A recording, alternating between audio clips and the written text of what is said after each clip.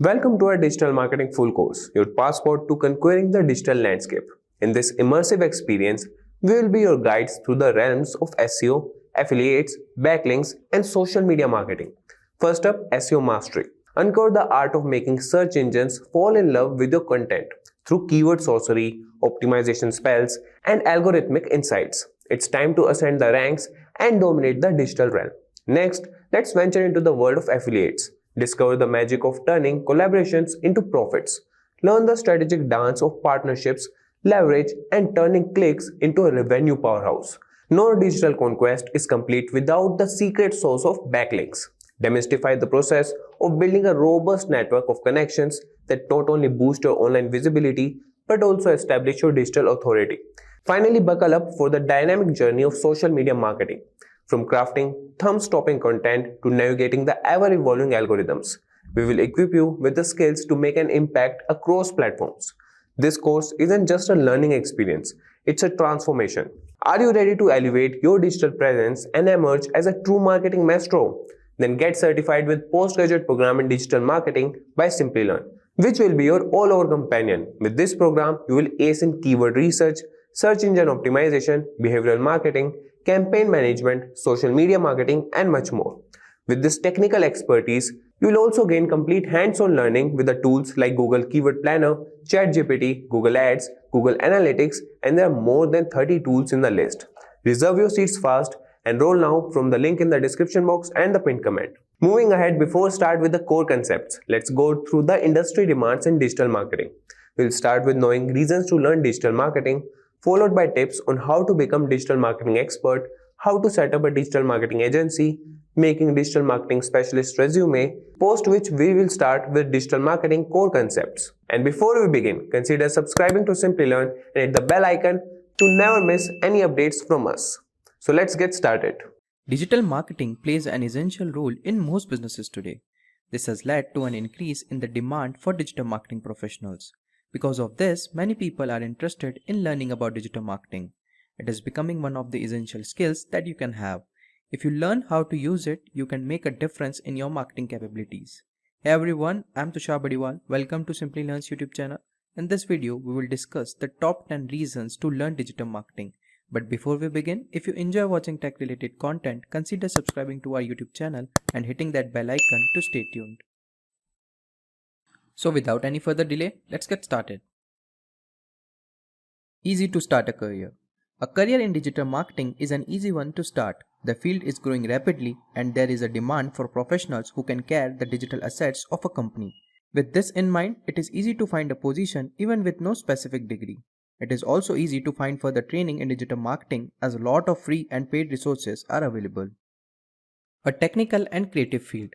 Both technical and creative skills are necessary for digital marketing. It has a lot of subfield, hence it requires a unique skill set and knowledge of the latest technology. For example, a social media marketing professional should know how to run a successful campaign. Digital marketing is a perfect career option for those who are interested in both the creative and technical fields. Highly paid. Digital marketing is one of the most popular and trending industries. There is a vast demand for digital marketing professionals. As a result, digital marketing roles are also very well paid. Your expertise could help you gain better roles within your organization, which could improve your salary. According to Goldman Sachs report, digital marketing scope in the Indian internet industry alone is expected to reach US 160 billion by 2025. Which shows the extent of digital marketing in India and the job demand for digital marketing. According to Glassdoor, a digital marketing manager earns around 7 lakh in India and he/she can earn roughly $1,23,000 in the US. Become an entrepreneur. As a digital marketer, you will be familiar with a wide range of online tools and platforms. You can start a blog or website where you can list your products, or if you have expertise in some field, you can also create your own digital products and sell them online. Also, you can start your own freelancing business where you can offer various services to the clients. All aspiring entrepreneurs need to embrace digital marketing, and even the old ones need to adapt in order to grow.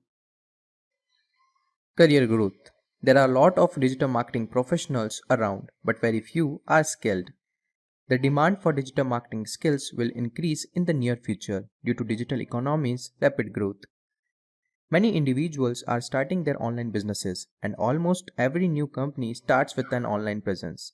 Hence, it's a perfect chance for individuals who are looking to make a career in digital marketing. The next reason is versatility. Digital marketing offers a variety of career options and a lifetime learning since there are so many aspects to it. For example, suppose you worked in content marketing for 2 years and now you want to work in SEO. In that case, there is relatively little training you need, so it won't be that difficult to switch over. If you want to enter into some other domain, your digital marketing experience will always be valuable. Therefore, it is said that digital marketers can easily change jobs. The next major reason is more number of jobs. Several new jobs were created in the digital marketing field after COVID as most businesses came online. You will find many digital marketing job opportunities on LinkedIn every single day. Grandview Research reports that the global digital marketing software market size was USD 56 billion in 2021 and is expected to grow at a compound annual growth rate CAGR of 19.1% from 2022 to 2030. The field of digital marketing is vast. However, digital marketing is also used in other areas such as blockchain. Blockchain provides trustworthy metrics for monitoring marketing campaigns in real time. It's also a good chance for digital marketers to discover other fields like blockchain. Time and cost effective. In the long term, digital marketing will save you a lot of time, effort, and money. Traditional marketing is expensive and the cost keep rising. There are costs of printing ads, television ads, radio ads, and billboards. Digital marketing will give you more profits than traditional marketing if you know how to use it effectively. Furthermore, digital marketing requires less efforts. For example, you can reach global audience using your laptop sitting at home, while traditional marketing involves a lot of efforts. The next important reason is recession-proof job. Landing your dream job is a rarity for many in this job market. With the economy still struggling, businesses are cutting jobs left and right. So how you can make yourself recession proof? If you are creative and willing to learn, it can happen. There are many ways to make yourself more desirable to businesses and get job offers. However, one way is to become an expert in digital marketing. Digital marketing is the internet-based marketing of product and services using digital technologies, mainly on the internet. Marketing is an integral part of any business. With the ever-growing number of internet users, it is expected that more companies will use digital marketing extensively in the future. So now let's discuss the last and interesting reason, specialization. The field of digital marketing has a wide range of specializations. SEO, content marketing, influencer marketing, SEM, and many other fall under digital marketing. An individual has a lot to explore, and once you explore, you can pick a digital marketing specialization according to your interest. Additionally, there is a wide variety of skills that you need to master under each of these categories. Digital marketing has become an absolute game changer for businesses all around the globe, turning it into a skill that everyone wants to get their hands on. It is like having a superpower that allows you to reach and engage with customers on a whole new level. If you have ever dreamed of becoming a digital marketing expert, then you are in for a treat.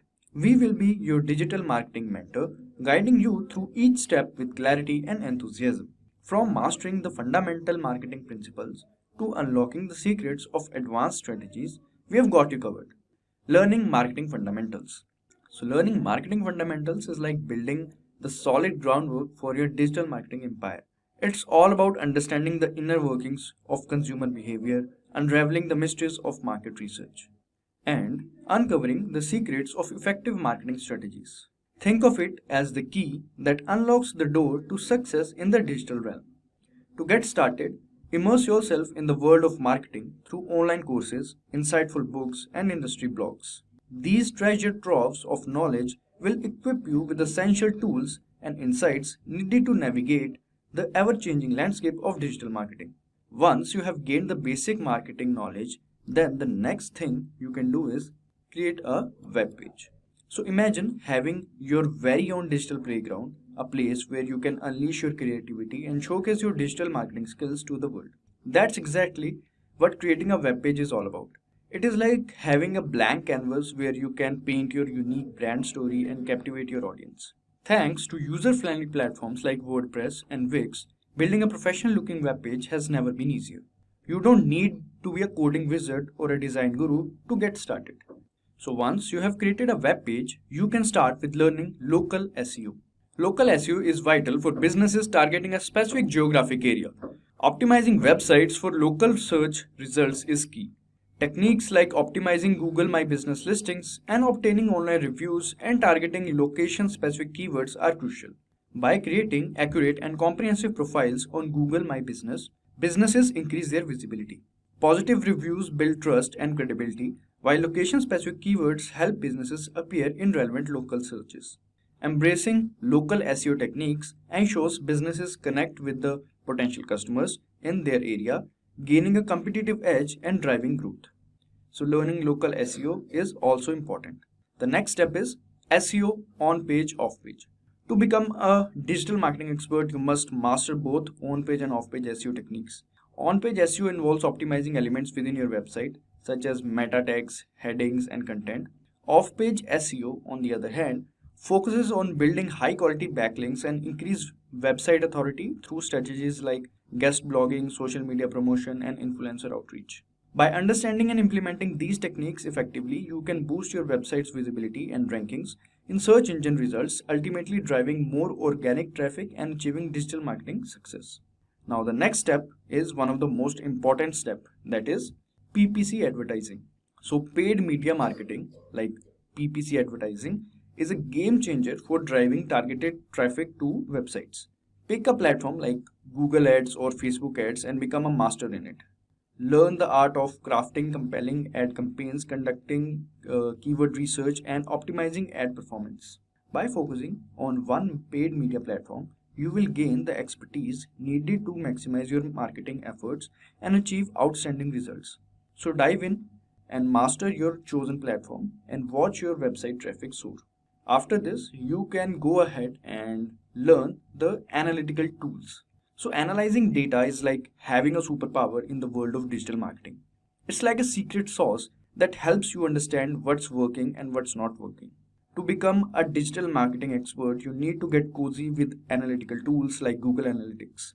These tools are like treasure chest filled with valuable insights about your website traffic, user behavior, and campaign performance.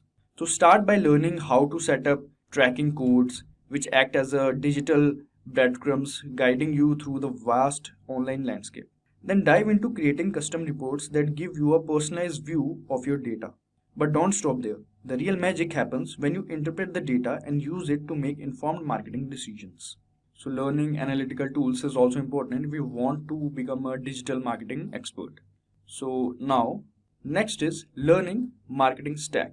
So learning about the marketing stack is like unlocking a treasure trove of tools and software that can supercharge your digital marketing efforts.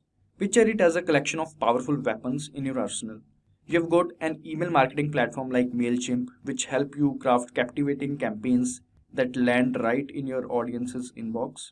Then there are social media management tools, and let's not forget about marketing automation software like HubSpot, which takes care of repetitive tasks. By gaining hands-on experience with these tools, you will become master of efficiency, streamlining your marketing efforts and unleashing your full potential. After learning all of these skills and tools, you can go ahead and learn advanced topics. First, programmatic advertising. Delve into programmatic advertising, which uses AI and automation to purchase and optimize digital ads in real time. Understand how it works and its application in various marketing campaigns. Next is affiliate marketing. Learn the intricacies of affiliate marketing, where you promote other companies' products or services and earn a commission. Discover how to find and manage affiliate partnerships effectively. Alright, now the third one on the list is app marketing. So in the age of mobile apps, knowing how to market them is crucial. Explore strategies for app store optimization, in-app advertising, and user acquisition techniques. So these three are the advanced topics that you can master if you want to become a digital marketing expert. Alright, so becoming a digital marketing expert requires continuous learning, practical experience, and a passion for staying updated with industry trends. By following this step-by-step guide, you can develop a strong foundation in marketing, master essential digital marketing techniques, and gain experience in advanced topics. So have you ever thought about starting your own digital marketing agency but don't have a big budget? Well, you are in the right place. Today, we are going to talk about how you can set up a digital marketing agency with $0 in 2024. That's right, you don't need a big investment to get started. We'll explore some creative and practical ways to kickstart your agency without breaking the bank. So, if you are ready to learn how to turn your passion for digital marketing into a thriving business, keep watching. So in this video, we will cover what is the role of digital marketing agency, services offered by digital marketing agencies. After that, we will discuss how to set up a digital marketing agency with $0. So without further ado, let's start with the first topic, which is what is the role of digital marketing agency. So a digital marketing agency is like a friendly guide for businesses navigating the online world. Picture them as your trusty companions in promoting your products or services on the internet. Their job is to make your business shine by creating catchy ads, making sure your website pops up when people search for things, and keeping the social media vibes lively. They also analyze data to see what's working and what's not, so they can make changes to improve the results. Digital marketing agencies help business connect with customers in the digital world, where many people spend a lot of their time. They can also help with things like search engine optimization and email marketing and creating content like videos or blog posts. Overall, the agency's job is to help businesses get noticed and grow their customer base using the internet. Alright, so this was about what is the role of digital marketing agency. Now let's understand the services offered by digital marketing agencies. So a digital marketing agency provides a range of essential services to boost your online presence and connect with customers effectively. So let's start with the first one, which is web design or website design. So digital marketing agencies can help create a good looking and easy to use website for your business. Now at number 2 we have search engine optimization. So they can make sure your website shows up higher in Google search results so more people can find it. At number 3 we have web development. So this means they can build new features for your website or make it work better. So next service is email marketing. So these agencies help you send out emails to your customers to let them know about your products and special offers. The next agency would be social media marketing. So these agencies can manage your business social media accounts and create posts to get more people interested in what you are selling. The next is content marketing. This means they can help you create articles, videos or other content to share online and attract more customers.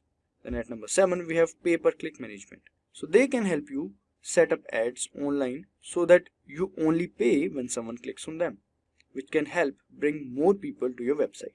These are the main services that digital marketing agencies offer to help businesses promote themselves online and reach more customers. Alright, so these were the services that were offered, and now let's move on to the interesting part of this video, which is how to set up a digital marketing agency with $0. So the first step here would be start with market research. So market research is crucial first step for any business, including a digital marketing agency. By understanding your target audience, their needs and the demand for your services, you can tailor your offerings to meet those needs effectively. Analyzing your competitors helps you identify what makes your agency unique and where you can stand out in the market. To analyze your existing customer base to understand their demographics, preferences and needs, start with looking for industry trends to identify popular services and emerging demands in the market. The next you can do is conduct surveys to gather direct feedback from potential customers about their pain points and preferences. After that, you can develop buyers persona, which are fictional representation of ideal customers, to better understand and cater to the needs of your target audience. Next you can do is undertake comprehensive market research to comprehend your target audience, their pain points and the demand for your chosen services. Next is analyze competitors to identify market gaps and opportunities that can set your agency apart in the digital marketing landscape. Alright, so these were the things that you can do in market research.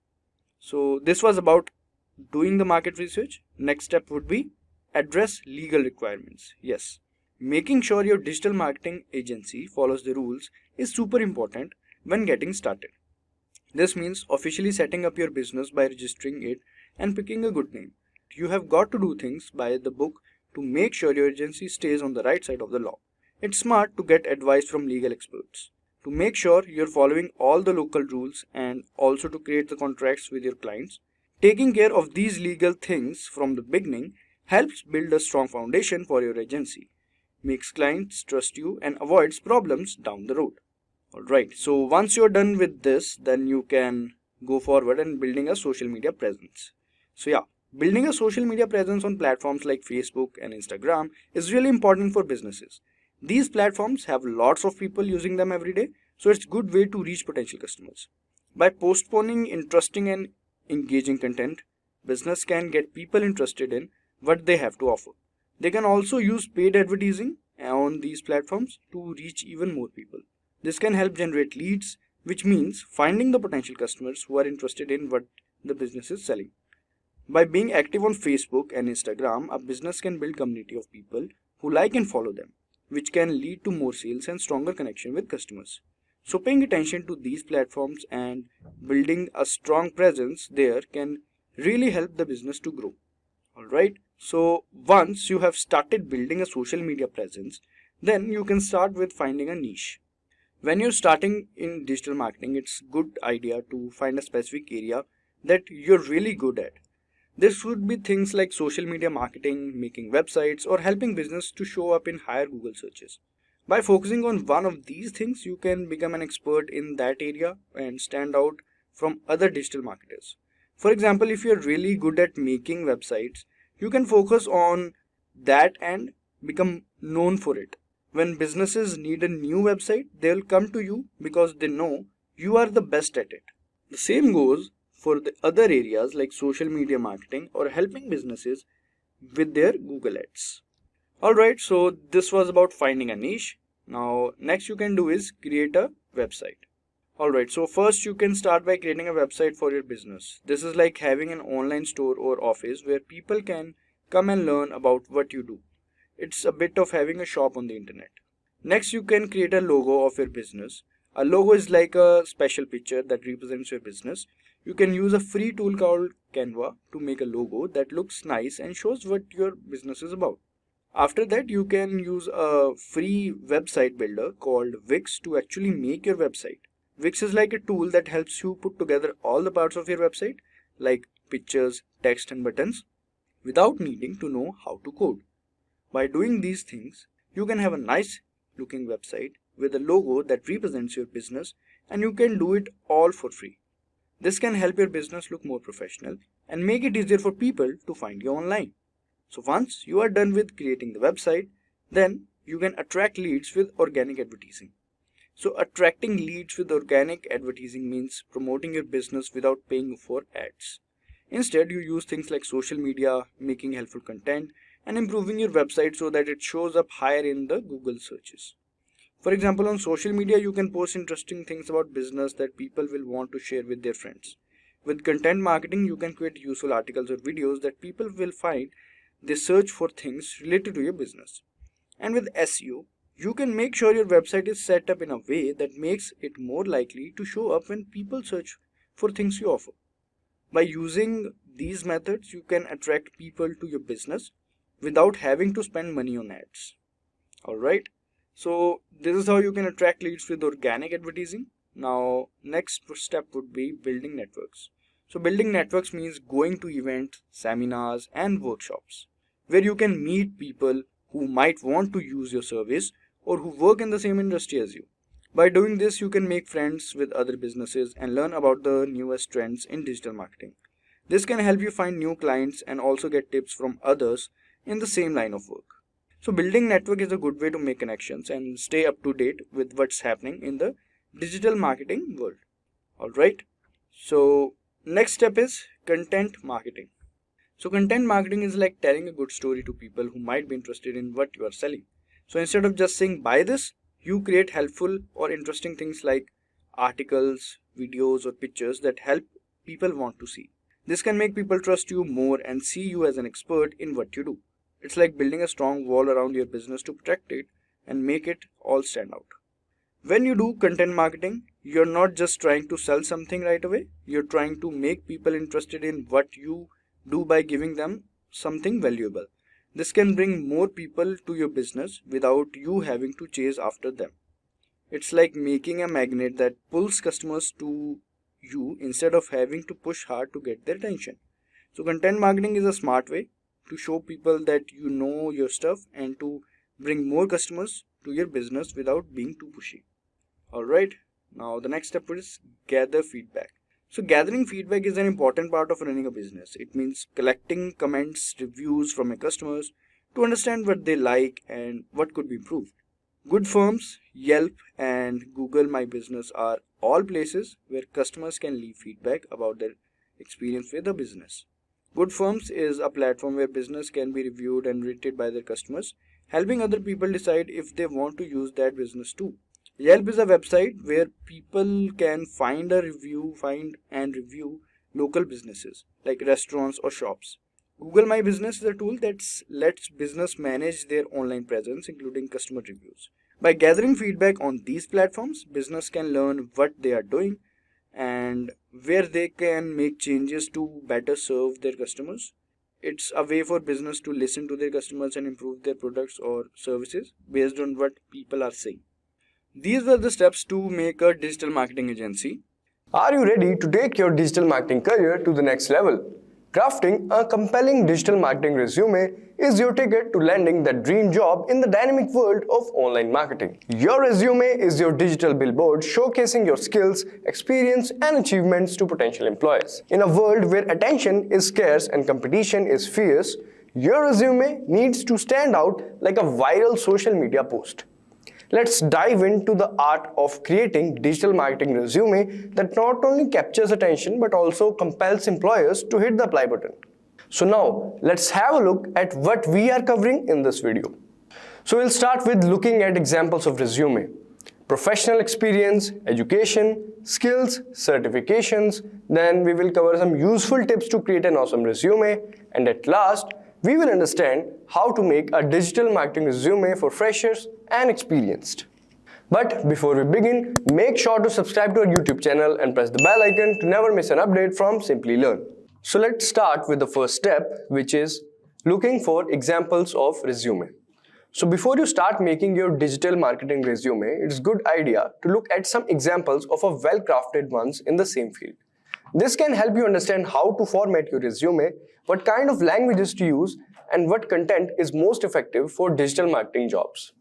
Keep an eye out for resumes that have a strong personal brand, clear communication, and relevant work. By deciding out of these examples, you will get better idea what works well and be better prepared to create a resume that catches the attention of potential employers in the competitive world of digital marketing.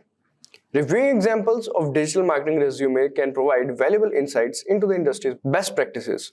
Look for resumes that effectively showcase the candidate's unique value proposition, such as their expertise in SEO, social media management, content creation, or data analysis. Alright, once you're done with this, now the next step would be professional experience. So when describing your work history, spotlight your achievements and influence you had in your past positions. Make your impact clear by using action words and measurable outcomes to showcase your contributions. Rather than just outlining job responsibilities, emphasize accomplishments like boosting website traffic, enhancing conversion rates, or successfully executing marketing campaigns. This approach provides a dynamic view of your capabilities and highlights the tangible results of your efforts.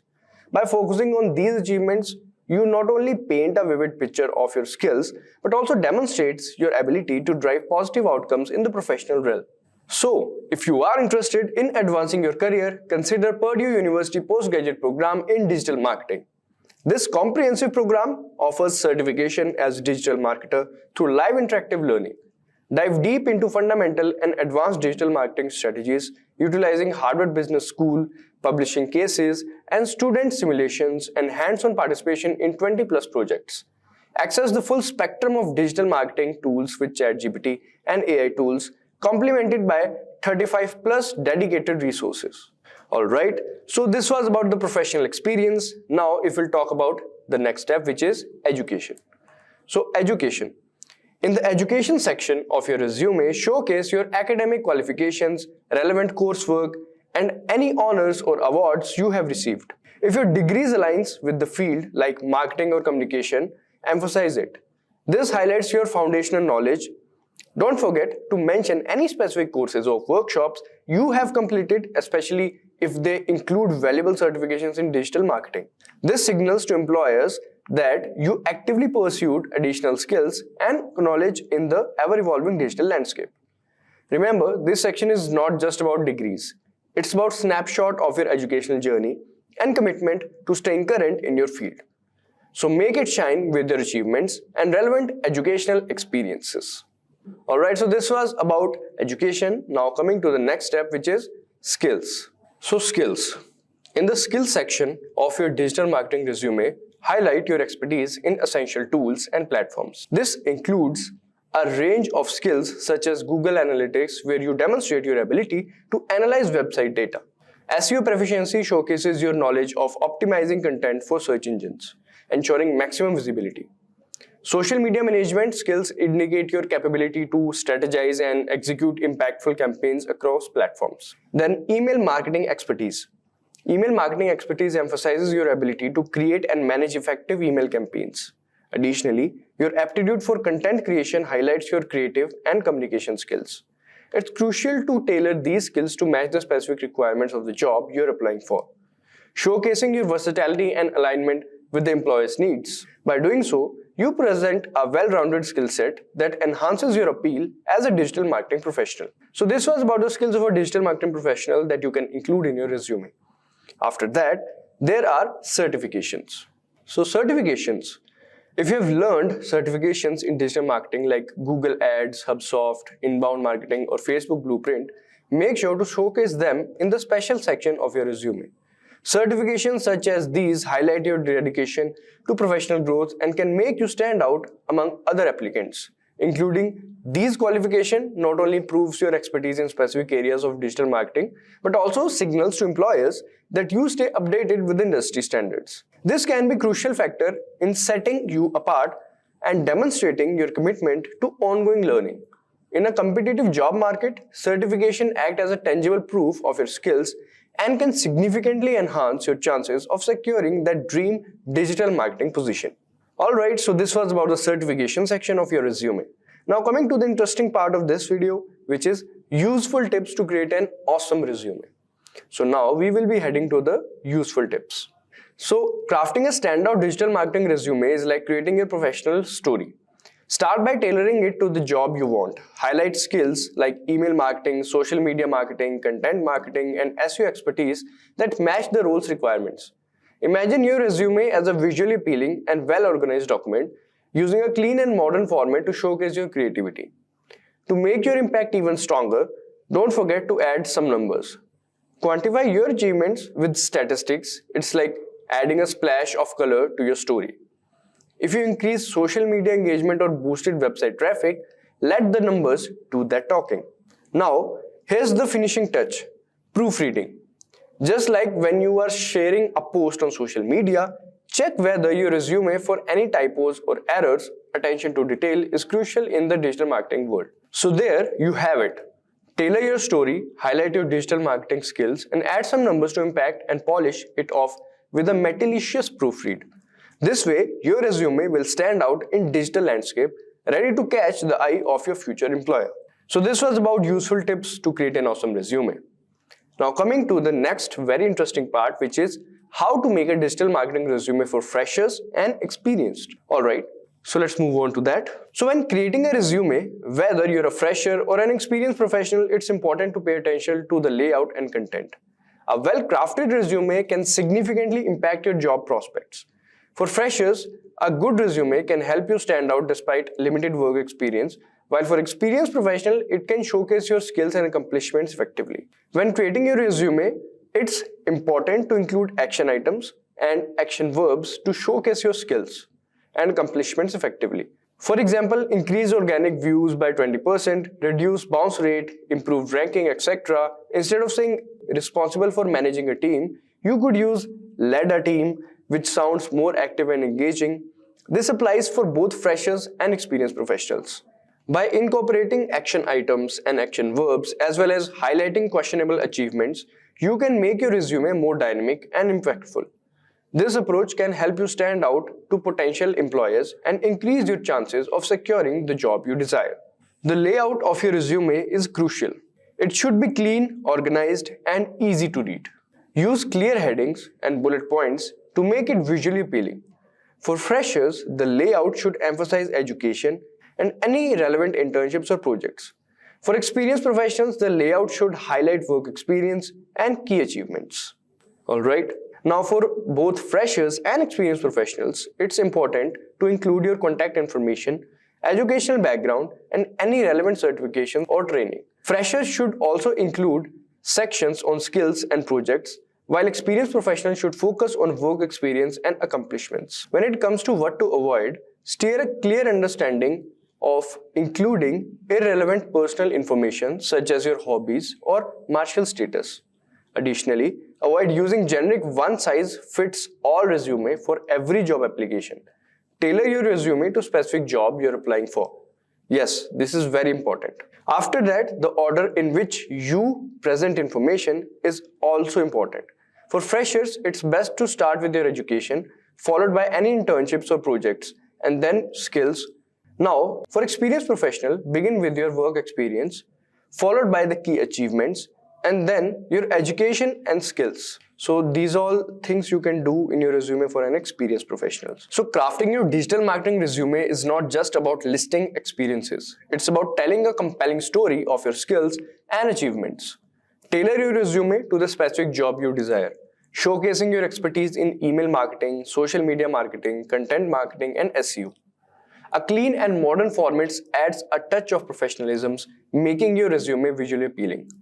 Don't forget to sprinkle in some numbers, quantify your achievements to make a lasting impact. Lastly, proofread your resume with meticulous attention to detail. A flawless document not only reflects your commitment but also ensures you make a memorable first impression in the competitive digital marketing landscape. You must have heard the term digital marketing, online marketing, and have always been curious about how individuals and businesses use it to increase brand awareness. The growth of digital marketing is fast and it will continue to grow in the coming years. Don't worry if you have no idea what digital marketing is. This video will explain everything you need to know. Hey everyone, I am Tushar Badiwal. Welcome to Simplilearn's YouTube channel. In this video, we will understand digital marketing from scratch. But before we begin, if you enjoy watching tech-related content, consider subscribing to our YouTube channel and hitting that bell icon to stay tuned. So without any further delay, let's get started with the agenda for today's session. First, we will look at what digital marketing is. Next, we will understand the different components of digital marketing. Moving forward, we will understand the difference between traditional and digital marketing and why it is preferable to go digital. After that, we will dive into the challenges for digital marketers in 2022. Next, we will look at the top skills required to become a digital marketer. After that, we will discuss the average salary of a digital marketing manager. And finally, we will wind up the session by discussing the future of digital marketing. Hopefully, now you have a better idea of what we have in store for you. Now, let's see what digital marketing is. In simple words, digital marketing is the promotion of a product or a brand through one or more forms of electronic media such as internet, mobile phones, Google, search engine marketing, etc. It's a way to reach clients on time and retain them with interactive marketing using digital technologies. Also, it is the most accessible, easy to use and contemporary method of promotion, which is also known as online marketing. So now we have a clear understanding of what digital marketing is. We also need to acknowledge that it has several components and understanding each is essential. So let's jump into the different components of digital marketing. SEO. SEO stands for Search Engine Optimization. SEO is the act of taking steps to help a website or a piece of content get higher ranking on Google. Moreover, SEO includes organic rankings, which means you do not have to pay to appear there. Up next, we have PPC. PPC stands for pay-per-click. It includes paid advertisements and promoted search engine results.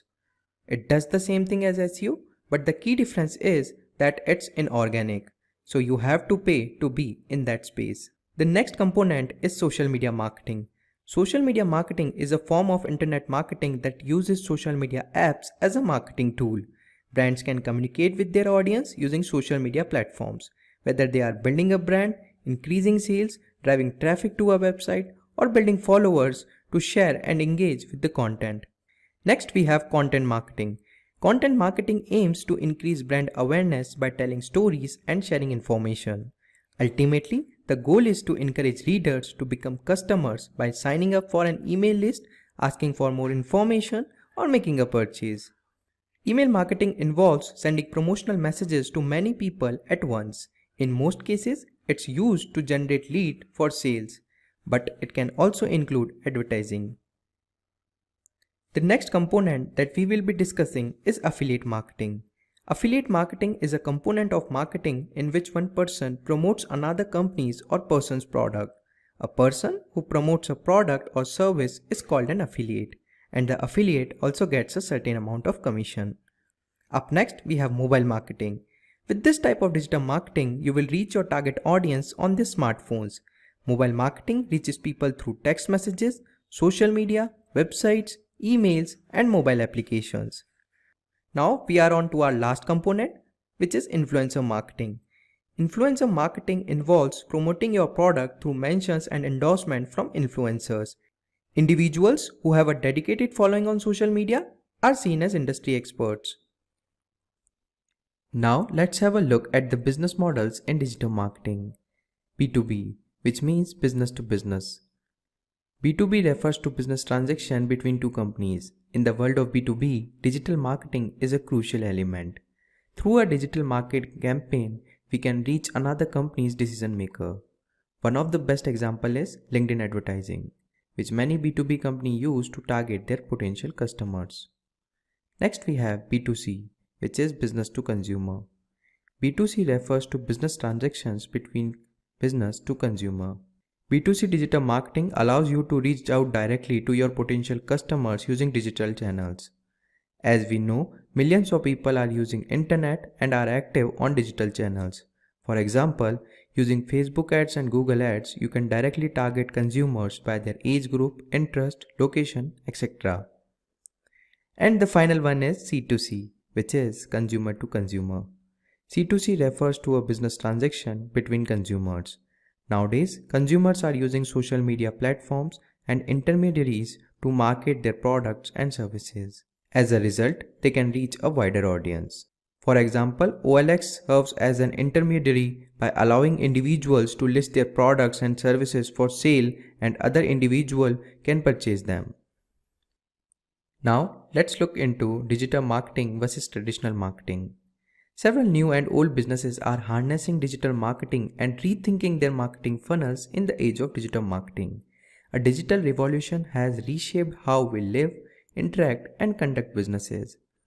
Traditional marketing seems to be losing its relevance in today's era of technology. Knowing which marketing method will work best for your business is essential. Traditional marketing methods such as printing material, radio, and television are quickly becoming outdated. They are too expensive, ineffective, and time-consuming. However, digital marketing is the future of advertising. Now let's talk about a few reasons why digital marketing is a better choice than traditional marketing. Firstly, there is a global reach, a website that allows you to find a new market and trade globally for only a small investment. Lower cost. A properly planned and well-targeted digital marketing campaign can reach the right customers at a much lower cost than traditional marketing methods. The next benefit is analytics. Several tools are available to analyze and report on marketing data collected through digital channels, and the data is precious to any business. Now we are on to our last benefit, which is retargeting. Suppose we have a website that sells shoes and 100 people visit our website, but only 2 purchase the item. With the help of digital marketing, we can still target those 98 visitors and display our ads to them. People used to rely on traditional marketing before digital marketing. Traditional marketing is nothing new, as we have all seen and heard of it at some point. It is an effective way to reach a particular audience via offline methods such as magazines, newspaper, billboards, etc. Traditional marketing has its challenges such as time consuming, a limited number of customers served in one go, and a high cost. Similarly, digital marketing has its own challenges. Now, let's look into the challenges in digital marketing. Learning about your customers. The internet has lot of users with lot of different interests, which makes identifying the right sort of audience for your product and service challenging at times. The next challenge is the generation of qualified leads in a competitive market. The digital revolution has resulted in businesses using digital marketing, but sometimes it becomes challenging to compete against your competitors. Next is compliance with privacy and data sharing regulations. Most people have their own website which can attract visitors from anywhere in the world. Ensure that you are compliant with any laws that apply to your target audience. Up next, we have developing an omni-channel marketing strategy. Multi-device and multi-platform use are increasing among customers. The days of relying solely on a single strategy like email or Facebook are over. Your strategy must be based on multiple platforms. Staying up to date with Google's algorithm. The digital empire of Google continues to grow. To compete, you need to stay up to date with the latest features, rules, and algorithms released by this giant search engine. Now we are on to our last challenge, developing a mobile-first strategy. The number of people browsing and shopping from smartphones and tablets has increased. If somebody wants to capture a share of ever-expanding mobile market, they must ensure that their website is mobile-friendly. Now that we have a better sense of challenges faced in digital marketing, it's essential to be equipped with the right skills to handle them. Now let's look at what top skills a digital marketer needs. It is crucial for anyone planning a career in digital marketing to understand what are the top skills required. It takes a wide range of soft and hard skills for digital marketers to succeed. As a digital marketer, you will need a different set of skills depending on where you work and what you do. Data analysis. Data analytics uses functional procedures and modern software programs to gather and analyze information from various online interactions with your target market. Content creation. Creating content that appeals to a brand's target audience is crucial for digital marketing. SEO and SEM. It is important to utilize relevant and specific keywords as Google's algorithm constantly updates. Both SEO and SEM help you reach your target audience and narrow down your customer base. Basic designing skill. Digital marketers should be familiar with software such as Adobe Creative Suite, Photoshop, After Effects, Illustrator, InDesign, etc. and Canva, as these would enhance their ability to create visual content. Social media. Businesses use social media platforms to target their content to specific audience and get accurate data. For this reason, a digital marketer needs to be very familiar with social media platforms. Communication skill. An influential digital marketer should look at things from a different perspective, convey information in an easy to understand manner, and figure out what audience find entertaining and valuable. Let's look at an example to understand digital marketing better. Raj owns a bakery shop in Bangalore, but he does not know how to market it. He called his best friend Rahul and he suggested trying out digital marketing. Here are a few examples Raj can try. Create a business plan for bakery. Develop a business website with SEO and include online ordering. Add a blog post for effective content marketing. Use social media effectively. Get his Google My Business listing and optimize it for SEO. Market his shops through Facebook and Google Ads. Hopefully, now you have a better understanding of the top skills which is required to become a digital marketer. If you are interested in learning these skills and are looking for a resource to learn digital marketing from scratch, then Simplilearn has postgraduate program in digital marketing. It is the world's #1 digital marketing course by Marketing Land and Search Engine Journal. Program duration is 6 months, 5 to 10 hours per week is required for the program. And the best part is you will get job assistance from our end. And when it comes to content, then it is created by the industry experts. Here are the key features of our program. You will get PGP in Digital Marketing Certificate and Purdue University Alumni Membership, Purdue University Faculty Masterclass, free Facebook Blueprint voucher worth $99, Harvard Business Case Study of Yahoo, Accor, TripAdvisor, etc., industry projects and course end projects. You can get noticed by top hiring companies with Simplilearn's Job Assist. Now we have reached the most exciting and essential part of the video, average salary of a digital marketing manager. In the digital marketing industry, there is a huge demand for digital marketing managers, and their salaries reflect that. Several factors determine the income a person can expect, including experience, the size of your company, your location, and your industry. Digital advertising has proven to be more convenient and effective than traditional advertising, since most of your audience is online. As a result, digital marketing is growing and becoming more popular. A digital marketing manager plays a significant role in drawing revenue into the business, and due to their highly result-driven nature, their salaries are high. A digital marketing manager earns approximately 6,72,000 per year in India, and in the US, he or she can earn roughly $75,000 per year. Lastly, let's discuss the future of digital marketing. Grandview Research reports that the global digital marketing software market size was USD 56.52 billion in 2021 and is expected to grow at a compound annual growth rate (CAGR) of 19.1% from 2022 to 2030. You have looked into the new digital marketing trends at some point if you are aspiring or experienced digital marketer. The best way to succeed in digital marketing is to keep up with current trends in the field. Now we will look at the two trending technologies that use digital marketing and are on the rise.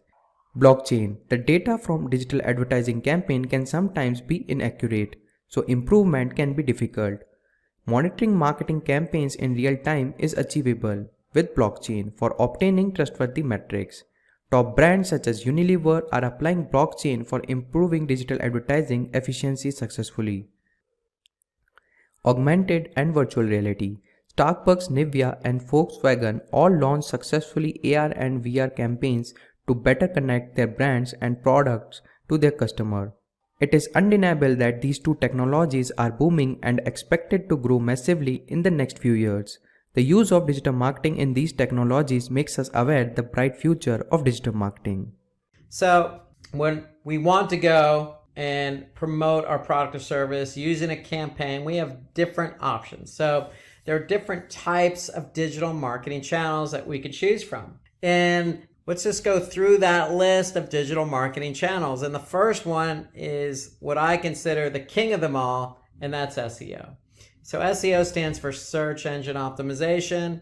There's search engine marketing, there's email marketing, affiliate marketing, social, content, mobile, and then we can get into subsets of each of these digital marketing channels. But really, we'll start with SEO because that's the king. And to me, that's basically increasing the quality and quantity of relevant organic traffic on the search engines, including Google. So depending on where you're located in the US market, Google has a large market share. So you want your pages on your website to be found and clicked on organically.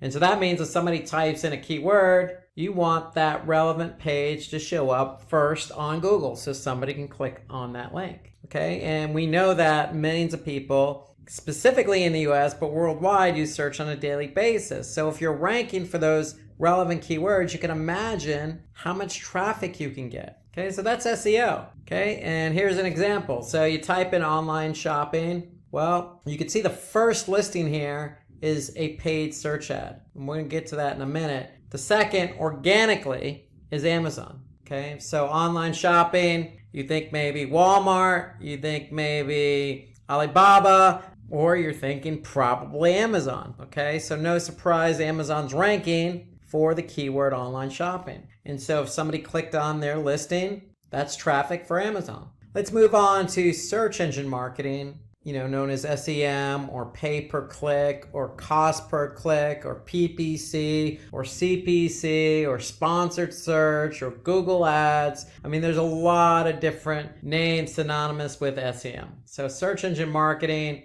is really just using paid ads on search engines. Just as we saw the previous example, if you want to be found for a keyword, you don't have to worry about organic if you're willing to pay for it. You just bid on that keyword and voila, you have the opportunity to appear number one in the search results at the top of the page for that keyword. Now, when somebody clicks on it, you have to pay Google if it's Google you're advertising on. But that's the beauty of search engine marketing. You can bid on keywords and appear at the top of the search results for that keyword. Example here, if we go back to online shopping, well, myus.com is bidding on that keyword online shopping. So they're actually appearing above Amazon's organic listing. But that's what they want to do. They want to be found for that keyword. So if they're not ranking for it organically, well, they're bidding on it. And if somebody happened to click on that listing, then myus.com is going to pay Google something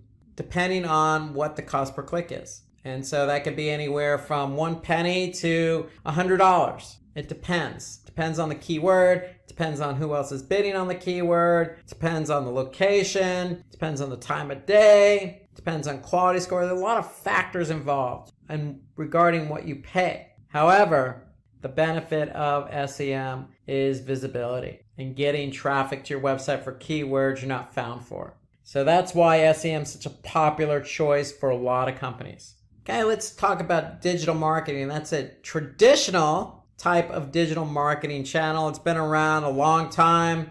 You know, we all send emails on a daily basis, and we probably all receive emails on a daily basis. Just as an effective way to capture leads and convert them to customers. Because with email, you can personalize your emails, and you can send your emails to a segmented audience. Okay, so if you have emails from females who are 35 years of age to 44 that live in, say, the southern part of the United States, you can segment that, send them an email, and cater that email directly to that audience. And of course, you can put some nice call to action in there. You can design it really snazzy, and you can track it just like you can any other digital marketing channel. So email is a very effective way to really reach a target audience because everybody, for the most part, has a functioning email account.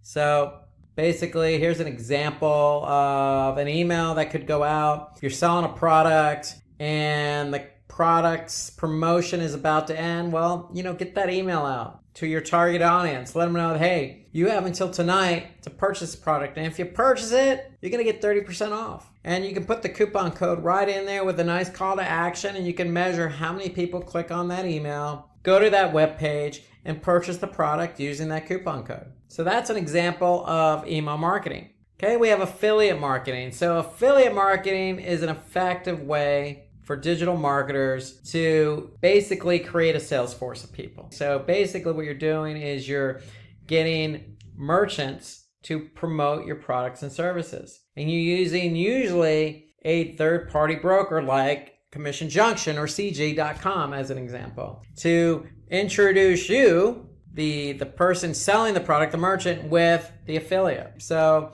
that affiliate could likely be a merchant, him or himself. And they can basically be a good partner of yours by publishing your product or service on their website so that they can sell in order to get commissions. So it's all based on a commission. So you basically are going to use a third-party affiliate like CJ, get all these affiliates to work for you. They're going to promote your product or service. If they do sell your product or service, you're going to pay them a commission. That's more or less how it works with affiliate marketing.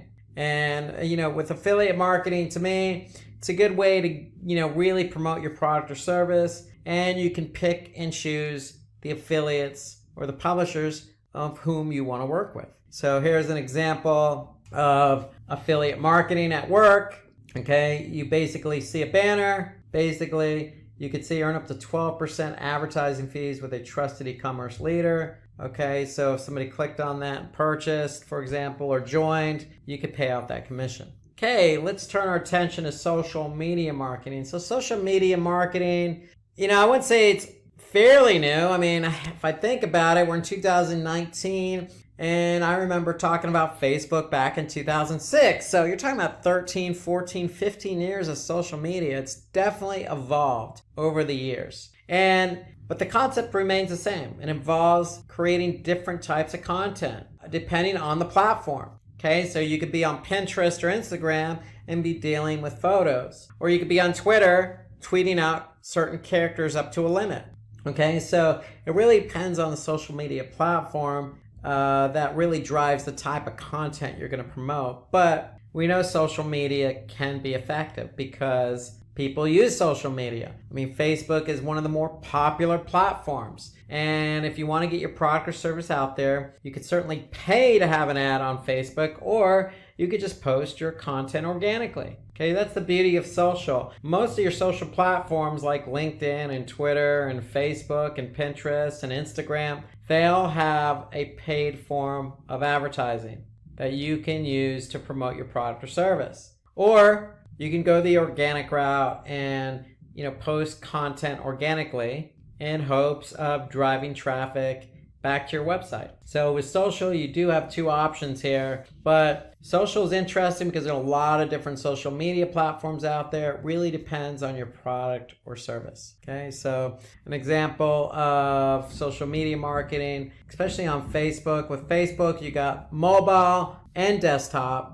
And you obviously have the opportunity to post something organically and have that liked or commented on or shared, or you can post an ad and get that liked, commented, or shared, or clicked and have people go back to your website and fulfill the goal of what you want them to do.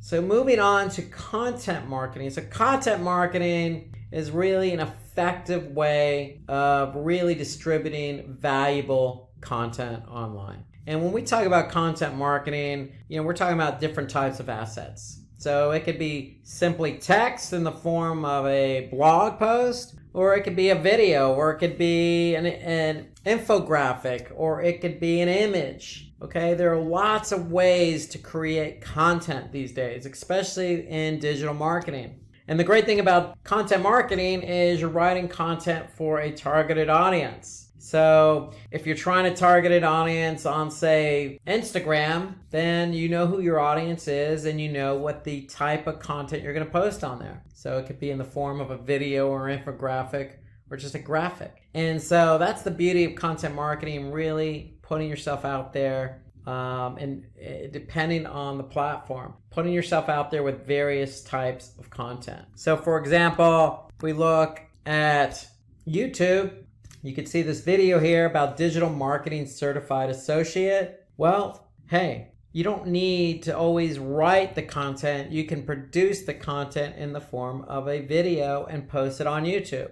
This is a form of content marketing. So that's content marketing. And then let's talk about mobile marketing. So content marketing, again, different types. But if we go now to mobile marketing, you can kind of segue from content to mobile, because the only difference here is with mobile, it's strictly on mobile phone. It's not desktop. So mobile marketing is really a strategy on its own that helps you, the company, promoting your product or service to reach your target audience through a mobile device. And that includes tablets. And how you could do that is via messaging. You could do it via email, or you could do it via an app. Okay, so you have different ways of getting your content out there to people. Okay, so as an example, you can use basically SMS or instant messaging via mobile devices to promote your product or service. Here's another example of a mobile marketing via app install. And so you can even compound that by running a, say, Google ad as an example, and running your Google ad on, say, just mobile.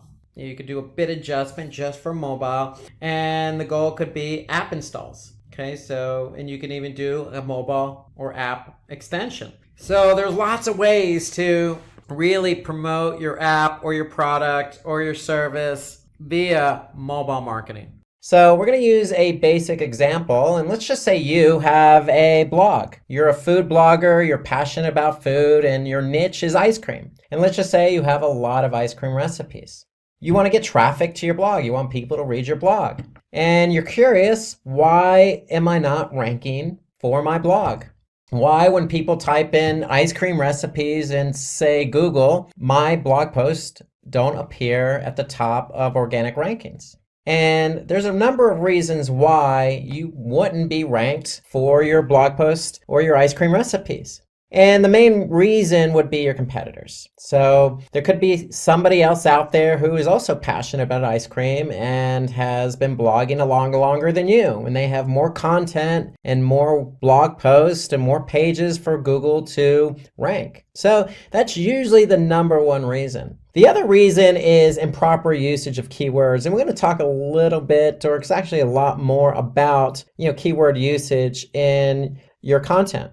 So what kind of keywords do you want to rank for? That's really what we're talking about when we talk about usage of keywords. What keywords do you want to rank for, and how do we work those keywords into the content? Another reason is poor link building practices. And really that means, are other blog posts or other websites linking to you? Also, are you linking to other pages on your website? And so it's all about link building. And with link building, it's internal linking. So are we linking from one blog post to another? And it's external linking. Are other websites of high quality linking to us? And so that's what we talk about when we talk about link building.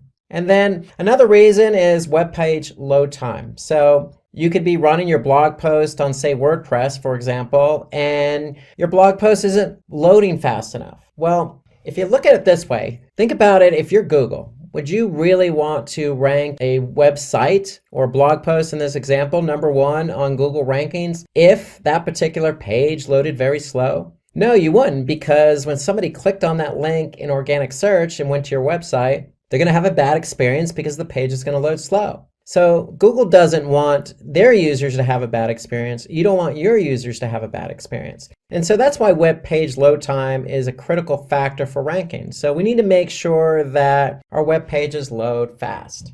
And then your user experience is not good enough. So Google, again, based on my example about the web page load time, Google wants people to have a good experience when they go from their search engine to your website. And there's a lot at play there, specifically web page load time, but also, Google doesn't want any spam content. Google doesn't want any pop-ups or overbearing ads on the web page. They want people who are searching for something in particular, let's just say ice cream recipes, and they want to find a relevant website that has ice cream recipes. They want to be able to click on that link and read some good content about ice cream recipes. It's that simple. And that's really what Google's trying to create in their environment. And that's you as an end user, as a website owner, you want your users to have a good experience. And then last but not least, your website is de-indexed by mistake. And really what we mean is de-indexed is Google needs to be able to index all the pages on your website. So if you have a blog with 100 recipes, you want Google to have access to all 100 recipes. So we're going to talk a little bit later about how to get your pages ranked or indexed on Google organic search. So let's move on to what is SEO. So sticking with our ice cream blog theme, really SEO, search engine optimization, really is the practice of increasing your pages that Google has indexed up the rankings. So the end result is we want all our pages to be ranked number one for particular keywords. So if you want to be ranked for ice cream recipes, well, there's certain things you need to do. So that's generally how it works. We need to apply search engine optimization to increase a page for a keyword we want to be found for. So let me give you an example. So let's just say there's 100 students that participated in an essay competition. And so the competition in this particular case is evaluated on the basis of, is the content relevant? Are they using suitable titles for their essay? Do they have structure when they're participating in this essay or talking about the essay? And do they have a suitable synopsis? And is the content neat and readable? These seem all logical for an essay competition. Well, guess what? They seem logical for SEO because that's exactly how SEO works. It's exactly all those points I just mentioned about structure, logic, readability, organization, title. All those things are what's important in SEO. And so we need relevant content. We need titles for our pages. Google needs to be able to see structure. We need to have synopsis of what the page is about, and that's called a meta description. And then again, the content needs to be readable, and that's important. And so in order to be readable, again, we're going to talk more about site speed because site speed is important. Okay, and when we talk about responsive design, when I say responsive design, that means your site, your page needs to load both on desktop and also on mobile. And so all these things are important. Just like an essay competition, Google is the judge, and they need to be able to determine what page is best to rank number 1, number 2, number 3, etc. on Google search. And then link building. Remember I mentioned link building a moment ago? Well, link building internally and externally also plays a vital role. And so we're going to talk about that a little bit later in the class when we talk about off-page SEO. How does Google rank website? And basically, Google follows 3 basic steps to rank a website. They need to crawl your website. They need to take what they crawl back to their servers. And when they take it back to their servers, your web pages, they need to have them available for indexing. So when somebody actually types in a keyword into google.com, it'll be available to be found on organic search. So that's what indexing is all about. And then Google's job when somebody does type in a search query is to basically rank those pages that they've indexed from number 1 to infinity, depending on how many pages are relevant to that search query. So really it's about crawling, indexing, and ranking. So crawling is simply a process done by which Google has bots. And what these bots do is they go to your web server and they're going to crawl every page that they can find. And how do they find these pages? Well, they basically follow links. You might have heard the term spidering, but that's what they call search engine spidering. So basically what Google's doing is they're building a web, so to speak, all the links that they're following. And so when they can follow all these links on your website, they're going to be able to crawl them. And when they crawl them, basically they're going to take that content and store it on their servers so it's available in their index. So based on this method, Google finds out which websites have relevant content and which ones don't based on certain keywords that are typed into Google. Because if they can't crawl your website, you're not going to be found. And if you can't be found, then you're not going to show up for relevant keywords. So we need to make sure your site's available to be crawled. And we'll talk about that a little bit later. Okay, but let's show you an example. So let's just go to Google search. And if I type in the keyword Simplilearn, okay, I could see I have 1,010,000 results. Okay, and that's how many results are showing up for Simplilearn. Okay, now they may not all be Simplilearn pages, but nonetheless, Simplilearn is ranked number 1 here organically, and there are 1,010,000 pages related to the keyword Simplilearn. Now, when it comes to organic search, we don't want to get it confused with paid search. So anytime you see paid search, you're going to see something that says ad next to it. Okay, so we could see that there are paid ads here, but when it comes to organic search, those are generally below paid ads. And so that's where Google counts the 1,010,000 results. And so that's the whole idea behind crawling and indexing. Google's able to crawl Simplilearn's website, and based on all the pages that they gather, they're going to make those pages available in organic search. So if you type in a keyword and your web page is not available for indexing, then you're never going to show up for that keyword. So that's why it's important to make sure your website is available for crawling and indexing. And so when a user types a query on Google search, the most relevant websites that are in Google's index are going to appear in the search results. So in the example I gave with Simplilearn, well, Simplilearn is the brand name of the company Simplilearn. So there's a lot of relevancy there. So that's why you see Simplilearn show up here organically, number 1.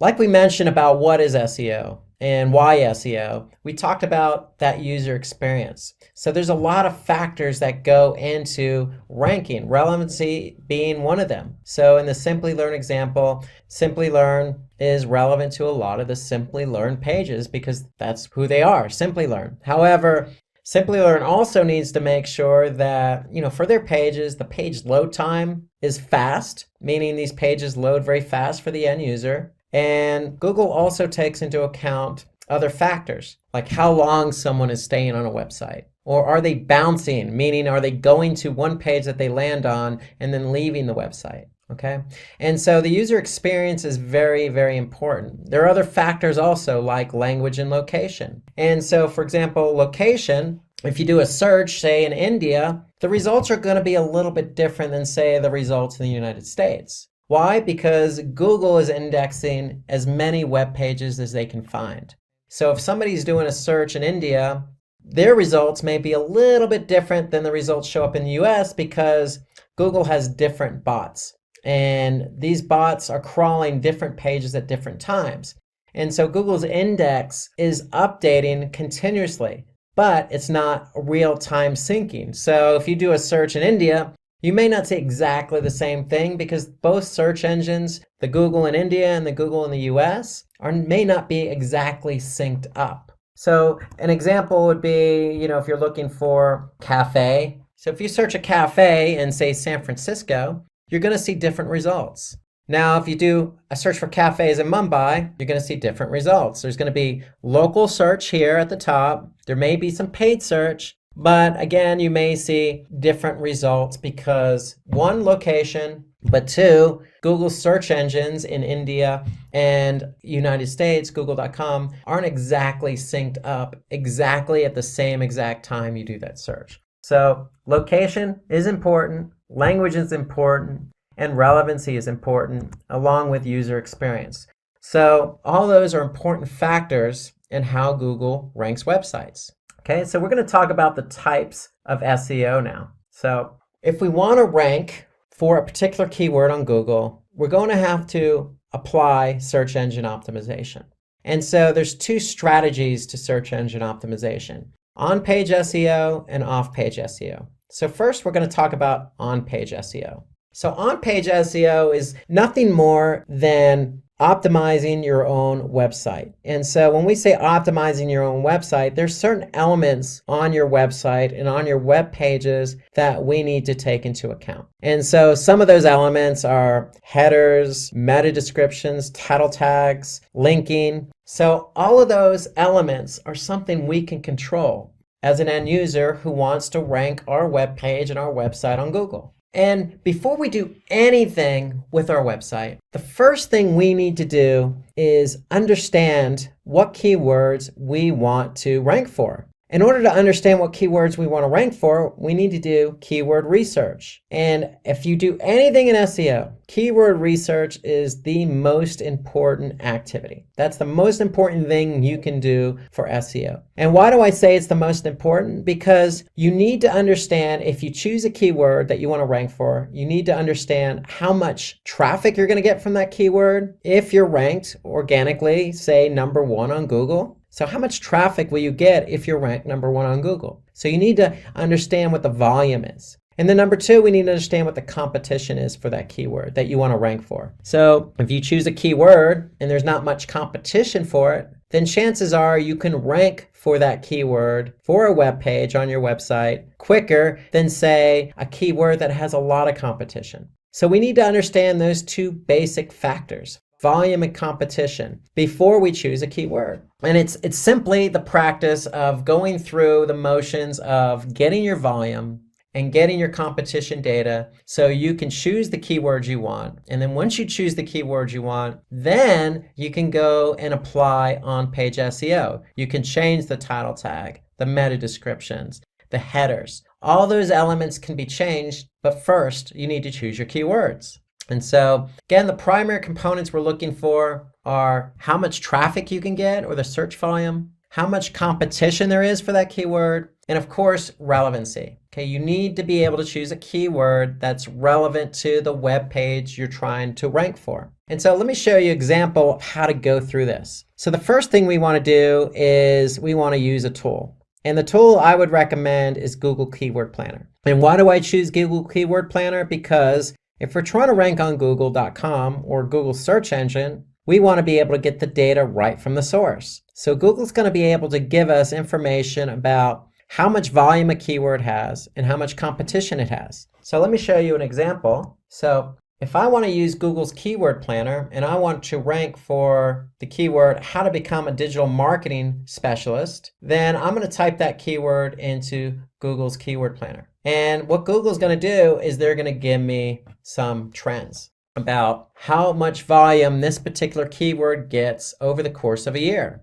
And so for that particular keyword, I can see that there are trends that appear for both desktop and mobile. So mobile is important because people start their search process a lot of times on their mobile device. So we want to be able to get data from mobile as well as desktop. And so we could see a trend here that for each particular month, over the last 12 months, we can see how much volume this particular keyword, how to become a digital marketing specialist, gets per month. And so on average, over the past 12 months, I could see how to become a digital marketing specialist averages 30 searches a month. And this is on google.com. And so Google gives us the volume. What they also give us is the competition. And so here I can see Google says for that particular keyword, the competition is medium. And so in the Google's keyword planner, what they also do is give me other relevant keywords that I might think about optimizing for. Because you don't want to optimize for just one keyword. So how to become a digital marketing specialist, they're going to also offer up other types of keywords that are relevant.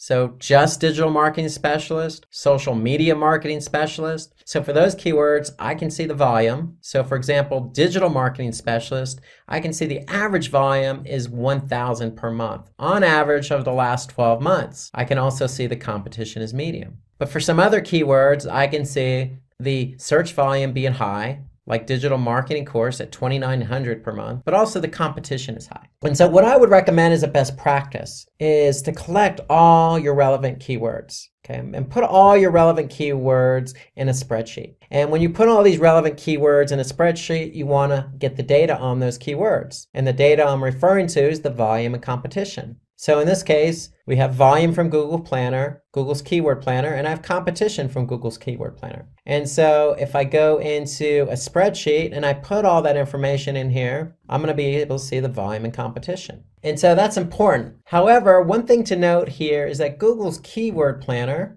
if I go back, just gives us low, medium, and high. And if I want to compare numbers to numbers, maybe I want to be able to get exactly the competition number for the keyword, how to become a digital marketing specialist. What I can do is go into Google and I can type in that keyword. So if I type in the keyword, how to become a digital marketing specialist, I can see there's 76 million results. So I could see 76 million results, 76.1 actually, and for the keyword, how to become a digital marketing specialist. Now that's a whole lot of results for this particular keyword, especially when the volume is only 30 per month on average. And so what I want to do is get a more clear picture of the competition. And so what you could actually do is type in the syntax all in title and then colon and then your keyword, how to become a digital marketing specialist. And when I do that, I get a different result. Here I can see only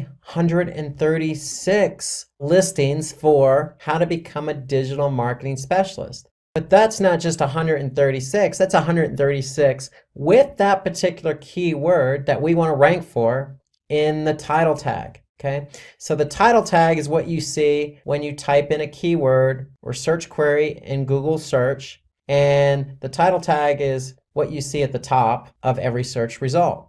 And so now I can see I typed in how to become a digital marketing specialist with the all in title syntax. And now I can see every listing, every one of these 136 results have that particular keyword in it. So I could see every one of them, how to become a digital marketing specialist. And why is that important? Because now that tells me I only need to climb over 136 listings to rank for that keyword, how to become a digital marketing specialist. And so the idea here is you want to get your volume from Google's Keyword Planner, but you want to get your competition from Google Search. And again, that's simply typing in the syntax, all in title, and then your keyword. In this example, how to become a digital marketing specialist. Once you get those two numbers, you're going to plug them in to your spreadsheet. And then once you do that for a number of different keyword queries, and these keyword queries, again, have to be relevant. Once you do that, then you can go in and pick the keywords you want to optimize for. And that's important because, again, if you're not sure about a keyword, then you want to do the keyword research so you can be sure of how much traffic you can get and how much competition there is. Those are three important factors in starting the process for on-page SEO. So okay, you want to create content for, say, a keyword like digital marketing. But digital marketing may seem a little bit broad. So you want to probably stay away from broader keywords, because broader keywords tend to have a lot of volume, which is great, but they may also tend to have a lot of competition. But that's the whole point of doing the keyword research. Maybe it doesn't. Maybe there's more volume than competition. That's what you need to find out when you do the keyword research. You need to find those keywords that are relevant to your content, that have a lot of volume and low competition. And then once we identify those keywords, then we are free to go in and start optimizing our web pages for those keywords. And the first place we want to start is the title tag. So if you remember my example, going back here to our search, how to become a digital marketing specialist, we saw that every one of these listings had that keyword in the title tag. And the title tag is important because that's what users who use Google search see first when they type in a query and get results. So they're going to see the title tag. So the title tag is the most important element for on-page SEO. It's the most important factor because that's what people see. And so ideally when we choose our keyword, we want to make sure that keyword is in the title tag, because that's what shows up in Google search. And that's what makes that particular web page relevant for that keyword query.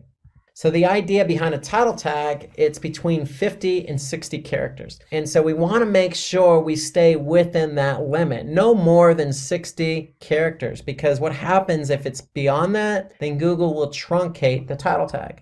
So if I go back to my search, you can see here on this particular title tag, Google truncated it, meaning they added the ellipses after the title tag because it exceeded the 60 character limit.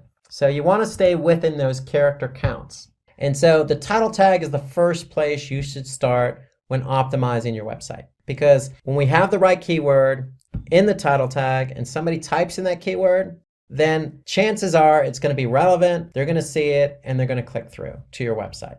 And that's the whole idea behind ranking. We want to get clicks. So that's how the title tag appears. So when you optimize it, you're going to update the title tag, and this is how it shows up. It's going to show up at the top of your listing, okay, and it's going to be bigger and bolder than anything else Google displays. So the second thing you want to optimize is the meta description. And the meta description is simply just a brief description up to 155. I would say about 155 to 160 characters, but probably no more than that. And so the meta description is nothing more than a summary of the web page itself. So if I go back to my Google search results, I see my title tag and I see the page that this particular listing belongs to. And underneath that is where I can see my meta description. So in this particular keyword query, how to become a digital marketing specialist, I see the meta description, an ultimate guide on how to build a career in digital marketing and the skills required to become a digital marketing specialist. Note that it's a well-written meta description with 155 characters, and it includes the keyword digital marketing specialist. So we're trying to rank for how to become a digital marketing specialist, and here you can see become a digital marketing specialist. So there's a lot of relevancy between not only the title tag and the keyword,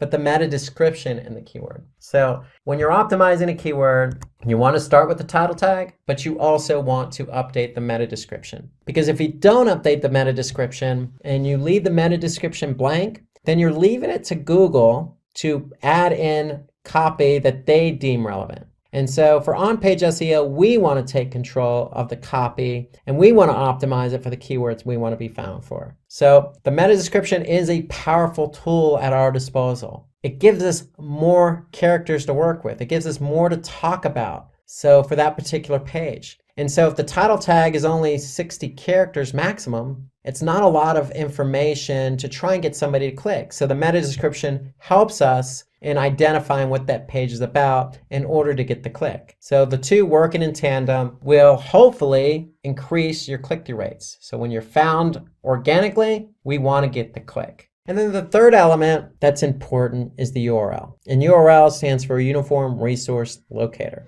And why is the URL so important? Because that's what people see. So if I go back to my search result, how to become a digital marketing specialist, notice that the URL also includes how to become a digital marketing specialist article. Okay, so it's very relevant. The URL is very relevant. One, we can see it in the search results. But two, it's relevant to the keyword query. And that's important for the end user and Google. Google wants to know, hey, is this the page that's relevant to the user's query? And if it is, then this user is likely going to have a good user experience after they click on the listing. So the URL is an element that helps not only with the click-through rate, but with ranking. And having a poor URL structure doesn't help at all, because not only does Google not recognize the URL as being relevant, but the end user may not want to click on that page given the way the URL looks. So you want to try and avoid a poor URL structure. So the rule of thumb is this: if you don't understand what the URL is, then Google is likely not going to understand what the URL is. And so we want to try and keep our URL structures clean. And when I say clean, ideally you want to make sure that whatever keyword you're trying to optimize, that's the keyword that's included in the URL. Nothing included that is not understandable. So again, going back to our example, how to become a digital marketing specialist. It's very clean. The title tag is the keyword. The meta description is cleanly written, has the keyword. And then the URL is the other element that the end user can see, and that URL includes the keyword in it. So after we've done those three elements, the title tag, the meta description, and the URL, then we want to start optimizing the page itself. So ideally, when we say optimize the page itself, the page, remember, needs to be structured. And when we say structured, it needs to be structured in terms of, headers and subheaders, and organized in a manner in which the end user can read the article, read the content clearly and concisely without being confused. And so that's the job of headers. They add basically an organizational structure to the content. And with headers, there's a hierarchy. So you have anywhere from H1, which is the top of the hierarchy, to an H6. And so you're free to use any one of those headers when building out a page in order to organize the content. But ideally, you probably want to stick with an H1 or an H2, because those are at the top of the hierarchy. And what those do is they actually stress to Google that, hey, this header with this particular keyword in it is important. So if you use an H6 with the keyword in it, it's telling Google, hey, this is an H6, but it's not as important. So an H1 and an H2 tag show importance. And so let's look at an example of what that is. So here you can see an H1 is going to be at the top of the hierarchy, so that means it's going to be bigger and bolder. Then you have an H2, which is going to be bigger and bolder than an H3, but not as big and bold as an H2. So with headers, not only are you organizing the content accordingly, but you're also signaling to Google how important that particular header is. And of course, the header needs to include the keyword we're trying to rank for. So let's take a look again at that example. So if we go to how to become a digital marketing specialist, if I click on that page, I can look at the content and I can see that there are headers in here. So the headers are there to organize the content. And that's what we want. We want to be able to organize the content. And if you look at the other example I'm showing here, how to become a digital marketing specialist, learning paths explored, you can see that's an H1, but below it's a subheader, the growing digital marketing job market. So that's an H2. And so we're not stressing to Google that that's more important than an H1, but nonetheless, we're stressing to Google that it's important nonetheless. So we want to be able to use headers. We want to be able to use keywords in our headers in order to stress to Google what's important, and also to organize the content, because Google likes content organized. Okay, the next element we want to focus on is internal linking.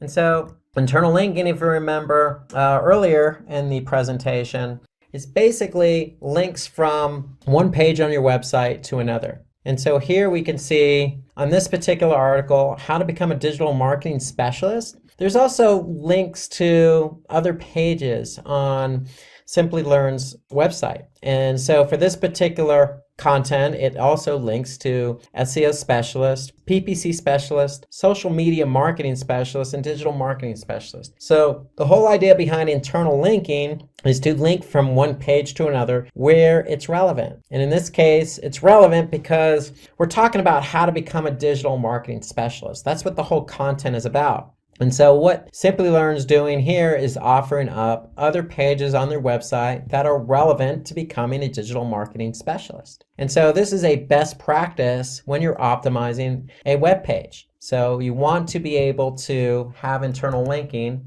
on your site. And the whole idea behind internal linking is it also allows users to navigate through the site naturally. So when I say naturally, they don't always have to refer back to the top navigation. They can naturally and seamlessly go from one relevant article or page to another. And so that's the whole idea behind link building and internal link building. It allows Google to identify, pages that they want to crawl and index because they're linked to one another. But it also helps the end user because it allows the end user to go from one page to another. And it's signaling to Google, hey, this particular page is linked to this page, so we're going to also index that page. And so that's the whole important part of internal linking. It's about the end user experience, and it's about allowing Google to find the pages on your website so they can crawl them and index them so you can be ranked for them.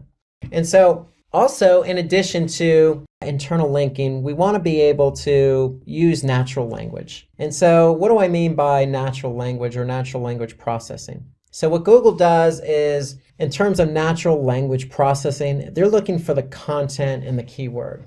It needs to be relevant. So when your website is about digital marketing, you don't necessarily want to rank or try to rank for the keyword digital marketing. One, it's too broad. Two, there might be some competition. But three, you're probably not going to write something as broad like digital marketing. So ideally, what you want to do is you want to choose other relevant, related keywords that's going to be more natural. And so that's what we mean by natural language processing. We want to choose keywords that are more natural to the content you're writing. So instead of the keyword digital marketing, maybe we want to talk about the types of digital marketing, or digital marketing examples, or what is a digital marketing strategy, or how to become a digital marketing specialist. So those are all relevant keywords to digital marketing and more relevant to the content. Because if you try to rank for the keyword digital marketing, again, it's probably going to be a little bit broad, probably more competition, and not as relevant to your content. And as a result, probably not a good user experience. So think about some other keywords that you could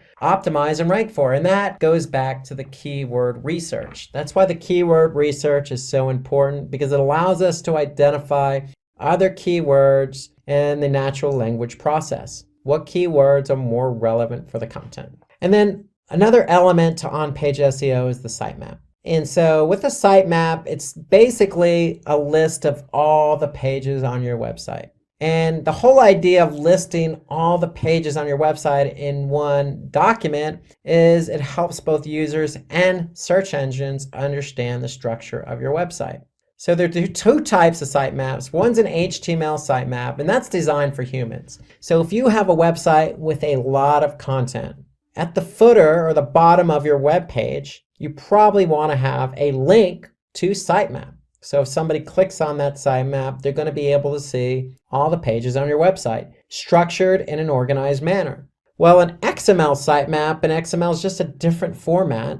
It's designed for crawlers. And so the whole idea, remember, is Google likes to crawl content. When they crawl content, they bring it back to their servers and index it. And so we want to be able to create a sitemap for Google or other search engine crawlers. And so XML is the format. So let me show you an example of how that looks. So if I go to Simplilearn.com and simply type in, say, sitemap.xml, just as an example, I'm going to get this particular page. And this particular page displays two XML sitemaps. So these sitemaps are there for Google to go ahead and crawl, and nothing more than a list of all the pages on your website. And so this is a quick and easy way for Google to get a hold of all those pages so that they can index them. And that's the whole idea behind SEO. You want to be able to have Google index all the content you want to be found for the keywords you want to be found for. So it all starts with the sitemap. So let's go from on-page SEO, which in recap is basically optimizing certain elements on your website so that you are relevant for a particular keyword.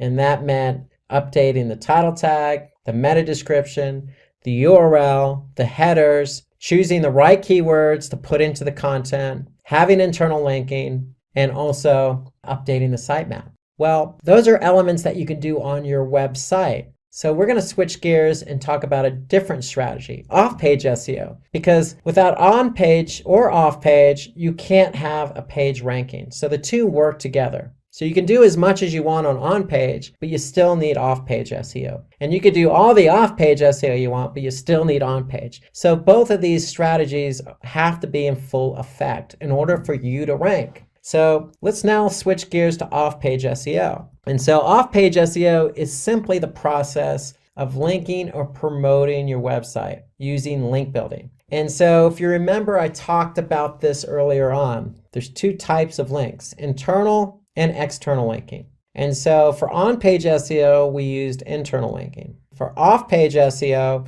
we're going to talk about external linking. And external linking allows us to improve our website's recognition or relevancy or credibility. And why do we want to improve our relevancy and credibility and trustworthiness and authority? Because we want Google to know that our web page is trustworthy. It is recognized by other websites and it is relevant for a particular keyword. And so if we can do that using off-page SEO methods, then Google's going to rank our web page for the keyword we want to be found for. So it's really off-page SEO is synonymous with link building, and there's plenty of opportunities to do link building. It just comes down to creating a strategy. So again, some of the benefits to off-page, well, we talked about being credible and trustworthiness and relevant. We need to do that in order to rank. But there's some other benefits there. So if we have a link on another credible website, then it's likely going to increase the traffic to our own website. It also creates high domain authority. And so what I mean by high domain authority is if we have basically links to other web pages pointing back to us, then basically our domain authority is going to improve. And when our domain authority improves, other websites are going to want to link to us. So the higher authoritative we are for our website, then other web pages are going to want to link to us.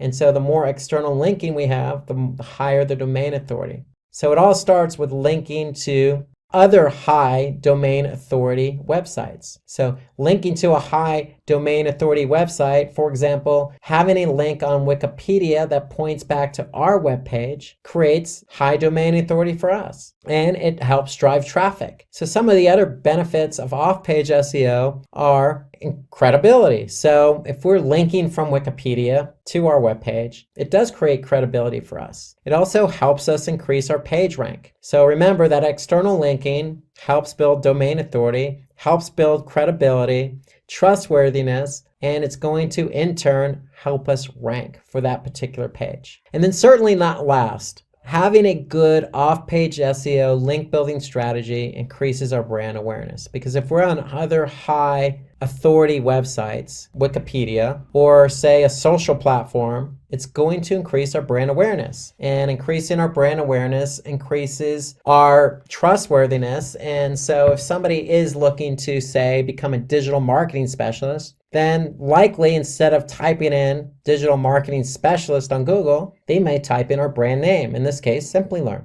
And so these are all the benefits to off-page SEO. So it's nothing more than having links on other websites that are pointing back to ours. And again, there's lots of benefits. It helps drive traffic and increases our authority. So those are things that we want to take advantage of when we want to rank. And the key behind off-page SEO or link building is always going to be content. So from an on-page SEO perspective, Having quality content allows that content to be optimized for a relevant keyword and ranked. But also, from an off-page SEO strategy, having high quality content allows us to have other sites, and it doesn't necessarily have to be a website. It could be a social platform, or it can be another blogging platform or blogging website, link back to ours. Why? Because the content is original, it's natural, it's well structured, it reads well. And so that's the whole idea behind off-page. You can't have links on other websites if you don't have quality content. So one of the ideas behind off-page SEO is not only do you want to create good content, but you probably want to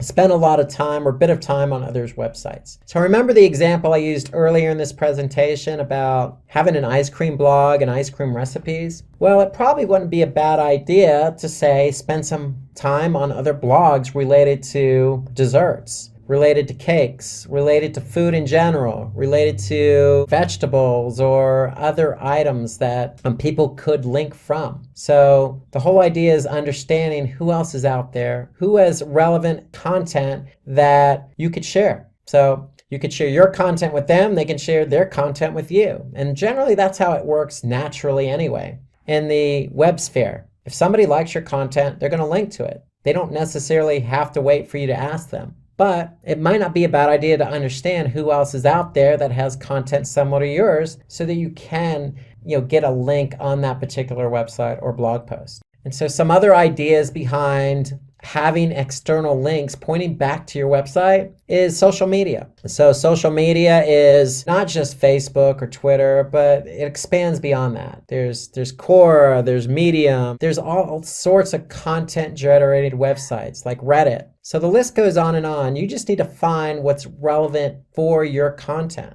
If it's relevant for your content, then it's worth putting or trying to get the external link on that social media platform. And then again, going back to my ice cream blog recipes blog post, if you find a particular blog that you want to have an external link on, there's nothing wrong with reaching out to that particular blogger. In some cases, very flattering, but in other cases, if the content is relevant, then why not? It's only going to help your end user experience. If you add somebody who has, say, a blog about cakes, having their link on your blog post. So there's nothing wrong with it because it also adds to the user experience. And if you're going to ask somebody to put an external link on theirs, you might want to be open-minded and make sure that you are able and willing to put an external link on your blog post or website pointing to their content. That's how the web works, especially if the content's of quality, relevant, and of good nature. Okay, so let's move on and finish up with the do's and don'ts of SEO.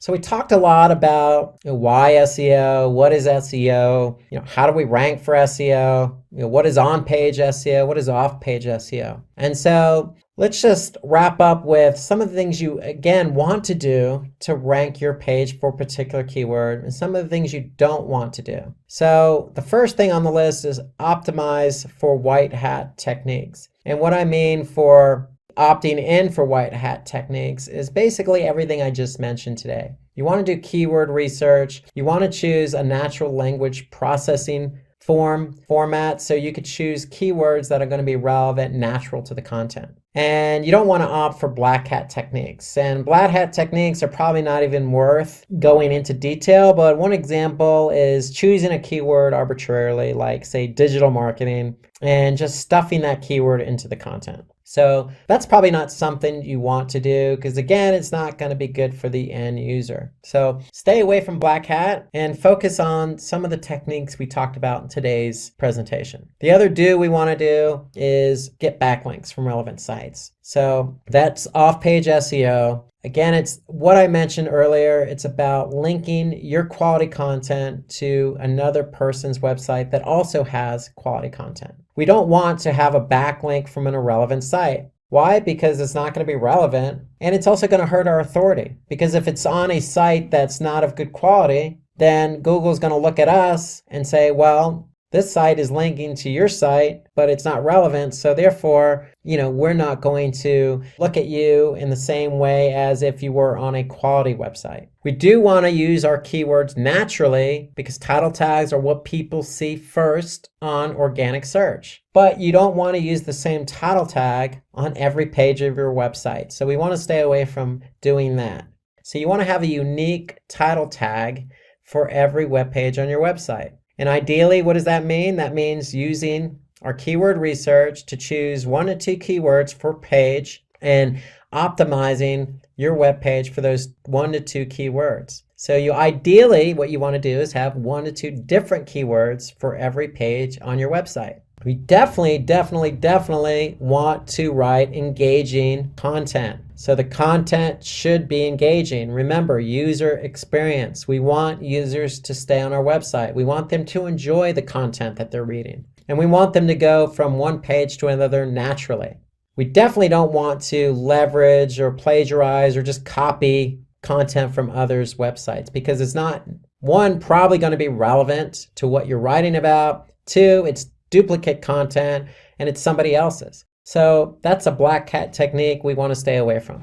I can't emphasize this enough. We need to do keyword research first before you do anything else. You need to find relevant keywords. And not only that, you need to understand the volume and the competition for each of those keywords. Okay, you don't want to choose a keyword that has low volume, high competition. You want to choose a keyword that has high volume, low competition. But above all, you want to choose keywords that are relevant to your content. We want to avoid keyword stuffing, so don't take a keyword and just stuff it everywhere on the page. It's not going to be natural, and Google's going to be able to pick up on that. So we want to maintain some level of quality with our content and quality with the keywords that we choose.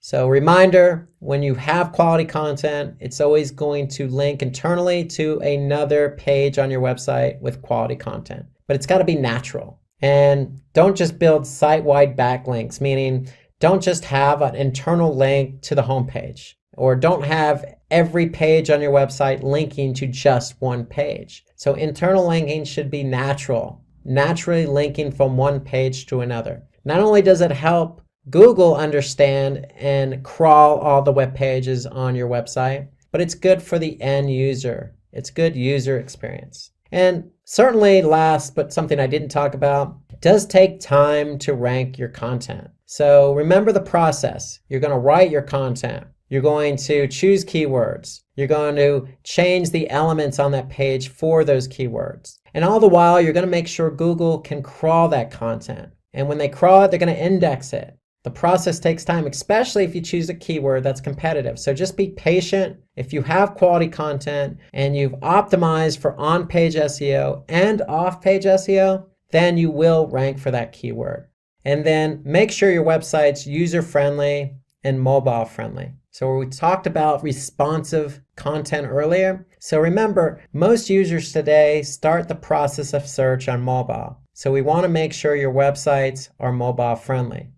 Greetings everyone, this is Rob Sanders from Simplilearn, and today we're going to talk about keyword research. So what are we going to talk about when we talk about keyword research? We're going to talk about why we would do keyword research for SEO. We're going to talk about the types of keywords that we need to research. We're going to talk about some methodologies, best practices on how to do keyword research, some alternate suggestions. We're going to talk about keyword clustering, and then we're going to talk about some tools that you can use to do your keyword research. So let's start with the why we would do keyword research. So Jessie is planning to publish a blog of pizza recipes. So she was doing pizza recipes step by step, pizza recipes with sausage, homemade pizza toppings, pizza dough recipes, thin crust pizzas. She's doing a lot of different topics on pizza recipes. Well, what Jessie needs to do is understand what's going to drive traffic to these blog posts if she's writing about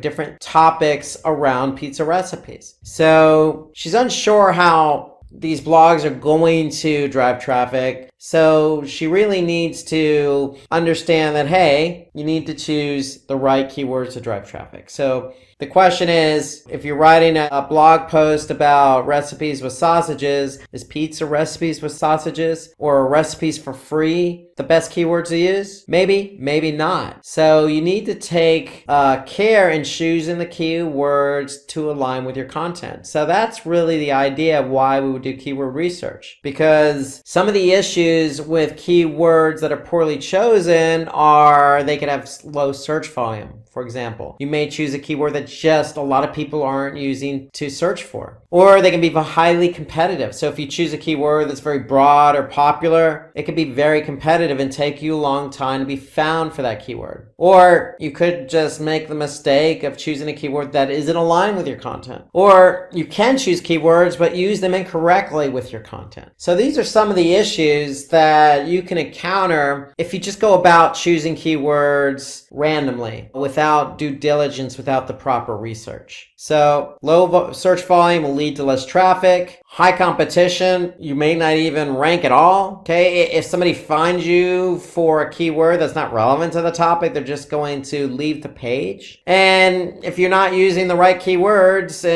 or if you are using the right keywords and not using them correctly in the content, then your pages may not even be found in organic search. So you really have to take care in choosing the keywords. To me, that's the most important step with SEO, is keyword research. So we're going to talk about the types of keyword research then. So we have short tail keywords and we have long tail keywords. So if you write a blog post about pizza recipes, well, what are you going to choose, a short tail or long tail? So let's talk about short tail keywords first. So short tail keywords are keywords that are usually 3 keywords in a phrase or shorter. In some cases, it may be 2 keywords in a phrase or shorter. So short tail keywords usually have high search volume, which likely means higher competition. But what it also means, it could be lower conversions, because short tail keywords, like for example pizza recipes, could be considered a short tail keyword, but maybe somebody's looking for homemade pizza recipes or pizza recipes from their favorite Italian restaurant. So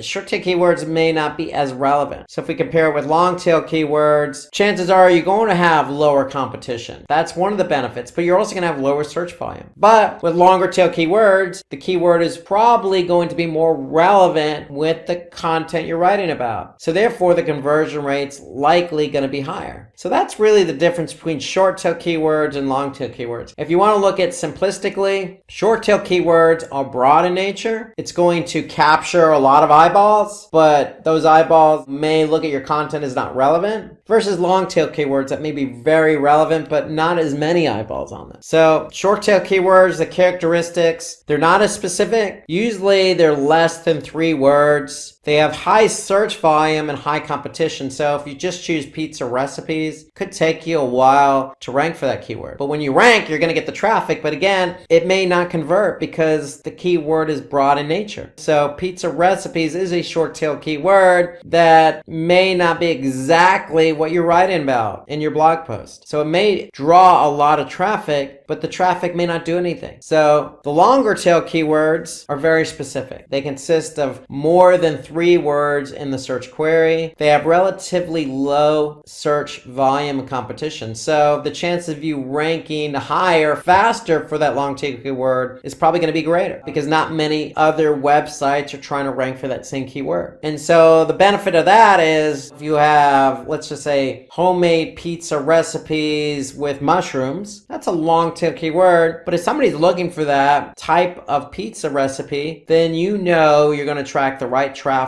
and chances are that traffic is going to engage or convert based on the type of conversion you have in place. So an example would be homemade pizza dough recipes. That'd be another example. More than 3 keywords in the phrase, very specific. We're talking about homemade pizza dough recipes. So we're not talking about just pizza recipes. So it's a little bit more specific in nature, longer tail. So these keywords are used for targeted pages, including blog posts. If you're writing a blog post specifically about pizza recipes with homemade dough, then this is the keyword you likely would want to use versus just pizza recipes. So let's look at an example between a short tail keyword and a long tail keyword. And to accentuate the differences, we're going to use Google's keyword planner tool. So Google's keyword planner tool is located in Google Ads, the Google Ads platform. And when you're in the Google Ads platform, you can simply click on Tools and then Keyword Planner. And so what Keyword Planner allows us to do is get a sense of the type of volume that a particular keyword has. So what Google's Keyword Planner does is they show you the average monthly searches. This is the average monthly search volume of a keyword over the past 12 months. And so in this example, we're going to choose pizza recipes and homemade pizza dough recipes.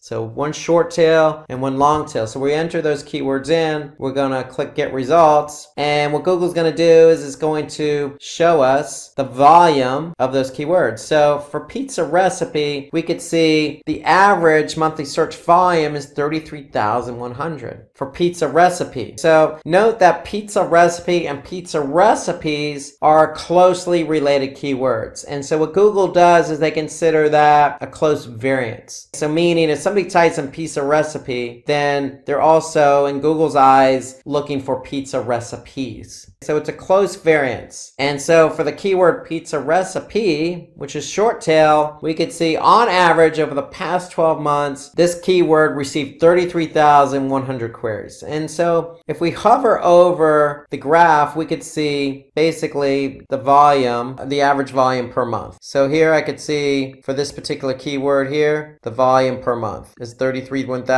And then I could see the actual volume over the past 12 months. And then for the long tail keyword, I can see homemade pizza dough recipe. Again, close variance, homemade pizza dough recipes. I can see over the past 12 months what the search volume is for this. On average, it's 2,400, but I could see here in December, the volume went up to 3,600. But for example, in May, it was 1,900. So it's going to fluctuate a bit over the past 12 months, but on average, it's about 2,400. So shorter tail, a lot of more volume. Longer tail, not as much volume, but nonetheless, there is volume here. And so these are the differences between a short tail and a longer tail. And so what Google's Keyword Planner also does is allow us to get a sense of what the competition is. And so here I can see the competition is low for both of these keywords. Fair enough. So we now know that if we want to optimize or choose the keyword homemade pizza dough recipe for our blog post, we know for ranked on page 1 of Google, even in the top spot, we can expect about 2,400 search queries for that keyword. Now, whether you get all 2,400 clicks for that keyword remains to be seen. Chances are you're not going to get all 2,400. You're going to get a lion's share of those clicks, but you're going to at least get some volume on it. So even the longer tail keywords have a lot of promise because there is some search volume here for this keyword. How to do a proper keyword research. So we looked at Google's Keyword Planner tool in Google Ads, and we typed in 2 keywords, and we were able to get a sense of what the average volume is. So we definitely want to choose keywords based on the following factors. We want to choose it based on search volume. Search volume is a good indicator of the potential traffic we can obtain. So again, for the keyword homemade pizza dough recipe, we know that it averages 2,400 a month in search volume. Again, we may not get all 2,400, but we're going to get a lion's share of that. We also need to look at competition. And so Google's Keyword Planner gives us a high, medium, or low in terms of the competition. But if you're somebody who wants to get a better sense of what the competition is, and you should, because competition is a key component in choosing keywords. And so what I want to do is get a sense of how many people are actually optimizing for that keyword. So Google's Keyword Planner tool is going to give me a low, medium, high. Really what I want to do is get a better sense of that numerically. So what I can do is go into Google's search, and I could type in pizza recipes, and I could see there's about 1 billion results. That's a lot of results. However, That means that every potential web page out there on the internet that mentions pizza recipes is going to be included in this number here. And so I want to get a better sense of who's optimizing for pizza recipes. So I'm going to put in the all in title syntax. And so what that is going to ask Google to do is tell me all the websites that have pizza recipes, the keyword pizza recipes in the title tag. So if I do all in title, colon, space, then pizza recipes, my result drops down to 336,000. So what that tells me is that there are 336,000 results with the keyword pizza recipes in the title tag. Now, if I want to focus in on my other keyword, if I choose my other keyword was a longer tail keyword, homemade pizza dough recipe. So if I type that keyword in, the homemade pizza dough recipe or recipes, remember close variants, and I just click enter or type the keyword in and hit my enter key, I'm going to get 35 million results. But again, is that really an indicator of the type of competition I have? No, because every listing that mentions homemade pizza dough recipes is going to be included in the search results. So I'm going to type in my all in title, colon, space, and then I'm going to get a better sense of how many websites have the keyword homemade pizza dough recipes in the title tag. And I get 2,160 different results. So here I can see the first result in the title tag, homemade pizza dough recipe. Second one, homemade pizza dough recipe. So these are sites or web pages that have that keyword in the title tag. So now I have a numerical number to work with. And so the thing you have to understand about SEO, specifically about keyword research, is you need to do research on a few different keywords, not just one or two.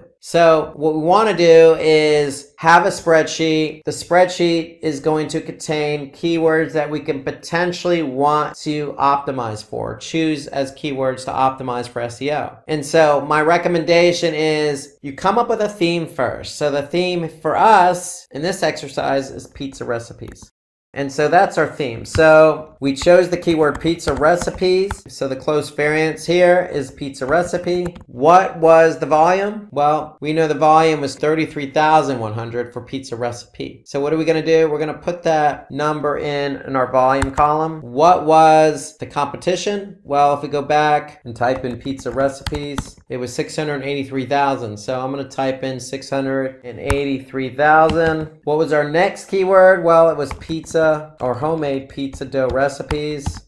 So if I go back, for this particular keyword is 2,400. So I'm going to put 2,400 in under my volume column. And then what was my competition? Well, my competition was, I typed that keyword back in, 2,160. So I'm going to put 2,160. So now I have an idea of what kind of volume and what kind of competition I have. Now, you want to do this for a number of different keywords. And when you do it for a number of keywords, what you do want to do is obviously choose a relevant keyword that has high volume and low competition. So another way of saying it is the volume or ratio of volume to competition. And so basically what we could do is take volume divided by competition. And if I make that a percentage, I can see it's 0.35% is the ratio between volume and competition. If I do the same for my longer tail keyword, 2,400 divided by 2,160, I can see that 111%. So this just kind of proves the point that, yeah, I'm still going to get some volume, but I have a better chance of ranking for this longer tail keyword, homemade pizza dough recipes. So you want to be able to do that for a number of keywords and examine the volume, the competition, and the ratio between volume and competition for your themed keywords. In this case, pizza recipes. So relevancy, you want to choose keywords that are very relevant to the content that you're writing. And then again, commercial intent, what keywords are going to drive more conversions and revenue for the business? So when we talk about commercial intent, we're talking about, are you choosing keywords that are going to get somebody to do what you want them to do? So we could say, download pizza dough recipes. So if somebody's typing in the keyword download pizza dough recipes, then chances are they're going to find you, come to your site, and take action by downloading that pizza dough recipe. So you want to be able to also think about the intent of the keyword. Is it going to help you drive conversions and revenue if you're an e-commerce site? So search volume is the average monthly search volume made for a particular keyword and phrase. So we can get that number using Google's keyword planner tool in the Google Ads platform. We want to target keywords with high search volume that will help bring traffic to the website. We want volume, but we want to take into account seasonality as well. So that's where the Google's keyword planner tool comes in place, because if we go back, again, we can just hover over, we can get a sense of any particular trend going on or seasonality. So for example, if I saw large growth in the winter months and not much volume growth in the summer months, then that might indicate to me that this keyword is more popular during the winter time. So pay attention to the graphs that, the keyword planner tool gives you. Use them to your advantage to take into account seasonality. So a good example would be funny Halloween costumes. Well, we know that for Halloween, you're going to have a spike probably towards the end of September, all the way through October, and then it's going to drop after October 31st, which is Halloween. So that's an example. But in the case of pizza recipes, you may find that more people are choosing to search for pizza recipes during maybe the summer months versus the winter months. So pay attention to seasonality. It will affect search volume. So competition, based on our example, it's one of the most important key metrics. You don't want to choose a keyword that's highly competitive, because if it's competitive, then it's going to be harder to rank number one or even on page one of Google, depending on how competitive it is. So high search volume, low competition. In other words, the ratio between the two is the ideal combination. So going back to the spreadsheet, recommend you have that spreadsheet handy. Put your theme in place. Okay, theme pizza recipes. We use Google's keyword planner tool to find the volume. We use the all entitled syntax to find the competition. So we entered both of those numbers in and we get our ratio. And so when you have these numbers for a number of different keywords, you want to be able to choose that ratio of high volume, low competition, but always relevancy always trumps ratio. So always go with a keyword that is going to be relevant to your content. Don't choose a keyword that's not relevant. If you choose a keyword that's not relevant, it's not going to bode well for user engagement. So the difficulty of a keyword ranges from 0 to 100 in Google's keyword tool. So it's going to be easy, it's going to be medium, it's going to be hard. But my recommendation is also to get the numerical factor, and that's the all entitled syntax. And again, relevancy is what drives the traffic to your website, and keep the traffic there on your website. And also, not only will it keep the traffic on your website, but hopefully get that traffic to engage and convert. So that's the key about relevancy. You always want to choose keywords that are relevant to your content, even if it's sacrificing volume. Relevancy, again, trumps volume and competition. So always choose relevant keywords first. So when you do that, you're always almost guaranteeing that at some point somebody's going to find your content, because somebody out there might be looking for it. And if they do, you're going to get found, and then the engagement's going to be better. So understand your business, find keywords that are relevant to your business, and then focus on those keywords. That'll help you with getting the right traffic to your site. Always keep in mind the commercial intent. So these keywords are more specific and result in conversion rate. For example, buying is a good commercial intent keyword. So if you really want somebody to come to your website and buy, then focus on those types of keywords. In the case of the pizza recipes, maybe it's download could be our commercial intent keyword. Again, there may be low search volume, but those are the type of keywords you want to focus on, because that's the type of traffic you want to drive to your site. So some other examples of commercial intent keywords are discount, deal, your coupon, shipping. Don't be afraid to use some of these keywords as part of your longer tail keyword phrase. Again, the volume may not be high, but the traffic quality is probably going to be better. So keyword research is the foundation for SEO. So if you have chosen your keywords properly, then if you do get ranked for those keywords, then it's going to lead to better engagement with some conversions. And so when we talk about keywords, we also want to talk about our primary and secondary keywords. So every page should have at least a primary keyword and then a secondary keyword to work with. So primary keywords are really defining the nature of your content. The secondary keywords are relevant to the primary keyword. So why do we choose a primary and secondary keyword? Because you may choose a keyword as a primary keyword that is relevant to the content, but may not necessarily rank very high or have a lot of volume. That secondary keyword is also relevant to the primary keyword, but also relevant to the content. And you may rank for that secondary keyword. So you always want to go with two keywords versus just one keyword. You want to give yourself a chance to rank for at least two different types of keywords of relevant nature. So for a web page, there can be several secondary keywords, but only one primary keyword. So your primary keyword is always going to be relevant to your content. Secondary keywords can be relevant to the keyword, and you may have multiple secondary keywords, but it's also going to be related to the content, and it gives you a better opportunity to be found between both the primary and secondary in search. Okay, so let's take a look at another example of how to use primary keywords and secondary keywords when choosing keywords. So if our primary keyword is healthy diet plan, remember healthy diet plan is directly related to the content, so that's what we're talking about. But these secondary keywords are also related to content and play off the primary keyword.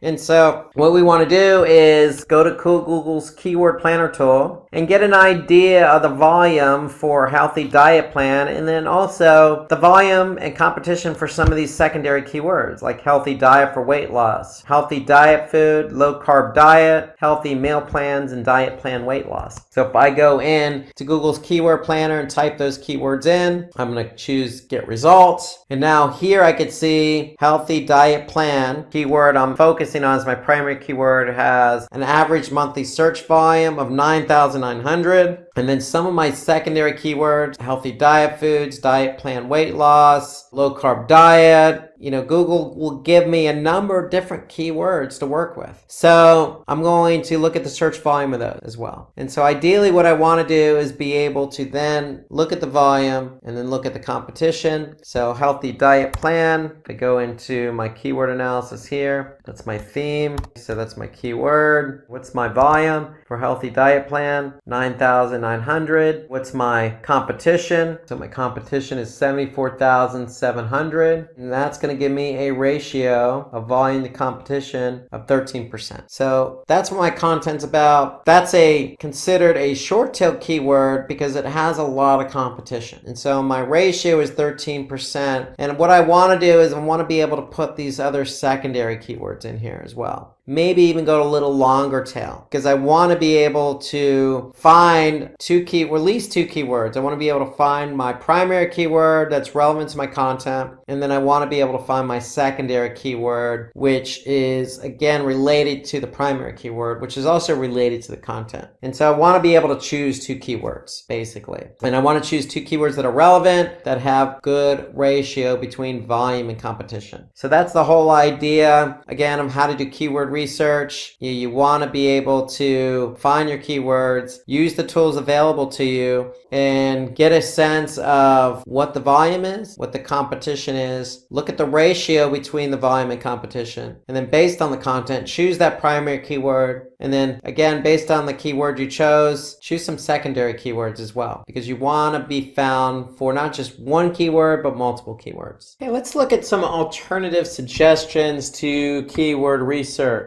So for doing keyword research, we want to take into account LSI keywords. We could take into account other platforms that host a lot of content like Quora or Reddit. We can use Google suggestions in the keyword search bar. We can use popular platforms like Wikipedia, and we can use social media bookmarking like Reddit. So there are lots of suggestions that we can obtain from various sources. So let's start with LSI keywords, and LSI stands for latent semantic indexing. And so basically what it is, it's just keywords that are linked to your primary keyword. And so when you're choosing keywords, you always want to choose that primary keyword and then secondary keywords that are similar to the primary keyword. And usually those are LSI or latent semantic indexing type keywords. So they're used to drive relevant traffic to your page. So if you're focusing on one keyword, we want to have other keywords that are similar to increase our visibility on the search engine result pages. So we could find latent semantic indexing right in search. So if we use the term healthy diet, if we go to Google search, for example, if I type in healthy diet in Google search, all I need to do is scroll to the bottom of the page and I can see searches related to healthy diet. So healthy diet menu, healthy diet essay, what does a healthy diet look like? Notice at the top, Google's also given me some other suggestions here. So they're saying low-fat diet, veganism, gluten-free diet. So there's lots of different suggestions right in Google search bar. So all of these are LSI related keywords. So if you're optimizing a page for healthy diet, then you could choose low-fat diet as a secondary keyword. You can use gluten-free diet as a secondary keyword. It really depends on what the content is, but you always want to support your content with as much LSI keywords as possible so you can be found for as many different keywords as possible in Google search. So it's important because if you have a blog that,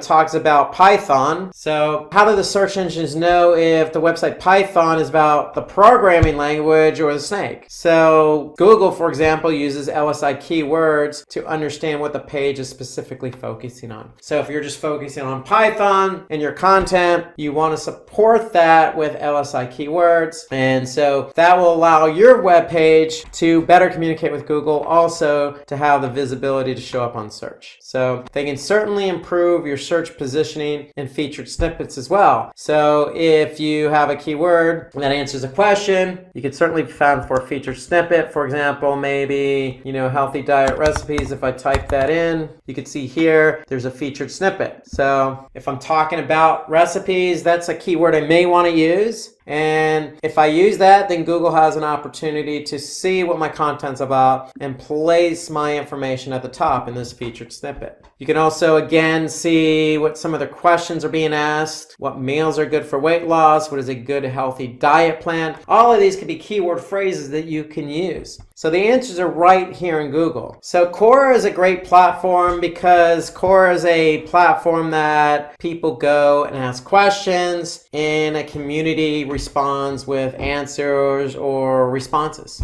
to that particular question or topic. And so the great thing about Quora is it's a good place for you to go to get some ideas about a specific topic. So if we're talking about healthy dieting, so we can find keywords with high search volume right in Quora. So the whole idea is you can look at, the top 5 questions for a specific topic, like healthy dieting, and find relevant keywords to healthy dieting. So if you just type in that particular keyword in Quora, you're going to probably get some responses to questions or responses to somebody else's question. And so if we take a look at Quora, for example, so if I just type in healthy dieting, what I'm going to do is I'm going to get some responses to the topic healthy dieting. So what's the best diet for healthy living? What are the top 5 tips for a healthy diet habit? So all of these could be keyword phrases that you could take away with for your own content. And so the benefit here is you're getting kind of an idea of what's trending, what people are talking about. And if you use tips for a healthy diet habit, for example, and you optimize for that, well, again, that could turn around and bode well for you because you could be featured in Google as a featured snippet at the top here. You can also turn around and use LSI related keywords for healthy diet habits. And you can simply just look for those LSI keywords right in Google. Remember, at the bottom or at the top. If I scroll down, I could see some related LSI keywords at the bottom. So right in Google as well, you could see in the Google search bar that Google provides some LSI related keywords to your query. So if I go back here and type in healthy diet recipes, I can see here Google suggesting some other related keywords. Healthy diet menu, healthy diet for men, healthy diet foods, healthy diet for women. So these are all LSI related keywords that you can use to support your primary keyword and the content you're writing about. So we've talked about LSI keywords, where to find them. So they're found right here. They can be found at the top of Google, and they can be found at the bottom. You can also then go to Core as well and get some ideas for the types of questions that are being asked. So if you ask a question and use that as your keyword phrase, then again, you have an opportunity of showing up for a featured snippet in Google just by doing some additional research within Google itself or on Quora. So according to Google, the autocomplete predictions are automatically generated by Google's algorithm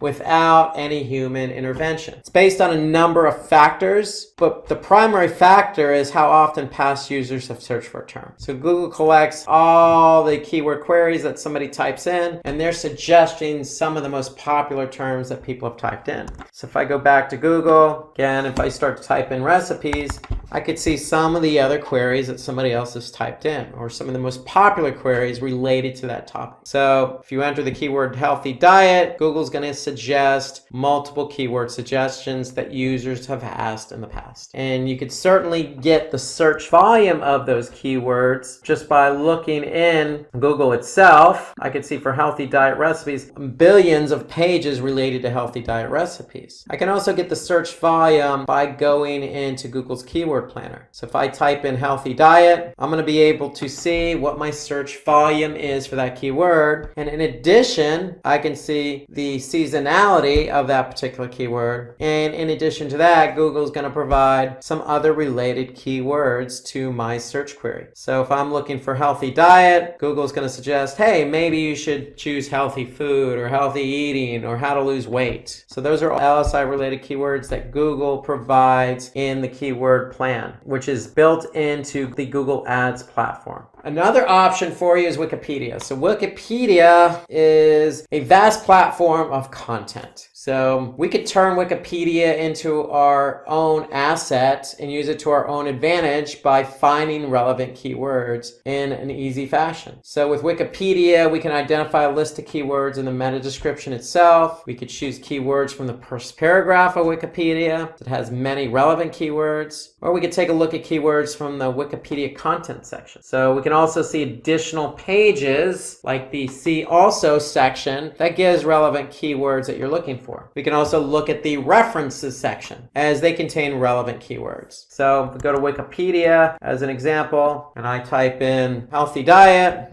into Wikipedia, here I can get, just in the first paragraph alone, I can see some additional keywords that I might choose to use, like micronutrients. I never knew that micronutrients was related to healthy diet, but Wikipedia is providing some information about what micronutrients is. And maybe I can use that as a keyword, an LSI related keyword to my content. So if I scroll down, I get the See Also section. So it might give me some information, food information to consumers, for example, dietary guidelines. I can look at categories like dietetics and diets. I can also look at the references section, so I can also see what information was provided, like health effects of overweight and obesity. I can look at diet and physical activity. So all of these are related to my main keyword, healthy diet. So the answers are right in here on the platform. They're just all over the page. So Wikipedia has an abundance of information. You just need to know where to look. So again, with Wikipedia, you can look no further than the first paragraph. You can look no further than the See Also section, the references section, category section. There's lots of information right on the page itself to help you get ideas for keywords. So if you Google your keyword with Wikipedia term in the search query, and get relevant keywords from the title tags in the SERP. So you can also also do that as well. So if I type in healthy diet Wikipedia in search, I can also get some information here as well. So people also search for healthy food advantages or healthy food habits essay or information about healthy food. All of these are related to my keyword healthy diet. So again, another bit of information for you to choose or look to choose some additional keywords for. So Reddit, it's a popular community where people post content and discuss a variety of topics. So that's what Reddit is. So with the help of subreddits, an individual can find relevant keywords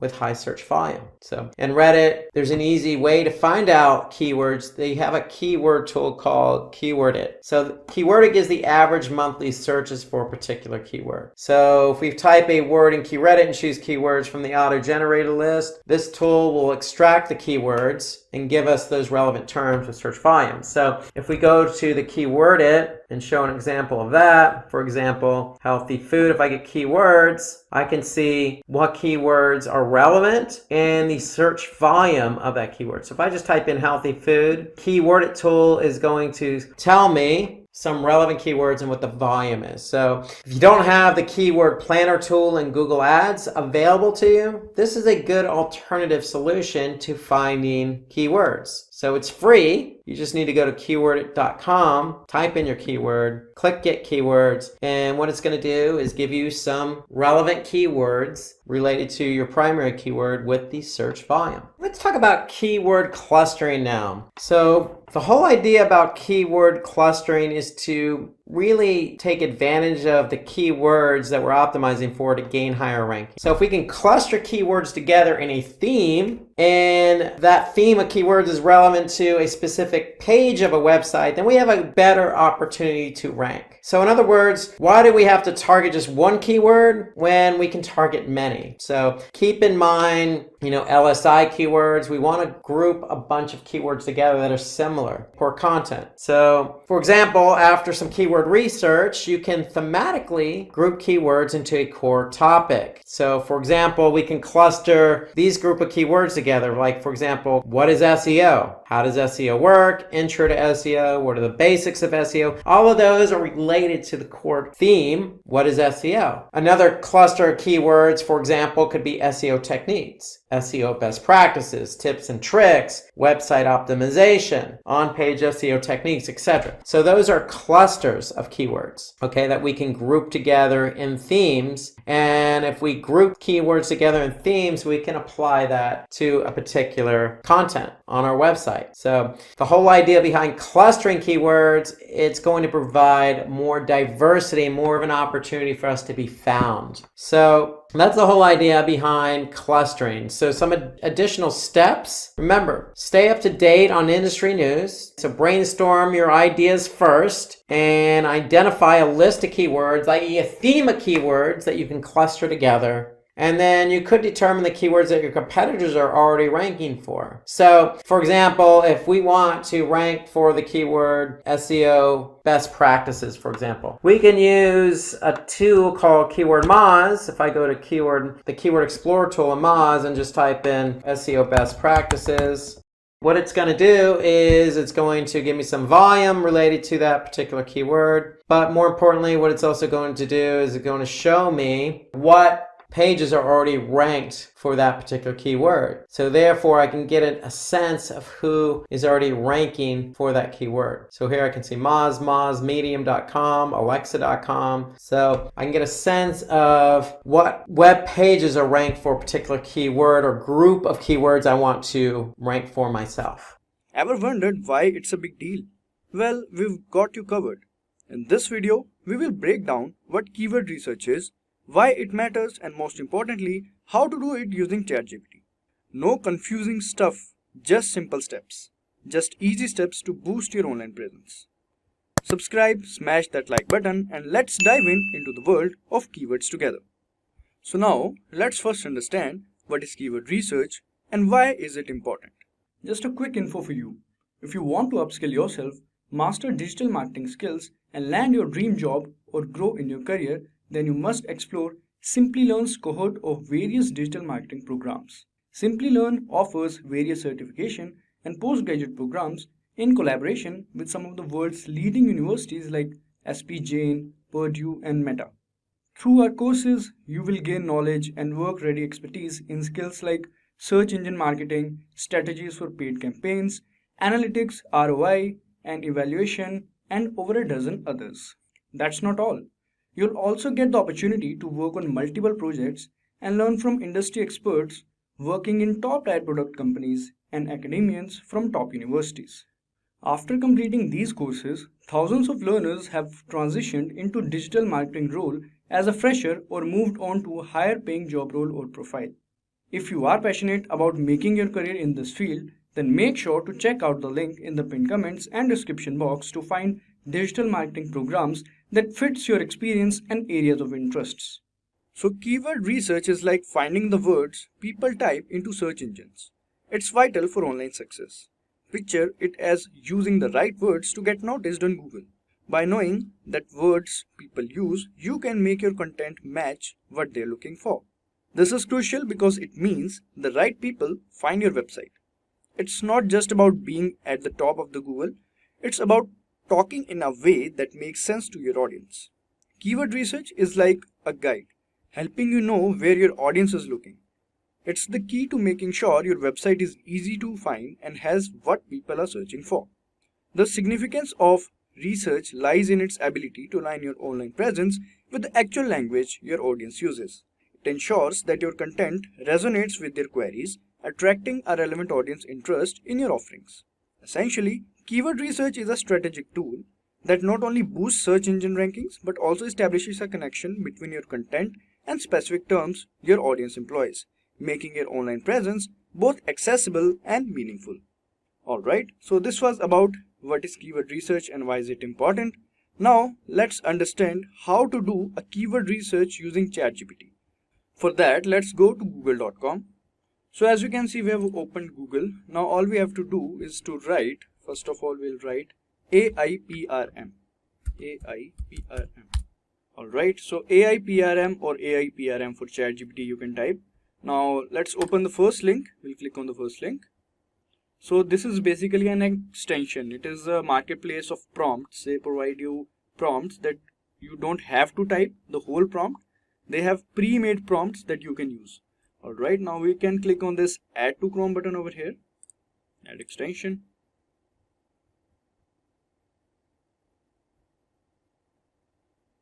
Alright. So as you can see, this is a whole new outlook of this ChatGPT. This is AIPRM prompt extension. So basically they give you pre-made prompts. As you can see, this you used SEO optimized content writer, fully SEO optimized article including. So there are numerous, as you can see, 4580 prompts. So you can choose accordingly whichever prompt you want, and you can also search over here. And this is topic, activity, sort by. You can also sort, and prompts per page. You can customize it according to yourself. So as you can see, here is the topic. We can go to topic and we can select. So we want to basically do a keyword research. We'll go to SEO. We'll click on SEO. After that, in activity, we can select this keywords. Alright. Now as we can see, there are numerous prompts according to what we have selected. That YouTube SEO, keyword generator, SEO, optimize your Google business profile, etc. So we can select as per our choice. So what I have figured out which is best is this one. Keyword analysis. I repeat, keyword analysis. So as we can see, find the table of best keywords with search volume, CPC, paid difficulty, SEO difficulty. So for those who don't know about CPC, CPC or cost per click is a measure in online advertising that represents the amount you pay when someone clicks on your ad. It's essentially the cost of each interaction with your advertisement. Higher the CPC values often indicate more competitive keywords or advertising spaces. And as you can see, paid difficulty is also written. So paid difficulty refers to how challenging it is to compete for a particular keyword in paid advertising. A higher paid difficulty score means that it might be more expensive or competitive to bid for that keyword in paid search campaigns. So now there is SEO difficulty. So SEO difficulty basically is a measure of how hard it is to rank organically for a specific keyword in search engine results. A higher SEO difficulty suggests that it might be more challenging to optimize your content to appear higher in unpaid organic search results for that keyword. It takes into account factors like competition and the existing strength of other pages ranking for the same keyword. So these are the meanings of these things, as we can see. So we have already clicked on this. Now, as you can see, seed keyword that you search for. So let's say I'm searching for cloud computing, let's say. Cloud computing, and let's click on this. So as we can see, they are creating all this. Now let's explore keywords related to cloud computing along with their respective search volume. Alright. So as we can see, keyword, these are the keywords that we got, and these are the search volumes. So we all know what search volume is, the number of searches, and the CPC, as we already discussed. What is CPC? Again, if somebody wants to know about it, CPC or cost per click is a measure in online advertising that represents the amount you pay when someone clicks on your ad. So these are the amount you pay when someone clicks on these ads. Alright, so paid difficulty, again, it refers to how challenging it is to compete for a particular keyword in paid advertising. So this is paid difficulty of each of these keywords. Then SEO difficulty. SEO difficulty is a measure of how hard it is to rank organically for a specific keyword in search engine results. So these are the SEO difficulty. So we can select accordingly, and the table index is a mix of 100 keywords including long tail, LSI. So long tail keywords are also there, as we can see. We'll discuss long tail keywords also after this. So this is how you can do keyword research using ChatGPT. We'll do one or two more demos regarding this. So let's do another example. So we are going to select keyword analysis, and then we'll have to put seed keyword. Remember to select SEO first of all. Here we can see SEO, and then in activity you have to select keywords because we are doing the keyword research. Alright, now after selecting this keyword analysis, we basically want all these things like search volume, CPC, paid difficulty, SEO difficulty, so that we can choose the right keywords accordingly. So let's see, here we have to put the seed keyword. So let's say the seed keyword is, let's say, DevOps. Alright, now let's click on this. So they are giving us the keywords, a lot of keywords they usually give. Let's explore the keyword analysis for DevOps. So as you can see, high search volume, very high search volume, high. So these search volumes regarding these keywords are shown, and the CPC is also showing, and paid difficulty, SEO difficulty as well. So we basically want the SEO difficulty is to minimum or like medium. So we can search or extract those keywords accordingly. So they have written this table includes a mix of 100 relevant long tail keywords, LSI keywords, and FAQ related to DevOps. It provides insights into search volume, CPC, cost per click, paid difficulty, and SEO difficulty to help optimize your content and reach the target audience effectively. So through this you can select these keywords, and I think if we'll click on continue, it will keep on going for more keywords. So as you can see, long tail keywords now it is showing. So these are LSI keywords. So we will discuss these terms, long tail keywords, LSI keywords after some time. Later in this, I repeat, later in this video. So this is how you can simply do a keyword research using ChatGPT. Again, this keyword research is completely free. You don't have to pay a single buck regarding this. Now let's try another method of doing a keyword research. For that, all we have to do is to go to Google and we'll type keywords everywhere. Alright, so here's the first link. Let's click on this. This is another extension, install for Chrome. We'll click on install for Chrome. Now let it open, and now we can click on add to Chrome to just add this extension in our Chrome browser. As you can see, add extension. So I think it is added now. Now all we have to do is to pin this one. Alright, so now let's go to ChatGPT, or let's open a new one. So as you can see, this is keywords everywhere icon. Please continue. As you can see, clarify, explain, rewrite. So for that, to use this extension's powers or functionality, all we have to do is to click on this template button. Alright. Now here, the thing is, first of all, we'll select choose a category. Similarly, that we have done previously, choose a category. So as you can see, copywriting, marketing, SEO, social media, productivity, professionals. We'll select SEO because we want to do keyword research. Then in subcategory, we can select keyword research, and because we want to do keyword research, then there's a template. So here we can see first is keyword strategy. So you can click on keyword strategy if you want to do basically strategize the keywords. So basically I'll tell you what keyword strategy is. Keyword strategy involves planning like how to use specific words or phrases in your content to achieve specific goals. Like it's about selecting and targeting keywords that align with your overall objectives, whether it's to boost website traffic, increase conversions, or enhance your online visibility. Then there is get search intent for keywords. So I repeat, so it itself tells what it is, like intent. Understanding search intent for keywords means grasping the reason behind someone online search. It involves figuring out what a person is looking for when they type a particular keyword into a search engine. Aligning your content with users' intent ensures that your information meets their needs, improving the relevance of your content. Then here is related keyword generator. So a related keyword generator is a term or phrase closely connected to the main keyword you are targeting. Including related keywords in your content helps search engines understand the content and relevance of your page. It's a way to capture a broader range of search queries related to your main topic. Then there is long tail keyword. So basically a long tail keyword is a more specific and detailed phrase, usually consisting of 3 or more words. While these phrases may have lower search volumes individually, they often attract a more targeted audience. Long tail keywords can be valuable for niche topics, are generally easier to rank for than broader, more competitive terms. So these are all these things. So let's say first of all I want to search for related keyword generator. And so first of all, as you can see, category, SEO, subcategory, keyword research, templates, select accordingly whichever you want. I've explained all these.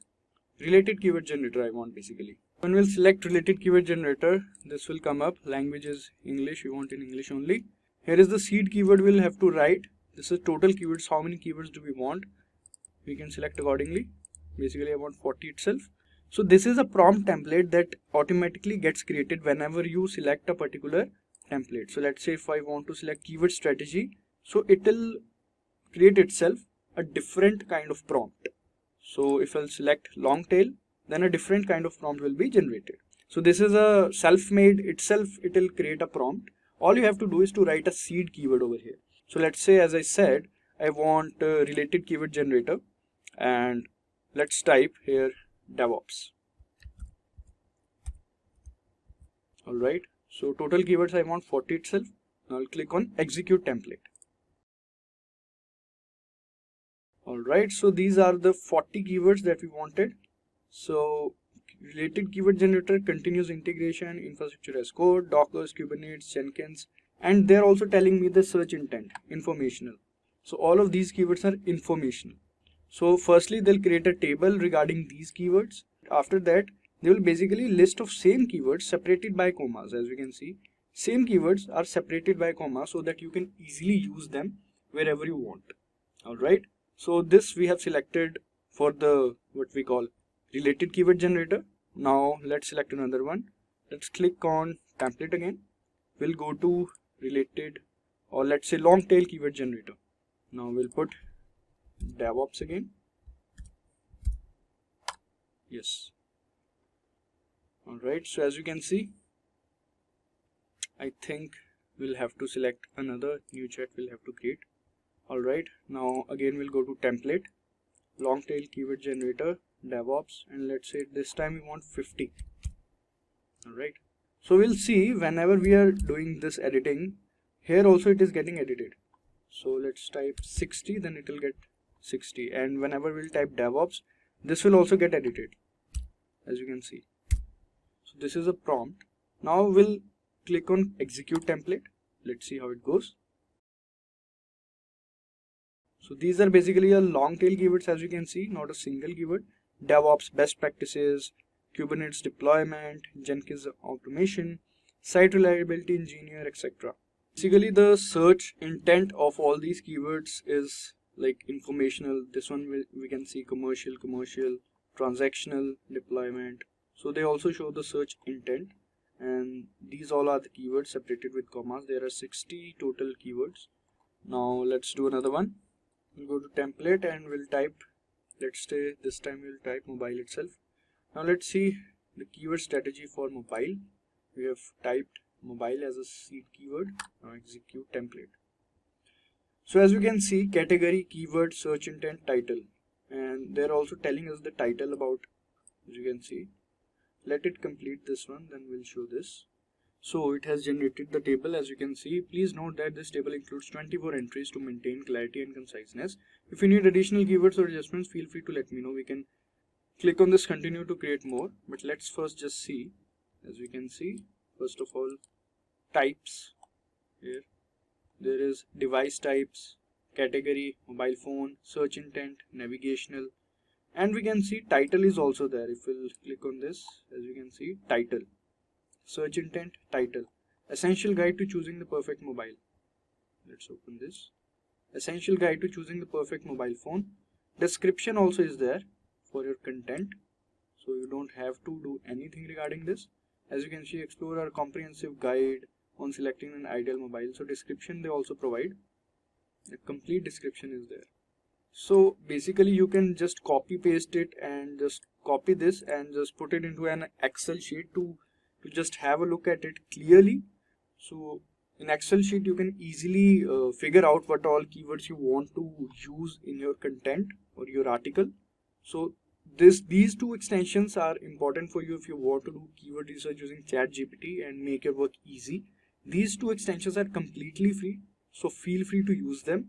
One is AIPRM, another one is Keywords Everywhere. Greetings, everyone. This is Rob Sanders, and thank you for joining me. Today, we're going to talk about SEO tools. So let's get started. So if you're doing SEO and you're doing on-page and off-page SEO for an organization or a website, you're going to need some tools to help you. So you can't go at it alone. You can't do anything manually. You have to lean on tools to help you work more efficiently, help you gain an advantage. And so if you're doing SEO, you're going to need tools for keyword research. You're going to need tools to help you with the technical aspects related to SEO. You're going to have to use some tools for off-page SEO, including backlink monitoring and analysis. And then there's tools for helping you track where your keywords and pages rank. So there's tools for every element of SEO. And today we're going to take a look at some of the best tools out there on the market to help you do your job better. So let's start with the keyword research. So with keyword research tools, you can do your job a lot more efficiently finding the right relevant keywords. I mean, that's really key to SEO, is finding keywords that are relevant to your business, product, or service that you want to rank for. So you want to be able to choose keywords with high search volume and low competition. So where do you get those numbers? You get those from certain tools. You also want to get forecasts for certain targeted keywords. You want to be able to generate a list of latent semantic indexing type keywords, or keywords close to the keyword you're trying to target. You want to be able to select primary and secondary keywords wisely. So having a list of keywords with certain data points will help you do that. And you want to be able to identify the keywords that your competitors are also ranking for. So good keyword research tool will help you do all of those things. So what are some of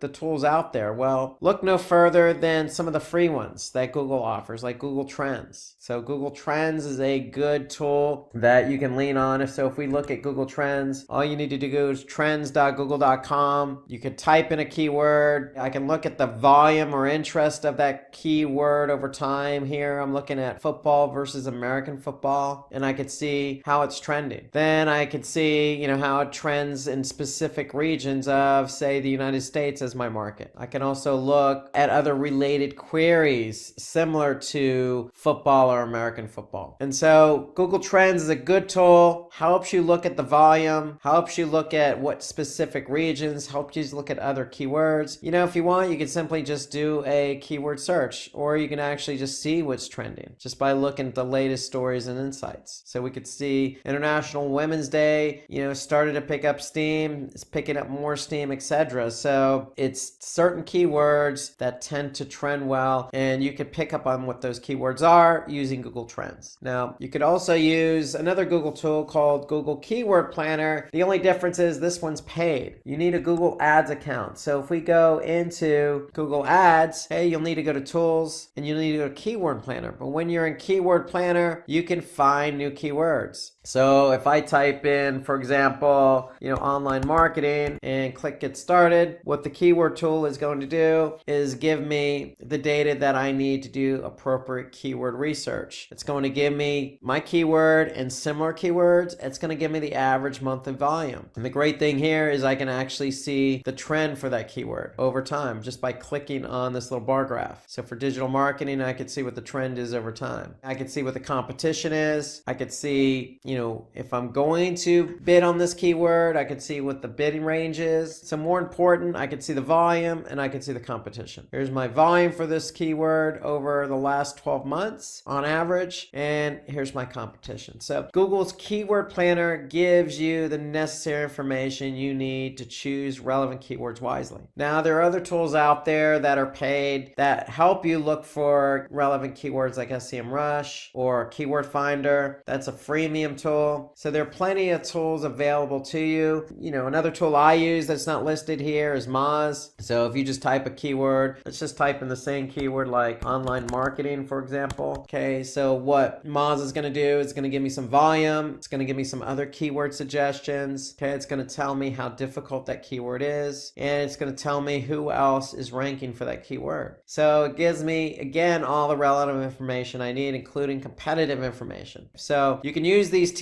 keyword tools. Moz is freemium, some are paid, some are free. There's plenty of tools out there, but these are the ones I would recommend for keyword research. Now let's turn our attention to technical SEO. So for technical SEO, you're going to need to use some tools. There's no getting around that because you want to be able to monitor how your website is performing. I mean, is it loading slow, for example? Does it have a lot of issues with the website in terms of server-side rendering, for example, or server response time? What about 404s and redirects? So you want to be able to gather a lot of the technical information that could aid or prohibit your site from ranking. So you want to be able to also, you know, look at what the bots are seeing and how they're viewing your website. So if Google goes to crawl your site, are they experiencing, you know, a slow server response time? Or are they experiencing pages not found? You also want to see if you have a sitemap. You know, what's the sitemap? Are these bots crawling your site or getting the pages from a sitemap? And again, you want to be able to lean on some of these tools to help you fix errors that you may encounter, like meta tags or 404s or canonicals. So you need a good tool to help you manage all that. And so I'm going to go back to Moz starting out. So if we go back to Moz, Moz is a good tool. It's an all-in-one. It's a great SEO platform. So if I go to Moz and I log into an account, I can just go to site crawl. And so what Moz is going to do, it's going to give me a lot of information about how Moz's bot is seeing my site. Okay, so if I go to the site crawl, I can look at all the particular critical issues that I've experienced. So I could see 404 errors, okay, redirects related to that. I could see meta descriptions, missing meta descriptions, duplicate content. So there's a lot of different issues that Moz is detecting for this particular site. And the great thing about Moz, and this is why I use Moz as my SEO platform, I don't work for Moz, I've just used them a long time, is if you do have issues, then they give you ways to fix it, the how to fix it section. So if I see missing description here, if I just click on review, I can get a more in-depth analysis as to what the issues are here. But I can also click on the why and how to fix. Okay, and they're going to give you some information about how this is impacting SEO and what you could do to fix the issue. They lay out the issues pretty prominently here. You can see for all the metadata issues I have 142 total metadata issues. I have 10 title tag too longs. I have 122 missing meta descriptions. So they lay it out nicely here up the top so you can kind of get a sense of what to work on. And again, they prioritize it based on the severity of the issue. And then they break it down into several categories. For example, I just looked at metadata issues. You can see if I click on content issues, I have some duplicate content that Moz is recognizing, or missing or valid H tags. So Moz does a really, really great job laying all the issues out for you to recognize. Okay, there's another tool that I like to use called Screaming Frog. It's a pay tool. So if we go look here, great thing I like about a Screaming Frog, it will crawl your site and it will give you a list of issues, just like Moz does, of what it sees in your site. Is it experiencing 404s, broken links? Are there any redirects it's picking up? Duplicate content, sitemaps, their JavaScript issues, how does it see the site architecture? So it really does take a deep look at everything that could impact your website from ranking. Okay, there are other tools out there like, Deep Crawl or WooRank. They're both paid. And so paid tools are really great as well. It just depends on, your pricing structure, what your budget is. But really, when it comes to all these tools, they all more or less overlap and do the same thing. You just need to rely on one of them to make sure that you're able to see what the issues are. Now, there's nothing wrong with using two of them, just as a second reference point to see if both are picking up the same issue. And of course, I like to use Search Console. I always like to lean on Google Search Console because that is the source. So Search Console will also, give you some feedback on how Google's bot is crawling your site. So that's under the crawl error section here. So you can also, use Search Console to upload a sitemap. So that's a key to SEO. You want Google to be able to find your web pages quickly, so you can simply just signify to Google where your sitemap is located. So the Search Console does a lot more, gives you some HTML improvements, gives you some backlinking, and then the process of updating the Search Console user interface. So there's a new user interface that you can use with Google Search Console. The great thing is it's free and it has everything you need to know about your website and how it's affected by SEO, organic search. The only thing you have to do with Search Console is verify the site. But once you verify it, it has all the relevant information you need. So let's talk about backlink monitoring and analysis. Okay, so this is related to off-page SEO. So you're going to need a good tool to help you monitor your website backlinks. And backlinks are simply just links from external sites pointing to your site. And you need to keep an eye on what sites are linking to yours. Are they spammy related sites? Are they good relevant sites, or anything in between? So you need to really be able to analyze what the good links are and what the bad links are pointing to your website. You want to identify and disavow poor backlinks. Okay, so you want to be able to recognize which sites are linking to yours that's actually hurting you from an SEO standpoint, and you want to be able to do something about that. Okay, you want to measure citation flow and trust flow. You want to check the ratio of link distribution in terms of, is it internal or external, or what kind of sites are linking to my site? Are they social related? Are they pure content related? And then you want to be able to track the number of do follow and no follow links. How many links pointing to our site are actually telling Google and other bots not to follow the link, or how many are actually allowing the bots to follow that link. If a bot follows a link, it's going to pass what we call link juice. So you're going to get credit for the backlink. If it's a no follow, you're not going to get credit for the backlink. And we want to be able to measure that. And so we want to have tools that will help us do that. So what are some of those tools? Well, Ahrefs is a good tool. It's a paying tool. Majestic is a freemium tool. Moz, again, Moz is the tool I use. SEMrush, and then again, I got to mention Google Search Console. So let's take a look at some of these tools in terms of backlink monitoring and analysis. So let's start with Google Search Console. Again, it's free. You just have to verify your site. And so if I go to Google Search Console, I can look at links and I could see what external links I have pointing to my site. Okay, so I could see I have 17,000 in this example pointing to the homepage of this particular site. Okay, so if I click on that, I can see all the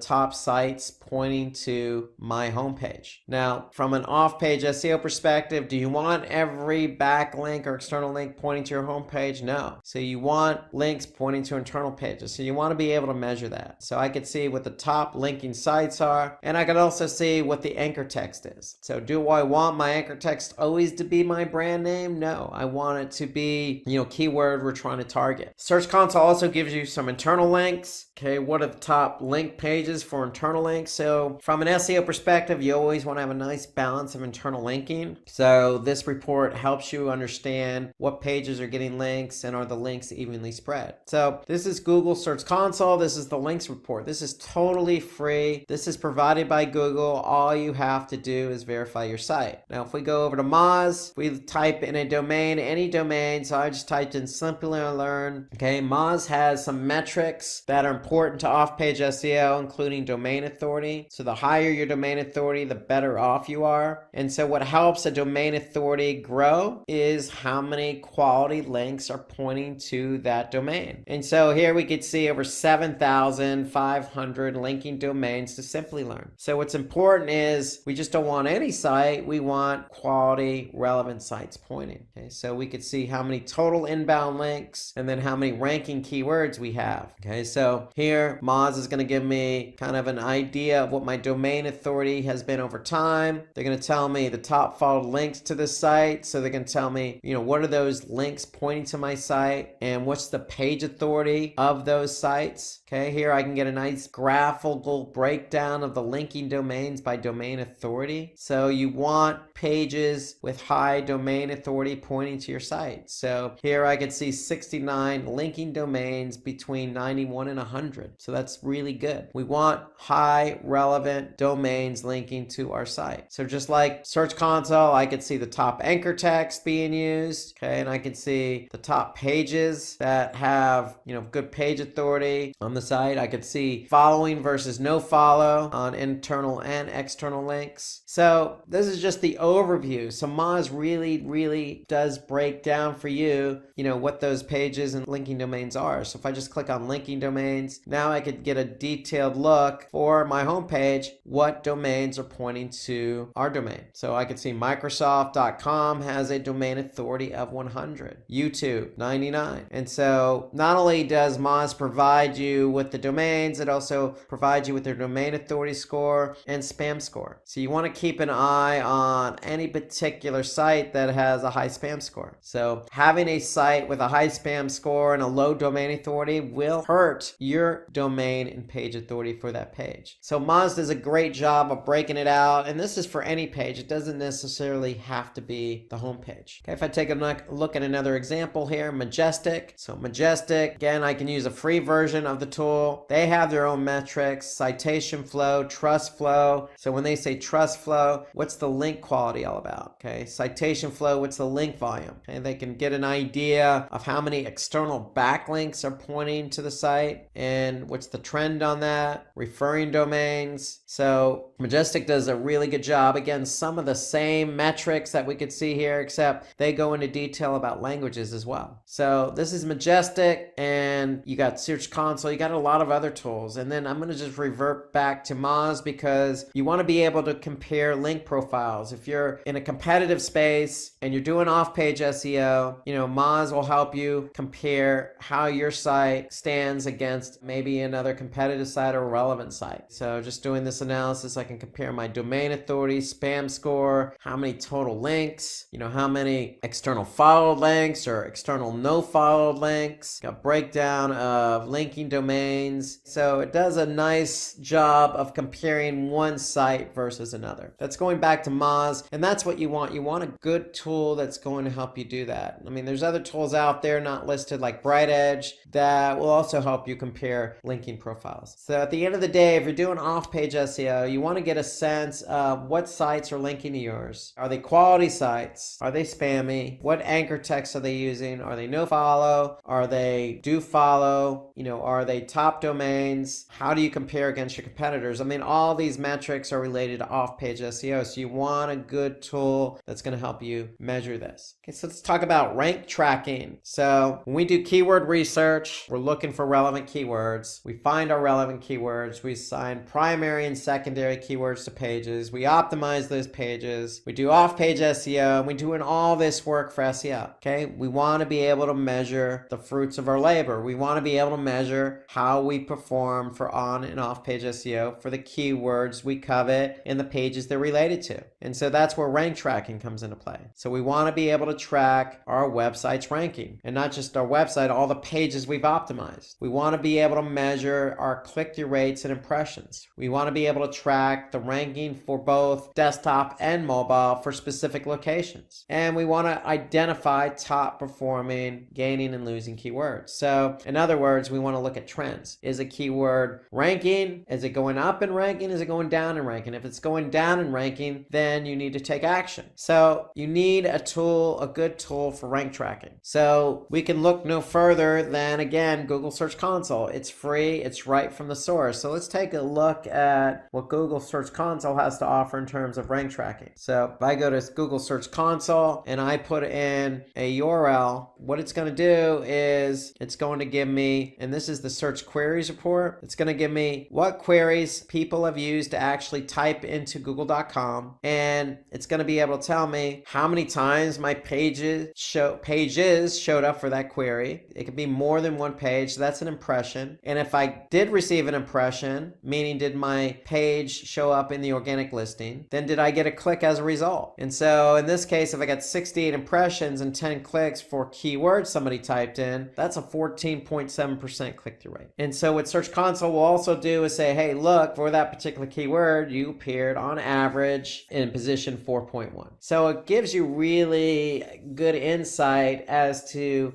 what people are typing in and how you're being found for those keywords. It breaks it down by pages, it breaks it down by country, breaks it down by device. So I could see, mobile, I've had 899 impressions over the last 3 months on mobile, and I received 33 clicks as a result. My average position on mobile was 2.6.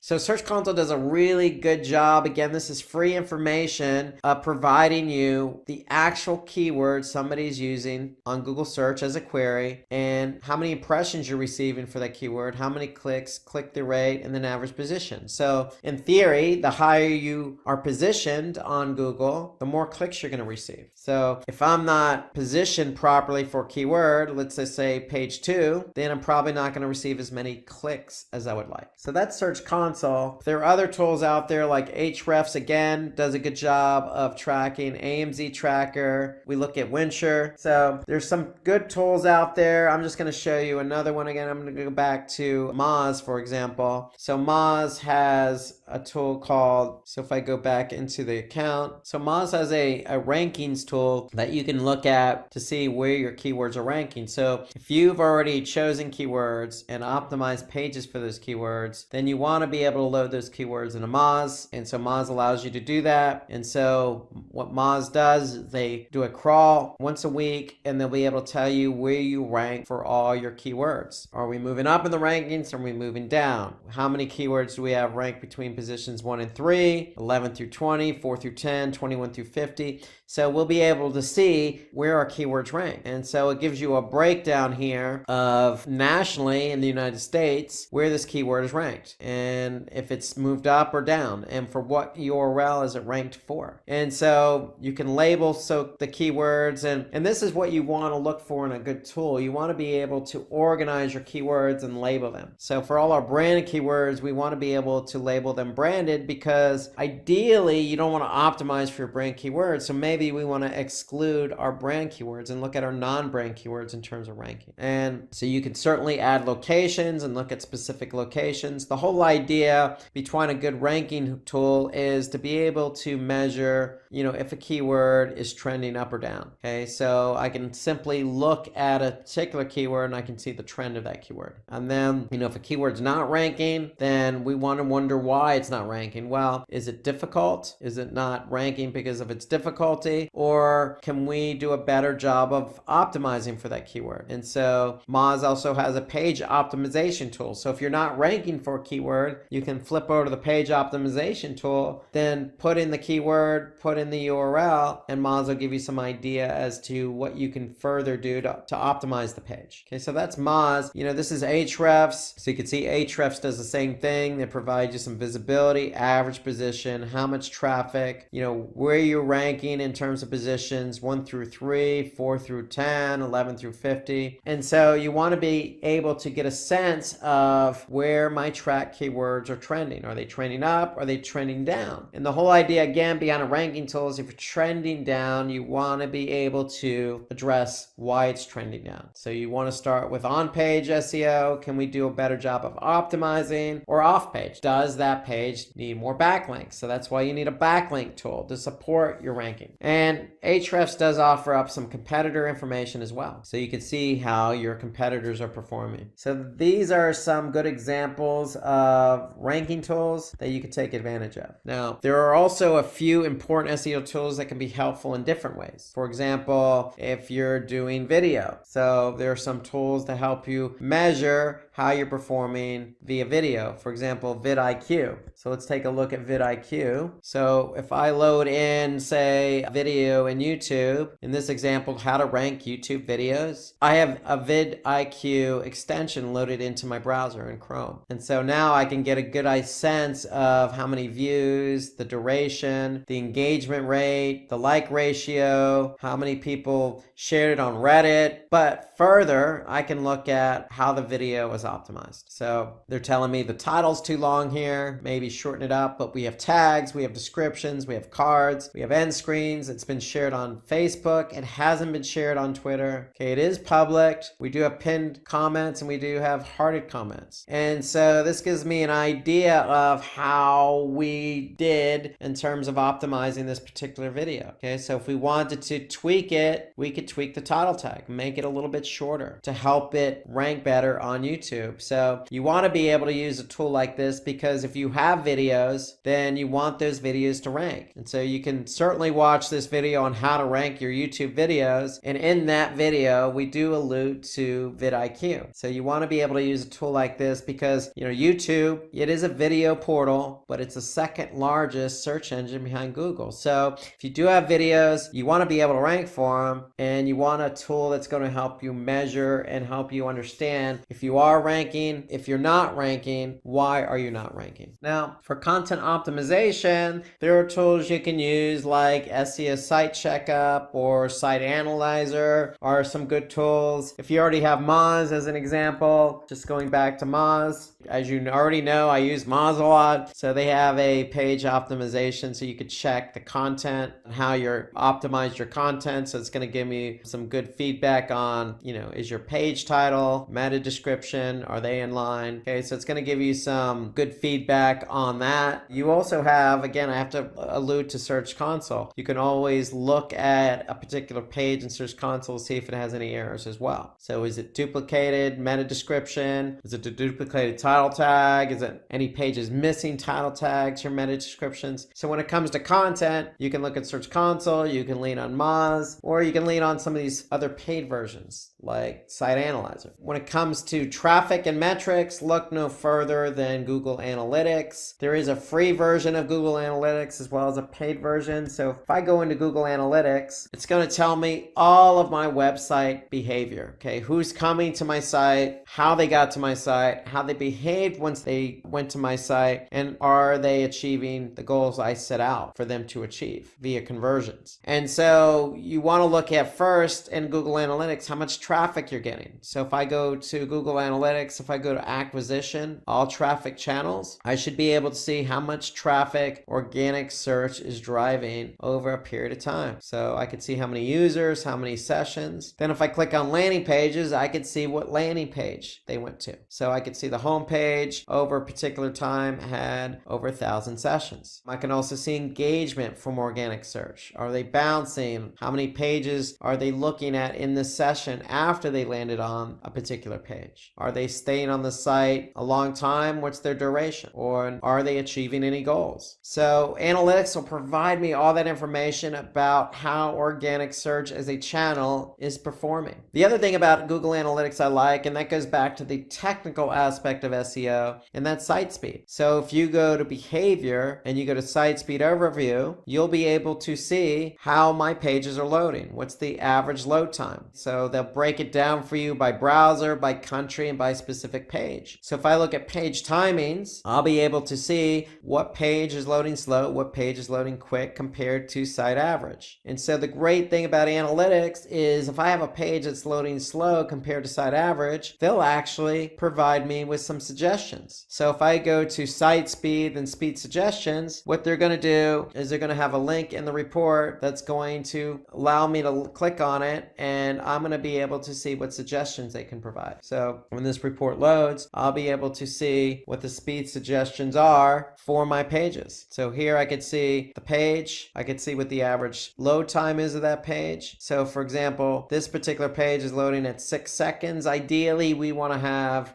3 seconds or under maximum. So if I just click on this link here, they're giving me 6 page speed suggestions. So if I click on that, I'm going to go to another Google tool called Page Speed Insights. And then Page Speed Insights is going to run for both mobile and desktop for this particular page. And then this Page Speed Insights report is going to give me feedback as to what I need to do to speed up the load time of that page. So here you can see for desktop and mobile, they're going to give me some suggestions and opportunities. So reduce the server response time, properly size images, serve images in next-gen formats. So all these will shave off time off my page load time. And so that's what's going to help me speed up the page load. And that's Page Speed Insights you can get to from the Speed Suggestions report and analytics. So in theory, the higher your page load time, your chances of ranking on Google organic search diminish. So Google wants pages that have very low page load time, that load quickly. So Google Analytics is a great tool for speed suggestions. It's a great tool for finding out what the traffic is doing on your site, how they're engaging, and are they achieving goals. Now, there are other tools out there from an organic perspective like Keyword It. That's a good keyword research tool for Reddit. So if you go to Keyword It, you'll be able to see from a Reddit perspective what keywords are driving volume. These are just the results, but you can put any keyword in there and get the results of that keyword. SEO is an important part of the marketing strategy.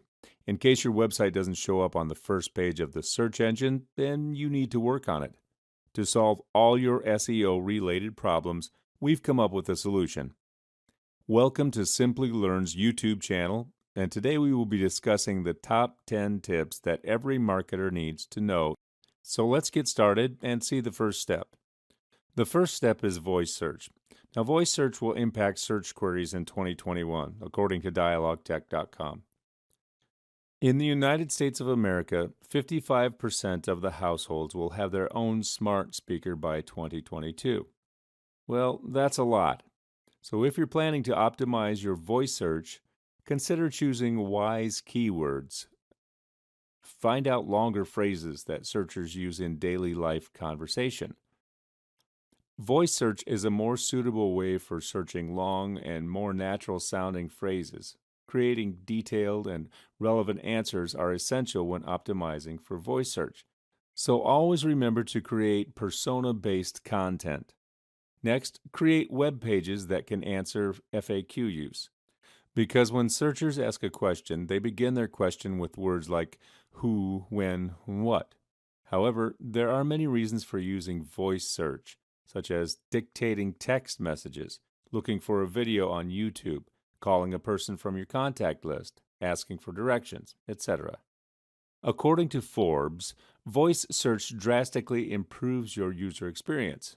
Due to its extensive use, search engines such as Google are focusing on voice search optimization. Google's voice search shows websites on top that load quickly. In that case, you must always ensure that your website has a responsive design. Its images are optimized, the files are compressed, implementation of website caching is done properly to improve page speed, and finally, the last important point, your server's response time is reduced. Now, the second step in the process is the mobile optimization. Now, you must already know how important it is to make your site mobile friendly for a better user experience. But did you also know that having a mobile friendly application impacts your search engine optimization? SEMrush confirms that by the year 2025, approximately 70% of Internet users will access the Internet through mobile devices. Google's mobile-friendly update has resulted in a big change in search rankings. With the help of Google's free mobile-friendly test, have a look at how effective your mobile website is. Also, take a peek at the mobile usability report in Google's Search Console. Now let's talk about tip number 3, that is Google's 8 principles.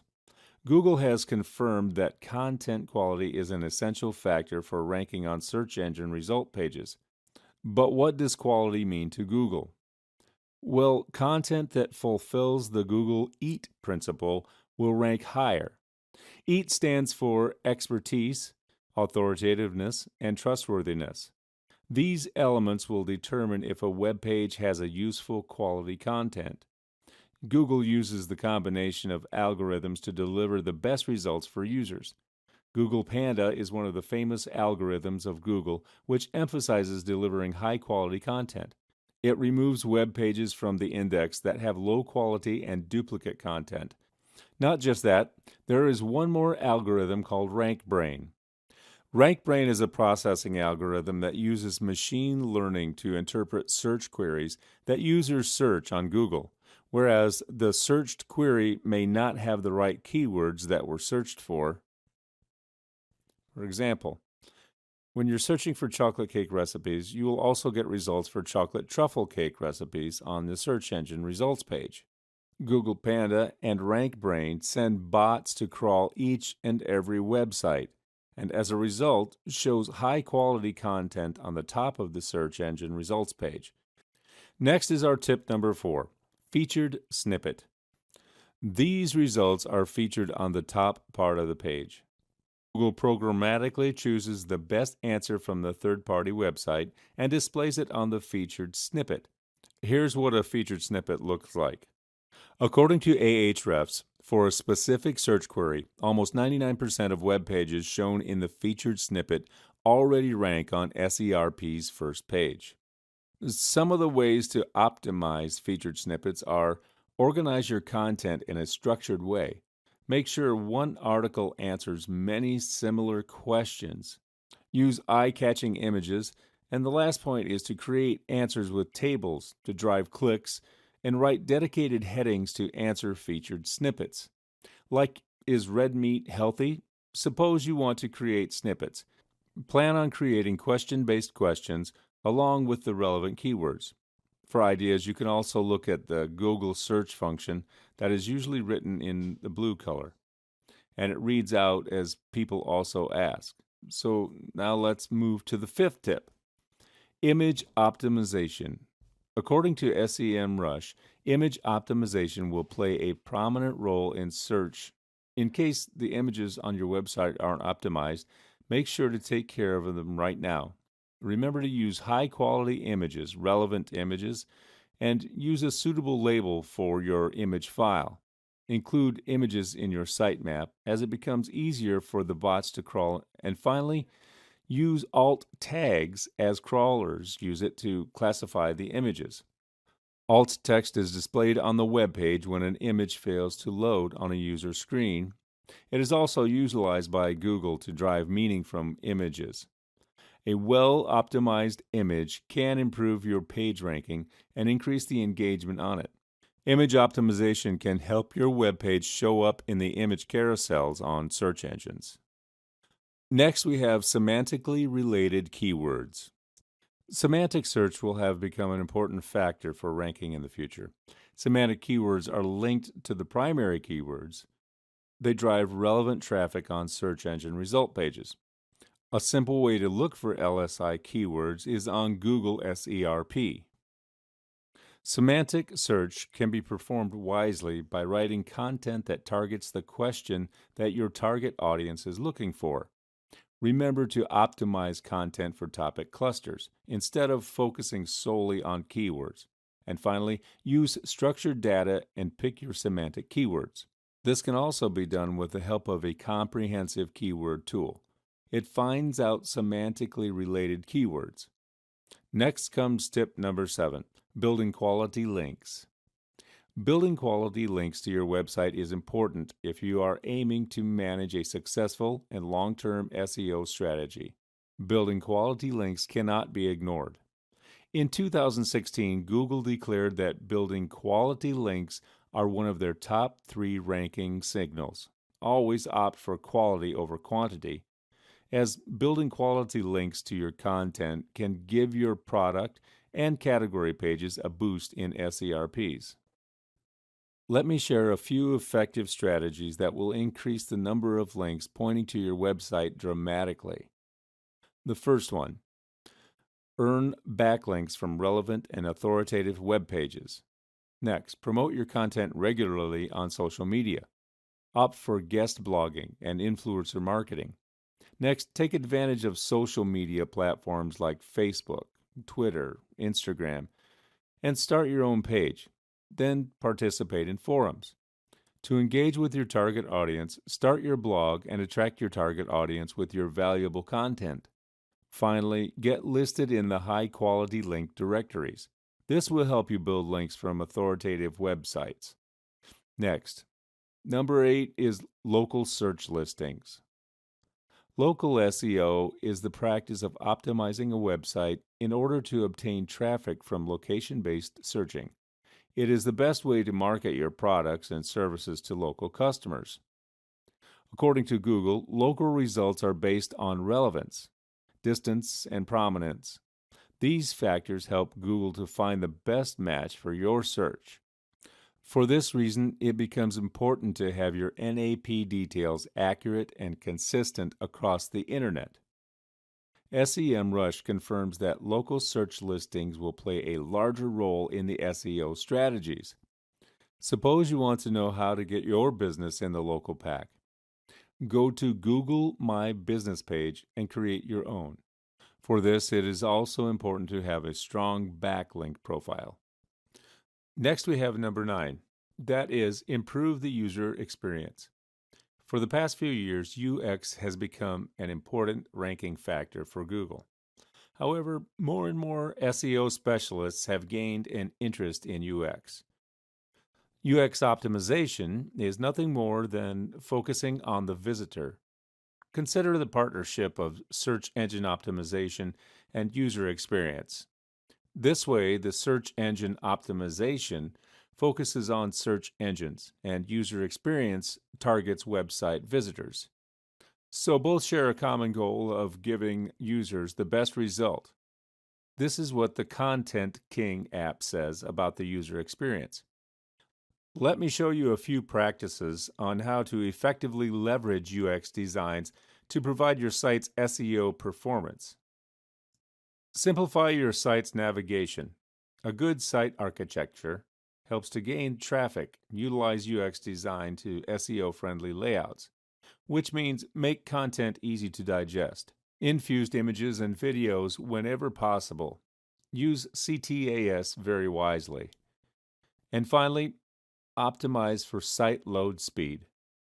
Optimize for mobile responsive design, as more than 50% of all the traffic is now driven by mobile search. In case your site isn't mobile responsive, you will notice poor engagement. And finally, we come to our 10th and last tip.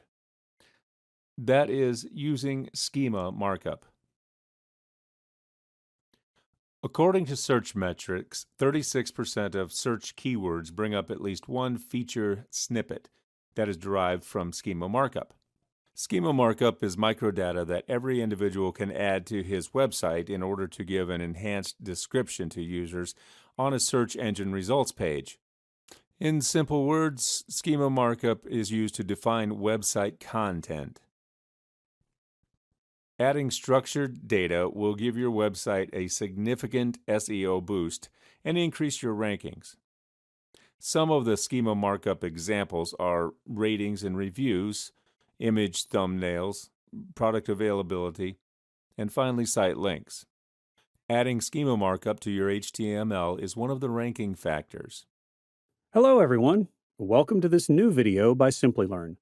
Search engine optimization has been playing an essential role in the success of various businesses. For those who are still looking for growth in the industry and have search engine optimization, otherwise known as SEO, as their primary weapon, then yes, you are in the right place. This video on how to rank number one on Google will give you the best tips to get a higher ranking without spending a penny. But before we begin, subscribe to our channel Simplilearn and hit the bell icon to never miss any updates from Simplilearn. So, before we begin, I have a question for you.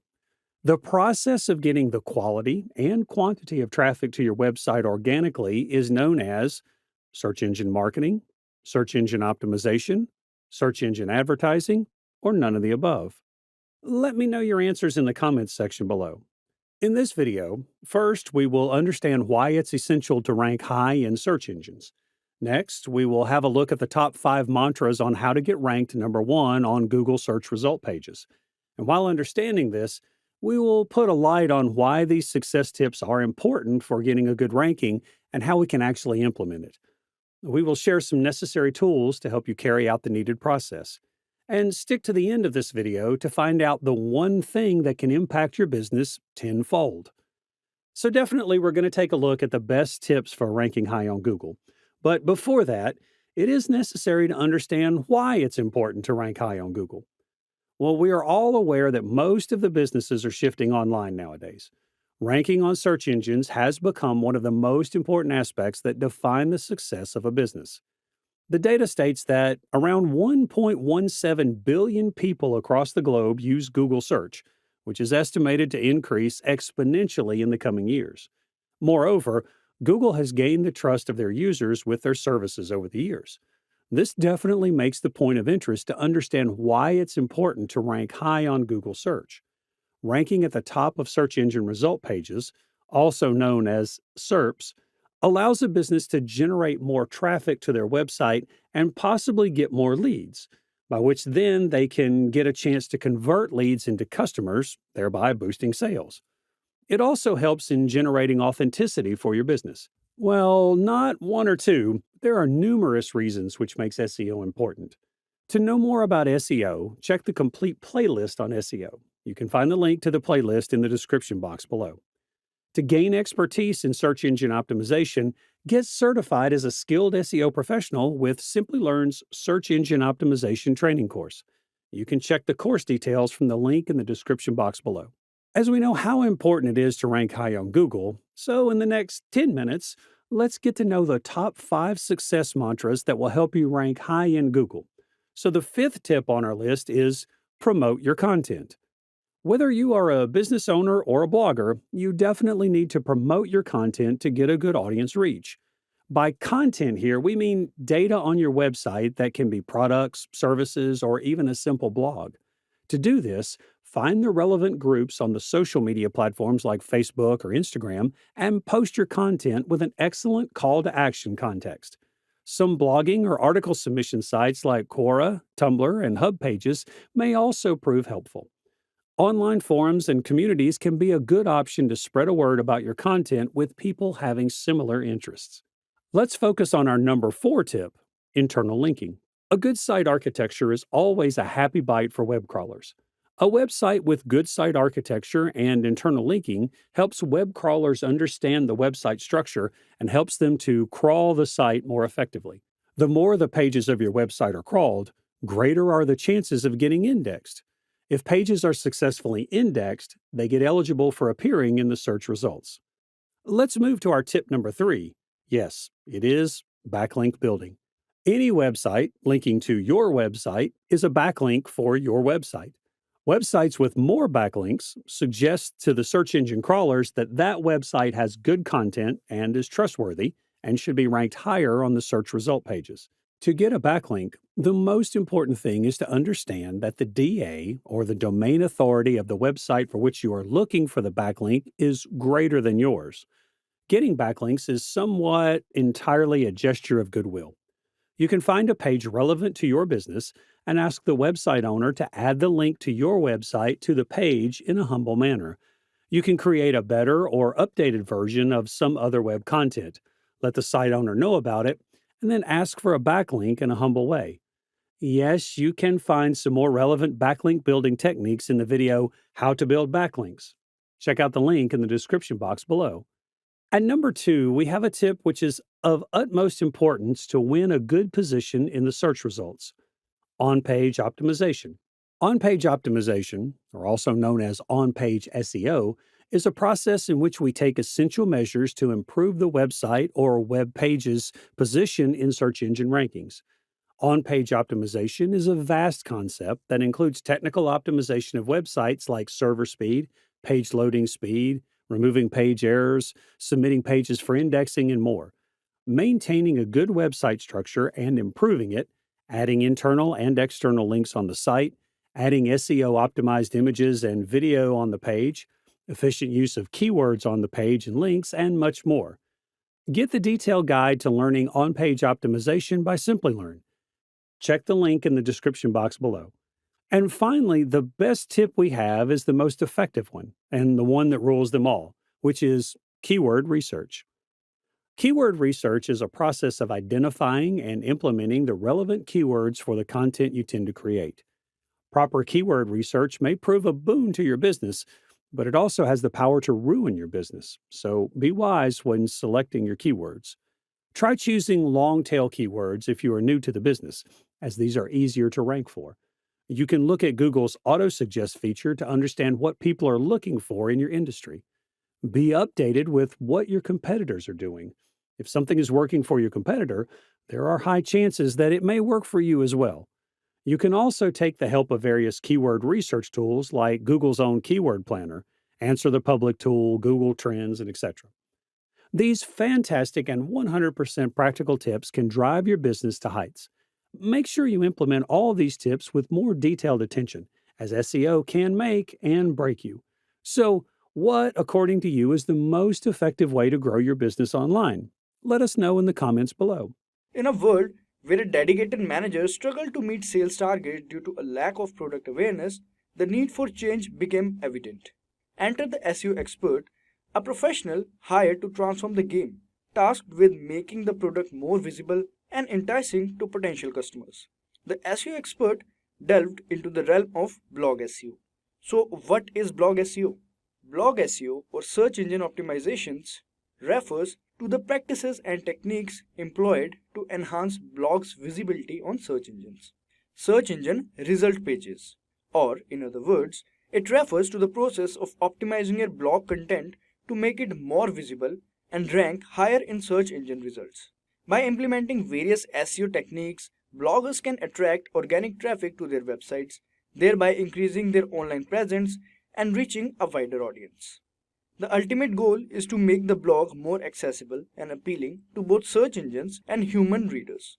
As search engines constantly evolve, staying updated with the latest SEO practices is crucial for maintaining and improving a blog's search visibility. Now, let's explore the importance of blog SEO. Why is blog SEO important? So, blog SEO is crucial for several reasons. First one is improved visibility.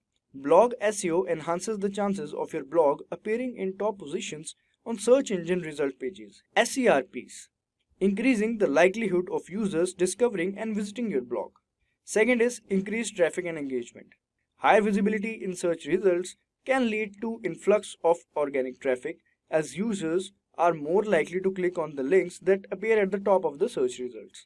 This increased traffic can also result in higher engagement with your content. Next is enhanced user experience. SEO optimization often involves improving the overall user experience of your blog, such as faster loading times, while making it more user-friendly and accessible. Next is attraction of quality backlinks. Well-optimized blogs are more likely to attract quality backlinks from other reputable websites. These backlinks serve as a vote of confidence in the eyes of search engines, contributing to the blog's authority and credibility. So this was something about the importance of blog SEO. Alright, now let's understand how to optimize your blog for SEO. Optimizing your blog for search engines is essential for increasing its visibility and attraction, organic traffic, etc. By implementing effective SEO strategies, you can improve your blog's chances of ranking higher in search engine results. First is observing Google search results. One of the first steps in optimizing your blog for SEO is to observe Google search results. Analyze the top ranking blogs in your niche and identify the keywords and content structure that are driving their success. This will provide valuable insights into the type of content that resonates with your target audience and the SEO strategies that are working effectively. Next is finding keywords for each post. Keyword research is a fundamental aspect of blog SEO. Identify relevant keywords and phrases that are commonly searched by your target audience. Tools like Google Keyword Planner, SEMrush, and Ahrefs, that is Ahrefs, can help you discover high-value keywords with reasonable search volumes and low competition. Incorporating these keywords strategically into your blog post can significantly improve their visibility in search results. Alright, now the third is optimizing your blog post. When creating blog posts, ensure that they are well structured and contain high-quality, relevant content. Use headings, subheadings, and bullet points to organize your content and make it more readable. Additionally, optimize your images by using descriptive file names and ALT tags to improve their visibility in image search results. Following this, there is title and tags. Craft compelling and relevant titles for your blog post, incorporating primary keywords to attract both readers and search engines. Furthermore, utilize meta tags, including meta descriptions and meta titles, to provide concise summaries of your content and entice users to click through to your blog. Next one is on-page and off-page optimization.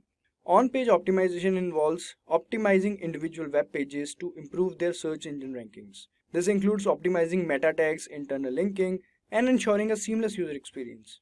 Off-page optimization, on the other hand, focuses on building backlinks from reputable websites, social media promotion, and other external factors that can influence your blog's search engine rankings. Following this, we have backlinks. Acquiring high-quality backlinks from authorized websites is crucial for improving your blog's SEO. Backlinks from reputable sources act as a vote of confidence in the eyes of search engines, signaling the credibility and relevance of your content. To attract these valuable backlinks, focus on creating content that is not only informative and engaging, but also shareable. Content that provides unique insights, addresses common challenges, or offers innovative solutions is more likely to be linked to by other websites. In addition to creating compelling content, engaging outreach efforts can significantly boost your backlink profile. Building relationships with other bloggers and website owners in your niche can lead to collaborative opportunities and natural backlink placements. At last, we have internal links. Utilizing internal linking to connect related content within your blog. This not only helps users navigate your websites more effectively, but also distributes link equity throughout your blog, improving the visibility of individual posts and pages. Blogging in SEO is a powerful tool for enhancing the visibility and reach of your blog. By implementing the strategies outlined above, bloggers can optimize their content for search engines, attract organic traffic, and establish their blog as a valuable resource within their niche. Embracing blog SEO is essential for staying competitive in digital landscape and maximizing the impact of your blogging efforts. So YouTube SEO, or search engine optimization, is the process of optimizing your YouTube videos to rank higher in search results and gain more visibility. It involves using relevant keywords, creating compelling video titles, descriptions and tags, and encouraging user engagement. YouTube SEO is crucial because it helps your videos get discovered by a wider audience. Did you know that 70% of what people watch on YouTube is determined by its recommendation algorithm?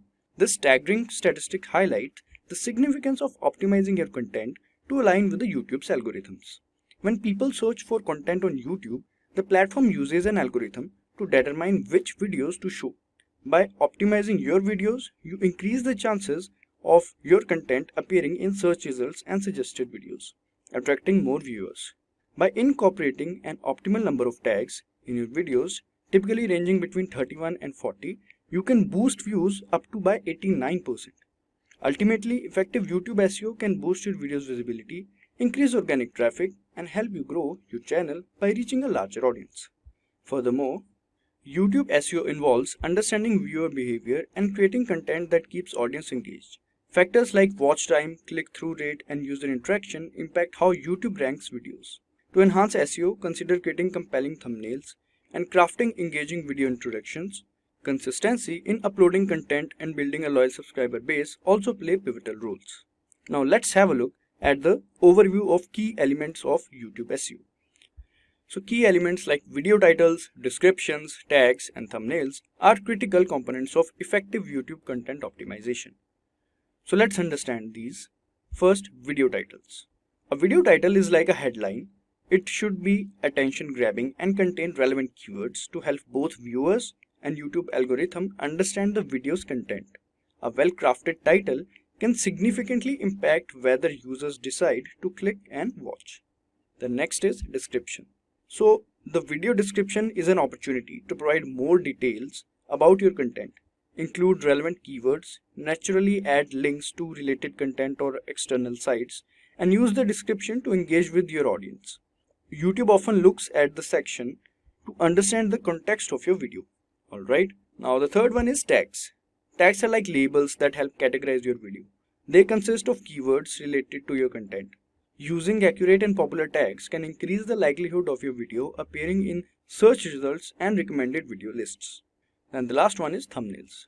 Thumbnails also play a very important role. Thumbnails are the visual representation of your video.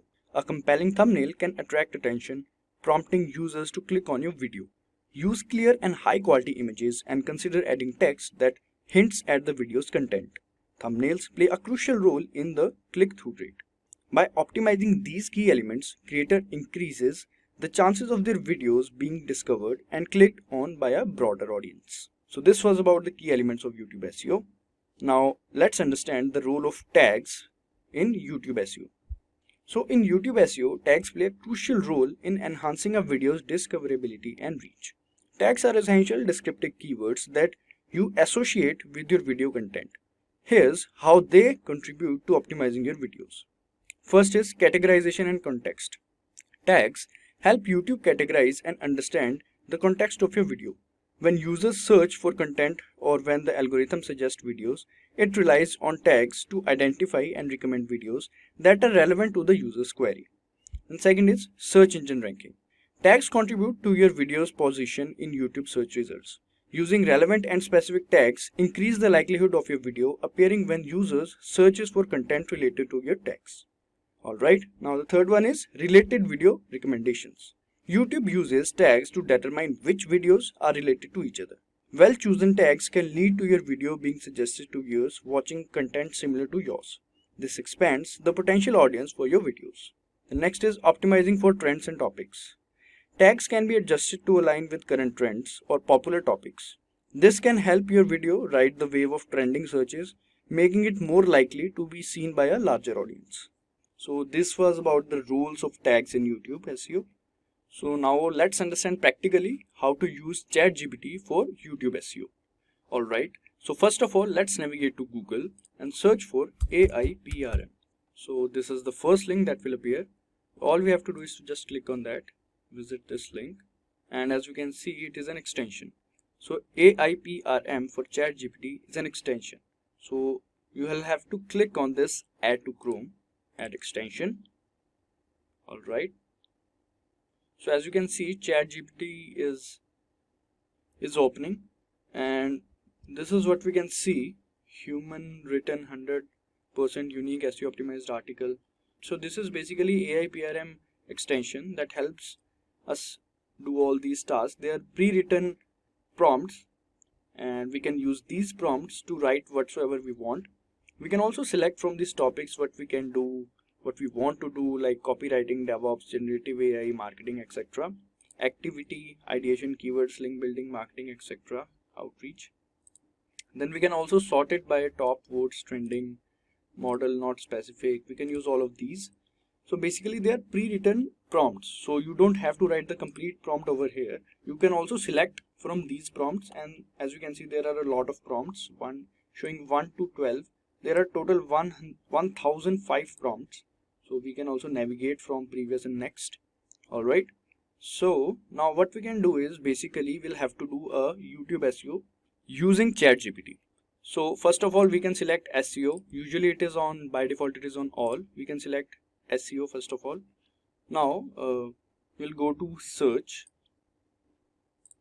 Wait a minute, we can go to keywords as well. Now we can select search and we can type YouTube SEO. Alright, so these all prompts are appearing. So this prompt has 370k, so this means 370k people have seen this or used this. Then there is YouTube SEO template 4.2k, YouTube SEO keyword template 3.9k. So we basically want to use this one only, because this prompt, this pre-written prompt is providing us create 15 SEO clickbait YouTube titles. So it will give us 15 clickbait titles for YouTube. YouTube description it will write, YouTube tags it will provide, and YouTube hashtags as well. So they are pretty more as well, as you can see in just one click. Alright, so we basically will click on this and select. So this prompt is basically have selected. So now all we have to do is write the seed keyword or write the keyword on which we want to do YouTube SEO. So let's say the seed keyword is MBA in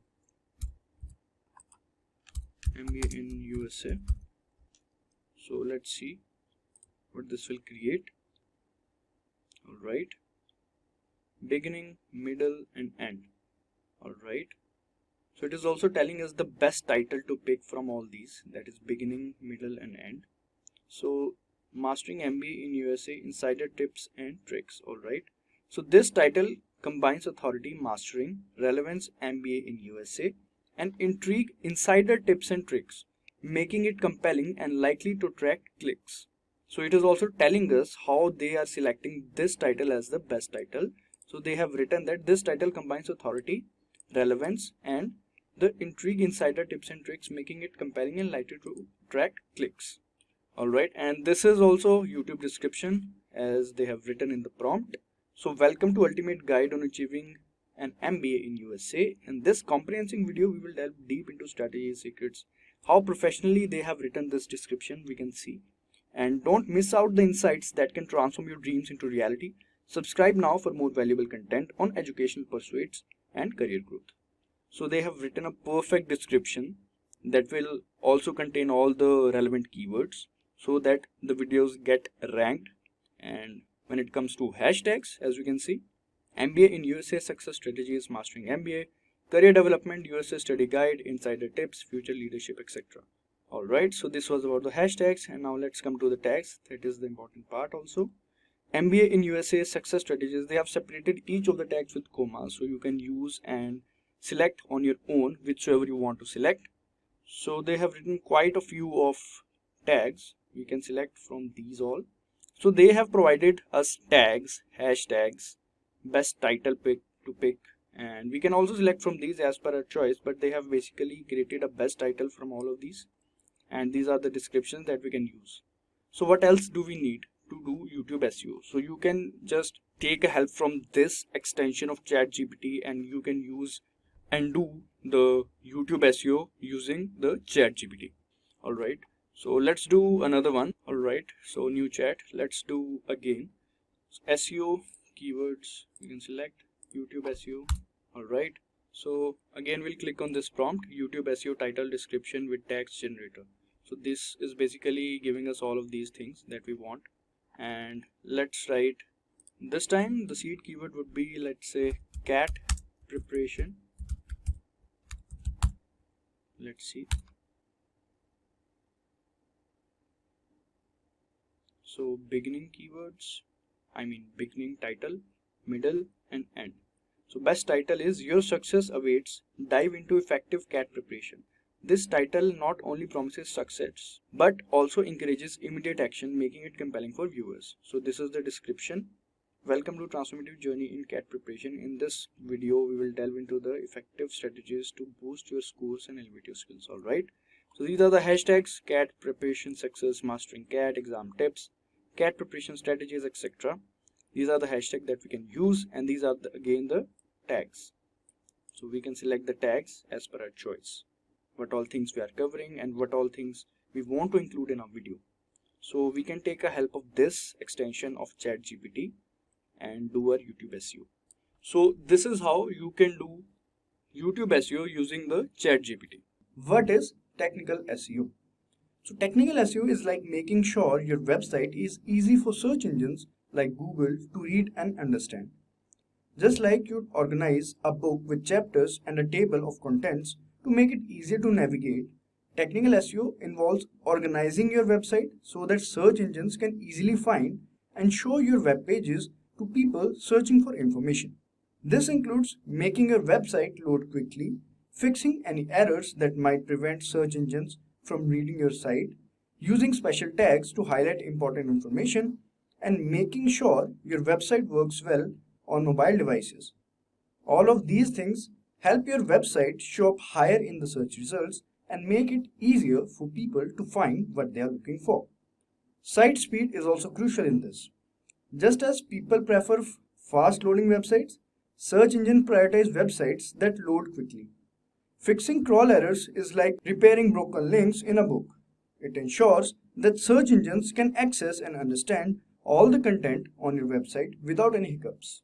Now, just a quick info for you.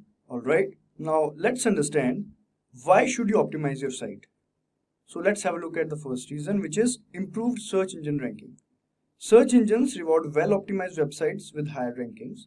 Technical SEO ensures that search engines can easily understand and navigate your site, contributing to better visibility and ranking. Next is enhanced user experience. Technical SEO is not just about pleasing search engines, it also improves the user experience. Fast loading pages, mobile responsiveness, and secure connections all contribute to positive user experience, which can impact your site's bounce rate and overall engagement. The next is competitive advantage. As the digital landscape becomes increasingly competitive, technical optimization can provide a distinct advantage. Websites that load quickly, are mobile friendly, and have secure connections are more likely to attract and retain visitors. By doing these, you can attract more organic traffic, enhance user engagement, and ultimately achieve your online goals more effectively. Now, coming to the next part, which is key metrics. So there are several key metrics that website owners should track to ensure their pages are optimized. These include site speed, mobile friendliness, crawl errors, index coverage, structured data implementation, and overall website health. Monitoring these metrics allows for identification of potential issues and the implementation of necessary improvements to maintain an optimized website. Alright, so this was about key metrics. Now let's move on to the next topic, which is crawling.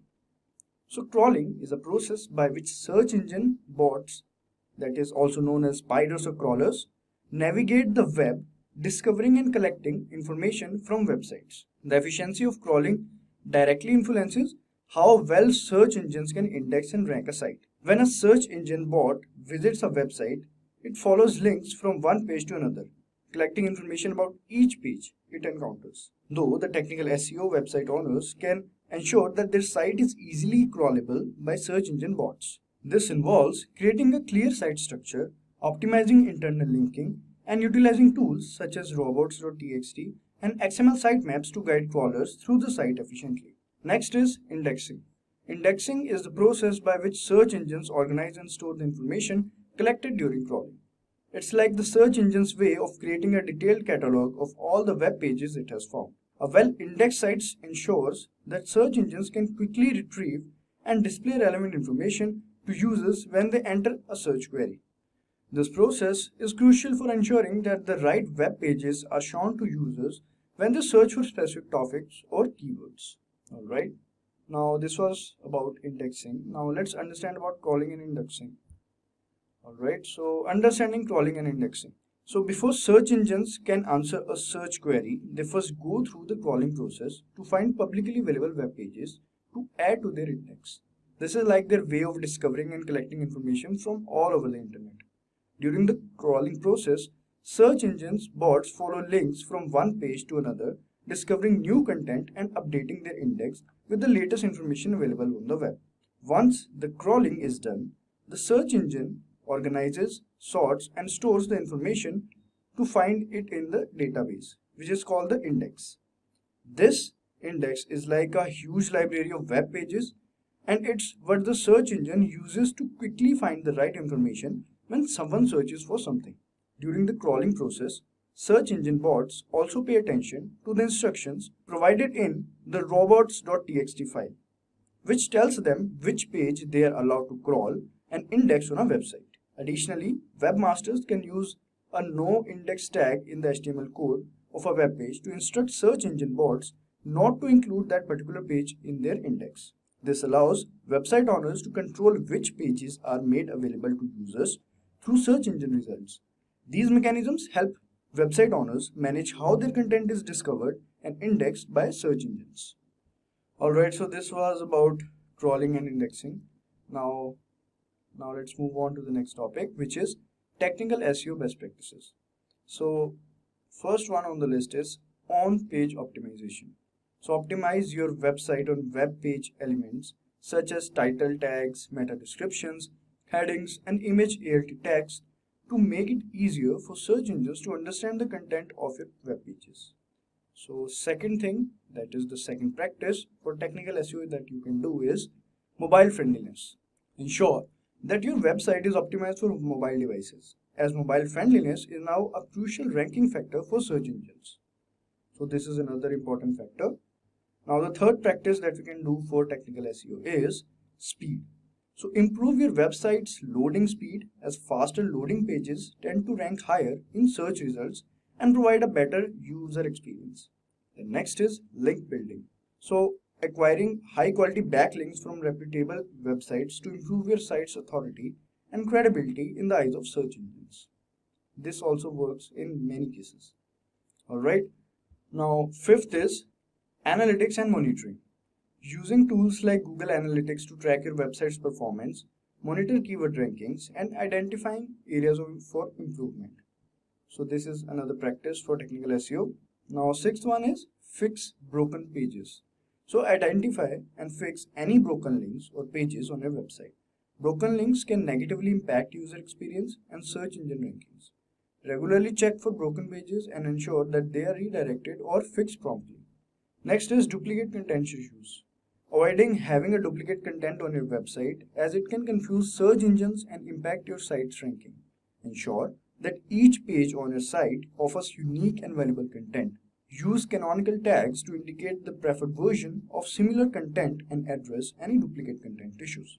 Alright, so excluding these duplicate content issues is also a very important factor, and it improves your SEO and site visibility.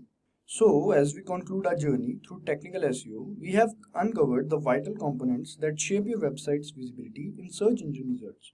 From the significance of optimizing your site to the mechanics of crawling and indexing, understanding these elements is key to a robust online presence.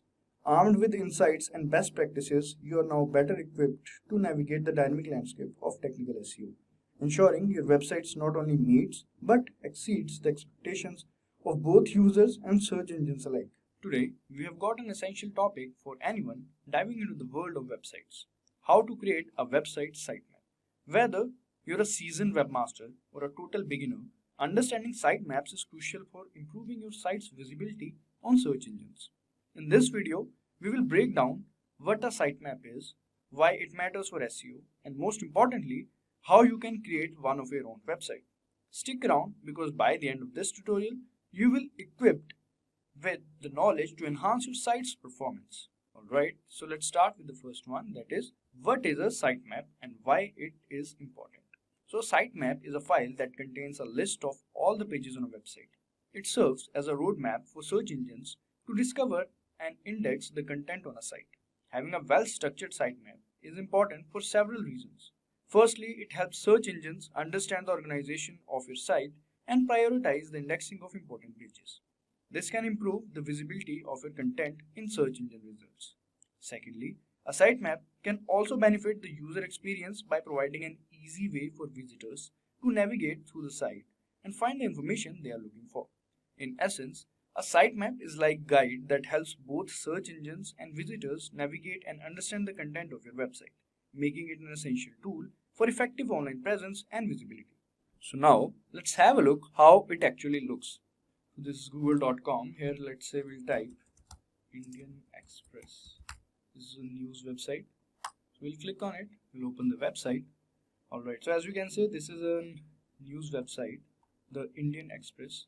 Alright, so now if we want to have a look at its sitemap, all we have to do is to click on this and /sitemap.xml. So now this part is called domain. So a website domain serves as the address for a site on the internet, like example.com.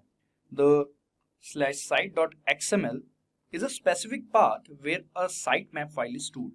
Now, the sitemap and example file details the structure and relationships between pages on a website. When a search engine encounters the /sitemap.xml extension, it fetches the associated file, enabling efficient indexing and understanding of site's content. This benefits search engine optimization, that is SEO, by enhancing the visibility of the website in search results, organizing the content for search engines, and facilitating streamlined crawling and indexing processes. Alright, so now by writing this, we can click enter, and as you can see the XML file, now we will be having a look at the document tree. As you can see, this is the XML file. So this is basically a XML sitemap for this Indian Express website. What is this XML sitemap?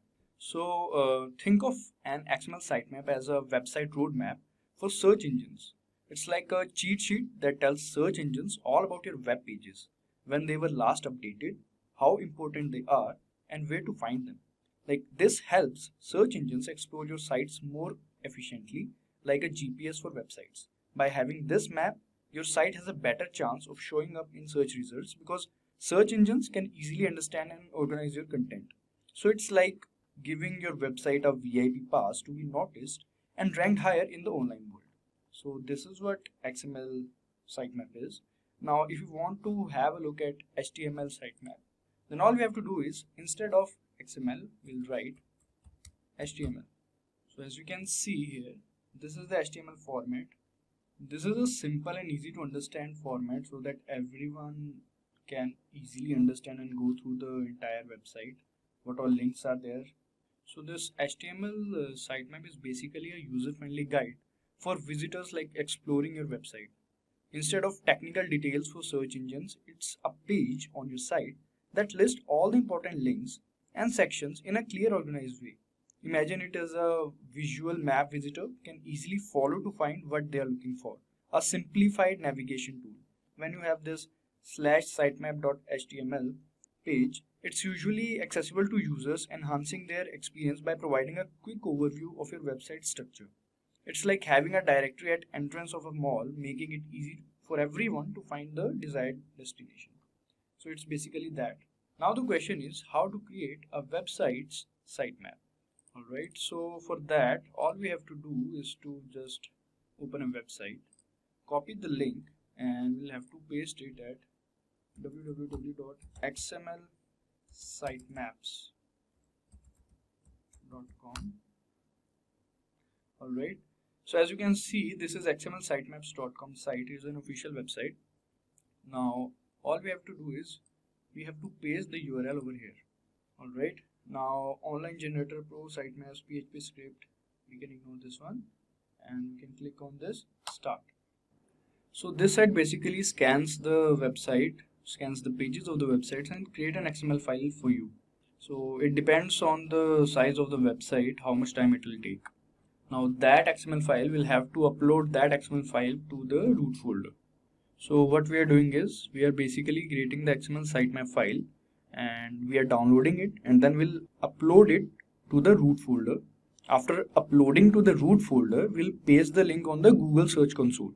So basically, to create an XML sitemap file, we use a sitemap generator tool or plugin. Once generated, download the file and upload it to the root folder of your website using a FTP client or file manager.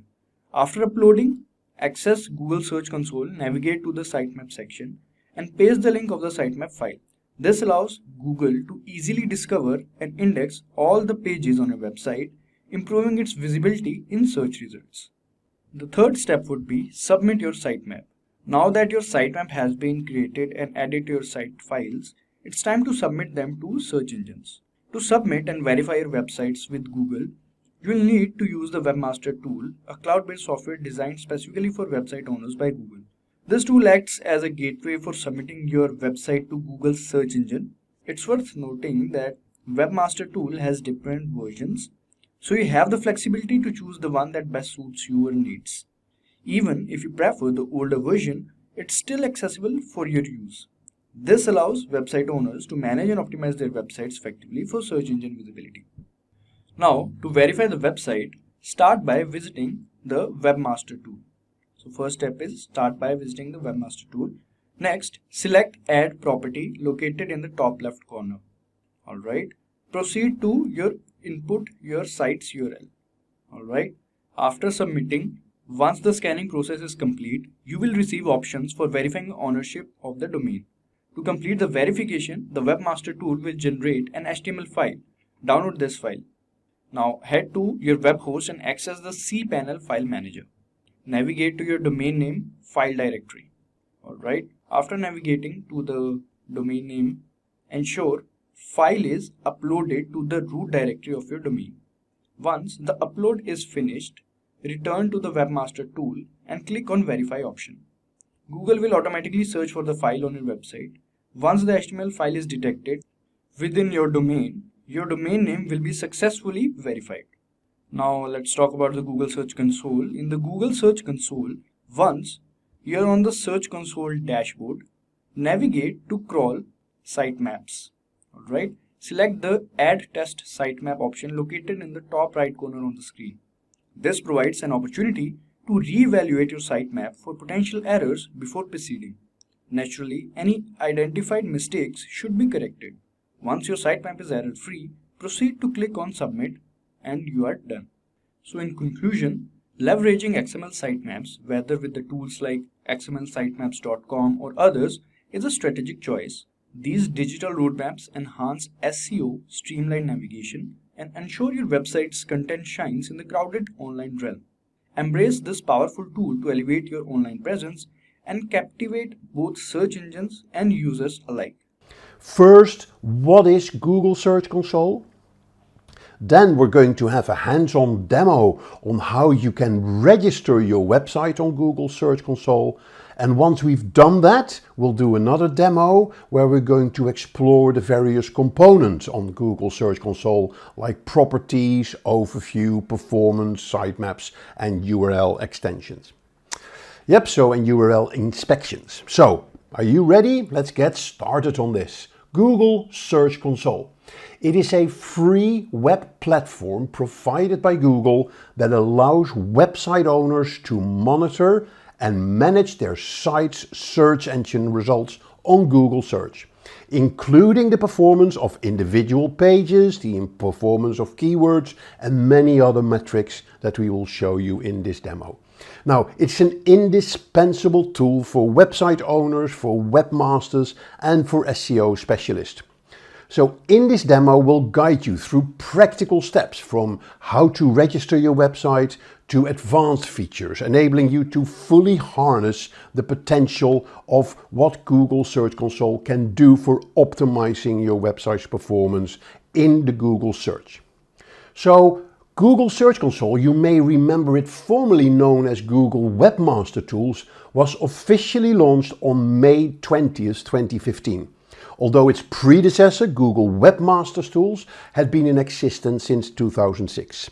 So here's a brief history. Google Webmaster Tools, introduced in 2006, help webmasters monitor and maintain their site's presence in Google Search.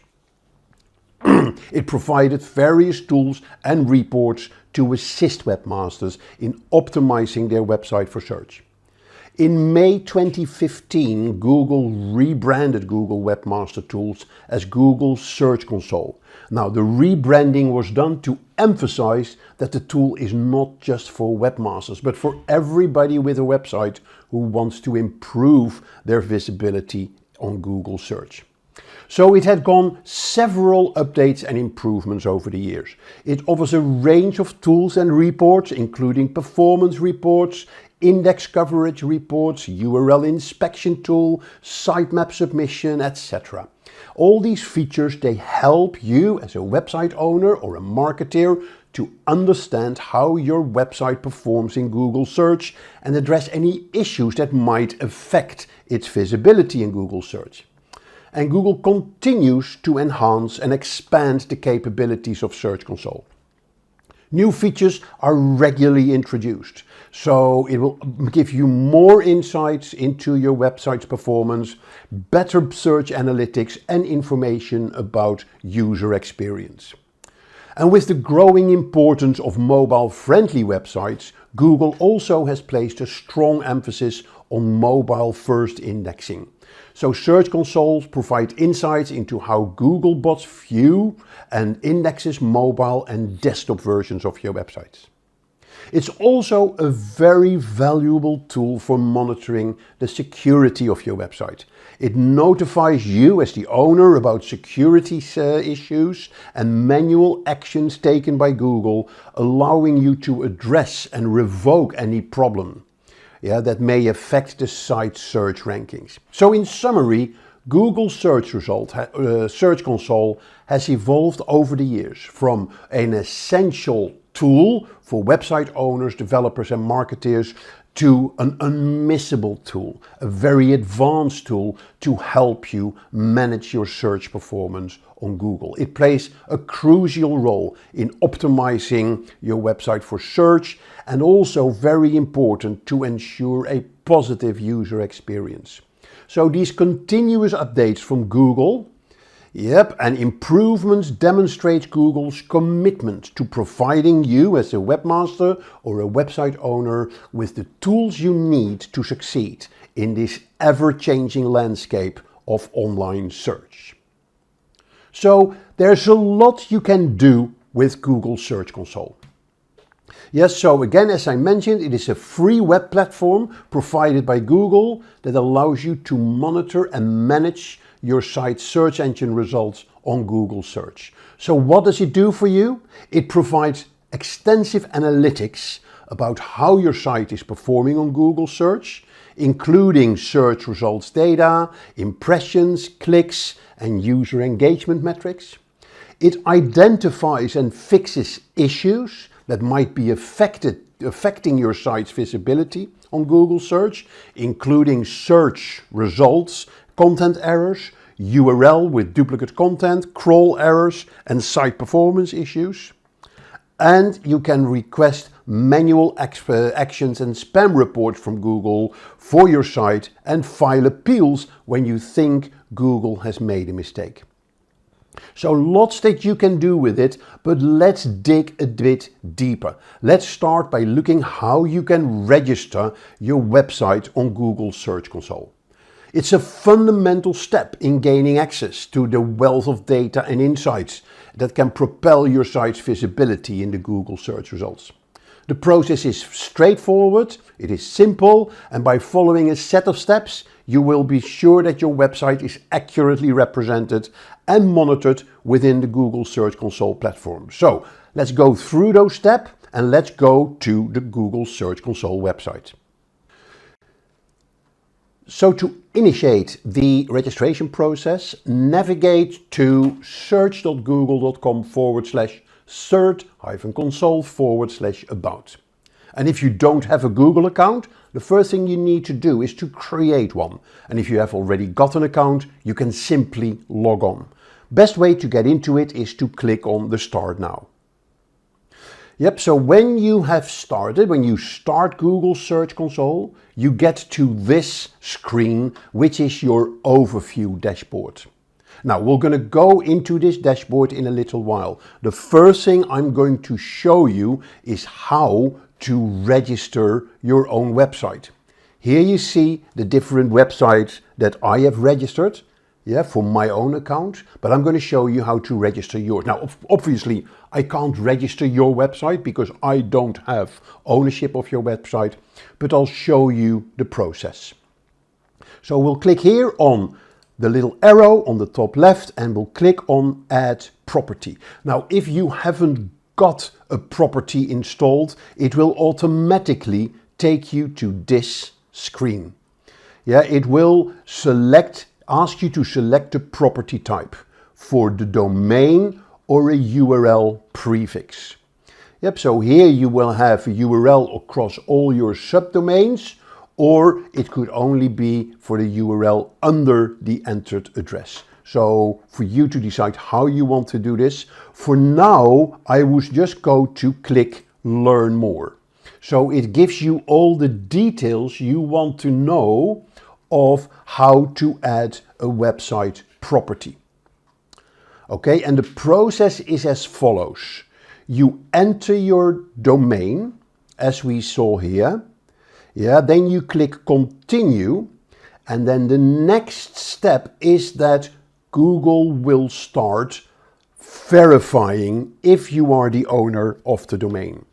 And in order to verify your website, there are a few things that you must do. And there are different routes that you can choose to verify your domain. Now, to find out about how to verify your domain, yeah, here is all the details about the different website properties. If you want to verify, you go down, and then here you see you will be asked to choose a verification method. So let me show you the verification methods. Yeah, so it means providing to Search Console that you own a specific website. And why is that so important? Because you are the owner of the website. You don't want your competitor to get access to your Google Search Console data. Yeah, so now the most common method is to download an HTML file and upload it to your website's root directory on your hosting provider. Yep, so it's a little bit technical, but if you are a web developer, then you know exactly what we're talking about. But fortunately, there are lots of other methods like adding a meta tag to your site's HTML or even using Google Analytics. And often that is one of the most simple methods. Yeah, so here are the different methods. There is the HTML file upload, like you download an HTML file provided by the Google Search Console. Then you upload that file to the root directory of your website using an FTP client or through your hosting's provider file manager. You can also do an HTML tag. Yeah, so you can copy the tag that Google will provide you, and you can paste that meta tag into the HTML code of your website, preferably in the header section. And again, you can use directly in the HTML. You can also use Google Tag Manager for that. And how to do that, you can see in one of the other videos that I made for Simplilearn about how to use the Google Tag Manager. Now, the easiest method, and that may be enough for you, is to use the Google Analytics tracking code. If you have set up your website for Google Analytics, yeah, then it is very simple. You start your Google Search Console, you input your website, and then when you click the verification, Google will automatically connect with your Google Analytics, check for the tracking code, and it is already done. That is the easiest way to set up your Google Search Console verification. We talked about the Google Tag Manager, yeah, that you can use as well for the HTML tag. You can also go for the method used by your platform. For instance, if you have a WordPress website, then you can get plugin for this where you can easily connect your website to the Google Search Console. And there may also be a process through your domain name provider. Yeah, so the only way to verify is through your domain name provider. Okay, so if they're in the verification wizard, then that's a very simple approach. Okay, and that's it. So once you've verified your website, you can then access the Google Search Console. And then you can get access to all the tools and all the functionalities that you get with your with Google Search Console. Now, what you would usually do after that process, you would upload your sitemap. Although it's not mandatory for verification, it is highly recommended. It's a file that lists all the pages on your website, helping search engines to understand the structure. And we'll come back to the sitemap in a little bit, and I'll show you how to upload a sitemap. Okay, so again, once you've entered your website, so let's say, see if this works. You click continue. It verifies the property. And then here you see the instructions if you want to do it through your GoDaddy. Yep, and that is where I have my domain hosted, my website hosted. Yeah, then you press the start the verification. If it's already verified, yeah, you just click start verification. It goes through the process. And then I need to sign in through Quanda. Now I'm through my GoDaddy account. Now I'm not going to do this because I've already registered my website on Google Search Console. So let's start our second demo. And in this demo, we're going to go through the Google Search Console dashboard and its different components. So back to the console, and here again you see the Google Search Console with the dashboard. Yeah, here you see the command center offering a very high level summary of your critical elements. After logging in and selecting your property, yeah, you navigate to the overview section to access this snapshot of your website performance. It gives you total clicks, it gives you impressions, the click-through rate, average position, like key metrics that allow you to quickly access the performance of your site's visibility and the user engagement. So this dashboard is the starting point for a deeper orientation on your website. Yes, so by regularly checking this section, you can stay informed about trends, about patterns, enabling you to make informed decisions about your ongoing SEO improvements. So let's go to the heart of this performance report, which is the performance. Yeah, this report shows you and it gives you detailed insights into how users interact with your site on Google Search. It displays data on clicks, on impressions, on average click-through rate and average position. Yep, and here you see that over specific time ranges. Yeah, so here you see the date for the last 3 months, and here your search type, it's on the web. And here you see the statistics by day. Navigating through this report, it allows you to identify the high-performing pages, the impact of changes that you make on your website, and understand user behavior. Yeah, by analyzing this data, you can make informed decisions that to refine your content strategy, focusing on what resonates best with your audience. Yeah, again, here you see the queries that are being used. Here you see the most popular pages. You see the countries that are popular. Here you see the devices that are being used. Yeah, so it gives you a full snapshot of your data and of your performance of your website. You can see it by pages, you can see video pages if you have those. So lots of data that you can get.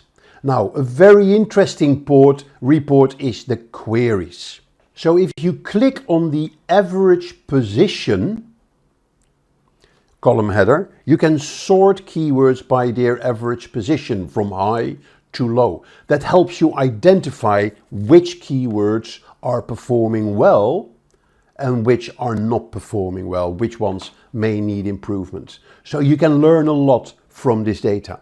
You can also filter to refine your data. For example, you can set date ranges, you can compare different metrics, or you can focus on particular keyword performance sections.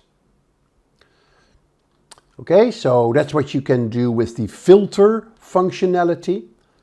And if we move on, you can also explore the pages section. This provides insight how specific pages are performing on your website, including the associated keywords that come with them. Yeah, so you can also export the data.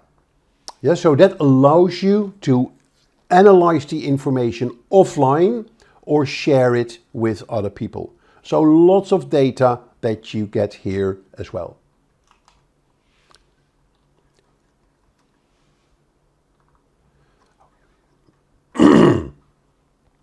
Okay, an important one that you want to check as well is the trends in your position.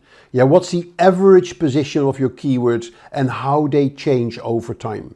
Because that can really help you assessing the effects of your SEO activity. Yeah, and you may identify areas for improvement. So by following these steps, you can effectively check and analyze keyword data in Google Search Console. Yeah, regularly managing and regularly monitoring this information helps you to refine your content and your SEO strategy to better align this with the user search intent and improve your website's overall importance. So use that data that you get in the performance report. It's very valuable, and again it summarizes around the keywords that are being used and the pages. They are the most effective and the most powerful tools that you get in this performance report. Yeah, the next topic in your reports is the URL inspection tool, which is a precision instrument for understanding how the Google bots interpret specific URLs on your website. To use the tool effectively, enter a URL in the search bar and then Google will provide you insights into the indexing status, the mobile usability and any issues affecting the URL's appearance in the search results. So if I put in the URL for the website and see what it comes back with, enter. Yep, and you see that the URL is on Google. It can appear in the search results. If we want to see the crawled page, yeah, does it page change, request indexing if I want to. Yeah, so, but the page has been indexed. It is usable on mobile. It is an HTTPS version and there is a site links search box. Yeah, so this URL inspection has been positive. I can test a live URL and that shows me, that takes me to the URL. So this is how I can inspect if the different URLs of my website are indeed indexed by Google. It's particularly valuable for troubleshooting and optimizing individual pages. By addressing any concerns highlighted in the URL inspection tool, you can ensure that your content is well represented in the search results. The next one is the indexing reports. This indexing report is a comprehensive guide to understand how well Google has indexed your site. Yeah, we've seen it that it has indexed in the URL inspection, but in the indexing section you can actually see how well have they done that. It provides a list of all the index pages, but also highlights any issues that may hinder a proper indexing. So here you see all the index pages, And here you see if there are pages that are not indexed, you may want to say here why pages aren't indexed. It allows you to identify and rectify issues such as crawl errors, no index tags, and any other factors affecting your site's visibility in the search results. Regularly monitoring and optimizing based on these reports gives you a healthier and more search engine friendly website. Yeah, so use that. You can see that for your pages, your video pages, and you can also see this for your sitemaps. Now, we talked about sitemaps earlier. They act as a navigational guide for search engine crawlers. They provide a structured roadmap of your sitemaps, of your site's content. And in this section on the Google Search Console, you can submit your sitemap, you can test it and optimize your sitemap for efficient crawling by Google. It's important that you submit an accurate and up-to-date sitemap, so you ensure that the search engine can actually easily discover and index all the essential pages on your website. It's foundational for a well-organized and search-friendly website structure. Now, a quick guide on how to create a sitemap.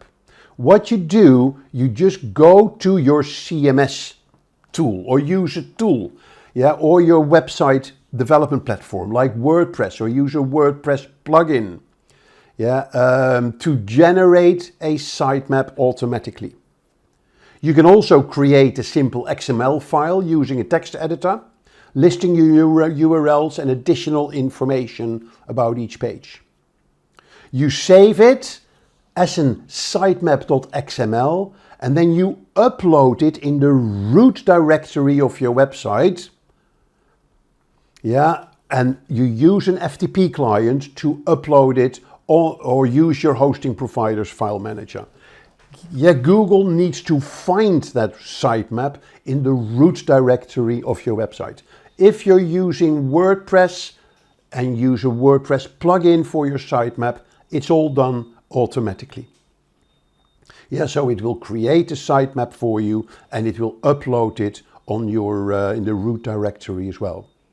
And by doing this, you can then upload your sitemap here, which is basically a URL. And then you can submit your sitemap. So if I go to my other website, no, I haven't uploaded a sitemap for these. I should have done that, but I'll do that later. So once you've uploaded your sitemap in the Google Search Console, then you've basically notified Google that your sitemap is active. And you do that on other search engines as well. Of course, make sure that your sitemap is regularly updated if there are changes on your website. Right, if we then go to the next topic, which are removals. Removals refer to a set of tools and features that allow webmasters and site owners to request removal of specific content from Google search results, either temporary or permanently. So these tools like removals are designed to address situations where you need to remove content from Google's index for various reasons, like outdated content or sensitive information. The key components of this removal section, it could be for temporary removals. They allow you to take content out of Google search results for a short period. So it could be for outdated content, like request a removal of outdated snippets of cached pages. It's very useful when the search results display information that is no longer accurate or relevant due to recent updates on your website. It could be clear cached URL, removal of the cached version of a specific page. So to make sure that Google will fetch and display the most recent version of a page rather than showing a cached version. You can use it to clear outdated content. to inform Google that the content on a specific page has been updated or removed and should no longer be considered. Or you can also go for permanent removals. They're more robust and are used when you want to request the removal of content for an extended or indefinite period. Now, very important to note that while these removal tools are effective in controlling what appears in Google search results, they do not remove the content from the internet entirely. It may still be accessible directly through the website or other means or other search engines. So it also takes some time to reflect in the Google search results. Yes, so it depends on various factors, including Google's assessment of the request validity and compliance with their policies. So use the URL removal, use it carefully and be aware of the implications, as improper use or abuse of these features can really impact your website's search visibility. Right, so that's on the indexing and the quality and the completeness of the indexing of your website. Look at the status, help Google by uploading a sitemap, and make sure that there is content maybe that you want to remove. A next important part of Google Search Console is the user experience of your website. It's a core component designed to provide webmasters and site owners with insight into various user experience aspects of the website. It is part of a broader set of tools focused on enhancing the overall performance, the accessibility and usability of websites in the eyes of both the users and the search engines. Now, it looks at various things, and a very important part are what we call the core web vitals. So it shows in the core web vitals report how your page is performed based on real-world users' data. It's at the core web vitals are the heart of your experience section. There are a set of specific metrics that assess the loading performance, the interactivity and the visual stability of the web page. They're essential indicators of the overall user experience, reflecting how quickly a page loads and how responsive it is and how visually stable it remains during the interactions.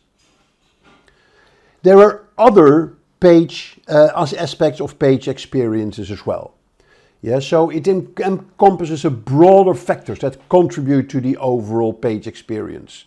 It includes the mobile friendliness, and it includes the security, the HTTPS security, and the absence of intrusive interstitials like pop-ups, for instance, that might hinder the user experience.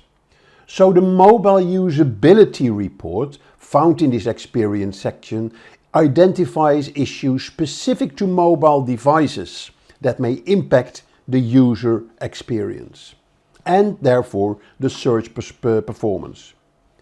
By addressing those mobile usability concerns, you enhance the overall accessibility of your site, and you cater to the increasing numbers of users who have access to your website via their mobile devices.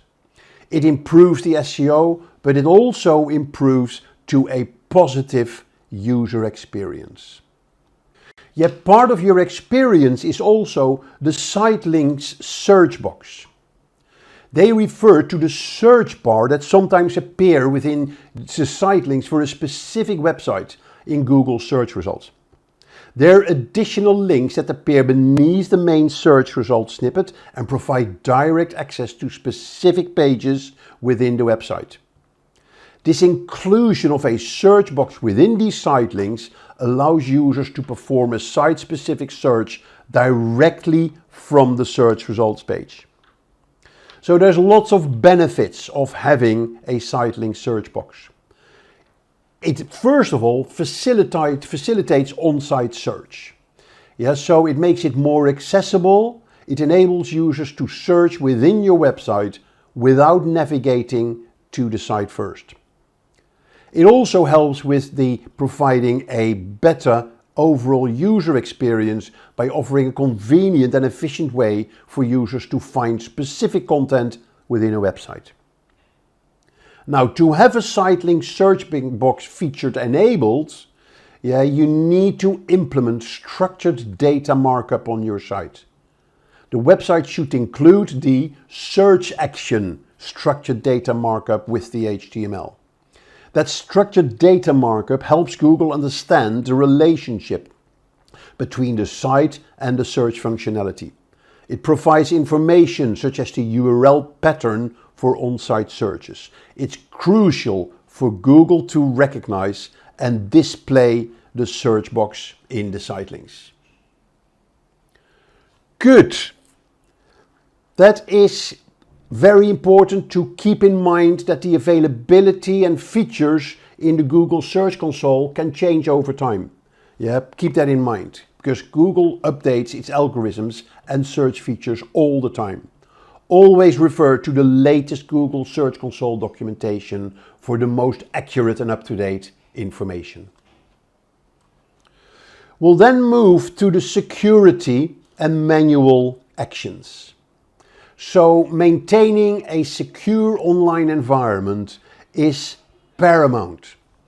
Google Search Console Security and Manual Actions section acts as a vigilant guardian, alerting you to potential security issues such as malware. Regularly check this section. It ensures a proactive approach to the site security. And addressing security issues not only protects your users, but also maintains the credibility of your site in the eyes of both the visitors and the search algorithms. So a secure website is a foundation for your ongoing website success. Okay, then there are a number of legacy tools from that Google no longer actively promotes on the Google Search Consoles. And then there is the links, there is settings for your Google Search Console. You can submit feedback, and here is a learning section about your Google Search Console. So born out of the digital revolution in the late 1990s, early 2000s, Google Ads, formerly known by the way as Google AdWords, traces its roots back to early 2000s. It was launched by Google, in fact, in October 2000, and it was a groundbreaking response to the needs of online businesses to get closer to their customers. Google AdWords in those days introduced a paradigm shift by allowing advertisers to reach potential customers through targeted online advertising. So over the years, Google Ads has undergone massive transformations, adapting to the changing dynamics of the online landscape and additional opportunities that arose from that.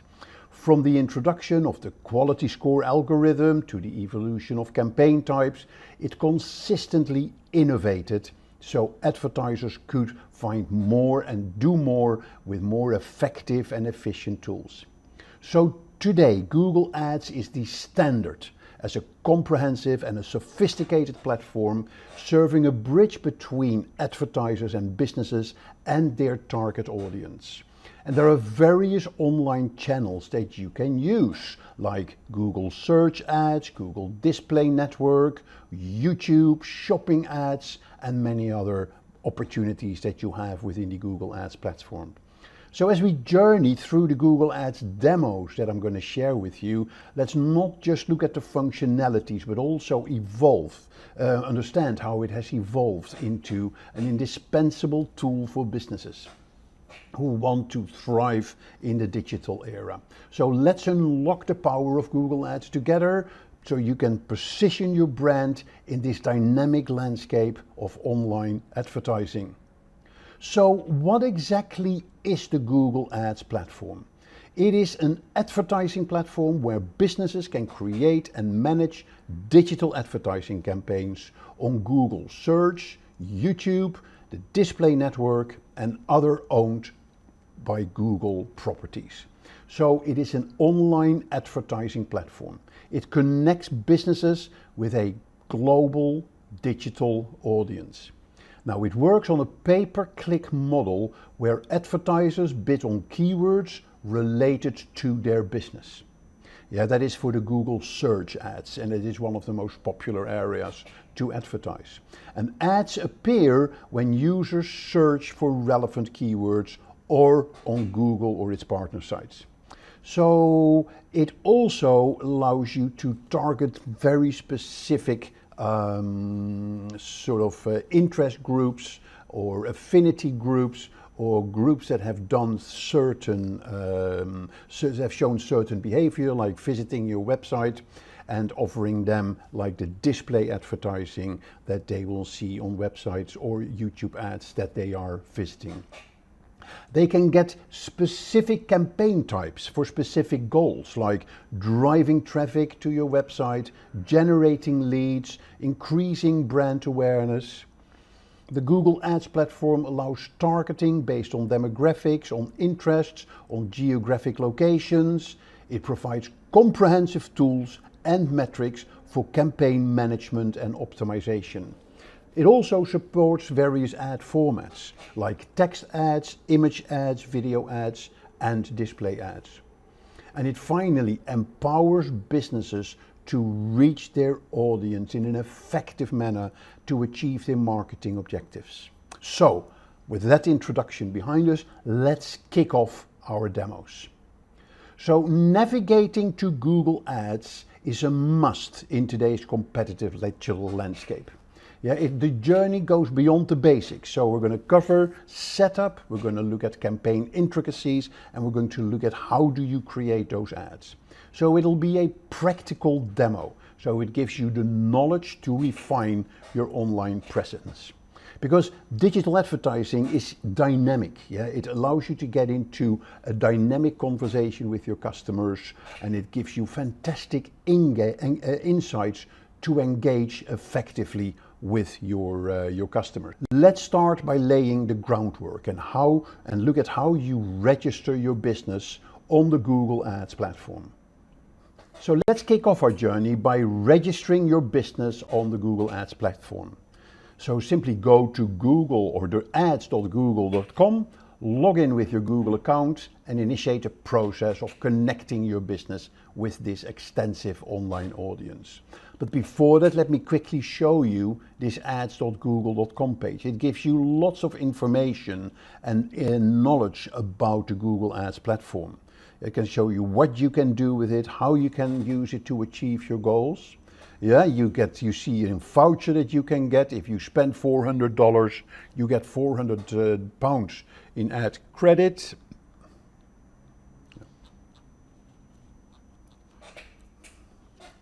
So let's kick off your journey by registering your business on the Google Ads platform. So simply visit ads.google.com and you get to this website, which is kind of the entrance to Google Ads. And on this website you find lots of information about the Google Ads platform. You even see here on the top right that they give you a voucher for £400 in the UK, where you can, if you spend £400 on advertising. So you'll see they do that across the world. So you should be able to get those ad vouchers as well. So it gives you lots of suggestions on the goals that you can achieve, the power of Google advertising for your business, and it gives you some case studies as well. And what I really like about the Google Ads program, that you can actually get free of charge personalized support and by scheduling a meeting with a Google Ads expert. And I would highly recommend you use that service, because they can really help you with setting up your first Google Ads campaign. So let's go into this system. We can click Start Now, or you can sign in if you have an existing account. So if you click Start Now, it'll probably immediately log in to my existing account. But what it will do, it will actually give you an overview of the a Google Ads account that you already have, yeah, or you can create a new Google Ads account. So this step forms the backbone for your online identity, and it gets you a seamless integration between your business and the Google Ads environment, as it were. So very practical steps to get you started on the Google Ads platform effectively. So let's go on to create a new Google Ads account. So create a new account, and here it goes into the process of creating a new Google Ads account. So you need to add business information. You can then go straight into creating your ad and set up your budget. Now, you can go straight into your first campaign, and in the process, you will actually fill in your data to sign up. But what I advise you do here is to skip the campaign creation, that you're not ready, and then you will go in a proper setup for your Google Ads. So there's different elements that you can do here. So you give your billing country, you give your time zone, your currency. If you want personalized campaign guidance, I would certainly advise you take that, as I mentioned earlier. Yeah, you fill that data in and then you click submit. And then yes to continue. I'll select no for now.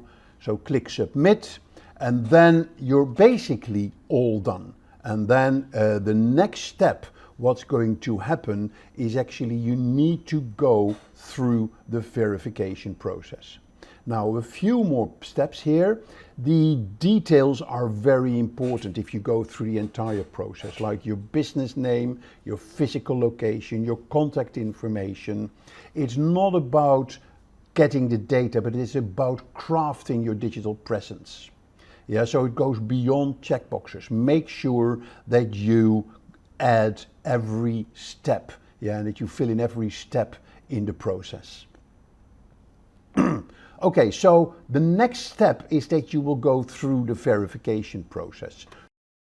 When you've done that process, it is very important that you are going to verify your account.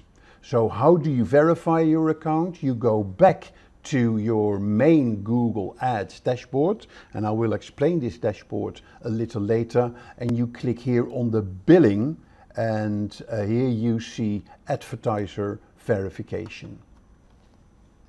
Yes, so here is where you go into verification to make sure that Google recognizes your account and understands that you are the actual business owner of this account. So that gives you an extra level of security and integrity on your Google Ads account. And once you verify it, yes, so Google has then reviewed your business details, and you can ensure your accuracy, but it can also give you a good foundation for your advertising experience. So it's more than security checks. It's about making sure that your data is correct and you have a solid basis to start your journey in the Google advertising.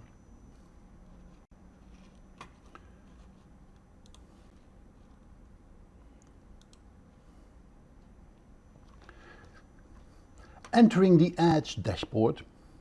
So here we are on the Google Ads dashboard. So let's start the second part of our Google Ads demo. Here is the Ads dashboard. It's like stepping into the command center of your digital advertising operations. This centralized hub offers a panoramic view of your campaigns, the performance metrics, and a toolkit for efficient ad creation and ad management. It's the nerve center, as we say, where you have a comprehensive overview and control of your entire advertising landscape. Think of it as your strategic headquarters. It gives you the insights and the tools needed to navigate the entire Google Ads advertising platform. So what it gives you tabs for campaigns, for goals, for tools, for billing, to the admin of your account, and it also gives you the overview, recommendations on how to and where to improve your ads. It gives you insights and reports. It gives you an overview of your campaigns, your advertising assets, your audiences, your keywords, and the change history.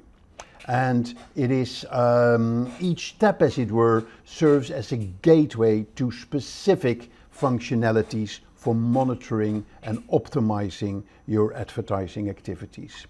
So getting experienced in using this dashboard is key for effective campaign management.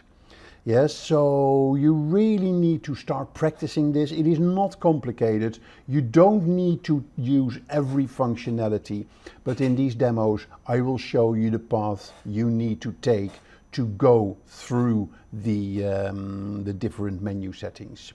So the overview gives you a deeper insight into your campaigns and your campaign metrics.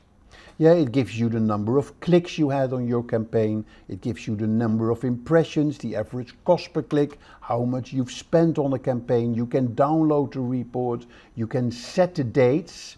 These are very important metrics that can help you in improving your campaigns. Here you see your recently created campaigns, and lots of other details that you are get. Vital signs of your campaigns, guiding you to make informed decisions for your campaign progress. And again, it's very important that you understand these metrics. So it helps you to make sure that your advertising efforts are not just active, but that they are effectively aligned with your overall business goals. Okay, now a very important part is the toolbox that you get in here.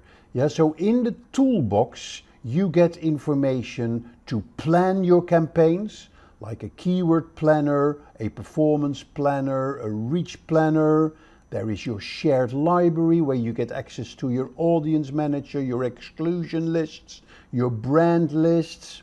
Yeah, the content, the Google tag that you can get here, we'll talk about that later. Troubleshooting, bulk actions, more info about budgets and bidding. So a lot of extra additional aspects you can get here in your toolbox that you will definitely need in executing your campaign. And a number of these tools we will discuss in our demo. It's very important that you master the tools that you have here, because they will make the execution of your campaigns and planning them a lot easier if you use these tools.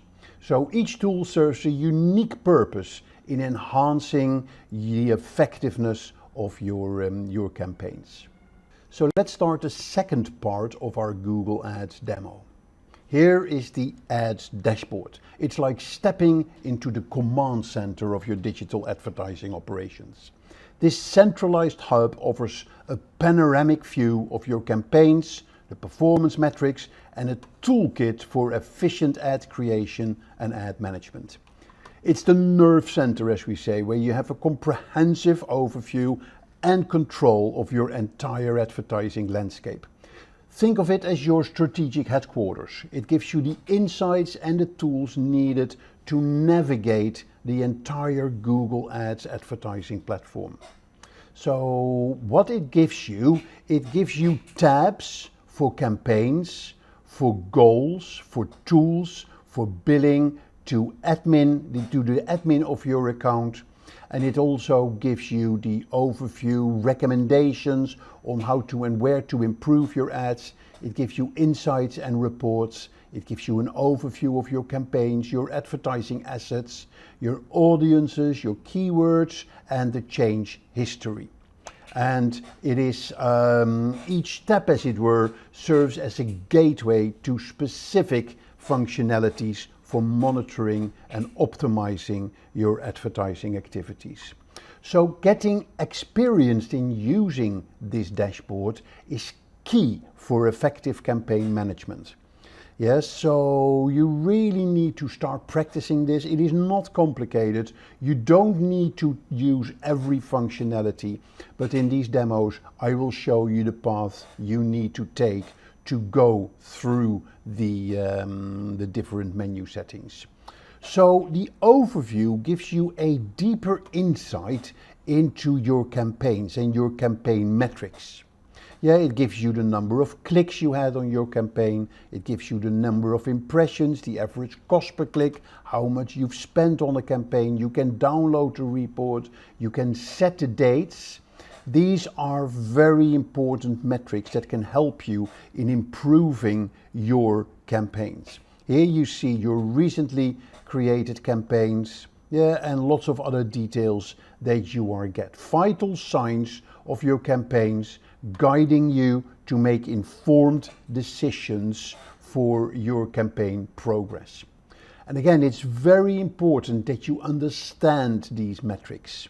So it helps you to make sure that your advertising efforts are not just active, but that they are effectively aligned with your overall business goals.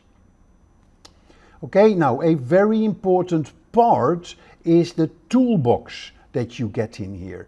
Yeah, so in the toolbox you get information to plan your campaigns, like a keyword planner, a performance planner, a reach planner. There is your shared library where you get access to your audience manager, your exclusion lists, your brand lists. Yeah, the content, the Google tag that you can get here, we'll talk about that later. Troubleshooting, bulk actions, more info about budgets and bidding. So a lot of extra additional aspects you can get here in your toolbox that you will definitely need in executing your campaign. And a number of these tools we will discuss in our demo. It's very important that you master the tools that you have here, because they will make the execution of your campaigns and planning them a lot easier if you use these tools. In setting up your campaign, it's also very important to look at the structure of your Google Ads. And the standard structure of a Google Ads campaign is in threefold. There is the campaign level, there is the ad group, and within the ad group sits the ads. And the ads, they inherit the setting of the ad group, and the ad group, they inherit the setting of the campaigns. On campaign level, you talk about the objectives of your campaign, you look at the bidding strategy that you have for your campaign, in the price that the budget that you want to assign. In the ad groups, you can look at your keywords and you can specify your ads as well. So very important that you think about that structure, and that will really help you into organizing your campaign in a structured manner. Okay, having gone through this dashboard, now let's jump into the Google Ads basics and create a campaign and picking the right keywords. So to create a campaign, you just go to the campaigns tab and you click here the plus to start, or I can click here on the campaigns tab. I'm getting an overview of my campaigns. And but in this case I just click on the campaign tab, on the plus button, and that will take me to the sort of the starting screen of my Google Ads setup. So I can decide my campaign goal, I can set a budget, and I can pick a bidding strategy. So this is the beginning of your ad game. Here you state what you want. Do you want more clicks? Do you want leads? Do you want brand awareness? How much do you want to spend? What is your bidding strategy? Do you want to set it, or do you want Google to handle it? Yeah, do you want more clicks, more conversions? And when you start this process, you're on the way to create your first ads plan. So here you see the different types of campaign objectives that you can select. And each objective will kind of pre-select the digital narrative within Google Ads. So they serve different purposes, whether it is driving sales or driving website traffic, or whether it is capturing leads, whether it is promoting your app, whether it is a local store visit, whether it is sales or a product and brand consideration, or you can also decide to create a campaign without selecting any of these, and that is for the more experienced people who know exactly what to specify. But if you click one of these, then Google will automatically pre-populate kind of the settings for you in the Google Ads screens that will follow. So aligning these types with your goals is very important, and they ensure that you get a very impactful digital marketing approach to your customers. So let's click on one of them. Yes, so let's click, for instance, on the we want website traffic. So here you see what type of conversions that you want. Yes, so that could be page views, that could submit lead forms, it could subscribe. So you can specify these conversions. And you just click here, you click on continue, and here you select the campaign sort of type that you want to select, want to run. Do you want a search campaign? Do you want a display campaign? Do you want Google to sort of select it for you? Yeah, do you want a shopping campaign, a video campaign, or do you want a demand gen where you run ads on YouTube, Gmail, and various other channels? So let's say we're going to create a, let's start with a search campaign. Yeah, so you put in your website address, which in my case would be this website. You're going to give your campaign a name, and you click continue. I'm going to start a new campaign, and here it's very important that you specify the bidding strategy that you set. As you know, Google Ads works with an auction system. You put in a bid for what you will pay when people click on your ads, and then Google in the auction, when people have actually put in one of your keywords, Google will then use different methods for making sure that the best bid in combination of various other factors wins, as it were, and shows up at the top of the advertising listings on Google Ads. Now, the highest bidder doesn't necessarily automatically be at the number one spot. There is also a quality score of your ad that is impacting whether or not you would show at the top. So your financial core rests on the budget and the bidding strategy. So determine your daily budget, align it with your advertising objectives, and it's very important how you want to set this. Do you want to run it for conversions? Do you want to run it for clicks? Yep, so you can set a maximum cost per click, or you can let Google set that automatically for you. Yep, and when you're happy with how you set it, you click next, and then you specify where you want to show your ads. Yep, so here you see you can specify for the Google search campaign, you can specify the search network. You can also show search ads on the display network. You can look at the network, the locations, the languages. You can specify specific audiences, or you can also do some keyword matching for your search campaigns. There's various location options. They work very powerful. Yes, so you can specify by language. You can select audience segments. So for instance, I would just do an advertisement on a specific sector. So I can say, give me just people that are interested in travel, and they will then be added to, they will then be targeted with your ads. Yep, and then here you're going to specify your the type of keyword match that you want. So that is very important. And as you can see in the Google search ads, the keywords are very important. But I'll come back to that in a minute. What I first want to do is go through the more settings, where you will sort of open up additional functionality that will make you use, give you a more advanced use of the Google ads, like how do you want to rotate your ads? Is there a start and an end date for your campaign? Do you have a specific ad schedule? Do you have campaign URL options? That is where you want to track your campaigns, or are there specific brand restrictions that you do not want to associate with your ads and the placement of your ads? So particularly on the ad schedule, my recommendation would be to select all day when you start your ad. Let Google decide what is the best timings for your ads that gives the best response.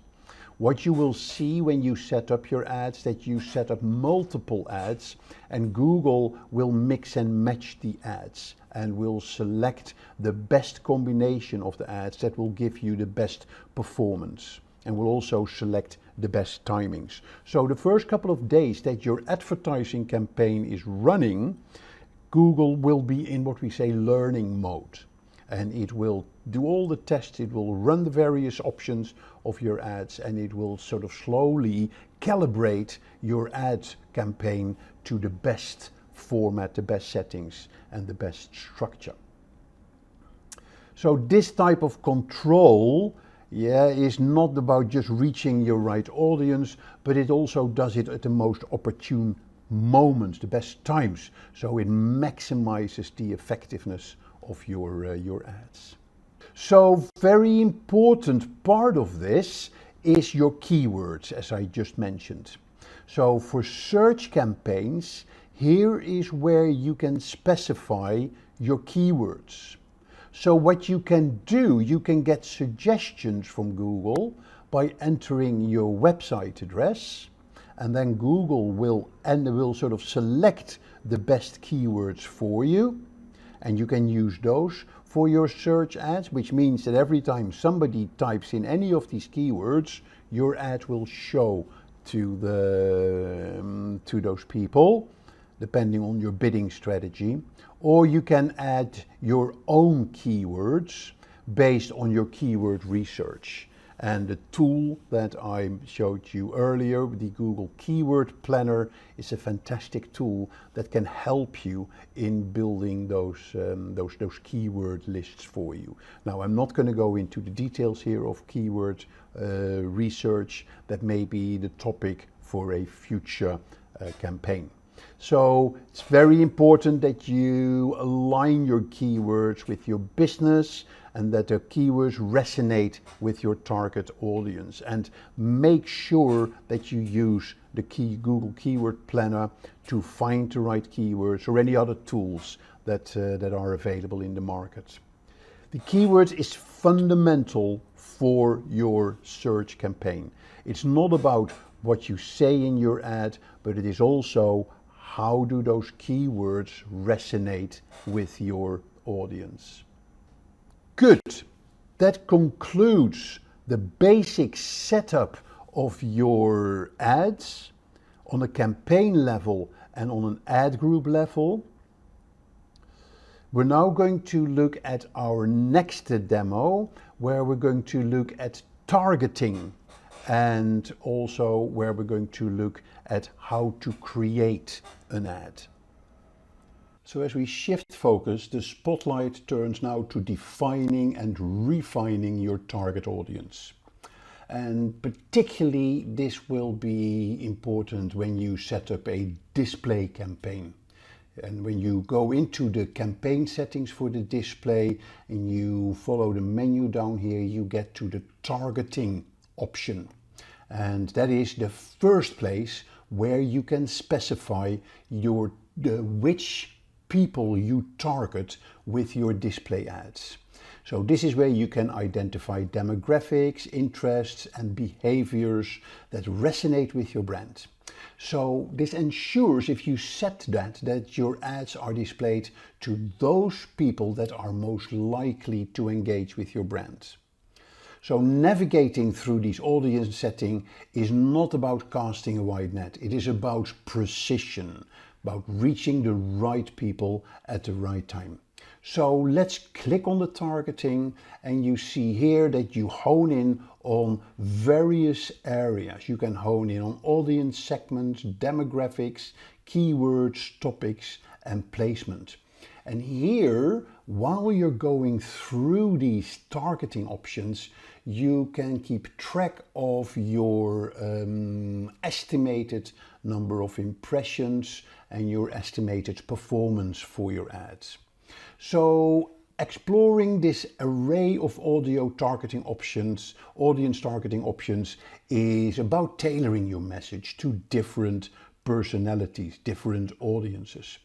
So look at audience segments.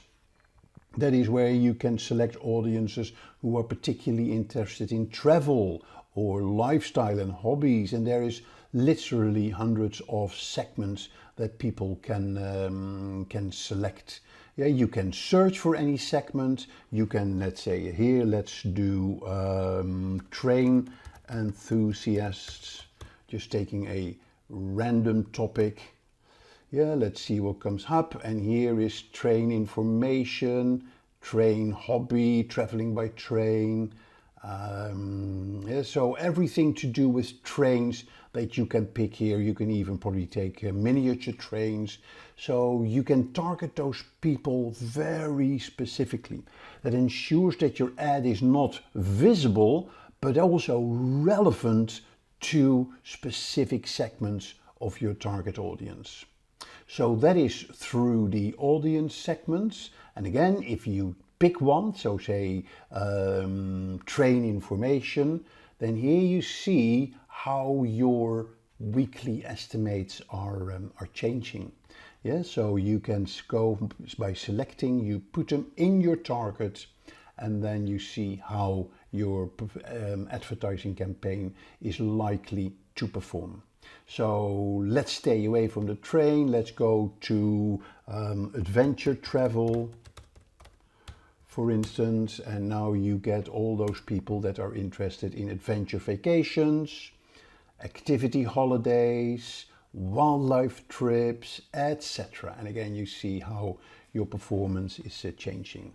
So that is the audience segments. We then can go to the next level, that is demographics. We're targeting male, let's say, between 25 and 44 years, with a slightly higher household income, let's say the top 21, so we're going for the top tier. And again, your estimates are being adjusted. And then you can go to the next one. You can add targeting, so you can target keywords. So this is, for instance, I am targeting those people that have a specific interest in Kilimanjaro, for instance, and Kilimanjaro. Yep, and I can add that as a keyword if I want, and Morocco. And you see how my weekly estimates are becoming more and more specific. I can add keyword ideas from my website as well. So let's say that is done. And then we can go to the final targeting, which was by topics. Yeah, or you can even target by placements. So if we want adventure magazines, yeah, so adventure magazines, you can then select those magazines or those online publications where your ads will show. So you can by default ask Google to select this for you. But if you're very experienced in your industry, you know specific magazines where you want to place your ad, then very likely you will find them in the list here. It takes a little while to go through this list of thousands, if not hundreds of thousands of online publications. but then you can really target very specific by magazine. While it is doing this, let's go to the optimized targeting, which is on, which means Google will actually help you get more viewable impressions, find people beyond your targeting signals. So that is what Google will help you to fine-tune your targeting and give you even better results for your campaign. So we targeted the Adventure channel, Adventure magazine. So here are 253 websites. There are YouTube channels that you can target, YouTube videos, apps and app categories where your ad can show.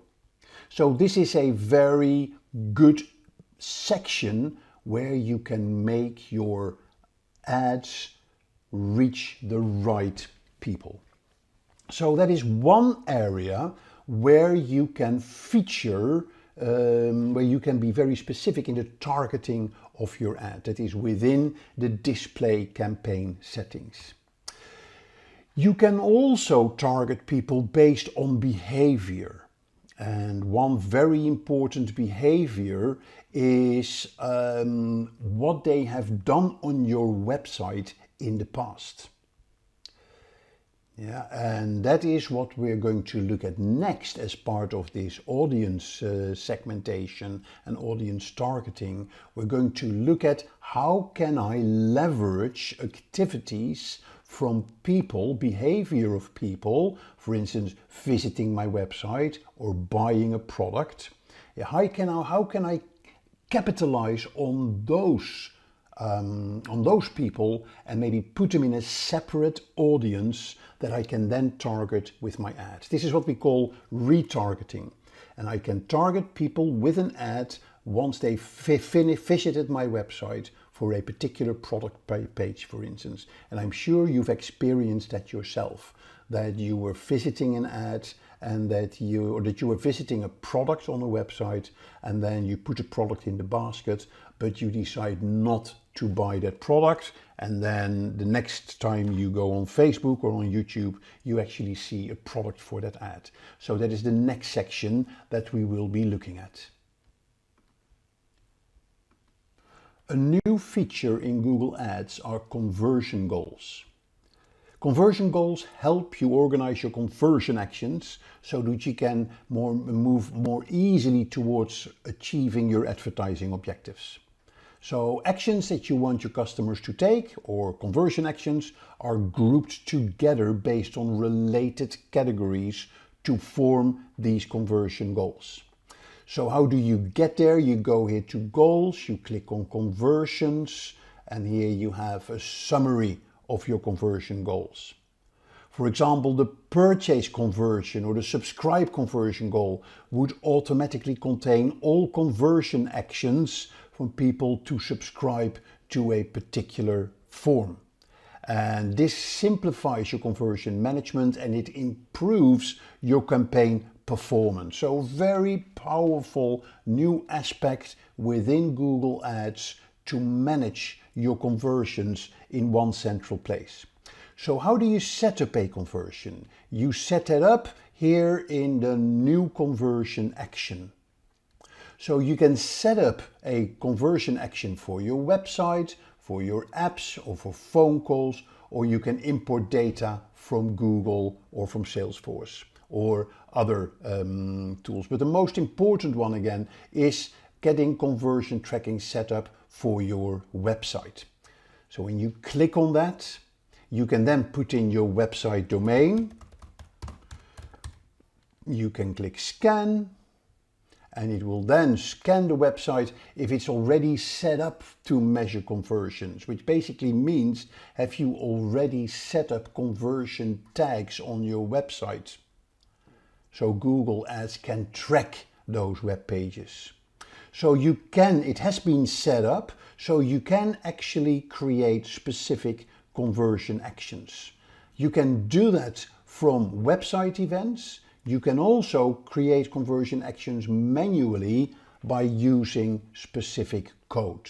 So if you use transaction specific values, transaction ideas, so then you can use this option. But the easiest one is to use the create conversion action from website event. So you can actually accept suggestion for setting up a conversion goal. You can also add a conversion goal. So you can select a category, for instance, a subscribe. The event type could be a page load on this website. And then you just click add. The URL is required for that would be the about us. Yeah, and then I click add, and then the conversion goal has been created. I click save and continue.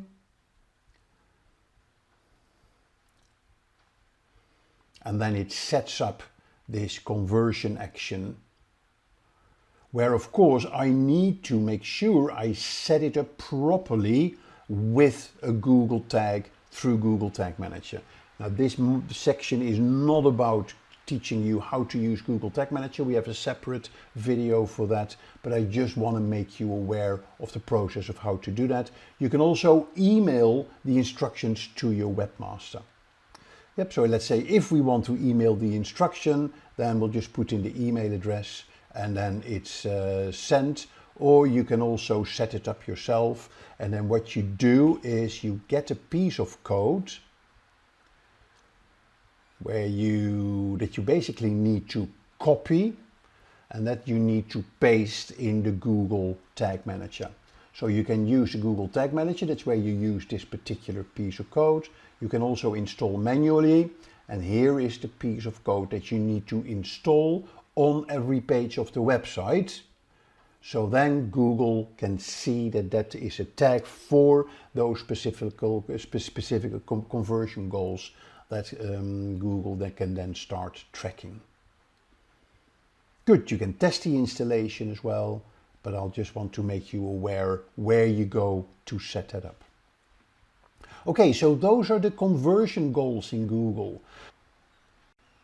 The last topic of this demo is ad placements and the networks, the ad networks, and the actual creation of ads. This is very important. It is like choosing the stage for your performance and exploring the various options, including the Google Search Network, the Display Network, and YouTube, is vital to align your ads with your advertising objectives. So the different ad options that you have, they start with the Google Search Network. The Google Search Network places your ads in search engine results. That gives you visibility for your ads when users actively search for related content. The next area is the display network that showcases your ad across a multitude of websites and apps, thereby having a big reach of your ads. YouTube, as a video platform, offers a very extensive advertising platform with lots of advertising opportunities and different versions of ads. And tailoring your approach to each platform will amplify the effectiveness of your ad strategy to make sure that you get maximum impact on your ads. Now let's go to the fun part of Google Ads, and that is the actual creation of your ads. So we'll head over to the ads, we go to the campaigns, click a campaign. Here is the campaign. We're going to first create a search ads, which is, let's say, for website traffic. We go to continue, and here is the search ad that we're going to create. We'll add our website, and we'll click continue, and we'll start a new campaign. And where we're going to is the keywords and the ads. So we have already set up the keywords. We're going now straight to the actual ads. And this is a very important section where you are able to set up your Google search ads. They are based on a combination of headlines up to 15 and descriptions up to 4. and a number of extensions like site links or call outs and different other extensions. Okay, you can set that all up, and then Google will mix and match those different elements of your ads to come up with the ad with the best performance. And what's really nice here is they show you a preview of what the ad will look like with the different headlines and the different descriptions. And here you see your campaign optimization score with the weekly estimates of how many conversions and what your weekly cost is.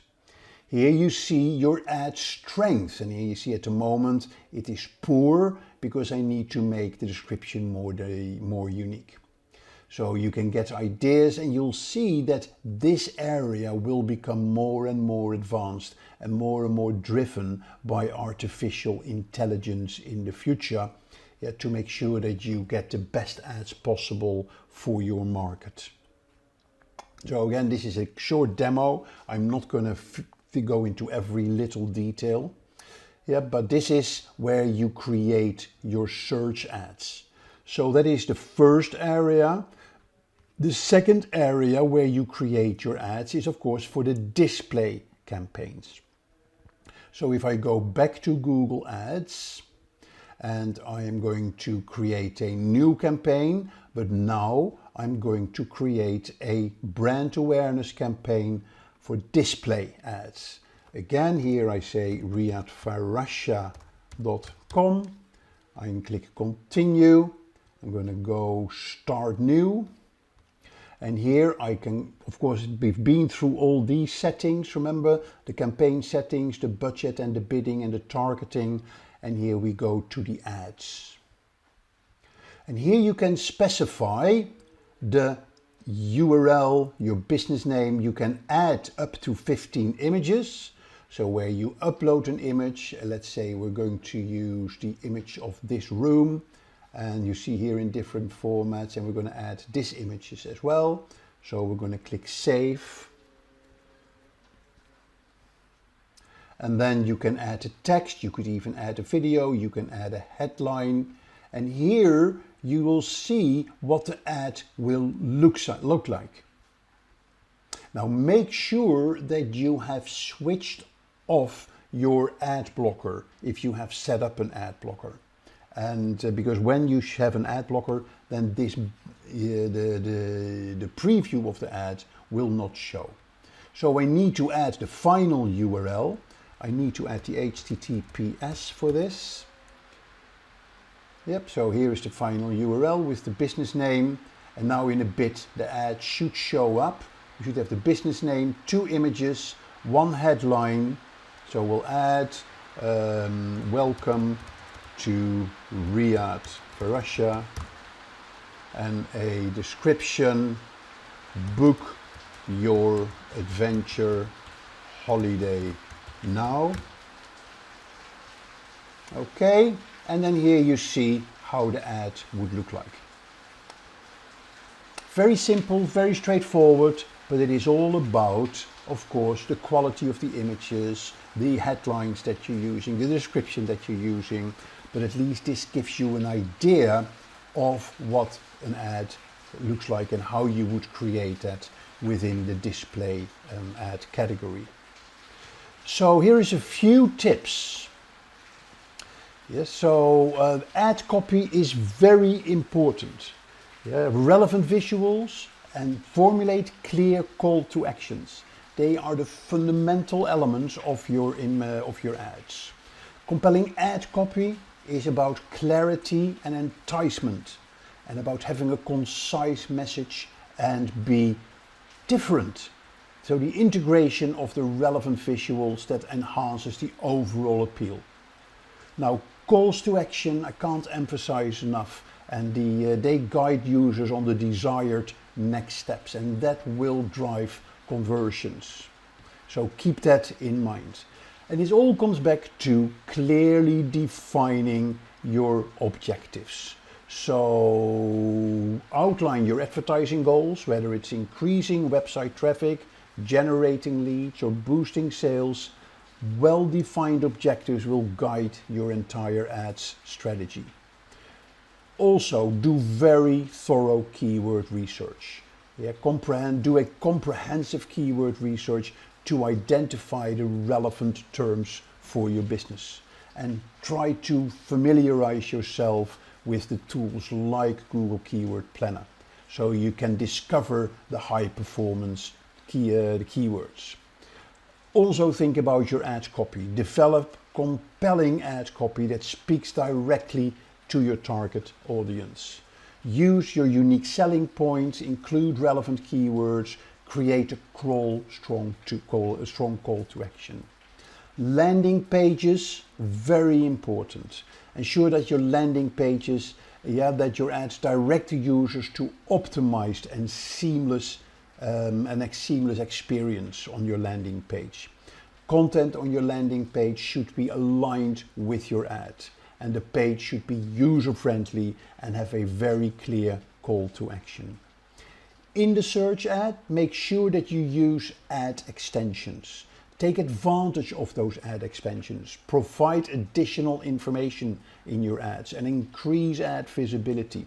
So extension links like site links, call outs, structured snippets, they enhance your ad, providing users with more reasons to click.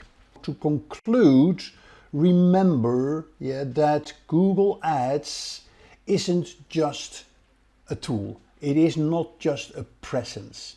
It is a dynamic connection with a vast online audience. They say through Google Ads you can reach around 90+% of the internet audience. And by crafting well-organized campaigns and using the library of tools in the ads dashboard, that will be the perfect combination for success. Think about the keywords. It's not just an afterthought. It is the glue that holds your campaigns together. And understanding these intricacies of Google Ads, that can become your competitive difference in launching your ad campaign. So that basically concludes this video. We've covered the essentials on Google Ads, from campaign initiation to ad creation, with an emphasis on practicality. Now, armed with this knowledge, you are better positioned to orchestrate your own effective ad campaigns and make sure that you get the conversions that you want. So that concludes it for today. Thanks for joining this exploration.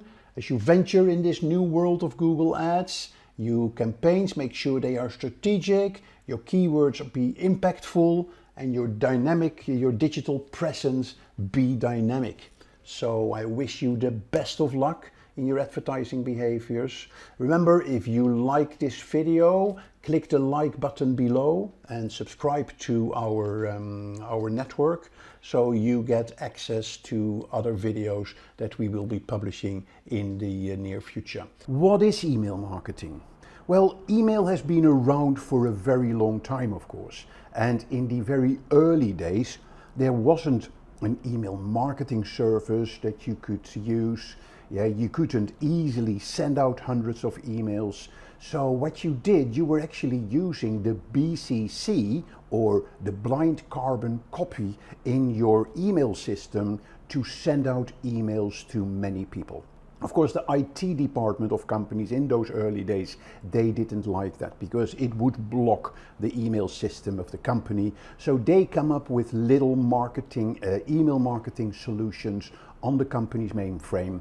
But it was all very inflexible. You had to take your email, you had to take your mailing list, give that to the guy in the IT department, and if you're lucky, then maybe in a couple of days later, your email would be sent. You wouldn't get any data at all about those emails. You knew how many emails were sent, but you didn't know who would have opened the email or who would have clicked on the email. Nowadays, of course, things are completely different. Now you have email marketing where you can use email service providers who offer you lots of tools and lots of analytics to manage and plan and measure your email marketing campaigns. So what actually is email marketing? It uses email addresses from people to inform your email list about your product or service. We call these commercial emails, which is completely different, of course, from the billions of personal emails that are being sent around the internet every day. So this is a commercial email that you send to an email list about your product, your service, or a newsletter, and what have you. Additionally, you can integrate it into your marketing automation. So you can, and it can help your customers to see your latest products and offers. And you can obviously use the email list to and persuade them to buy or book a demo or sign up for a trial or register for an event. Yeah, we call this email nurturing, where you can send a range of emails to take people through that journey to help them to make the decision. So what are the different uses of email marketing? It can be used in relationship building with existing customers who bought a product, for instance, send them a thank you email. It could be to boost brand awareness. It could be about promoting various pieces of content. It can help you in generating leads or to promote or market your products. And very important, you can use it to nurture leads. So what are the types of email marketing? There are a whole range of different emails that you can send through email marketing systems. We'll talk about welcome emails, newsletter emails, could be a lead nurturing email, a confirmation email, specific emails to specific people, invitations, promotional emails, or an email to do a survey, or seasonal marketing emails. So a whole range of emails you have available that you can use for different marketing purposes. So now that you understand the basics of email, let's talk about how you get started with it. It's not that complicated. First of all, like with many marketing activities, you need to define your audience and establish your goals. Why do you want to use email marketing? And then you start with one of the most important aspects of your email marketing. That is about building your email list. And that is the most important, it's a very important aspect, because if your email list is not up to date, there will be a lot of bounces on your email, and your email service provider may get back to you, say, hey, your email list is not up to date, so we may actually block you because you may be spamming your customers. You then choose the email campaign type that you want to run. You make a schedule when you want to send out the emails, and then of course you need to measure your results. Marketing, there is social media, there is influencer marketing, there is advertising, you name it. So they had to enrich their services. Yep, and you will see that when we go into Mailchimp, that there is now a whole range of additional services, even down to developing your own website, that Mailchimp can offer you. But at the core of Mailchimp is its email system. So let's go and have a look into how to use Mailchimp and how to set up your first email campaign. So if you go to Mailchimp.com, you can see here a little overview of what it does.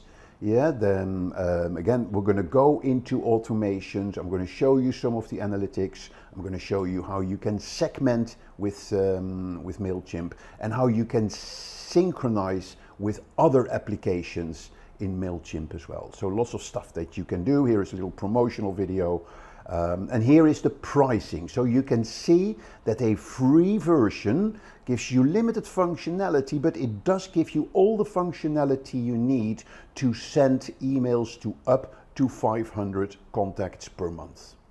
Yep, and then it goes up to £11.70, and then the premium version gives you all the full features, $299. But let's focus on the free version. Again, that's what I kind of like of Mailchimp. So let's go into my account. So I go on to let's have a look.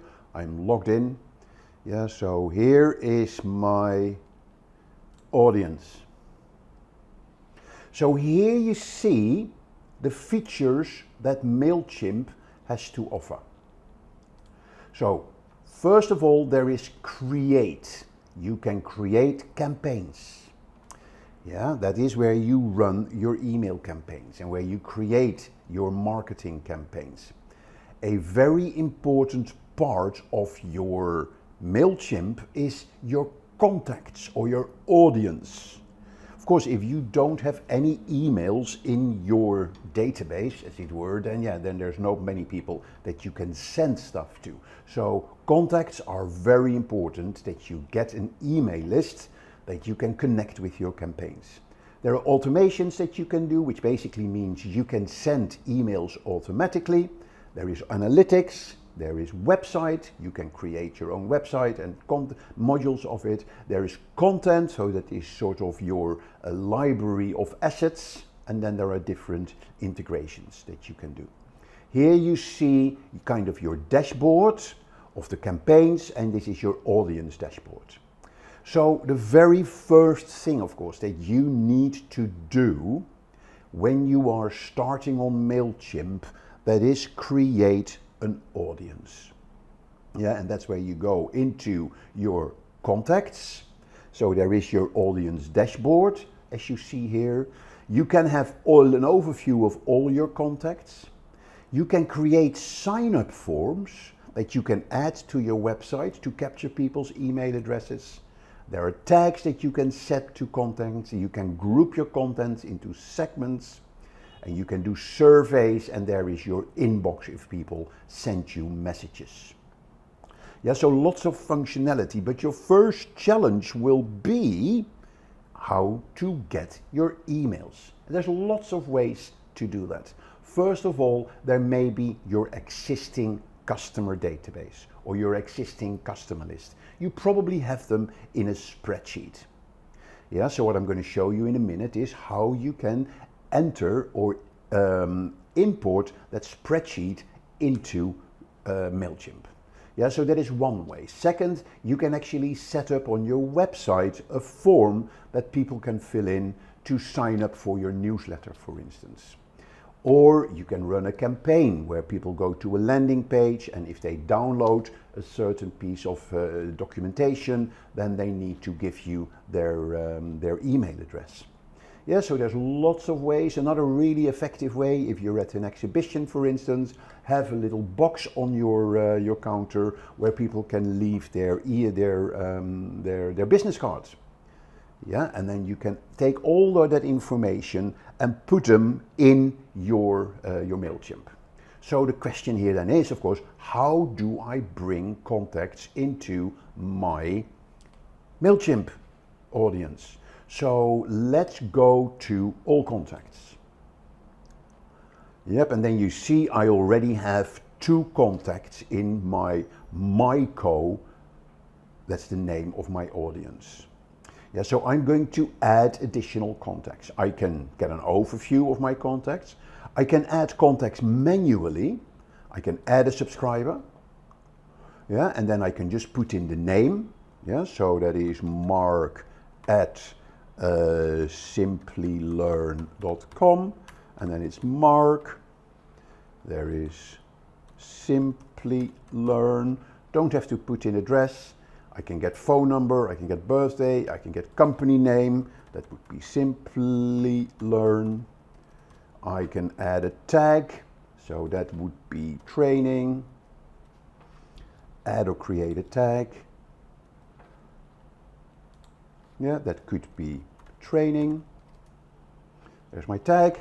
Now, very important, what the Mailchimp wants to know, that the people that you have in your database, that they gave you permission to email them.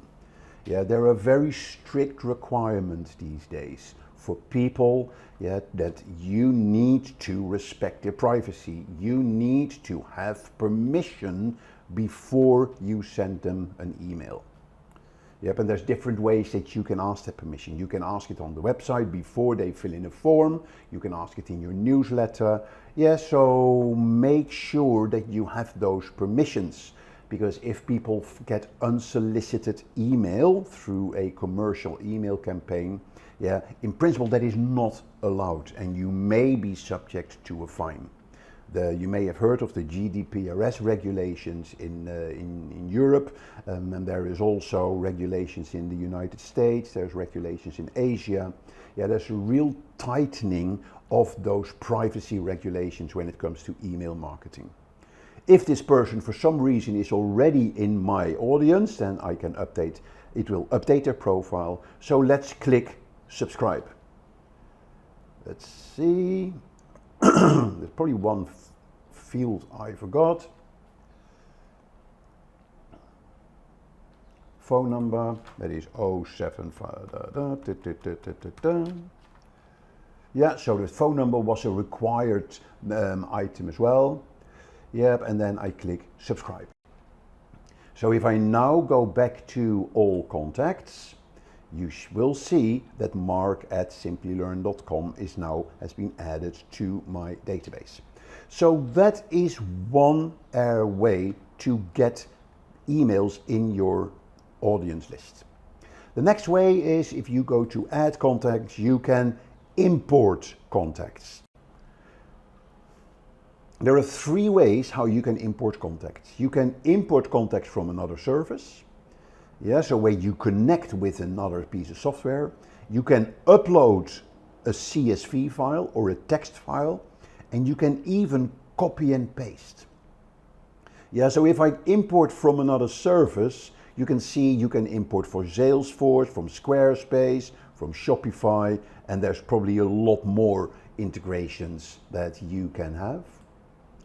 If you want to upload a file, it will then basically ask you to upload your file. So what we need to do, we need to create a spreadsheet that we save as a CSV file.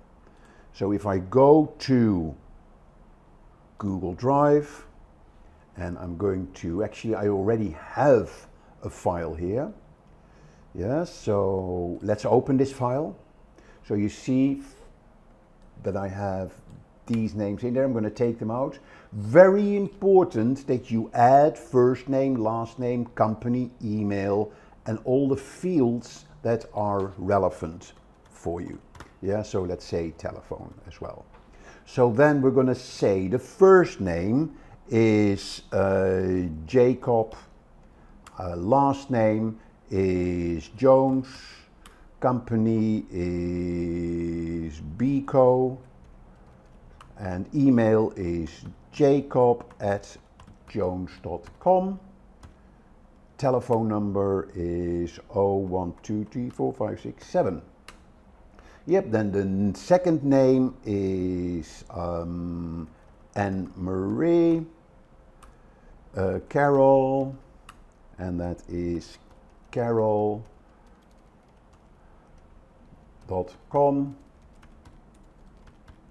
and that is Anne@carol.com, and that is 98765 telephone number. Okay, let's take out that $sign. Right. Yes, so now I have the file, and this name is Mailchimp or whatever, Mailchimp 1. So the first thing I'm going to do, of course, is to save this. I am going to download this file as a comma-separated values file, which is a CSV file. And Mailchimp wants me to upload this CSV file into this field. Yeah, so that's how I can upload my contacts. So I'm going to my YouTube downloads. Here is my Mailchimp CSV file. Yep, so there it is. I'm going to continue to organize. Now the first thing that Mailchimp is going to do now, if there are any existing contacts, they will be updated. The first thing, I can add a tag. Yes, so I'm going to, let's say, a member, and I'm going to continue to match. That is what Mailchimp is going to do now. Remember, the first line of our spreadsheet was sort of the field names, first name, last name, company name, and telephone. Mailchimp is going to match those. Mailchimp thinks that the first line was first name, the second name was last name, so these are correct. Company, it has picked up. It doesn't know what to do with telephone. Yeah, so what I can do, I can edit this column, yeah, and I can look at the fields that they have. Yes, so is telephone in here? I don't see, yeah, here phone number. Yeah, and I'm going to link it with phone number. So now it is okay, and I can now see here 5 columns will be imported, and I'm going to say finalize import. Yep, so now it has added 2 contacts to the list, so I'm going to say complete import. And if I now want to view my contacts, you will see that my contacts have been added to my email list. Yeah, so now I have 2 additional contacts in my list. I could also add a subscriber, actually have done a copy and paste. Go back. Add contacts, import contacts. I could do a copy and paste. So I'll show you how that works. Continue. Yeah, so when I go back to the spreadsheet and I would copy these, just copy it, Command copy, going back to my Mailchimp, and I can now just paste them here, just like this. And now Mailchimp is going to analyze this, yeah, and it says, okay, this is what I think it is, and it goes back into that same stage that we saw in when we imported the spreadsheet. Yeah, you see here, first name, last name, company name, and then the telephone. Yep, now I'm not going to import this again because we've already imported these contacts. But this is how you import your contacts. Okay. Now, a few tips on your database. Yes, very important. Are you sure you want to exit this? Okay. Yeah, so you may build up a list of a couple of 100 contacts in your Mailchimp, and that is fantastic. Yeah, the bigger your list, the more value that you will get from it. A very important aspect of this is to make sure that your database is clean. Yeah, people may ask to be removed from your database, people change businesses. Yeah, make sure your database is clean. When you run a campaign and you use your email list and there are a lot of emails that cannot be sent because there are a lot of wrong emails in your list, yeah, you will have what we call a high bounce rate. And if you have a continuous high bounce rate, Mailchimp may come back to you and say, hey, why do you have such a high bounce rate? And if you can't explain why you have a high bounce rate, Mailchimp may actually block your account, because Mailchimp wants you to work with a clean database. That is also the risk if you buy an email list that you don't know the source from.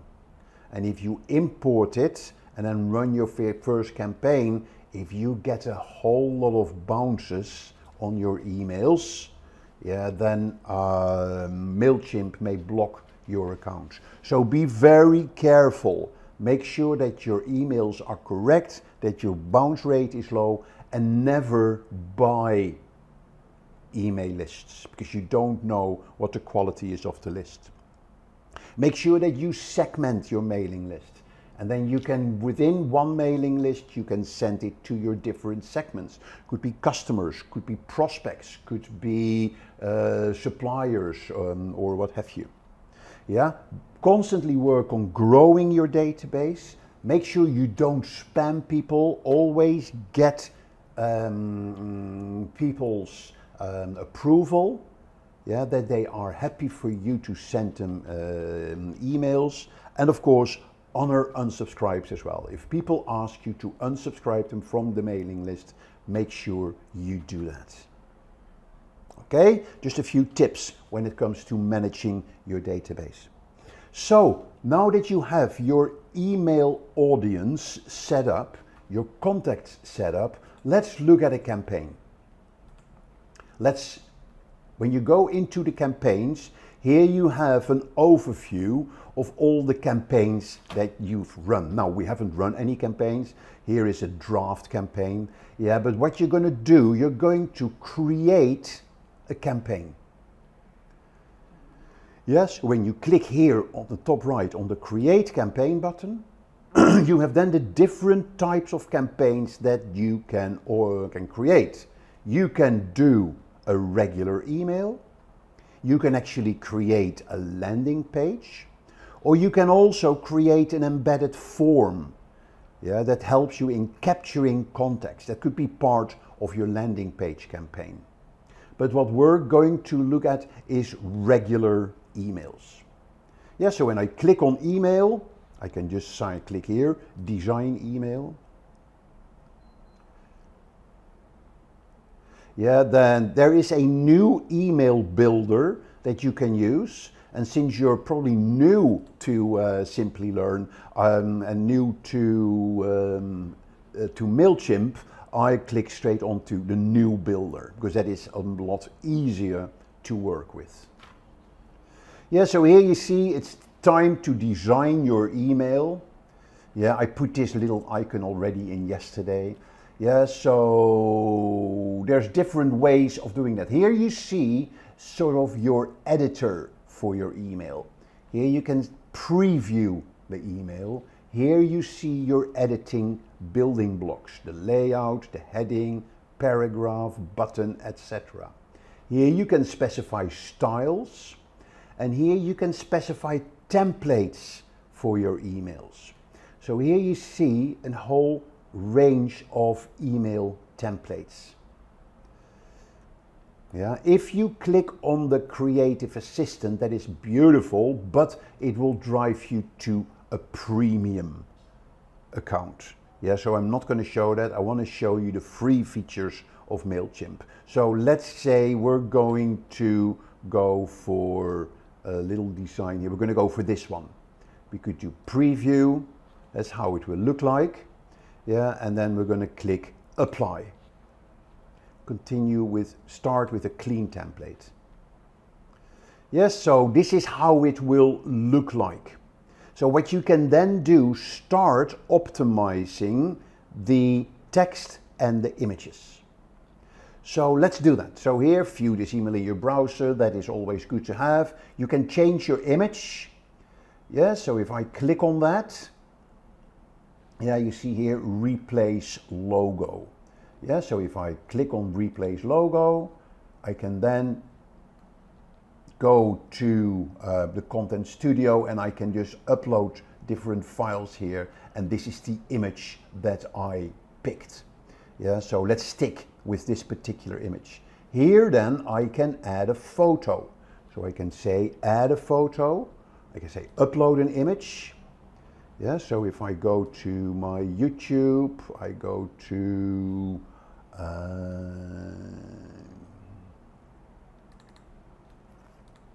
thought I had an image somewhere here, videos, banner. Yeah, so here I've added a banner as an image. I can align it left, center, right, full. Yeah, I can just align it to the right. I can align it to the center, left. I'm going to do a full alignment. Okay, and then here you see my text. It's time to design your email. So here I can say welcome to this week's newsletter.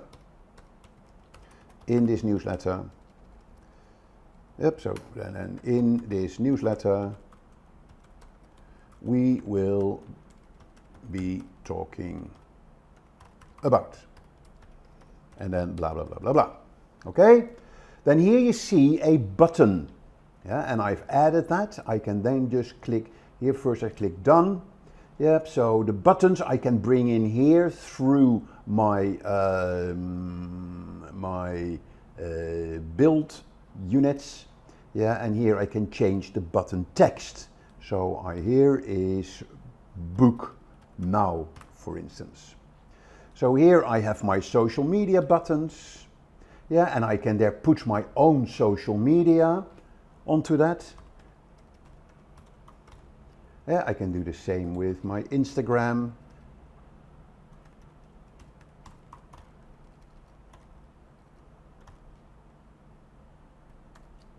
And I can do the same for my Twitter. I can add another social link. I'm going to leave it like that. Here's my logo again. Then here, this will be picked up automatically. Every email will at the bottom have details about your company, about your address, how can people unsubscribe.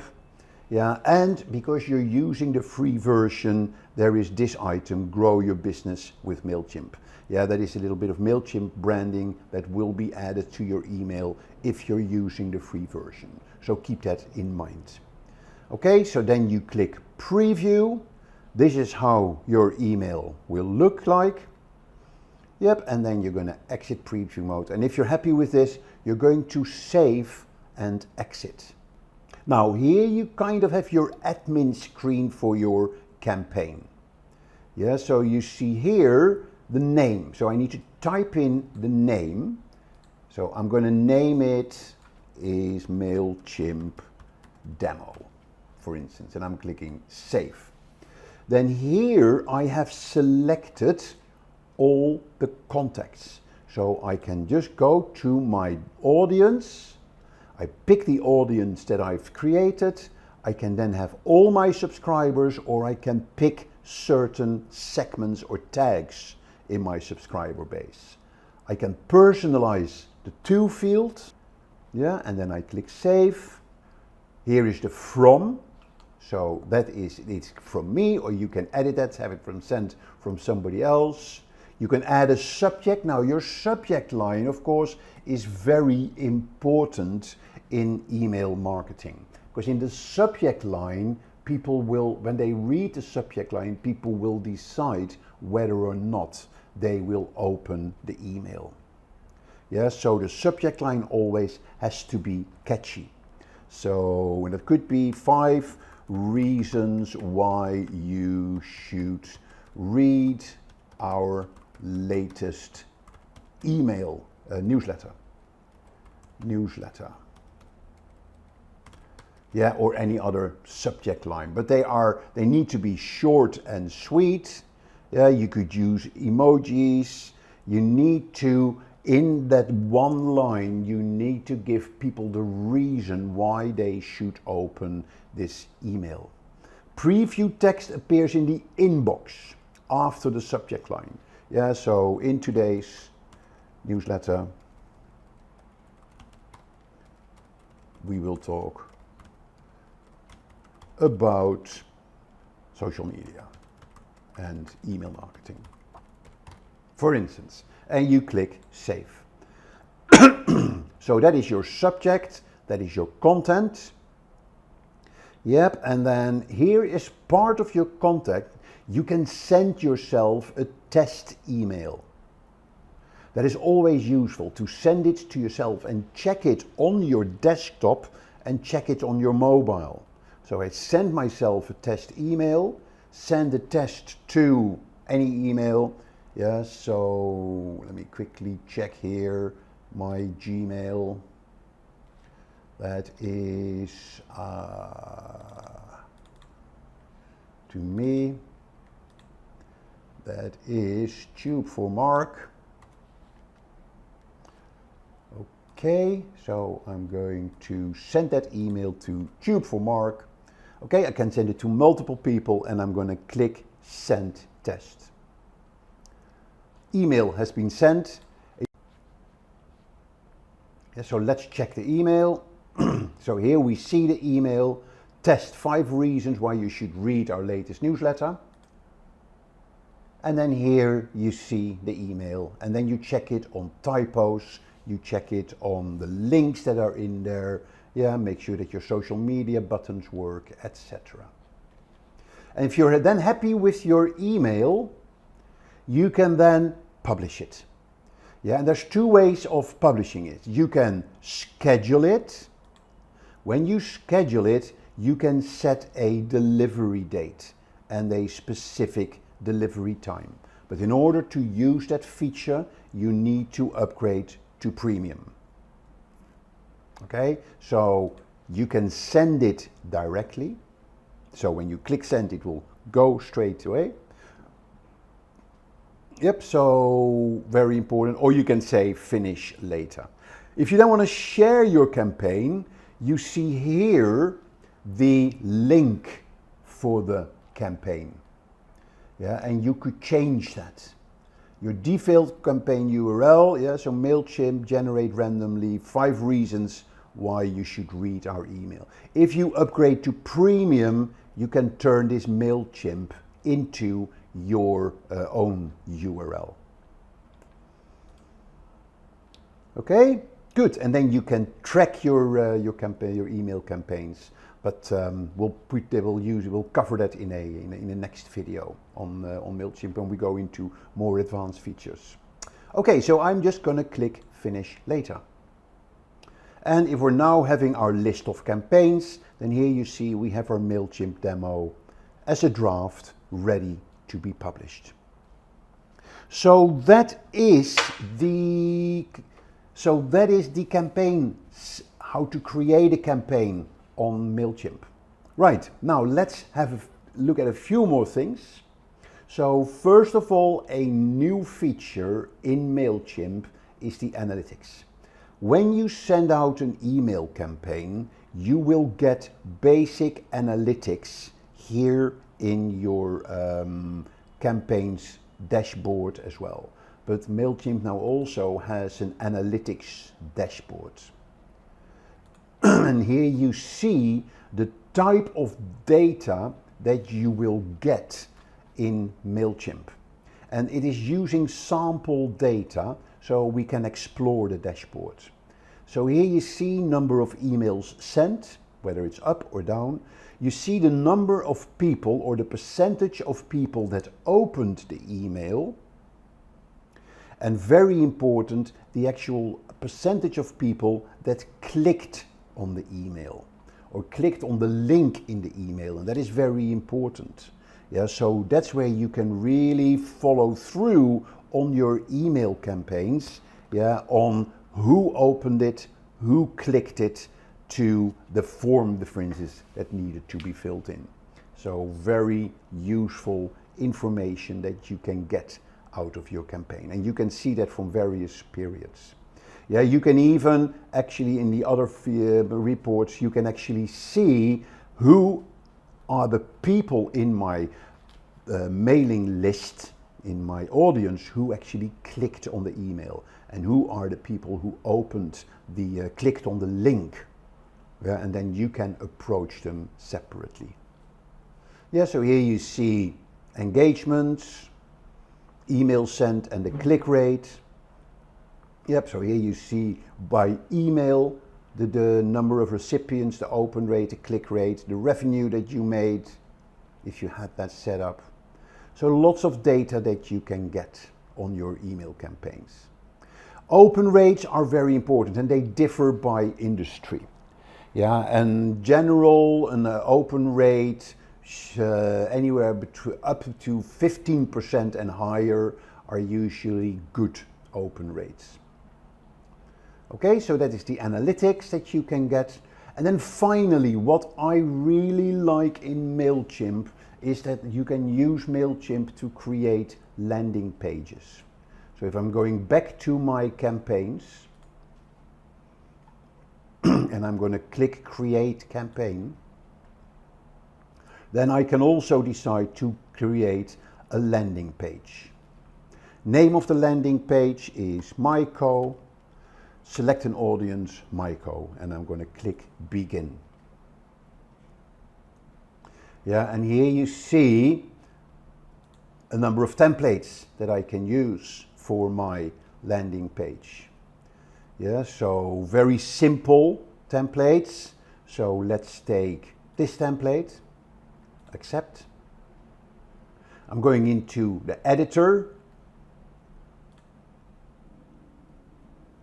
Yeah, so here is the editor for the landing pages. I can add text, I can do box text, I can add dividers, images, I can change the text. Yeah, you see here bandmates. Yeah, that is the logo. I can change the logo. Yeah, so I can replace the logo and I can edit the logo and what have you. I'm just going to stick with this text for the time being. And here is my email address form. Yeah, and the beauty about it, when people fill in their email address in this form, it will automatically be added to my mailing list in Mailchimp. So that is a very powerful feature. I can also create this as a separate form. Okay, so here you see the available fields that I have. Email, I can add first name if I want to. Yeah, I can add last name and I can add phone number as well. Yep, I can then go to the settings. I can do the style, different styles that I can have. So this is my sign up form. Yeah, the button text is subscribe. I can then also send visitors to a confirmation message. I can preview the confirmation message. Success, you've been added to the audience. Yeah, exit preview. Yep, and that is my sign up form. And again, it will automatically be added to my campaign email list. And I click save and close.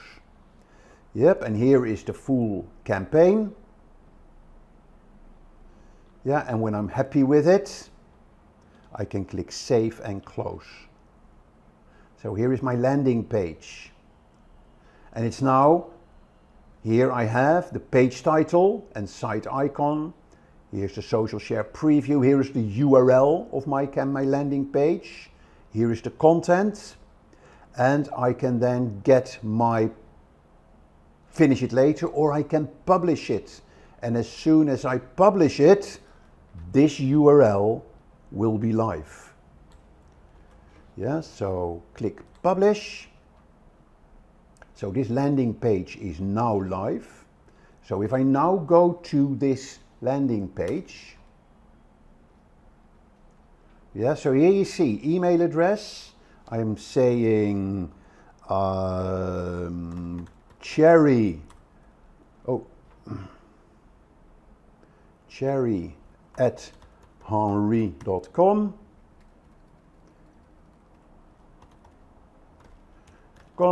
And that is Cherry Henry, and I'd say subscribe. So now let's check the litmus test. If I go to my contacts, and I'm going to all my contacts, and here we have Thierry Henry, the famous Arsenal football player who has just joined my mailing list. So that is the power of Mailchimp. Imagine it's the year 2004. This is Phil. Phil's looking to release a book and set up a blog. He's sure that it'd be successful, but he's only worried about one thing. He doesn't know how to ensure that his book reaches the right target audience who could enjoy his book. During that period of time, however, there were only a few forms of advertisement available, like print ads, billboards, radio, direct mail, direct sales, and the television. All of these options were pretty expensive. Their effectiveness couldn't be accurately determined, and they didn't let him advertise his content to the appropriate audience. Phil's book would never find the audience it deserved. Now, let's have a look at the same scenario in the present day. Alongside traditional forms of advertising, Phil would have access to digital marketing, a form of marketing that's a lot more lucrative, inexpensive, and configurable. Marketing that would enable marketers to advertise their audience digitally using channels like search engines, websites, social media platforms, emails, etc. Among these types, social media marketing caught Phil's eye. Social media marketing would give Phil the opportunity to take advantage of social media platforms to advertise his content to a highly targeted audience. It would help more people learn about his book increase the interaction with his audience. It's relatively inexpensive, unless he goes into advertising, and will help him get marketplace insights that might help in understanding his audience preferences better. Phil started by taking up a certification to learn about social media marketing. Since he was already familiar with the concept of social media marketing, his next step was to learn about the different types of content he could post on social media. Some of the most common forms of content that Phil could post would be images, text posts, polls, and videos. But over time, Phil began to notice that not a lot of people were being exposed to his content. Phil needed to advertise his content. For that, he would need to use the advertising options provided by the social media platforms like Facebook, Instagram, YouTube, LinkedIn, and Twitter. Most advertising platforms offer users with a number of different options, like image ads. These ads involve the use of single or multiple images that are attractive and have the optimal amount of text. They also have a call to action that encourages user interaction. Phil could use images from his book, advertise websites that sell his book, and more. Then there are text and post ads. These ads could advertise posts or excerpts from Phil's blog or his book, further garnering interest from an interesting audience. He could also use video ads. Phil could use video ads that feature favorable reviews and customer testimonials to advertise his books. Phil could also use lead ads, through which he could collect information from users who are interested in a weekly newsletter or regular updates from his blog. But that wasn't the only thing Phil could do with social media platforms. He could create a brand for himself and drive audience interest to it. Engage with them, create an identity, engage with content, finding content that works for him. Social media platforms also allowed him the opportunity to target audiences based on demographics like their age, location, gender, and much more. And in time, Phil began to see an increase in the number of viewers coming to his social media page and, by extension, his blog. He also saw an increase in the number of people who bought his book, greatly increasing his audience. Here are some things he learned. 1. To set goals that were quantitative, smart, and follow a constant deadline. 2. To understand his audience by engaging and connecting with them. 3. To set up a social media calendar to plan competitions, polls, surveys, videos, and more. 4. Using tools like BuzzSumo, IFTTT, Buffer, and more for lead generation, creating email lists, setting buyer personas, and more. 5. To perform visual storytelling with the help of images and videos. But how did Phil get so good at social media marketing? Before we find the answer to that question, let's have a look at a quiz. What can you do with social media marketing? A. Create a brand for yourself. B. Engage with an audience. C. Target users based on demographics. D. All of the above. Choose the right answer and have a chance to win an Amazon voucher. Now, back to our question. How did Phil get so good at social media marketing? Phil had taken up Simplilearn's digital marketing course. It was thanks to this course that Phil had the skills and training to get good at social media marketing. And now, you can too, by clicking on the top right corner. And with that, we've given you an introduction to all the major concepts of social media marketing. Social media marketing actually means. What is it?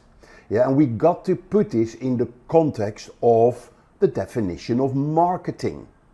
Yeah, I studied marketing in the very early days in the 80s, and my main sort of guru in marketing was Philip Kotler. And over the years, marketing has sort of developed from traditional marketing to online marketing, but the basic concept has not changed.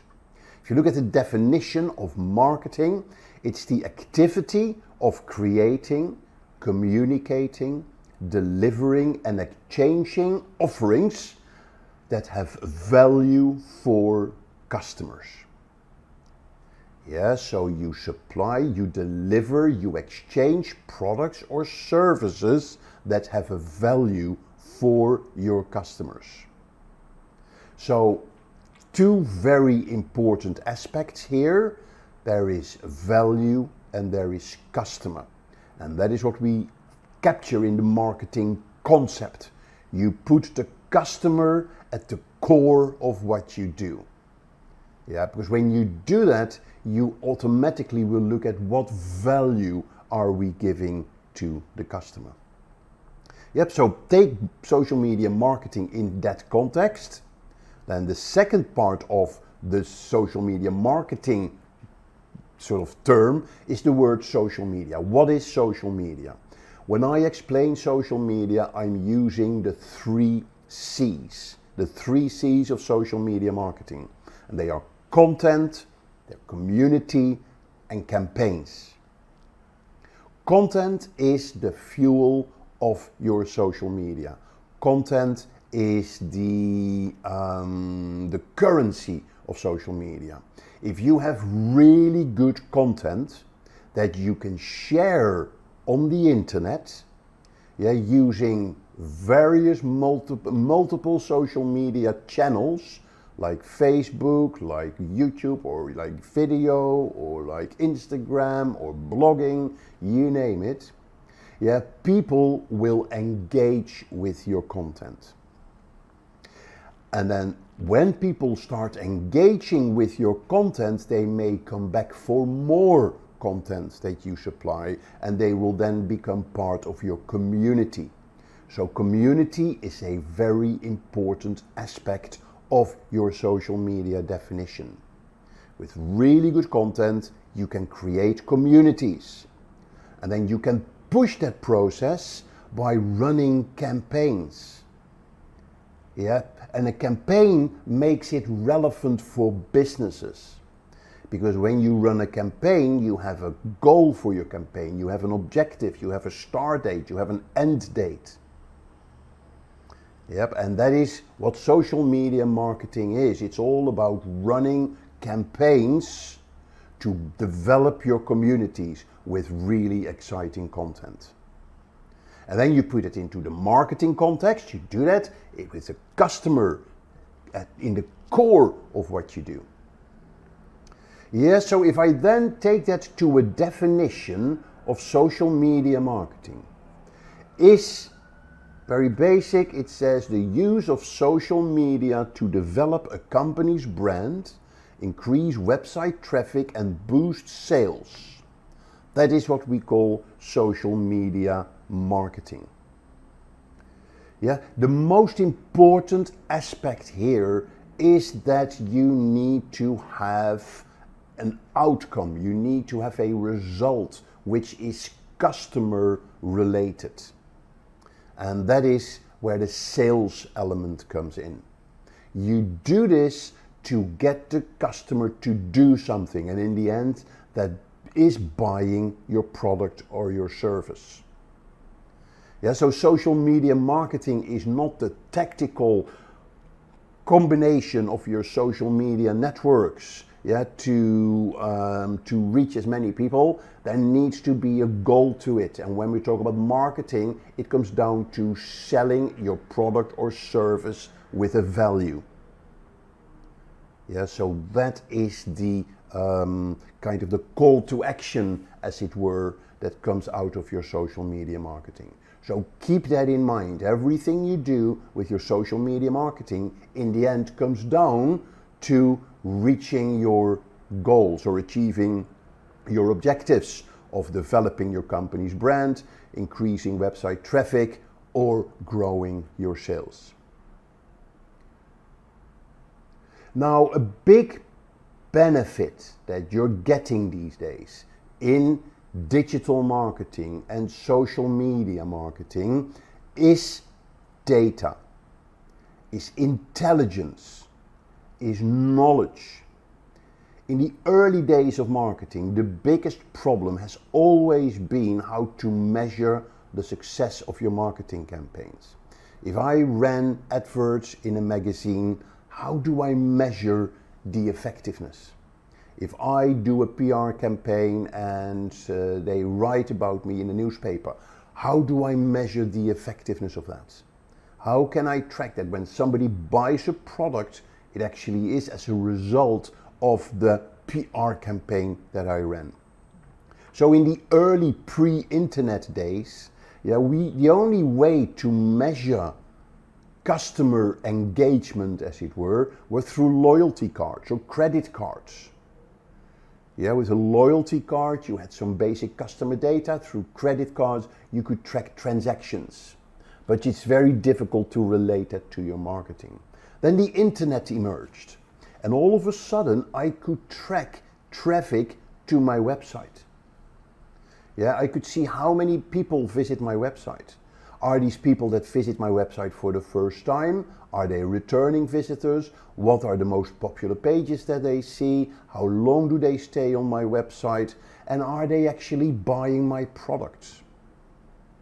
Yeah, so that was a major advancement of marketing in the early 2000s. And then when social media emerged, it all of a sudden became possible to measure engagement. How many people are having conversations with us? I could even measure sentiments. Are people positive about my brand? Are they negative about my brands? I could track the effectiveness of my marketing campaigns. I could measure the effectiveness of my advertising campaigns that I ran online. So today's reality is that we can measure everything. We can measure clicks, we can measure transactions, we can measure engagements, we can measure return on investments.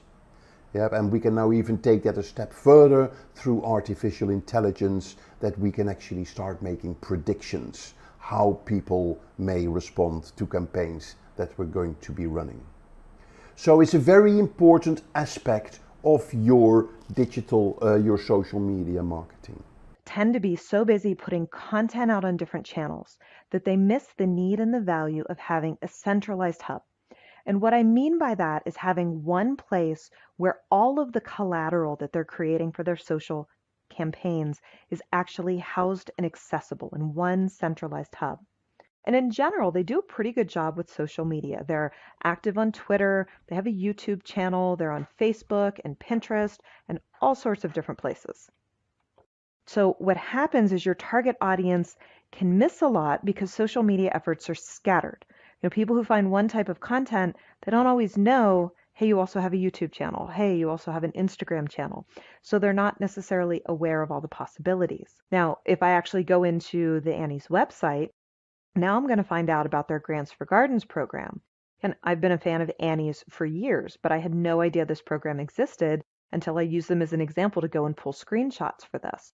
So it's important to keep in mind that if you are utilizing your social channels as a way to draw people into deeper content on a site that you own, you have much more flexibility and ability to pass them through different types of content.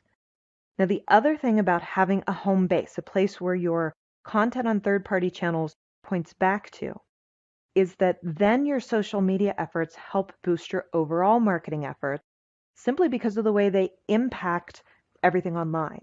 So for example, if you're using your third-party channels as a way to attract people into deeper content on your site, you're pulling in traffic, focused traffic, potentially high volume traffic, and traffic that's emotionally invested. Because if they've seen your content somewhere and chosen to click into your site, they clearly have an interest. It also delivers links, volume of links, topical links, and credible links, the idea of social proofing. So that has a big potential benefit for you. It can deliver conversions. It can be much easier to get a conversion once you have someone in an environment that you have more control over than to get it out on a third-party channel. Even as third-party channels are improving their ability to get those instant conversions. You know, when we look at things like Twitter cards, even while those exist, you still have more control over the overall process and your ability to test and refine it when it's happening on your site. And then finally, this is just a way to deliver credibility because it lets you get out on some of these channels and demonstrate that knowledge and offer that teaser content that says you're here, you're present, and you have something to offer. Now, one of social media's biggest powers is the concept of touch point. Okay? It's important to understand that being able to go and meet customers where they already are and lead them back to you, that's where social channels truly have their power. Yes, it's also in the connecting. It's also in the ability to drive engagement and get exposure. But those are your starting points. To get those conversions, there's a lot of value in inviting them back into a place where they can engage with you on a deeper level. The other thing to understand about touch points is that the more times a consumer sees your brand or campaign mentioned, the more likely they are to engage with it. And again, that's one of those areas of true power in getting that exposure through social media. So if you look at each of our little person icons here, and you look at the sort of ripple effect circles that are spreading out around them, view each of those circles as a post to a social media channel. And maybe the bigger circles are posted by an influencer in a specific area, and the smaller circles are posted by, a friend or maybe a lesser known blogger. Oh, years ago with Candy Crush Saga, which was a huge, huge mobile phenomenon here in the United States. Most people didn't know about it until a friend invited them to play. And most people probably got half a dozen, maybe 2 or 3 dozen invites before they took the time to check it out. It takes a lot of exposure, a lot of your friends sharing the same video or linking to the same news story before you finally cave and go, okay, well, if that many people think it's worthwhile, maybe I should take a look at it. So if you look at those places where we have one person being impacted by multiple ripple effects, that's where we see the highest likelihood of engagement. And that's where having a good presence across social media channels and good social sharing across social media channels gives you those touch points and those ability to draw people into an experience with your company. Now, most social media channels have slightly different reasons for existing. Again, we mentioned earlier, and we're going to talk a little bit later about the fact that it's important to customize the way you put your content out there so that it has the highest likelihood of catching the attention and being engaged with by consumers. So if we look at things like micromedias, Twitter and Tumblr, it's a great place to sort of connect and listen. Same thing with forums. But as we move down from, say, forums to social networks, now we're also looking at building relationships, and it requires sort of a frequency of contact. And you can see that each of the different forms of social channels has a value to it and a specific thing that it has the ability to accomplish.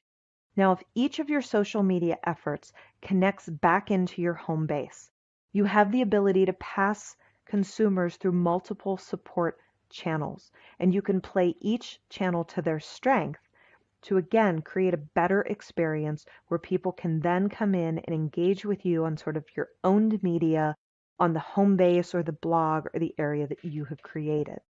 Now, a great example of this, of leveraging touch points, is a company called Smarty Had a Party.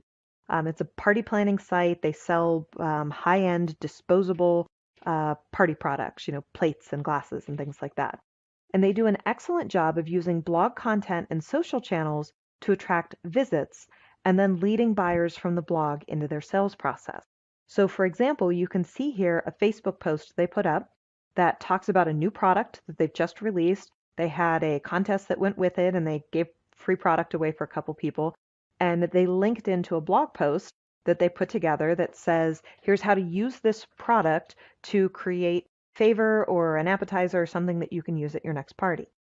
Now, when you look at the blog post they put up and you zoom in a little bit, you'll see that at the bottom, they had a link to go and buy the product.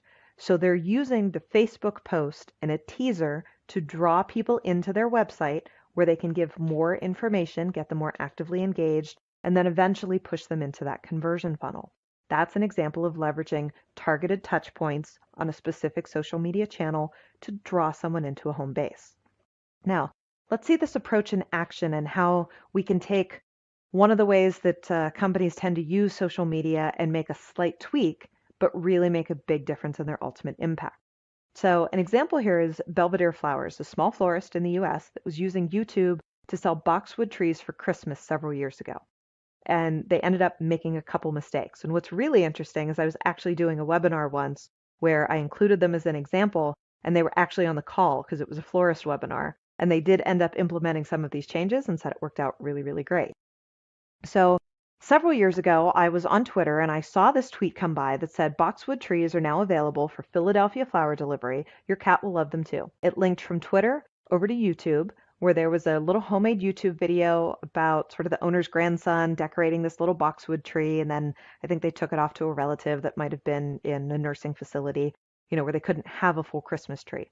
Cute video, does a decent job of making me go, hey, that might be really good for my grandmother or my great aunt. Now, there's a couple challenges here. One of the big ones is that you have to actually go and look for the links. There wasn't anything embedded, they didn't have the call outs with the link straight in to go buy the product. So you had to actually look around and see if you could figure out what the URL was or go back and run a search for it. Of course, that's all assuming you don't get distracted by all of the, up next or related videos and run off down a rabbit trail that, 20 minutes later you find yourself going, oh my goodness, why did I even come to YouTube in the first place? We know that tends to happen there. So assuming you stayed focused and you actually found that link and you clicked into the site, when I clicked into the site, there were no boxwood trees. And I looked all over for boxwood trees. I even used the search function to look for boxwood trees. And most people don't tend to use the search function. They just go right back to Google and they run a search again. But as I was clicking around, I realized that they actually had a blog, which means they had the opportunity to write a great post about the benefit of using boxwood trees for aging relatives or in small apartments, and to embed that video right there into the blog post. Because by embedding it into the blog post, now they're removing some of the distractions of being in that YouTube environment, and they're allowing me to be in their blog environment where they're controlling what the layout looks like. On top of that, they also have the ability to put an image and an add to cart and a call to action button right there in the same blog post to lead me into where I can purchase that boxwood tree instead of making me hunt around and look for it.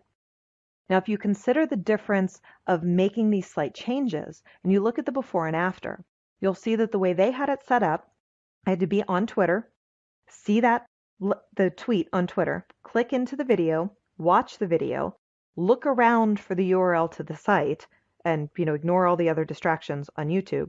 Click through to the site, search for the boxwood tree, read all the pricing, and then click to order.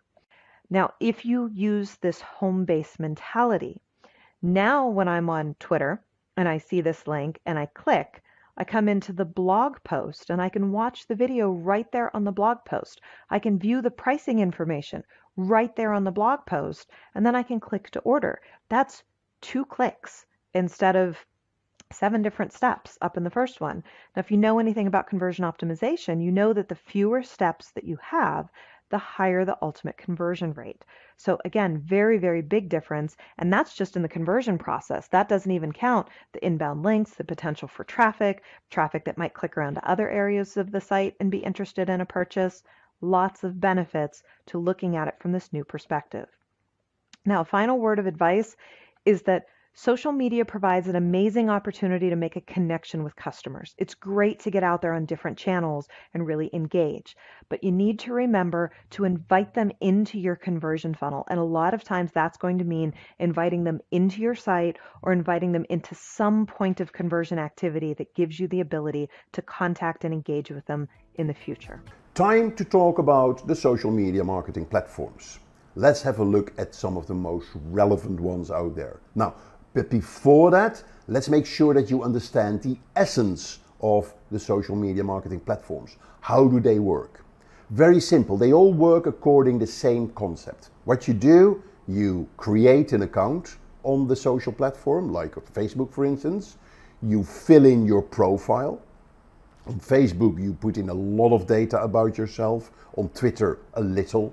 Yeah, so you fill in your profile, and once your profile is ready, you're going to connect with friends or follow and be followed. Yeah, some platforms, when you send somebody a connection request or a friend request when they accept you're mutually connected, like Facebook and like LinkedIn. Other platforms like Twitter and like Instagram, when you follow somebody, doesn't mean that that person follows you. Yeah, so we're talking about followers and following, as it were.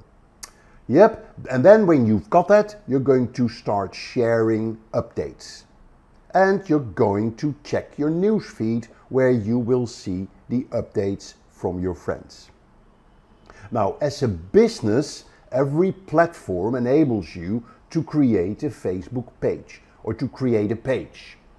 Yeah, and what you want to do, you create your page, you put in your company information, you brand it to your company branding guidelines, and then you get people to follow or like your Facebook page or your LinkedIn page. Yep, and then you start sharing updates. And people that liked your page, they may see your company updates in their feeds. And this is what we call organic reach. So you do a post as a business, and then the people that follow you will see your posts on their personal newsfeed.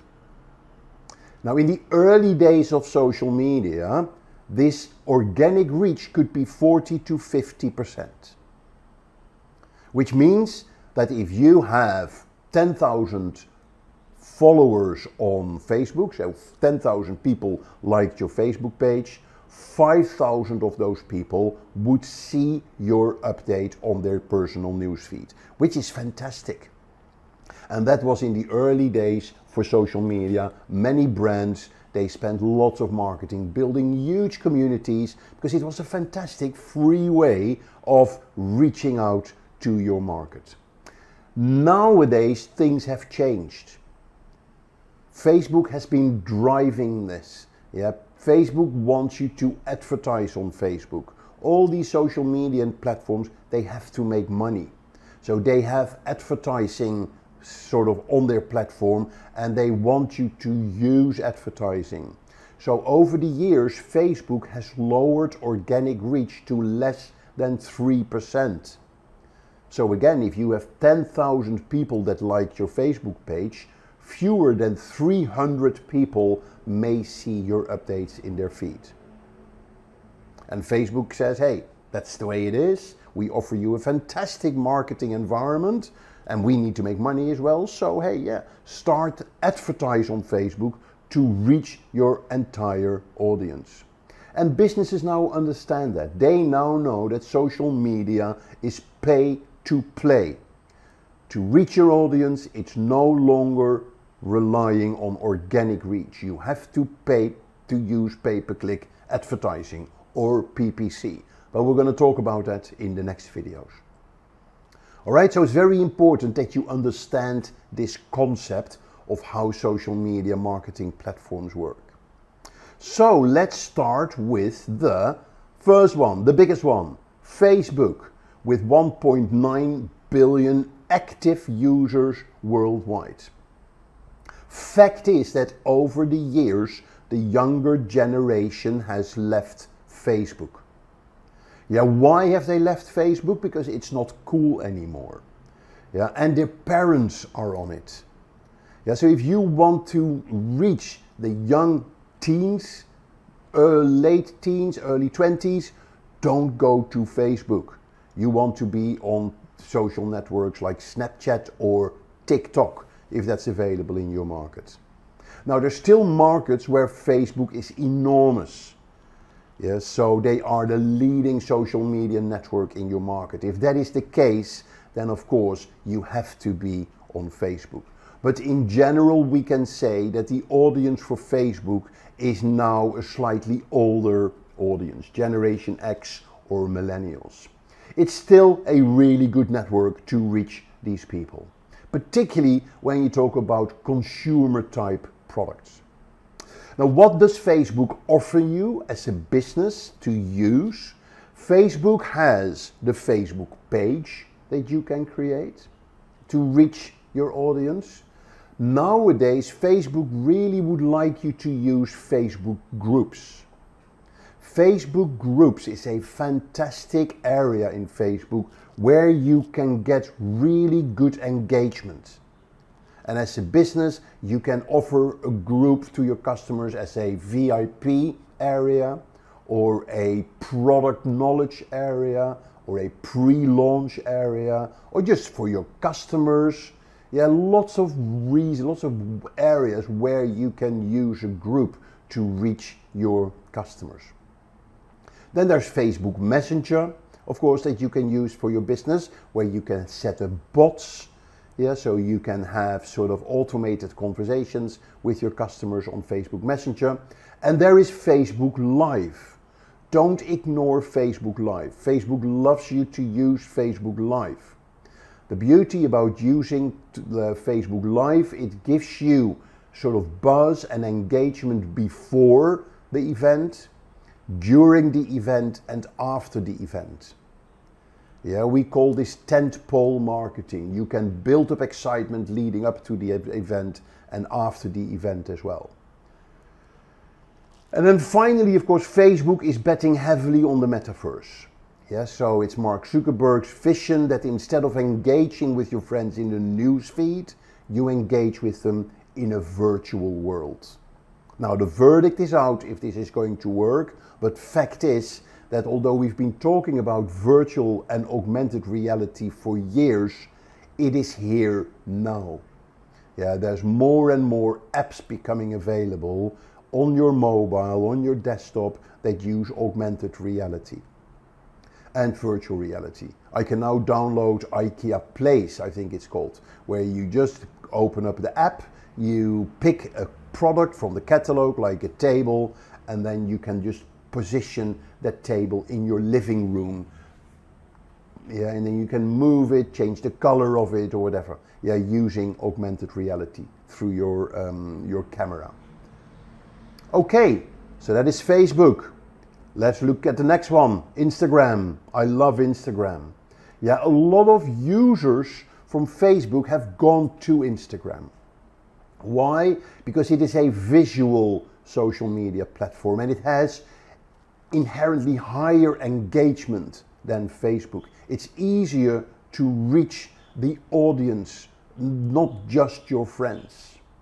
Yeah, so lots of cool features in Instagram. One of the coolest features is the Instagram stories. Yep, and people now spend more time on the stories than on the timeline where they see the posts. So Instagram started as a photo sharing app. Very simple. Yeah, you made a photo, you put a filter on top of it, which almost felt like you're a photographer, and then you share it with hashtags. And you saw immediately the likes coming in, and people loved it for its simplicity. And now it has grown to a fully featured social media network that businesses can use to make their brand come to life via photos and via stories. The audience is slightly younger than the Facebook audience, but a more and more mature audience is coming on there as well. And initially it had very much a business to consumer focus, but nowadays it's not just photos that you can share visuals. I can turn a blog post into a carousel of 5 visuals. Yep, and in that way share really good content. So very powerful and very useful for businesses to reach the audience that hangs out on Instagram. All right, so that is Instagram. Let's look at the next one, and that is YouTube. Now, YouTube, of course, is not just for watching video. YouTube is a fantastic social media platform to build an audience of followers. Yeah, it's a great platform to monetize your video as well by enabling advertising to be shown before or during your videos. A lot of video creators, they do that. Yeah, and YouTube has a program for that. If you qualify by number of views that you have on your video and number of and the size of your audience, you can participate in this program, and it is a really good way to make money on for many content creators. Now check out our earlier video on how to create a YouTube channel, to find out how you can set up a YouTube channel and how you can use YouTube as a social media platform. YouTube is great for brand awareness, and since it's owned by Google, it's also really helpful for your search rankings, both on YouTube and on Google. And there's lots of different videos, of course, that you can make. Yeah, videos that do well are typical videos like how-to videos, unpacking videos, vlogs, video blogs we call them, review videos, live videos, lots and lots of ways to reach your audience with video on YouTube. So the typical audience that uses YouTube are basically everybody from young to old. But very important to understand with YouTube that people are there for a reason. They search for something. They may search for entertainment. They may also search for answers to their questions, which is different than the videos you would have on Facebook, for instance. So Facebook is very good for brand awareness, where YouTube videos are very good for lead generation, for instance, and for building relationship with your audience. Good. A very interesting social media platform that emerged around 10 years ago is Snapchat. They have around 300 plus million daily active users. And let me tell you a bit about the history of Snapchat. Snapchat was a response to Facebook's problems about 10 years ago in privacy and not being cool anymore, and particularly the privacy issue, where in those days a lot of people said, who is owning my photos on Facebook? Is it Facebook or is it myself? So a lot of people, and there has always been a gray area. Combined with Facebook not being cool anymore, and you know how important being cool is for the younger generation. So two guys who came up with the idea of doing something radically different. And they came up with a social media platform, Snapchat, where posts would delete themselves within 24 hours. They built a user interface around this, which was fairly difficult to use. But that was for a reason. Kids, they love to explain to each other how it works. And if it's complicated enough, then their parents won't be able to get on it. So kids love that idea. It's too complicated to use for my parents. So I really have my own social media world in Snapchat that nobody else has access to. So particularly the teens, the Generation Z, was very keen, and they were very hot on the on Snapchat. So it was the new place for Facebook users to go to, and they grew ever since steadily. Not huge, but they are there, and they are a very powerful social network, particularly when you want to target the younger generation.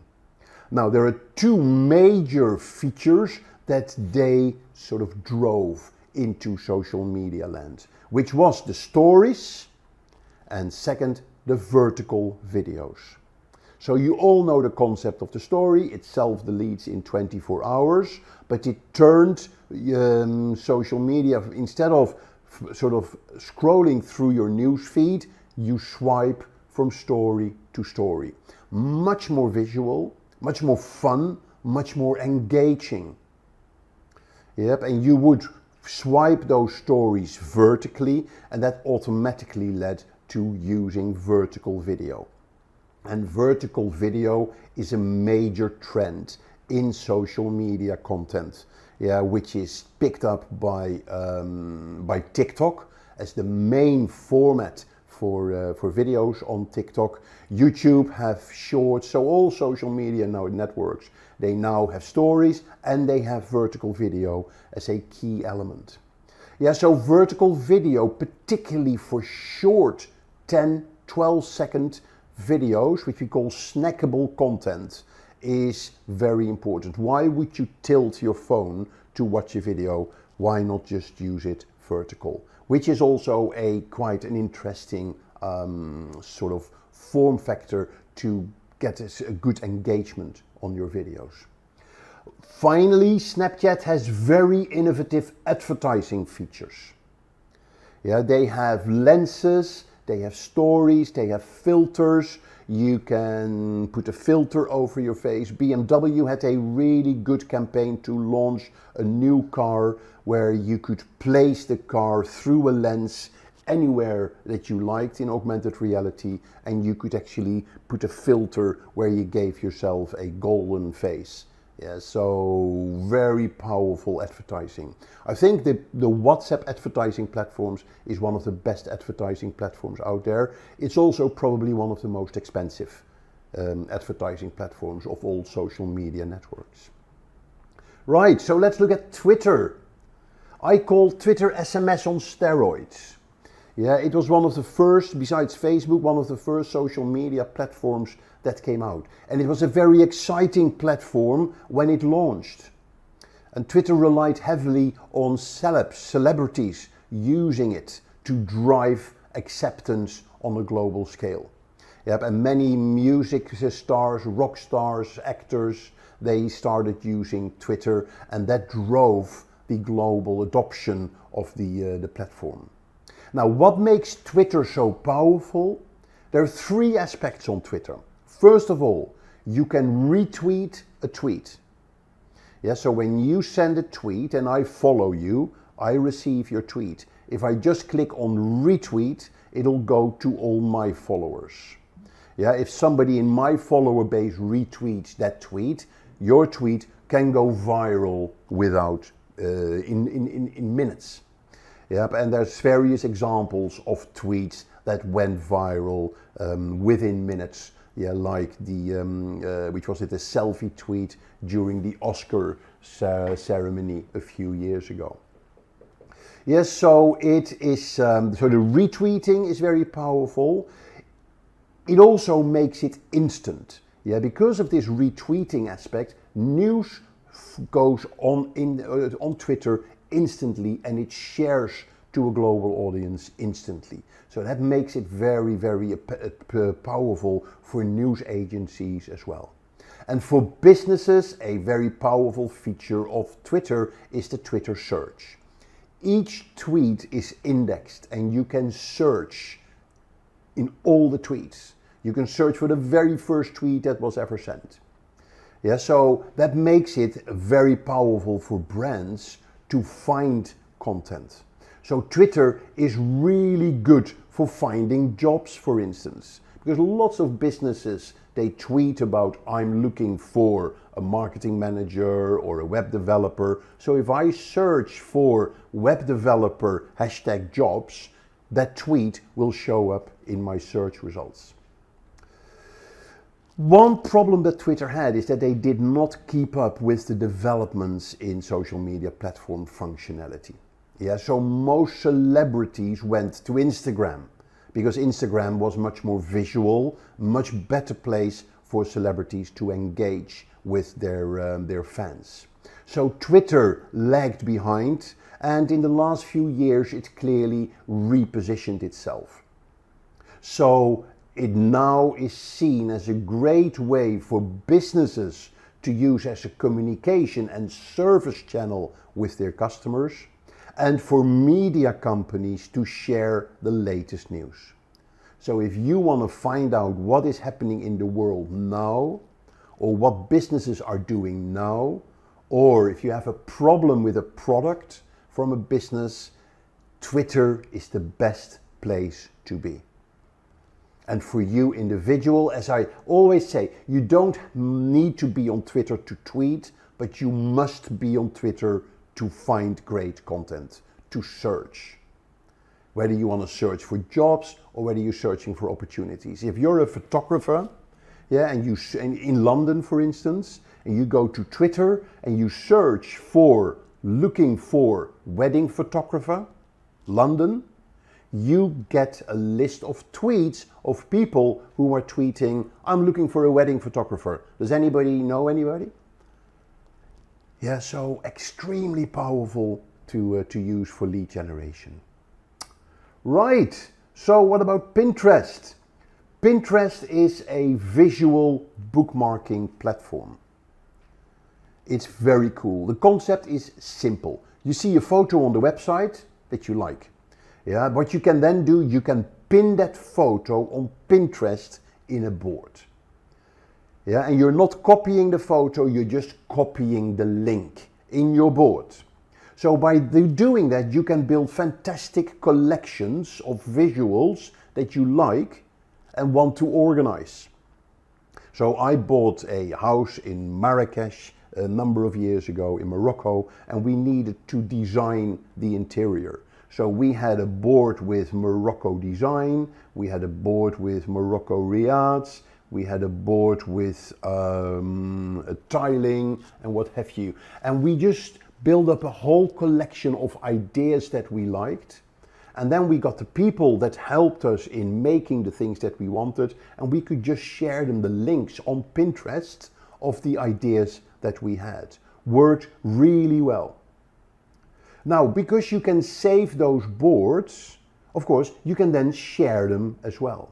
Yeah, so everybody can access your boards, which means that it becomes a great tool for getting ideas and inspirations from boards from other people.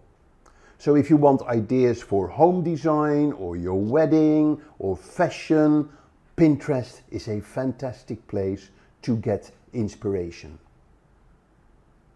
Another major benefit for businesses is that you can put your product catalog on Pinterest as visuals organized in boards. Yep, and then when people find those products on Pinterest and they click on them, it will take them to the catalog of your website where they can buy your product. So it's a great way to drive additional traffic to your website. If you want to see a good example for that, go to the IKEA UK Pinterest page and look at their boards. You see boards for small living room ideas, back to school, Christmas, holiday celebrations, and then you get lots of ideas with, for instance, for small living rooms, and then you click on some of the products that you see, and that takes you to the page on the IKEA catalog website where you can buy the product. Now, Pinterest is very popular amongst women, amongst millennials, and it also has very powerful advertising features. And then LinkedIn. LinkedIn is serious. Yeah, I call LinkedIn Facebook with a tie.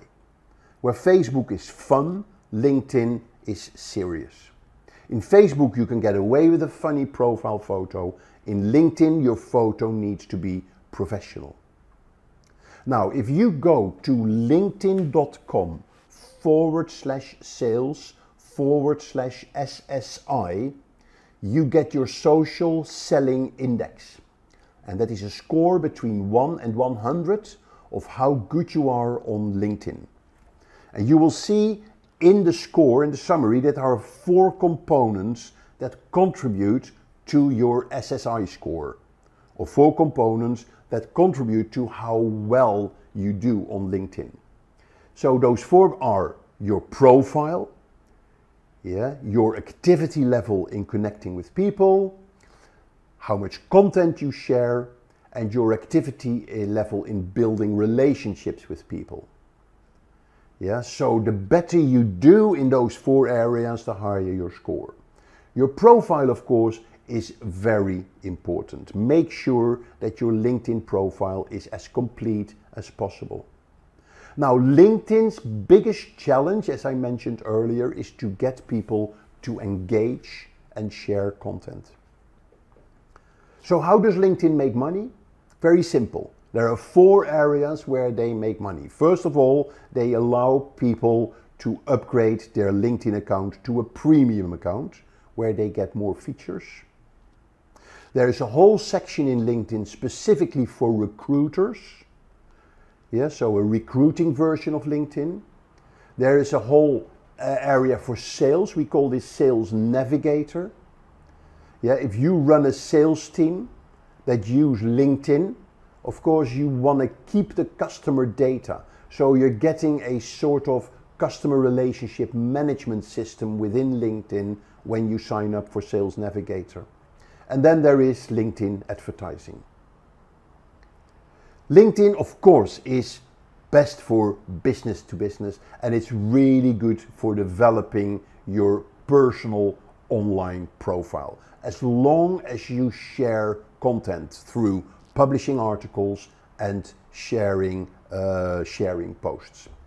So I've been operational on LinkedIn from the very beginning, and I shared lots and lots of content and articles on LinkedIn, and I got lots of business coming in through LinkedIn. Yeah, we're talking about serious amounts of business that I did by being on LinkedIn. So you got to be on LinkedIn if you are in business. Right. Now, one thing that I will not talk about here is TikTok. Yeah, we haven't got a slide for that, but bear in mind TikTok, although it's not available in India, TikTok is a very important social media network these days, which drives a whole new format of engaging and communication. But more about that later. Now let's go into the social media marketing tips and tricks. Number 1, set up your goals. Now, what good will your actions do if you don't have a goal in mind? The goal of your marketing strategy may be the driving force behind every decision that you make, and this is exactly why setting up goals is very important. Moreover, your marketing efforts have to align with the goals of the organization. And here are some things that you need to keep in mind while setting up your goals. First of all, your goals need to be quantitative. For example, you need to have 1,000 conversions by the end of the quarter, or 5,000 followers on Instagram by the end of the month, and so on. Number 2, you need to stick to a consistent deadline. This gives weight for each of your options. And number 3, make sure your goals are SMART. Now, SMART refers to specific, measurable, attainable, relevant, and time-based. Now let's go to number 4. Like I mentioned earlier, your goals need to be aligned with the marketing strategy. And alongside these goals, there also needs to be the North Star metric. Now, what is the North Star metric? Well, this represents a main goal or a fixed reference point to ensure that your team is on the right course. This North Star metric will also give your team clarity and focus. Now let's have a look at some popular North Stars. There's increased engagement, greater conversion rates, more leads generated, app downloads, and so on. Now let's go to number 2, understanding your audience. Social media allows you to interact, engage, and build relationships with your audience. By understanding what they need, want, and desire, you can deliver content in a way that makes your product or service the answer that they're looking for. There are also other ways that you can understand them better. This could be surveys to determine the issues that bother them, the age demographics of their audience, by conversing with them in forums, responding to their comments and blogs and social media, taking up their feedbacks of suggestions into consideration and acting on them, and so on. Now, here's an example of different channels and the audiences that use them. Now, here, well, we've taken a personal example. Here is Simplilearn. Now, Simplilearn's audience is predominantly working professionals and graduates. Unacademy has high school graduates, and Baiju app has high school students as users. Now, let's go to number 3, determining the right social media platform. Now, when performing social media marketing, choosing the right platform is really important. When selecting them, you need to ask questions like why you're using that particular platform, who you will reach with this platform, what content could work best on the platform, and is there any content that was unique to that platform? Like, for example, YouTube, and then there's the video. Answering these questions will help you zero in on a platform for you. Now, while there are several platforms available for you to choose from, let me tell you about some of the major ones. There's LinkedIn, Facebook, Instagram, and Pinterest. Now let's talk about the purpose of each of these platforms. LinkedIn is a professional network that's best suited for B2B audiences. For Facebook, well, just about everyone has an account on it. Content that is related to news or entertainment usually finds success on Facebook. And then we have Instagram. Well, visual content works best on Instagram. Now, although it works well for static images and short form video, it doesn't really drive a lot of traffic to your website. And then finally, we have Pinterest. Pinterest is also limited to static images. However, it's highly effective at driving traffic to your blog. Now let's go to number 4, setting up a social media calendar.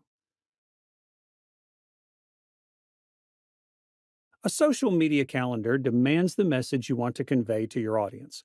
It also consists of information regarding the different kinds of content that will go up on the social media platform. Let's have a look at some of the most popular types of posts on social media.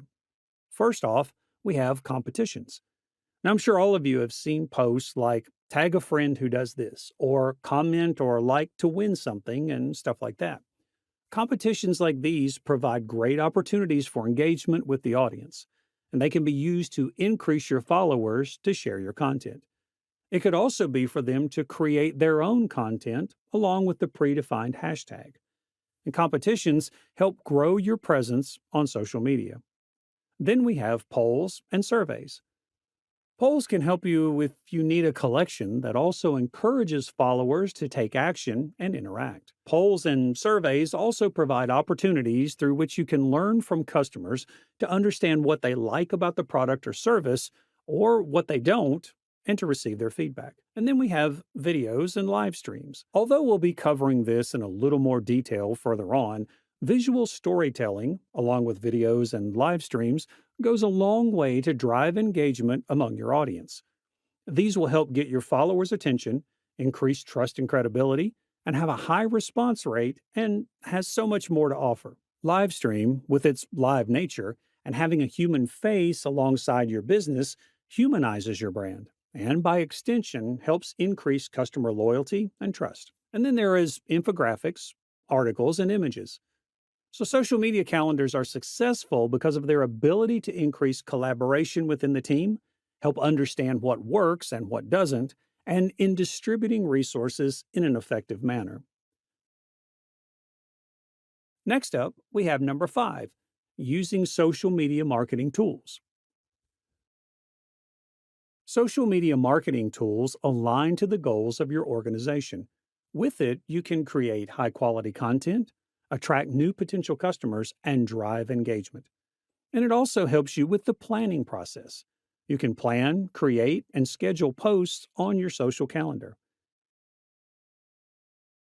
Now, some of the more popular social media tools include Buffer, Hootsuite, BuzzSumo, IFTTT, and much more. Now, these tools also help with generating leads, creating email lists, finding a relevant audience to show your content, creating buyer personas, providing you insights on what works and what doesn't, and giving you templates for different kinds of posts. Now for number 6, visual storytelling. Visual storytelling involves passing out a lot of information in the simplest of forms visually. Using pictures and videos, your followers are able to grasp the message quickly and remember it for a long time afterwards. Visual storytelling is also not limited by language barriers, and this helps it become interesting and entertaining to anyone watching. It can also help your audience stay interested and engaged, grab the attention of potential clients, and so much more. But it also has some other advantages. It helps you build a bond with your audience. Visual storytelling connects with your audience. Methods like live streaming help humanize your brand and help grow customer loyalty and trust. It has the audience quickly grasp the intended message thanks to its simple nature. And finally, most importantly, content like images and videos are what go viral. With visual storytelling, you increase the chance for your content to be seen by more potential customers. So have a look at some of our videos. So here's What is Machine Learning, Data Science in 5 Minutes, and AI in 5 Minutes. Now these are some of our most viewed videos on our channel, and now you know why. Visual storytelling. If you guys are interested in watching these videos, you can check them out on our channel homepage. And we also have similar videos on blockchain, DevOps, and Six Sigma. But now back to the list. Let's go to number 7, paying for advertising. This is a method that helps you find a target and reach your audience with ease. It can greatly help with achieving your organization's marketing goal. And this can help you improve your reach and improve your brand's visibility. It's pay-per-click model and shows cost effectiveness by providing great results and return on investment. It also helps improve targeting by letting you control who sees your ad. You get to choose from a number of different factors like interests, hobbies, personality types, alongside the basic user demographics like age, location, gender, and so on. Now, since most social media platforms have native analytics, you also get to assess and define the performance of your ad campaigns. Now, as great as it sounds, there are certain pitfalls that come along with peer advertising. First of all, your audience could get exposed to your post too many times and tune out your content, disregarding it in the process. Second, it could get really expensive for small businesses or startups to manage a campaign to its maximum effectiveness. Third, people could pass off your content as irrelevant or unimportant. You also have to deal with a lot of competition. Smaller companies with lesser budgets have more of an uphill battle to deal with than better funded organizations. Next, we have number 8, newsjacking. Newsjacking is a method that involves using current events to promote your own brand's products and services. Now, it's a popular method that's used to improve brand awareness. Newsjacking uses the popularity of current events and drives it to your brand. It helps shine a spotlight on your products. And it also helps you show off that you are up to date with current events in the industry and that your product is relevant. And by extension, it also improves engagement and website traffic. Now for number 9, A/B testing. A/B testing is a popular method for comparing copies, creatives, and CTAs, or call to actions, of the posts that you put on social media. Now, since audiences would react differently depending on the content, A/B testing helps determine which of the variants your audience engaged with the most. A/B testing can also be performed on variations of location, age, gender, education, your audience interests, and so on. And next up, number 10, community and influences. Joining communities helps your brand link up with like-minded people and other companies belonging to your niche. It'll also help you establish your brand as an authority within the industry. Actively participating in these communities can help create your own audience of potential brand advocates to group up with. And on the other hand, partnering up with influencers helps promote your products or services to a brand new audience. It helps provide an additional layer of authenticity in YouTube, which is also a social media platform if you didn't know. Here are some very, very popular influencers. We have Marcus Brownlee, Unbox Therapy, Mr. Who's the Boss, and Linus Tech Tips, each of them with more than 4 million subscribers. And finally, we're at number 11, measuring and analyzing results. Accurately tracking and measuring your marketing efforts are an important part of the process. It ensures that you're making the most out of your campaigns. Now, it's really important that you find key metrics that are crucial for your brand. And these metrics can be tracked weekly, monthly, or on a quarterly basis. And based on these results, appropriate actions can be taken. So on Facebook, you could look out for reach and engagement. On Twitter, you could look out for impressions, clicks and impressions and interactions on LinkedIn, and likes, comments, and mentions on Instagram, and engagements and impressions on Pinterest. Some of the most popular tools used for this purpose are Sprout Social, Buffer, Hootsuite, Google Analytics, and so on. Social media, social media, social media. Do you know how many social media users are there in the world? 4.8 million and still counting.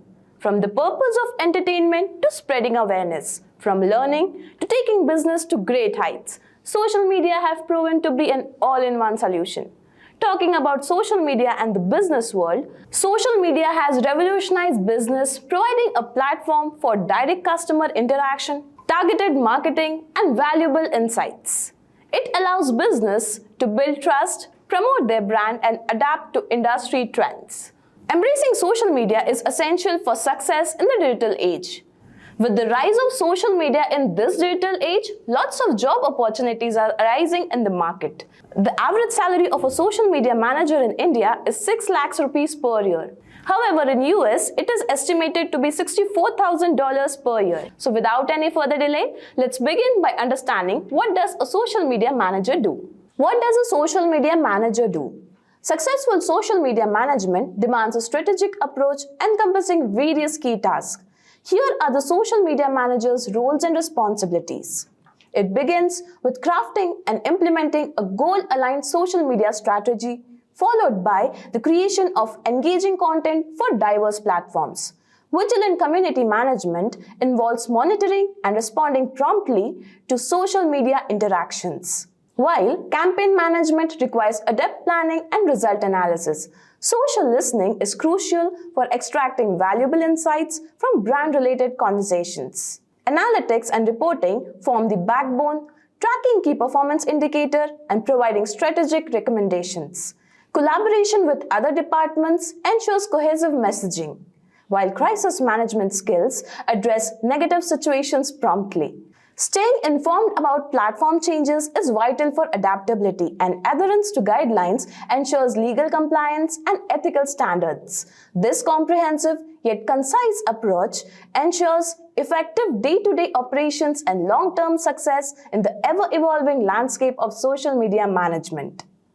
So let's see skills required by a social media manager. Social media managers need platform expertise, knowledge of major social media platforms and features, content creation and creativity, strong writing and media creation skills with innovation thinking and engaging content, strategy and analytics. Strategic thinking and analytics proficiency is must required. Community and engagement. Effective communication and community management is required. Next we have is campaign execution. Planning and executing social media campaigns are must required for being a social media manager.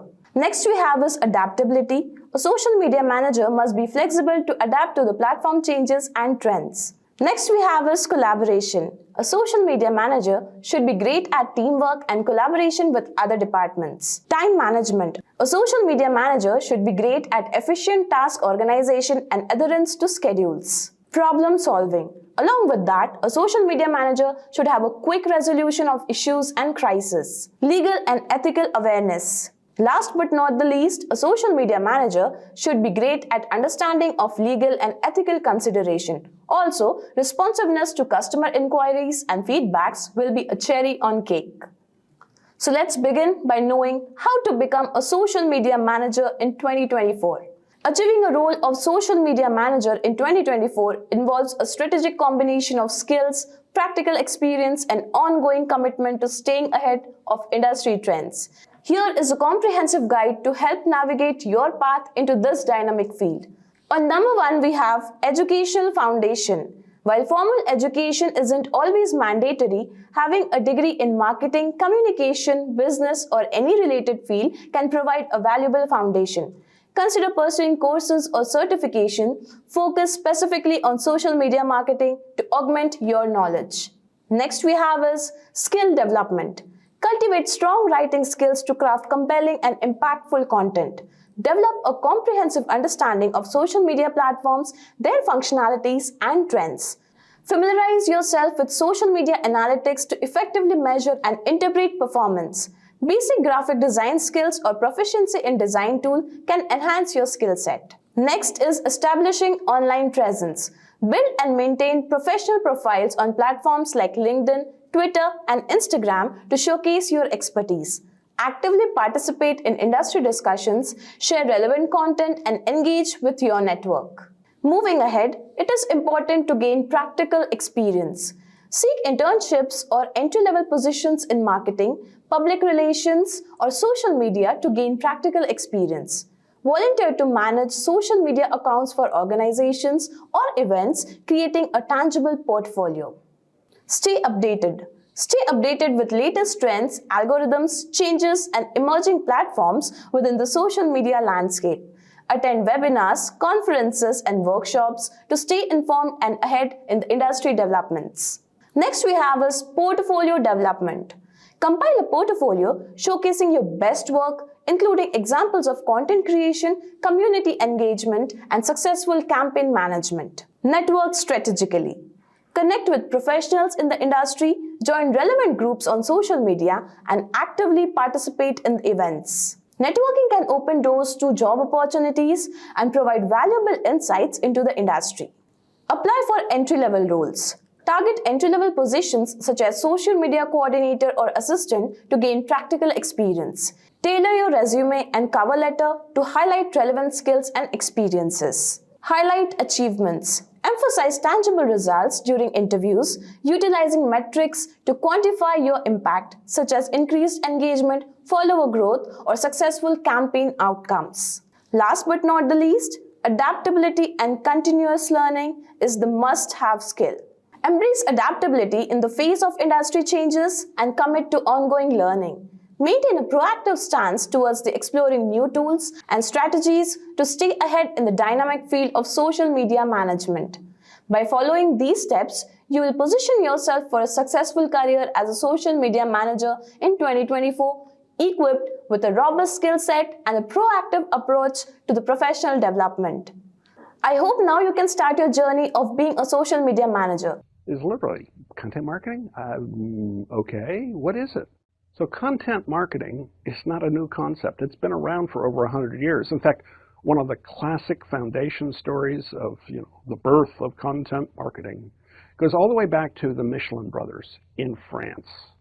And the Michelin brothers, in case you haven't done your history, that's okay, little refresher right now, were two brothers who made pneumatic tires, and they were trying to sell them along with an innovative product at its time called the automobile in an era where the roads were horrible, in a place, France, where frankly people didn't like to get outside of Paris and into the provinces because, my God, what was worth going out there for? For Paris. It's all happening here. And what the Michelin brothers realized is if they wanted to sell more tires, they had to get people to drive farther and farther and use them. So what did they come up with? The concept that really is the birth of content marketing in my book was the Michelin Guide. And the Michelin Guide was unique in that it reviewed restaurants, not just restaurants nearby in Paris, but restaurants out there in the provinces. And the Michelin brothers are the ones who came up with the 1, 2, and 3-star rating system to say, this restaurant, I know it's way out there, it's, bad roads, but guess what? To die for. The ratatouille, you got to have it. This is a 3-star restaurant. It's worth making the trip. And oh, by the way, since we're going to give you a guide, and you have to get out of Paris in order to get there, we're going to tell you where you can find gasoline along the way, which hotels you might want to stay at overnight, and oh, by the way, just in case you have to, how to repair a flat tire, particularly if it's a Michelin tire, because it's a pneumatic, and you know what, it's quite easy to repair. And guess what? That put Michelin on the map. Why? They weren't trying to sell you more tires. They weren't telling you about the features and benefits of round or tire repair. I mean, that was in there, but it was only a how-to article, not necessarily a feature and benefit. What they were doing was they were speaking to their audience about what their audience was truly passionate about, which in Paris in 1900 was food. And by creating content that got the audience to get into their new innovative automobile and drive all the way out there into the provinces for that absolutely remarkable 3-star restaurant, people got more flats. People had to replace their tires, but it was worth it. And oh, by the way, Michelin sold more tires. So that's a great story. Every time you sort of, hit a pause and like, well, we're doing content marketing and we need to come up with a concept, think back to the Michelin guide. It's a great foundation. So let's go to a modern definition. Where are we now in the 21st century when it comes to content marketing? Well, you can read the slide here and read the definition, and some people like reading definitions. I'm not going to read it to you, but I am going to highlight a couple of words in the definition that I think are absolutely critical to any definition of content marketing. The content that you create needs to be relevant, and it also has to be valuable. Now, if it's not relevant, then you're not actually meeting my needs or interests, and why would I be interested in it? And we've gotten way too tired of screening out the commercial that comes on, trying to sell us snow tires. And pardon me, we live in Florida. I don't use snow tires. What the heck is this commercial doing? Interrupting what I'm watching. So relevance is important. Relevance means that this content isn't going to get screened out. And the valuable can work in a lot of different ways. It can be interesting. It can be useful. Value is an interesting proposition all by itself. But that's the key to content marketing. It's not just creating more spam. It's not just throwing more trash over the fence and hoping something happens. This is something where if you've created valuable and relevant content, you know what? Your customers will find you. That's a whole different kind of proposition. I know there's some skeptics who are saying, oh, come on. Content marketing is just a fancy new name for social media marketing, right? And the answer is, well, there is some overlap, and we're going to deal with that in Module 3. But let me just be clear here. Social media content is part of what content marketing needs to create, but it can also create content for your website, and that's not the social media. It can also create content that your PR people can share with reporters or bloggers, and that's not normally considered social media content. And by the way, all of that content can be optimized. So maybe it actually is part of SEO, not social media marketing. In fact, that's the other place that content marketing really overlaps. And it's not coincidental. It so happens that around February 2011, when Google rolled out the first of its multiple versions of the Panda update, all of a sudden, even SEOs started to pay attention to content marketing. Why? Because Google changed the rules. And what Google basically said is, if your content isn't valuable or relevant, you know what? It's not going to rank very well in our search algorithm. And all of a sudden, people who had been used to putting keywords in the right places realized content matters? You mean I've got to actually tell stories that are interesting? I've got to create information that's valuable? Yeah, you can make it relevant. That's the optimization part. But, if you're trying to optimize a piece of boring, irrelevant trash, God bless you, good luck. So yeah, content marketing has grown. It's tripled in terms of web search interest since the Panda update. And we're talking about Panda 1. Of course, there was Panda 2, Panda 3, Panda 4. I mean, come on. Google is driving us in this direction. And so content marketing is pretty relevant today. Now, one of the other things that people in content marketing struggle with is, oh, but you don't understand. I do B2B content marketing, or I'm a small business, or pardon me, I'm an enterprise. And so content marketing has to come in flavors, right? Well, possibly, maybe, on occasion. So let's just question that assumption for a second. You know, content marketing has been around now long enough, and enough people have done it, that some research has been conducted, and it's been conducted against B2C marketers and B2B marketers and small business marketers and enterprise level marketers. And when they start asking key questions like, okay, we're going to try to determine what is the difference between an effective content marketer and an ineffective content marketer. Let's see the results. Well, first of all, the most important thing to be an effective B2C content marketer is you need a documented content strategy.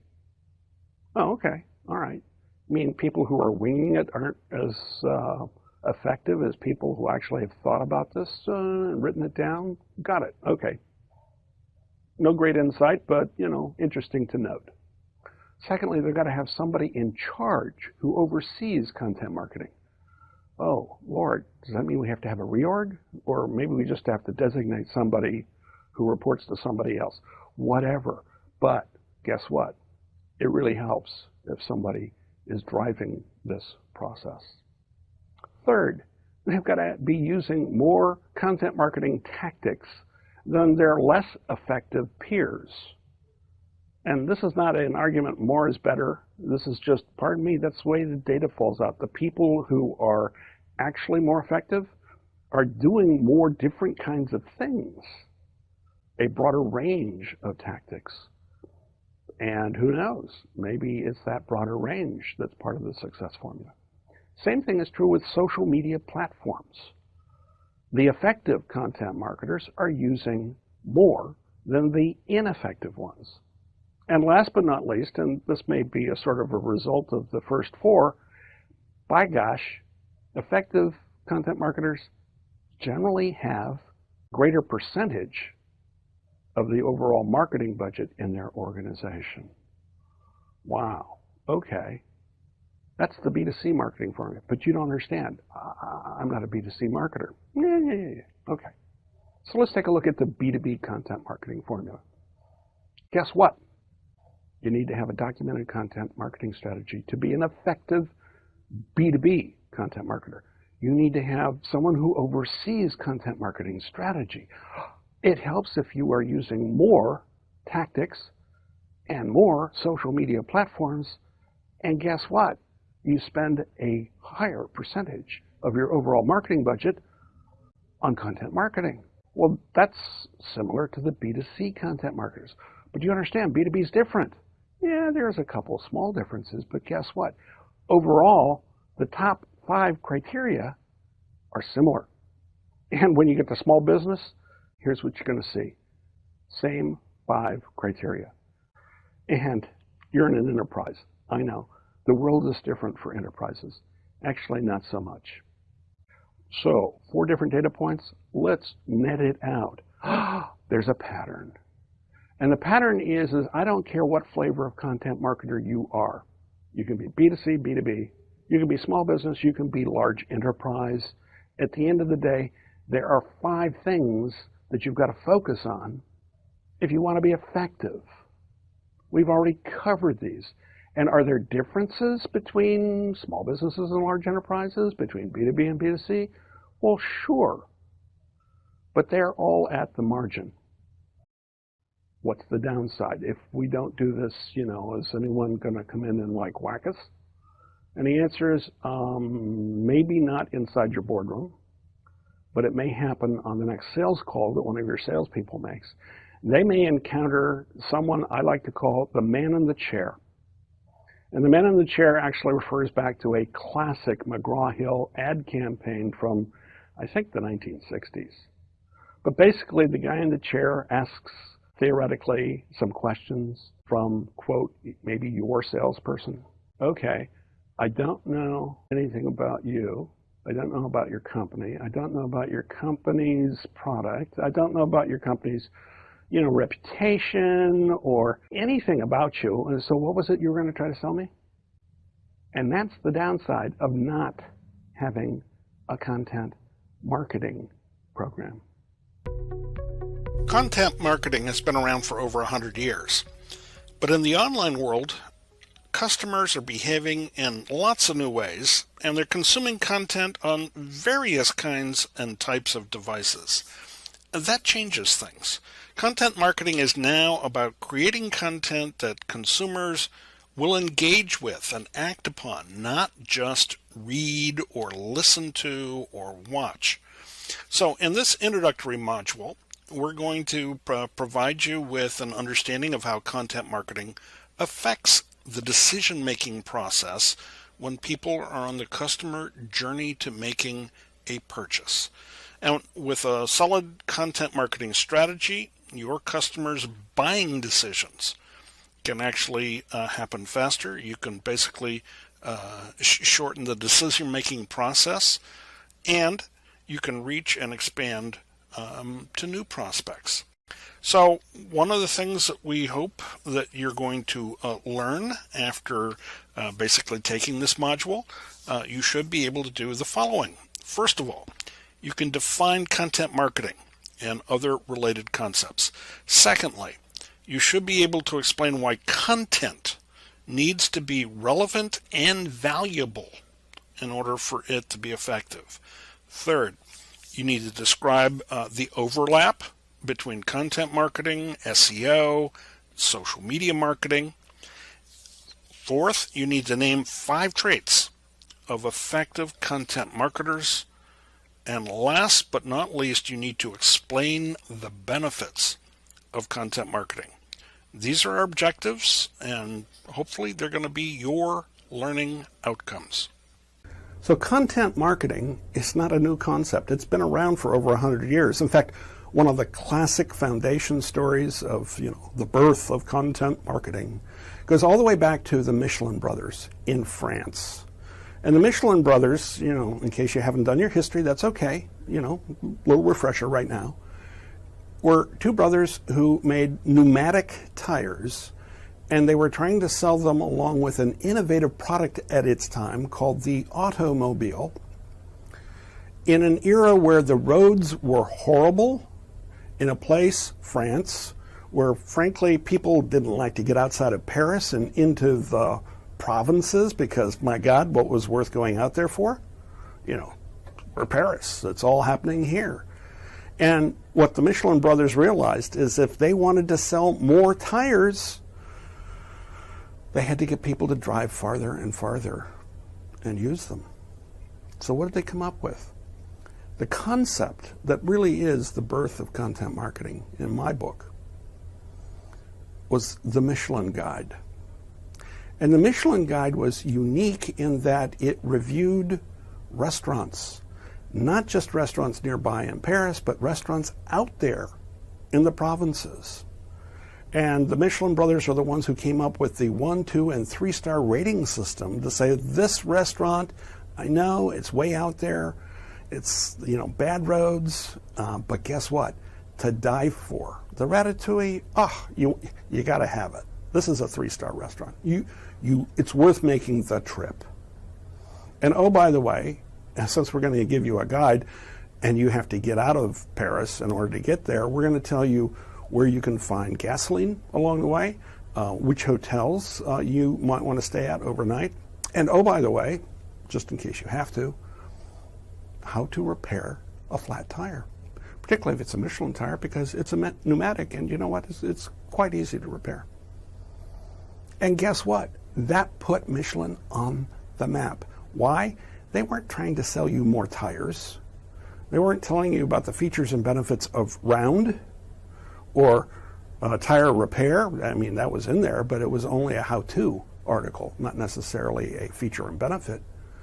What they were doing was they were speaking to their audience about what their audience was truly passionate about, which in Paris in 1900 was food. And by creating content that got the audience to get into their new innovative automobile and drive all the way out there into the provinces for that absolutely remarkable 3-star restaurant, People got more flats. People had to replace their tires, but it was worth it. And oh, by the way, Michelin sold more tires.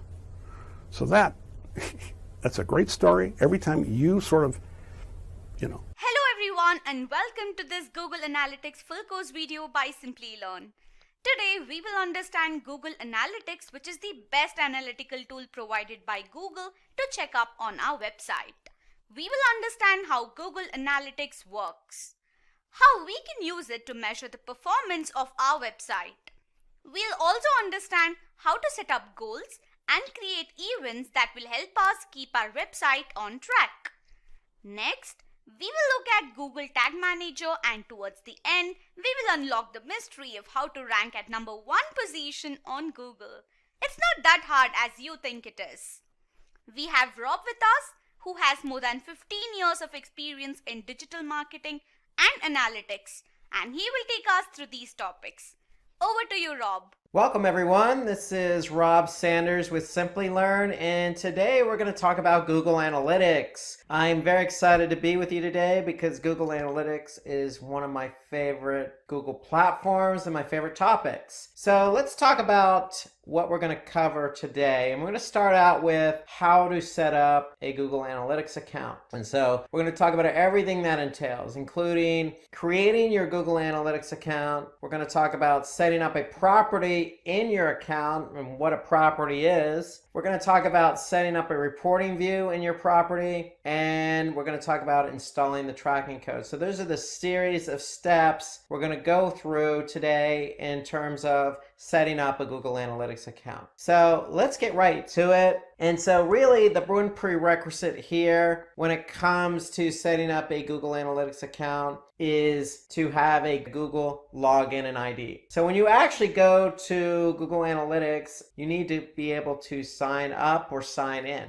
And so once you actually sign in, then you're going to go walk through a series of steps. But really, that's really all you need to get the account going is a Google ID and login. So if you have a Gmail account or an other email account that you use for other Google products, then you're good to go. That's all you need to do. So when you actually go to sign up for Google Analytics, you're going to be asked to set up a new account. And these are the series of steps you're going to walk through or go through to set up a new Google Analytics account. So you're going to choose an account name. And then you're going to choose a property name. Okay, so the account name can be anything you want it to be. The name of your company, your name, whatever you want to name it. The property name is really the website name. So what website are we talking about? So here I'm going to set up a fictitious website name for now. It's called Demo Simplilearn. So the URL for this website, Demo Simplilearn, is going to be demo.simplilearn.com. So that's the property. When we talk about properties in analytics, we're really talking about what websites we want to measure. And then you're going to be asked to choose an industry category. And so for Simplilearn, we're in jobs and education. But you have a number of different industries that you could choose from. It's as important. Go ahead and choose the most relevant industry that your particular business is associated with. Okay, and I'm going to talk about why that's important here in a minute. And then you're going to choose your time zone. And the time zone is also important because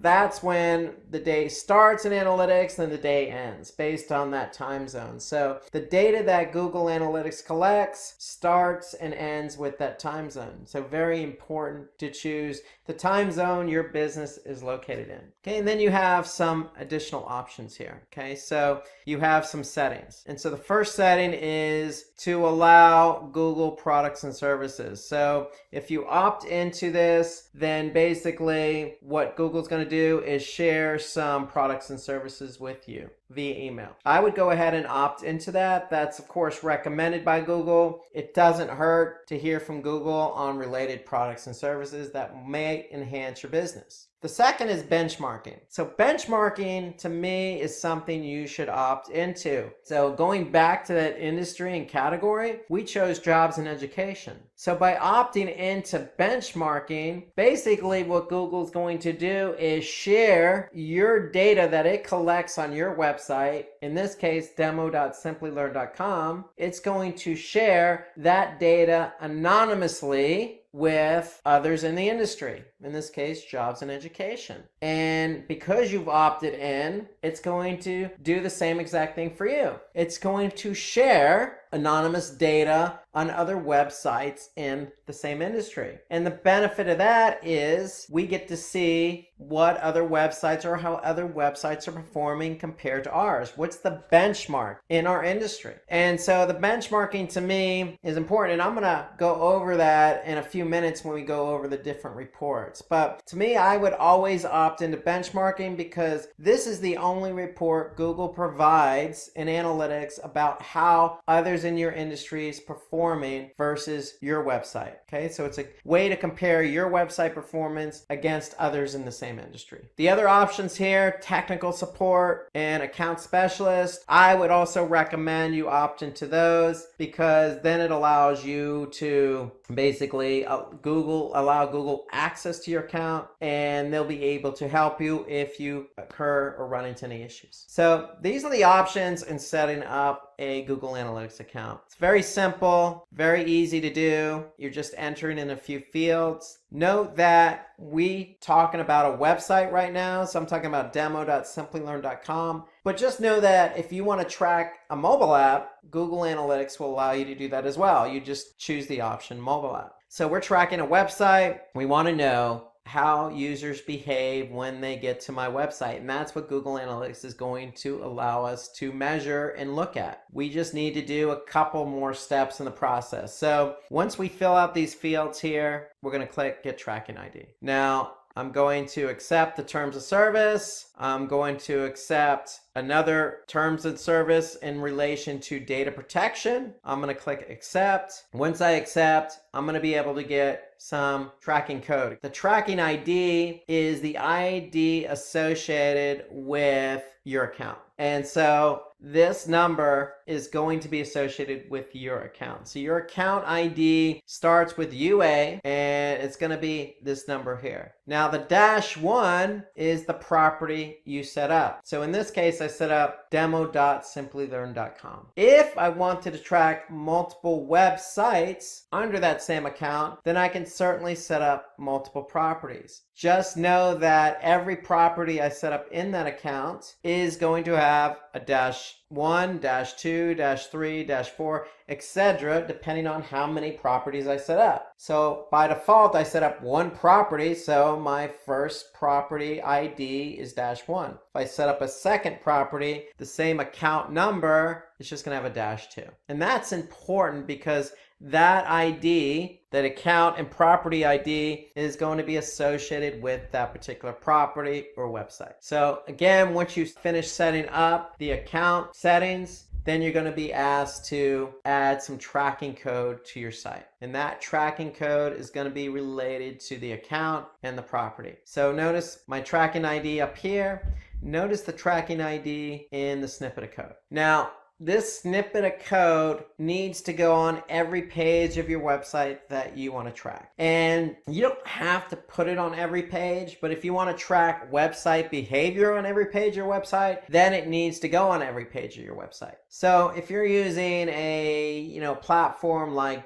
Drupal or Joomla or even more popular platform like WordPress, adding the tracking code site-wide is as easy as maybe adding a Google Analytics plugin to WordPress, for example, and then just simply plugging in the ID. Now, there's an alternative to adding the Google Analytics tracking code to your site, and that's Google Tag Manager. So Google Tag Manager is the way I would recommend going. So if you're not familiar with Google Tag Manager, I would recommend watching the YouTube video we have on Google Tag Manager. You can just go to YouTube, type in Simply Learn Google Tag Manager, and this will give you a nice overview of what Google Tag Manager is and how it works. But basically, this is the way I would go, and I would recommend that in addition to having Google Analytics, you set up a Google Tag Manager account. And then that way you can put the tracking code in Google Tag Manager. So if I go to Google Tag Manager and I just go into an account on Tag Manager, I can just simply put in the Google Analytics ID right into Tag Manager. And so if I have it in Tag Manager, then Tag Manager is going to be the place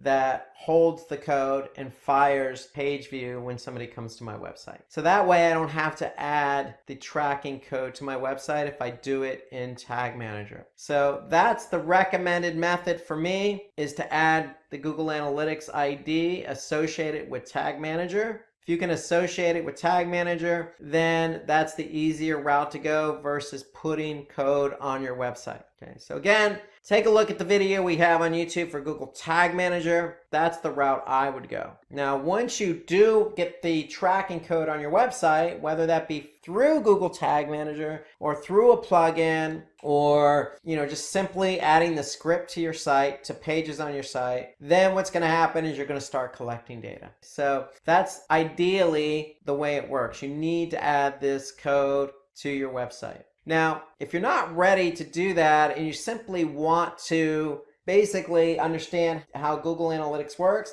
then I would recommend getting access to Google Analytics demo account. And so if you just type in and search Google Analytics demo account, basically what you're going to do, you're going to choose the first listing there and you're going to go to demo account. So if you have a Google Analytics or Google login, then all you need to do is click on access demo account. And so what Google's going to do is put this demo account into your account. And so it's going to look something like this. So if I click on demo account here, it's going to add to my Google Analytics account. So I'm going to have then access to the demo account from Google in Google Analytics. So I would recommend going this route here if you're not familiar, you're not sure what you're getting yourself into. So think of the demo account as kind of a test drive. You're test driving Google Analytics before you even add any code to your website. So again, all you need is a Google account. And if you have a Google account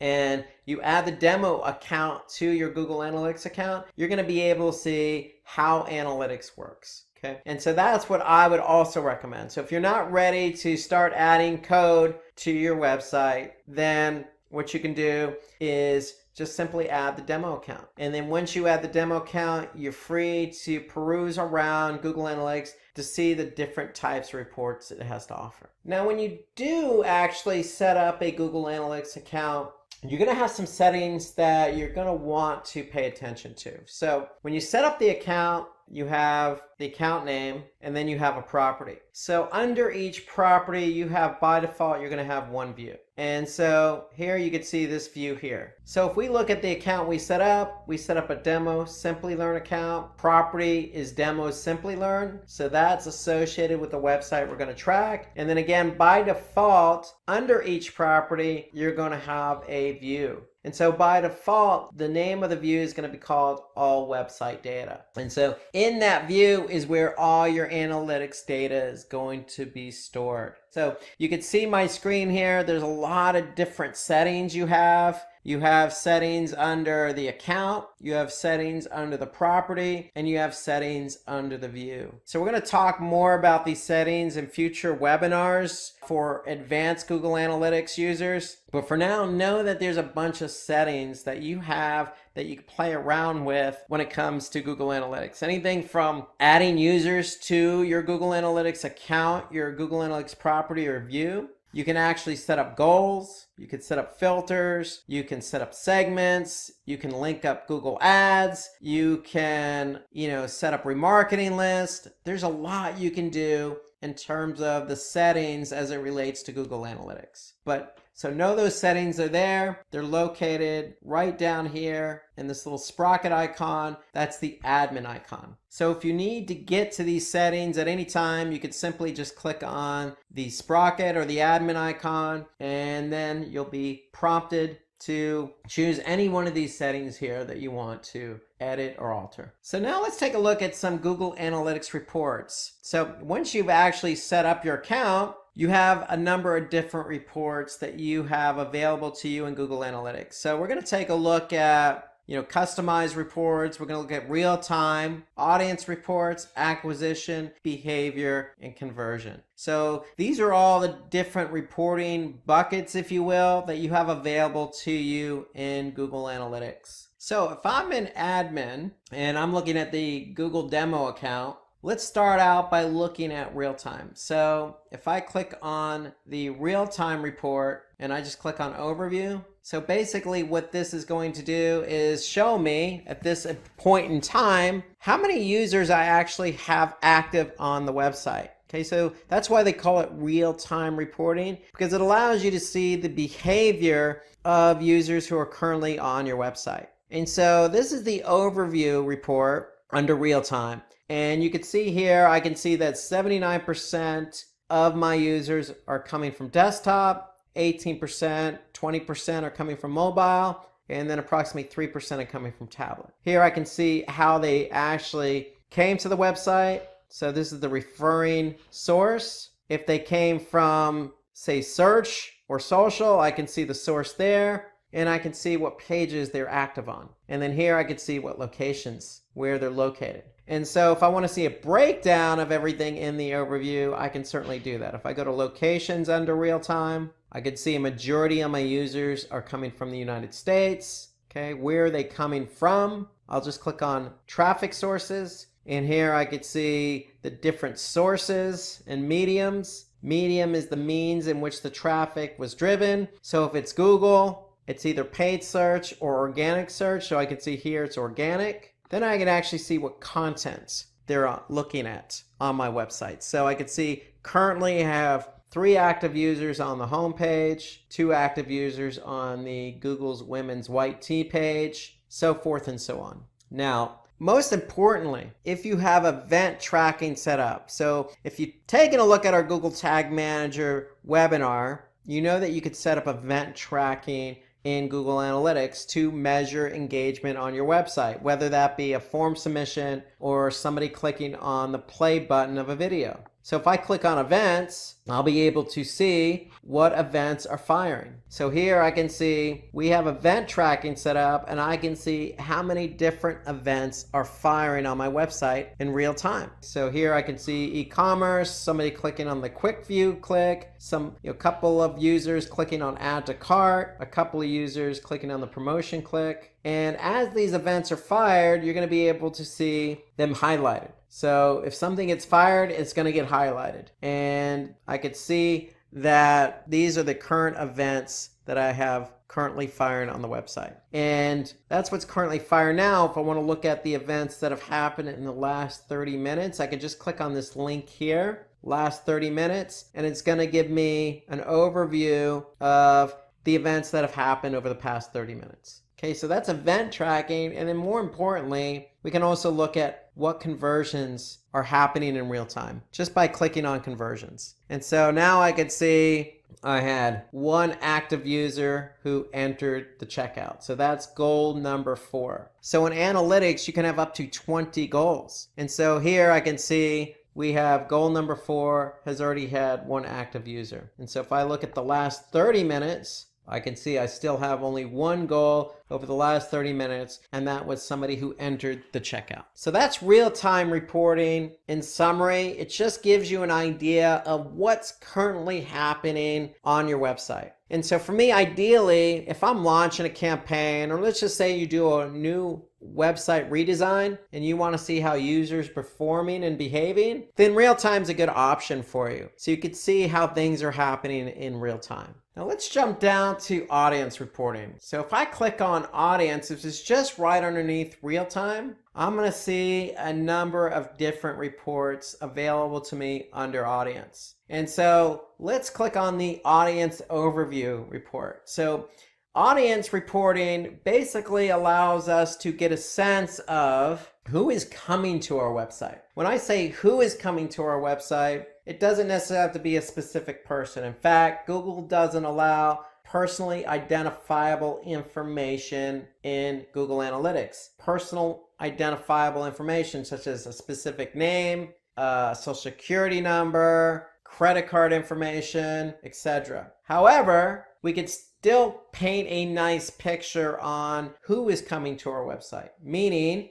what country, city, or state did they come from, what language, what device did they get to our website from, how old were they, okay, were they male or female or other, what interests did they have, what browser did they use. So we can paint a nice picture based on all this information that Google Analytics is providing us under audience. So if I go to audience overview, here I can see I have all these different options available to me to get a basic understanding of who is coming to our website. So for example, I could see a majority of the people coming to our website speak English and are from the United States. Okay, in fact, that represents 61% of the users. And so Google Analytics does a great job of giving me an overall percentage. So if I have 100% of the users, I could see 61% of those users represented English-speaking users from the United States. 7% represented English-speaking users from Great Britain. And so when it comes to analytics, we have users, and users are broken down into two categories. They're either returning or they're new. So when you add the Google Analytics tracking script to your website, what's going to happen is if a user or when a user goes to your website, they're going to get cookied. And if it's the first time they've been to your website, what Google Analytics is going to do is store a cookie in the browser. So when that same user comes back another day in the same browser, Analytics is going to recognize that that cookie is in the browser. And so then Analytics is going to categorize that user as a returning user. Okay, so that's how Analytics is able to differentiate new versus returning. So if that user doesn't have a cookie in the browser, then Analytics is going to recognize that, store the cookie, and then count that user as a new user. And so when you're looking at Analytics, you're going to be able to see a breakdown of new versus returning. So here I can see over 3/4 of my traffic over the past week. Here I can see April 6th through April 12th, over 3/4 are new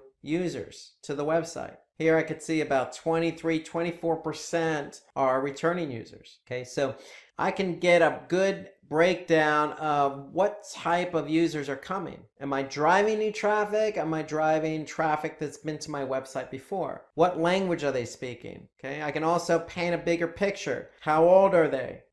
What gender are they? Do they come from mobile? So let's take a look at some of these different reports under audience. And so if I skip down now to demographics, I can click on overview, and when that report loads, I can see now under demographics overview, I can see the breakout of age ranges. And so here I can see the majority of the traffic coming to my site again over the past week. Now, if I want to change this date range, I could simply do that. I can change the date range just by clicking on the date range and then maybe going, say, the last 30 days. And I can even compare it to the previous period or the previous year. I'm going to choose the last 30 days. I'm going to click apply. Now I'm looking at data over the last 30 days. And again, you can change the date range to any range you want. You can only go back as far as when you actually created the Google Analytics account. You can't go prior to that. So here I'm looking at the last 30 days and I can see almost 47% of my users were in the age range of 25 to 34. Now, when it comes to gender, I can see 66% represent males. So I can get a breakout of gender and age as well as interest. I can click on interest and look at the overview there and see what the interest is of the users who are coming to my site based on in-market segments or affinity. I can also choose language and location. So if I want to know exactly where my users are located when they're coming to my website, I can click on location. And here I can get a breakout. 43% of the users of the last 30 days were from the United States. More importantly, I can align my audience with goals. And we'll talk about goals here in a minute, but here I can see if I have an e-commerce website, I can see of those 43%, 0.29% of those converted or purchased something. And that equates to 94 transactions. So I can get a good sense of not only how many users are coming from a specific country, but are those users converting? If I click on mobile, and mobile to me is one of those reports I tend to spend a bit of time on because I want to know what devices users are coming to my website. And so for my website here, or this is the Google demo website, I can see mobile represents approximately 27% of the traffic. So desktop still represents a majority of the traffic. So for you, you want to keep an eye on mobile because mobile is definitely a majority of what people use nowadays. That's how people start their day. That's how they transact via mobile, whether that's purchasing something, communicating, or searching. It all starts with mobile. So you want to keep an eye on mobile, and more importantly, you want to keep an eye on behavior. So Google Analytics is telling me that, yes, I have approximately 27% of my traffic of the last 30 days came from mobile. How are they interacting with my website? So if I look across this report, I'm going to be able to see different metrics. So if I'm measuring specific metrics against my dimension, in this case, the dimension is what we're measuring. And in this example, we're measuring mobile. I can see that the bounce rate is approximately 48%. And bounce rate means that if a user, in this case for mobile, landed on a page, they left the site without going any further. So they consider it a bounce. If they don't go to another page, if they leave the site from the page they landed on and they don't go any further, that's considered a bounce. So a bounce rate is the percentage of people who come to the site and leave the site without going any further. So in this case, we have 48% bounce rate. That's almost half of our users who come from mobile leave the website from the page they landed on. So is that good? Is that bad? Well, it's open to interpretation. It's definitely subjective. But you want to keep the bounce rate as low as possible. You want to keep people on your site, especially if you have an e-commerce website. You want people who come to your website to purchase. And so here we can see 48% mobile. In desktop, it's a little bit lower at 41%. Now, if I look a little bit further at engagement, I can see how many pages on average do mobile users look at. So versus desktop, it's a little bit lower. You can see 3.86. On desktop, it's 4.5. Now, if I look a little bit further in engagement, I want to be able to measure how long somebody from mobile stays on the website. If they're bouncing at 48%, but they're also looking at 3.8 pages, 3.9, almost 4 pages per session, then that means in this report, analytics is telling me they're spending about 2 minutes on the site. And interestingly enough, I can see that mobile over the last 30 days had more transactions. So 51 transactions versus 34 transactions from desktop. And interestingly enough, the e-commerce conversion rate is at 0.29%. That's higher than desktop at 0.07. It's lower than tablet, but it's higher than desktop. And mobile has the most transactions, and since they have the most transactions, they have the most revenue at 2,380. So yes, the engagement isn't exactly as great as it is as desktop, but we can see that people are still purchasing with their mobile devices. So it's something to keep an eye on, and mobile is something I definitely look at. In fact, since it's such an important report, one thing you can do in analytics is if you actually like a report and you think you're going to look at that report multiple times, then you can simply just go ahead and click save at the top here. So if I click save, I'm going to enter a name for this report. I'm just going to call it mobile report and click OK. And then what's going to happen is it's going to be located under save reports, and save reports is located under customization. Customization is located above real time. Okay, so if I close that up, you can see audience, real time, customization. If I click on customization, if I click on save reports, I should be able to see my save report here, and I do. So here I can see mobile report. If I click on it, I can simply go to the report I was looking at before I saved it. So save reports to me is a good feature in analytics because it allows you to quickly access a report that you've saved in the past. So let's take a look at one more report under audience. And let's go to benchmarking. So remember when we were setting up our analytics account, we had the option to opt into benchmarking, and I recommended you do so. And so if you did actually opt into benchmarking, then you're going to be able to see how your site compares to others in the same industry. So if I click on benchmarking and then click on channels, what I'm actually able to do now is compare my website with others in the same industry. So if I go back to, say, jobs and education, and I choose education, all education as my industry vertical, I should be able to see websites that are in the same particular industry and how I compare with those websites. So I'm choosing all countries. I can narrow that down if I wanted to. I can just search for the United States. I can choose a specific state, and then I can choose a particular site size. So here I'm choosing sites by daily session. So these are sites that have an average of 5,000 to almost 10,000 sessions a day. And so in this vertical education in the United States, sites that have 5,000 to 9,999 sessions per day, that means that there are approximately 310 web properties contributing to this report, okay, based on this criteria I chose. Now, if my site is similar, meaning if I'm in the United States, if I'm in education, and I'm receiving 5,000 to 9,999 sessions per day, then I'm able to compare my site against 310 other websites. Now, Google's sharing this data anonymously from the other websites, and they're doing the same with your website to those particular websites' benchmarking reports. Okay, so it's shared data anonymously in particular industries and verticals. And so now I'm looking at a channel report. So if I want to see how I compare to others in my industry, then I can go ahead and see by channel. For example, am I driving as much traffic as others in my industry? And you can see I'm not. In fact, I'm 77% worse in terms of the amount of traffic being driven from organic search.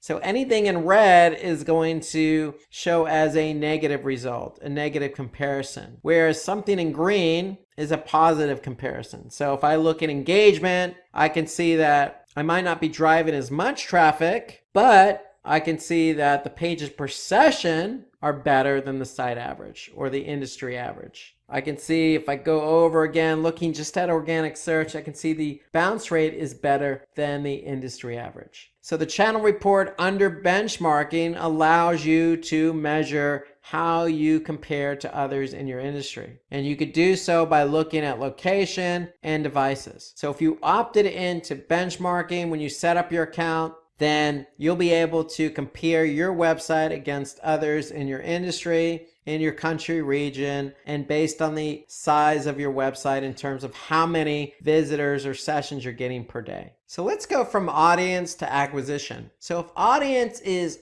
who is coming to your website, acquisition allows us to see how the traffic was driven to your website. So how did these users get to our website? And so under acquisition, if we click on overview, we'll be able to see an overview of how users, whether they're returning or new, came to our website. And so what analytics does by default is they have a number of default channels. And when we say channels, we mean analytics is grouping different channels based on how users got to your website. Meaning, how did users get to our website? Did they come via organic search? Meaning, did they type something into Google and find you in the organic listing? Analytics also groups users based on whether they came to your site directly, meaning did they type in the URL directly into the browser, or did they bookmark your website and come back via the bookmark? So they're grouping users under direct. They also group users under referral, meaning did they come from another website,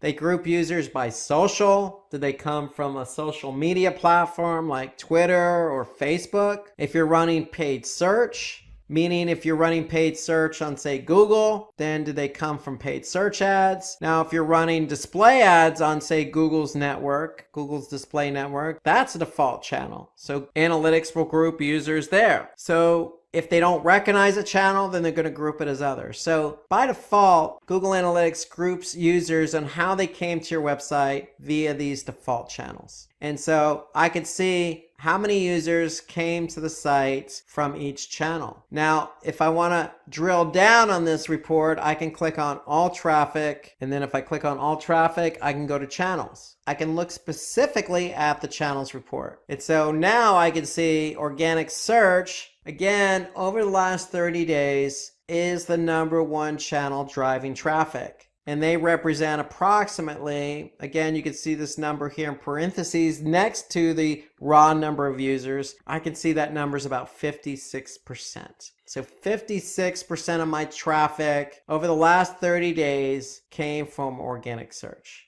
And so those are the number of users. Again, as a metric, you're also going to have sessions. And you'll see sessions a lot as a metric. So users are broken down between new and returning. So every time a new or returning user comes to the website, basically what they're doing is initiating a session. So you can have a user who can come back multiple times. Every time they come back to the website, it's a session. So session is simply the start of somebody coming to your website, and the session ends when they leave the website. And so just like we looked at with the audience reports when it came to mobile, we can also look at engagement by channel. So just like mobile, we looked at bounce rate, pages per session, average session duration. We can do the same thing here with our channel report. More importantly, in addition to behavior, we can see conversions. And since we're running an e-commerce platform, we could see what the conversion rate is by channel. So organic search did drive the most traffic, and they did have the most transactions over the last 30 days. And the conversion rate in this case is 0.17. Okay, so how Google determines the conversion rate? They basically take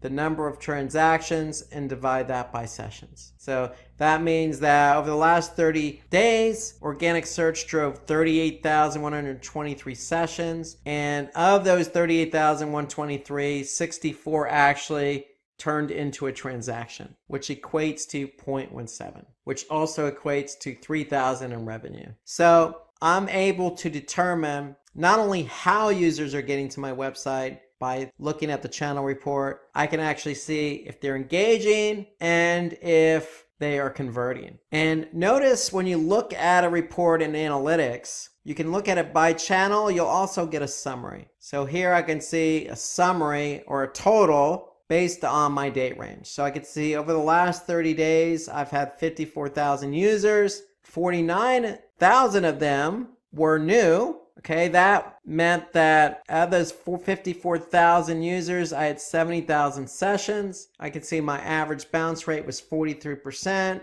The pages per session were just over 4. And the average session duration, how long did somebody stay on my website on average? About 2 minutes and 55 seconds. The average conversion rate was 0.14, and I had a total of 97 transactions totaling $5,500. Okay, and that's all over the last 30 days. So any report you look at in analytics is going to have a summary. And note that any report you look at in analytics is going to allow you to save it. So if it's a report you think you're going to go back and look at a future date, then you simply just have to click on the save button. Conversely, if you don't want to save it, you can simply just export it. So you can export it as a PDF.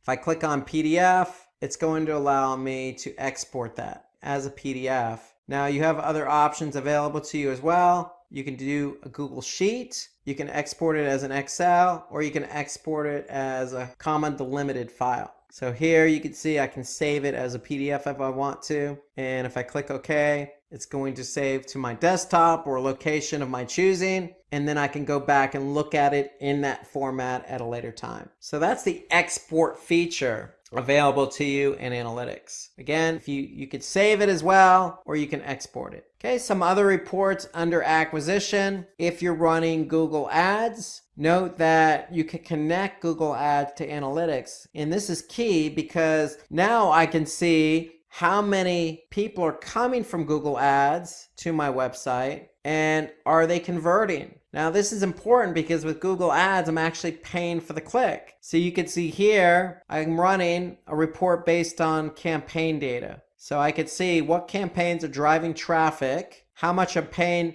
per click, and you can see on average I'm paying 34 cents per click. And then more importantly, I want to be able to see if they're converting. So you can see I've spent $810 over the last 30 days and received $858 in revenue. So you want to make sure that you link up your Google Ads account to your Google Analytics account. For this very reason, you want to be able to see how your Google Ads campaigns perform once the users get to your website. And so I want to see if they're engaging and I want to see if they're converting. So there are all sorts of reports under Google Ads. So you can look at it by keywords, by search queries, by hour of the day. If you're running display campaigns, you can look at display targeting. So there's all sorts of reports under Google Ads. You just have to link it up, and you link it up under the admin. Now there are other reports that you can look at. So if I go to campaigns, I can look at all campaigns. So if you're running all sorts of different types of campaigns, whether that be on Facebook, whether that be email, whether that be, other types of advertising, let's just say Twitter or Instagram, you're going to be able to see those campaigns here. And that's under all campaigns. And again, you'll be able to see the campaign name and you'll be able to see metrics associated with those campaigns. And more importantly, you'll be able to see your e-commerce if you're running an e-commerce platform or if you have goals set up. So you'll be able to look at how your campaigns are not only driving traffic, but two, are they converting? Let's go from acquisition reporting to behavior. So behavior reports are going to actually show you how users behaved once they got to your website. Once they landed on a page on your website, how did they behave? So when we looked at audience, we got a sense of who is coming. With acquisition, we get a sense of how the traffic got to our website. Did they come from organic, direct, social, etc.? The behavior reports allow us to actually measure how that traffic behaved once they landed on a page on our website. And so if I go to overview under behavior, now I'm looking at this graph here. It's showing me how many page views I've had. And a page view is simply, once a page is viewed, it's counted as a page view. So if a user comes to my site, they're initiating a session. And if they look at a page, then that page is going to have a page view. Okay, so a user can look at a page multiple times in a session. And every time they look at that page, it's going to count as a page view. So here I can see in this graph how many page views I've had, again, over the last 30 days. And if I look further at my overview report, I can see the specific pages and how many page views they've had. And I can also look at some other metrics. Okay, the average bounce rate, the average time on page. I can look at the exit rate, which means how many people actually exited, or the percentage of people who exited from that page. So I can dig deeper into my behavior reporting. So if I click on site content and I click on all pages, then I'm going to look at a report by page. This is my dimension. This is what I'm measuring, my page. And now I can see how many page views each page had over the last 30 days. Now note, you also have something called unique page views. So unique page views is equivalent to one per session. In other words, if a user came to my site and looked at the home page, then the home page is going to have one unique page view and one page view. Now, if the user in that same session looks at other pages, then every page that user looks at is going to have one unique page view. However, if the user goes back to the same page in the same session, then it's still going to be one unique page view. But in this case, the home page, if they look at the home page a second time, then the home page is going to have 2 page views. If they look at the home page 5 times in one session, then the home page is going to have 5 total page views and 1 unique page view. Okay, so that's why unique pages is equivalent to 1 per session, where page views is an accumulation of how many times the page was viewed in the same session. So in other words, you're always going to have more page views than unique page views. Okay, so this gives me a sense of how my pages performed. So again, I can look at total page views and then engagement. So ideally what you want to do with a report like this is if a user is not engaging on the page, then that should tell you something about the page itself. If they're not engaging, if the bounce rate's high, if the time on page is low, if the percentage of exit rate is high, then you probably want to do something with that page. Now, these are all pages, but if I jump down to landing pages, my landing page report is showing me how many people actually landed on that page. And so here I can see under my landing page report, I can see the home page had 36,017 sessions in the last 30 days. That's how many people landed on the home page. So here I can see 71% were new sessions, meaning that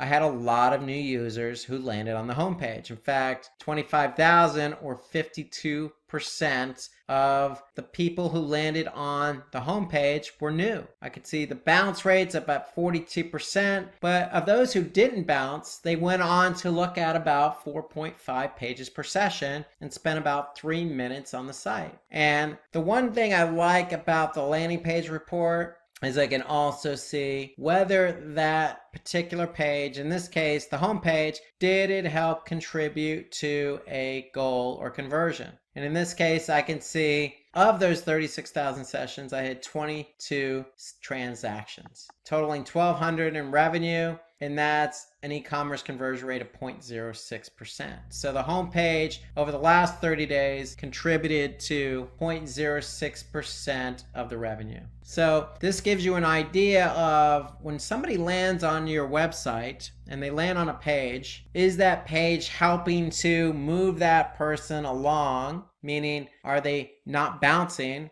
And is that page helping to move people towards converting? And so that's what the landing page in effect allows us to measure, is the engagement. And in this case, we're measuring transactions. Okay, so analytics also gives us some other reports under behavior, including site speed. So site speed to me is an important report to look at, just like the mobile report. To me, site speed's important because what Google Analytics does is they take a sampling of pages. And in this case, you can see over the last 30 days, they sampled 2,835 page views. And of that sample, they came back and said the average page load time is about 4 seconds. Now, ideally, you want to keep it as quick as possible. I would say even under 3 seconds. Okay, now there are other factors involved with page load time. The browser you're using, the country that you're actually browsing that page from might not have the best infrastructure. You may not even be on the best internet network, meaning you're on a cell network or the Wi-Fi is not that great. Or you can be on a page that just has a lot of images or a lot of code that may slow it down. So there are other factors involved. And so what Google Analytics does is show you what those factors are. So here I can see by browser what the average load time is. If I want to look at country, I could see what country is contributing to the load time. Now, the great thing about the site speed report is if I go to speed suggestions, okay, what speed suggestions is going to do is it's going to show me the page load time by page. And then it's actually going to provide a link where I can actually click on to get suggestions on increasing the page load time. So for example, I can look at this particular page here, this Google redesign shop by brand /YouTube page, line number 5. If I look at line number 5, I can see the average load time of this page is 8 seconds, almost 9 seconds. Okay, that's an eternity to some people. Now, notice this link next to it. So Google's recommending 7 total suggestions. So if I click on 7 total, what it's actually going to do, it's going to open up a new window, and it's going to open up another Google report called PageSpeed Insights. And PageSpeed Insights is going to give me some information about what I can do to correct the page load of that particular page. So look at the site speed report. It's important because there is a correlation between site speed or page load time and user behavior of that page. And there's also a correlation between page load time and a page ranking organically on search. So page load time is very important. It's so important that I'm even going to save it. So I'm going to click save and click on site speed suggestions as my name and click OK. And now that report is going to be saved under customization under save reports. Let's jump from behavior to conversions. Now, conversion reporting is arguably the most important section in Google Analytics, because what the conversions reporting allows us to do is see how people are converting, or if they're not converting, on our website. And so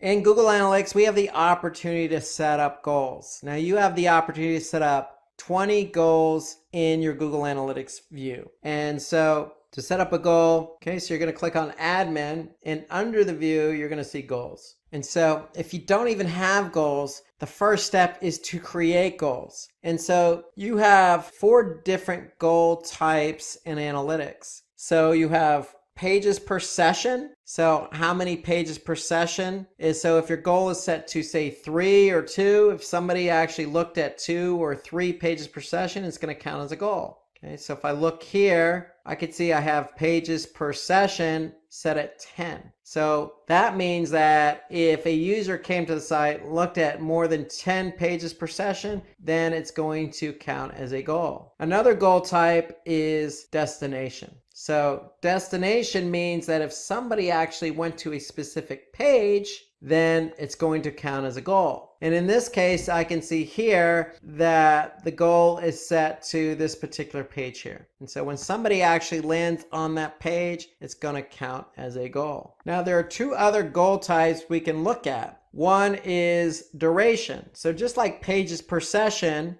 in our previous example, if somebody looked at 10 pages per session, it's going to count as a goal. With duration, it's based on time. So in this particular case, if you set up a duration goal, and the duration is set to say 1 minute and 30 seconds, then that means if a user comes to my website and they spend at least 1 minute and 30 seconds, then it's going to count as a goal. Okay, and then the 4th type of goal in Google Analytics is an event-based goal. So when you set up event tracking, you could turn that event into a goal. So if somebody clicks on, say, the submit button of a form, you can turn that event into a goal. So here you could see the category equals contact form. So you can always verify if a goal works just by clicking on verify this goal. And in this case, this event is turned into a goal. So anytime somebody fires this event, it's going to count as a goal. So you have 4 different goal types in Google Analytics. You have pages per session, destination, event, and duration. And so once you've set up a goal, then you can measure goals under conversions. So now if I look at goals overview,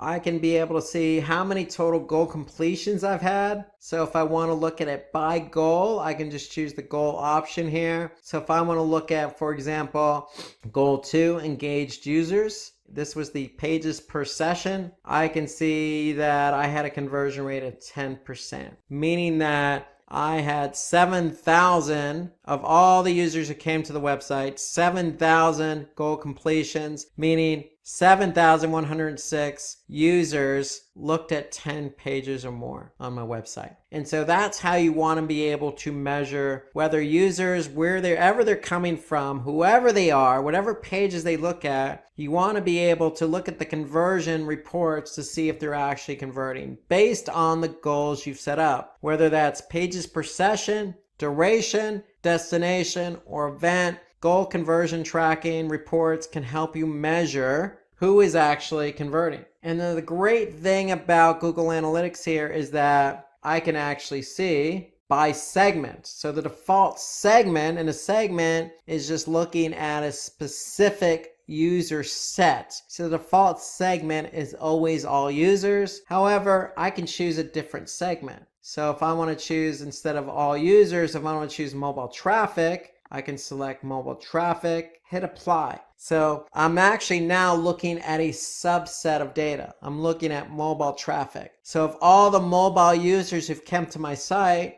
I can see 1,400 engaged or looked at 10 pages or more. Okay, and that's a 7% conversion rate. So the great thing about Google Analytics is you have the opportunity to set up 4 different goal types. Okay, based on those goal types, you can go to Goals Overview and look at the conversion rate of each goal, but you can also change the segment of that particular goal to see who exactly converted. Okay, another report I like under conversions is the multi-channel funnel report. So if I click on multi-channel funnel, basically what this allows me to do is see how different channels work together to convert. So remember the channel reporting we looked at under acquisition? Here I can see now how different channels work together to drive the conversion. So if I look at 3 channels, direct, organic, and referral, I can see all 3 together drive 2% of the conversions. If I look at direct and referral, 12.5%. If I look at direct and organic, 12.24%. So I can see how different channels work together. And so if I look at top conversion paths as an example, I can actually see how channels work together to drive the conversion. So in this example, I can see over the last 30 days that my top channel grouping was direct times 2, meaning that somebody came to the website directly, meaning they typed in the URL in the browser, or they bookmarked it and came to the site. Okay, they came the first time but didn't convert. But then they came back a second time via direct and then converted. So that combination is my top conversion combination of the last 30 days. My second best conversion grouping is organic search and direct, meaning that a user came to the website via organic search first, did not convert, and then came back via direct the second time and converted. So basically what analytics does is give credit to the last referral, meaning if you came to the website via referral, a referring website, and converted, then the referring website's gonna get the credit for the conversion. But analytics does a good job of showing you how different channels work together. So a channel may drive a lot of traffic like organic search, but that traffic may not convert the first time around for a number of different reasons, whether it could be brand recognition, price shopping, reading content, whatever the case. Analytics is able to measure if that channel actually did contribute at a later point. And in this case, we could see organic search drove traffic that didn't convert, but that traffic came back a second time via direct and did convert. So that's our second best channel grouping. And so the multi-channel funneling report, top conversion paths, to me is a good report to look at. So you can actually see not only how channels work together, but you can see sources and mediums and campaigns and how all those different campaigns and different sources work together to convert. So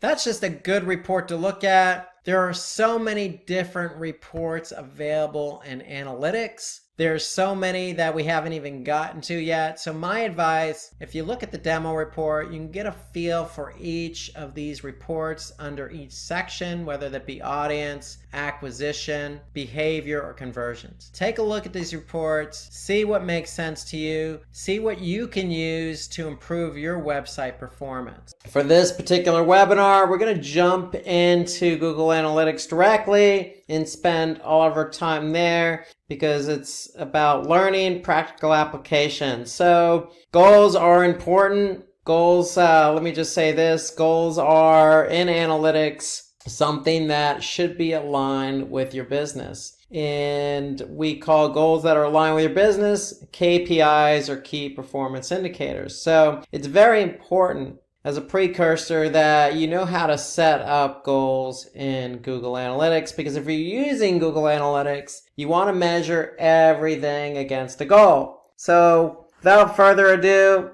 let's jump right into Google Analytics. So if I go to Google Analytics and I log in, okay, what I want to do is go down to admin, click on admin here, and admin will take you to basically a screen that looks like this, where you have an account column, you have your property column, and then you have your view column. Now, the view column is where you're going to go to set up goals. Okay, so every view in every property has up to 20 goals. Okay, so by default in analytics, you're going to have at least one view for your property. So if I have a property, I'm going to have at least one view. But if I happen to set up multiple views like you see here, then I know for every view I set up, I have 20 goals to work with. So where are those goals? So under the view, I'm going to click on goals. And now I can see I have 20 at my disposal. Now you can see here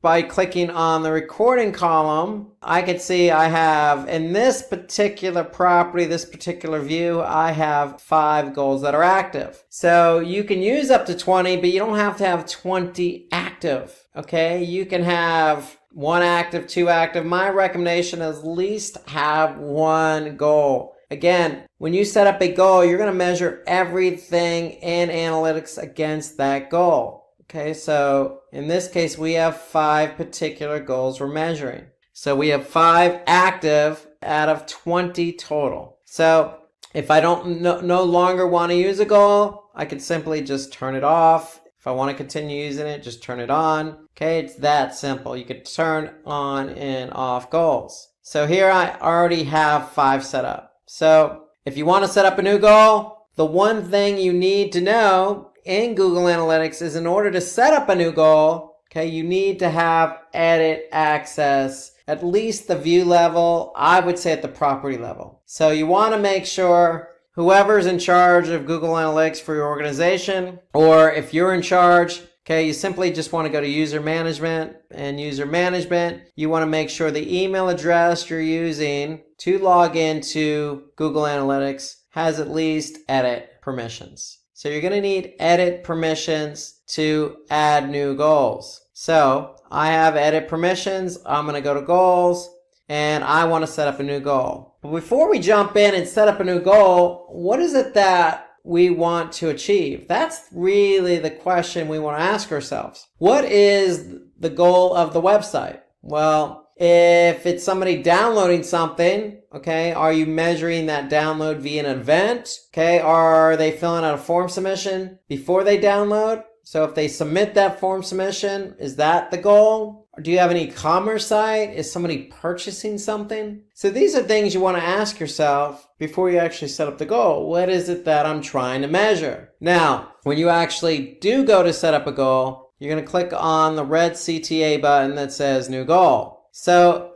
analytics actually has some templates set up for you. Okay, you can see them here. Okay, if somebody's registering online or creating an account or reading review, downloading something, sharing something, you could choose all of these options here. What I normally do is choose custom. 99% of the time, I'm just going to choose custom. It doesn't really matter if you use the template or not. It's just a template is basically some free pre-filled configurations, but my recommendation is always just go with custom. You want total control over how to set up your goal. So we already have in mind what type of goal we want to set up. So for example, if somebody goes to fill out a form submission and they go to a thank you page after that, well, what's the URL of that thank you page? We want to be able to track how many people go to that page, because we know if somebody does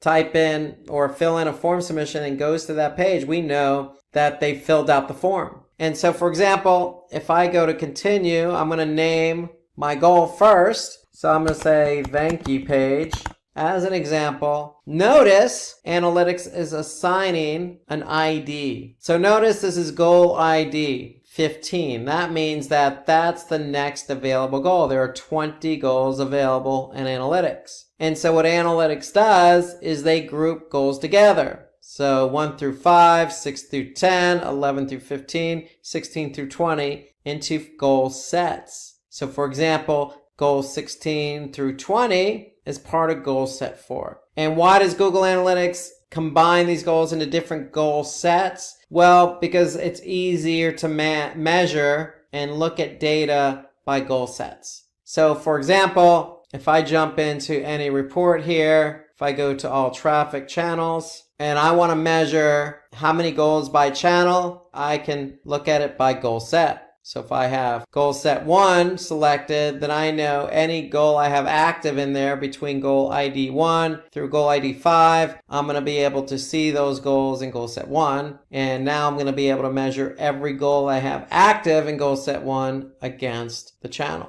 So if I choose goal set 2, whatever goals are active there, goal set 3, etc. Notice I don't have any goals 16 through 20 active that are in goal set 4. Therefore, I don't have that option available to me. So back to admin, the bottom left, navigation, again, goals. Okay, we want to measure somebody going to the thank you page. We have edit access. We're going to choose custom as our goal setup. We're going to type in a goal name. I'm just going to say thank you. Okay, this is goal 15. Now, this is the important part. Google Analytics has 4 different goal types: destination, duration, pages per session, or screens per session. So screens per session is related to mobile because Google Analytics measures mobile app activity. And then you have an event. So we're going to cover all 4 of these, but for the sake of this simple example, I'm going to choose destination. Why? Because if somebody goes to that thank you page, we're going to go ahead and put in the thank you page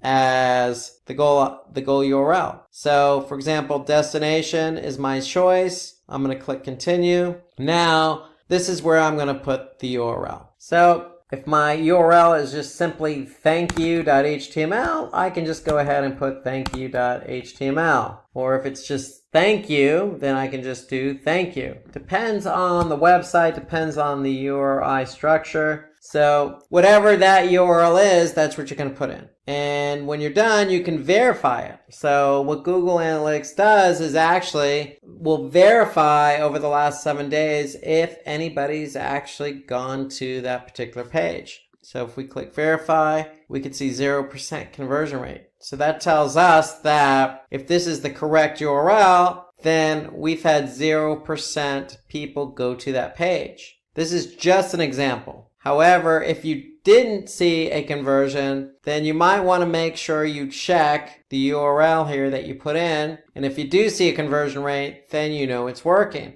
So Google Analytics actually has options. So we're saying thank you is equal to, so the destination URL is equal to thank you or thankyou.html or thankyou.esp or whatever that thank you page is. Okay, you do have options. So if you have a long URL, you could say begins with, and you could say begins with, say, thank you. So this is the logic. We're going to say, hey, if anybody goes to a URL that begins with thank you, then count it as a goal. Or you could say equals to. So if anybody goes to a URL that equals to thank you, then count it as a goal. You have one more option here, regular expressions. So Google Analytics understands the language of regular expressions. So regular expressions are just special characters used to communicate with Google Analytics in order to hone in on exactly what you're trying to track. So we can always say, starts with or ends with. So we can, use characters like the $, ends with or begins with.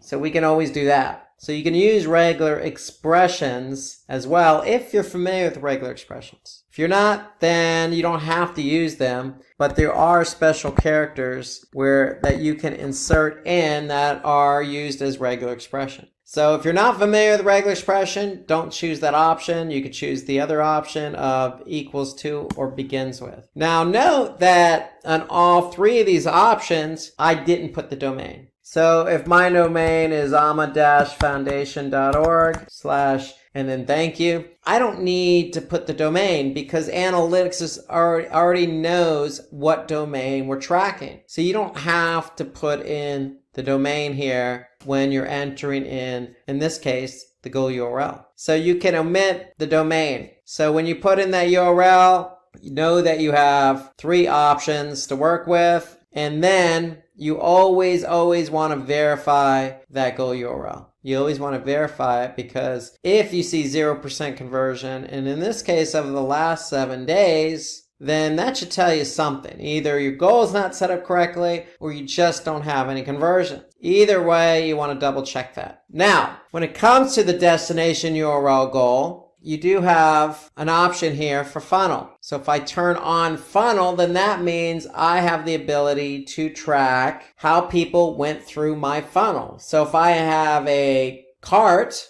and I want to be able to track how many people go in and out of the cart, then I have the option of adding specific pages as part of the cart. So we could say, step 1, which is basically cart. We could say step 2 is billing information. That could be /billing. We could say step 3 is shipping information /shipping. And then step 4 could be, confirm. And that could be /confirmation. So whatever your URL structure is for your cart, and it doesn't necessarily have to be a cart. Basically, all I'm doing is putting in a series of steps with URLs as each step. And why do I want to do that? Because I can then track how many people go through my funnel that I've created. Okay, so here I could see this is my funnel that I've created for this particular goal. Okay, and the funnel is only available for the destination URL. So the funnel is available if you want to see traffic through the goal. Okay, and how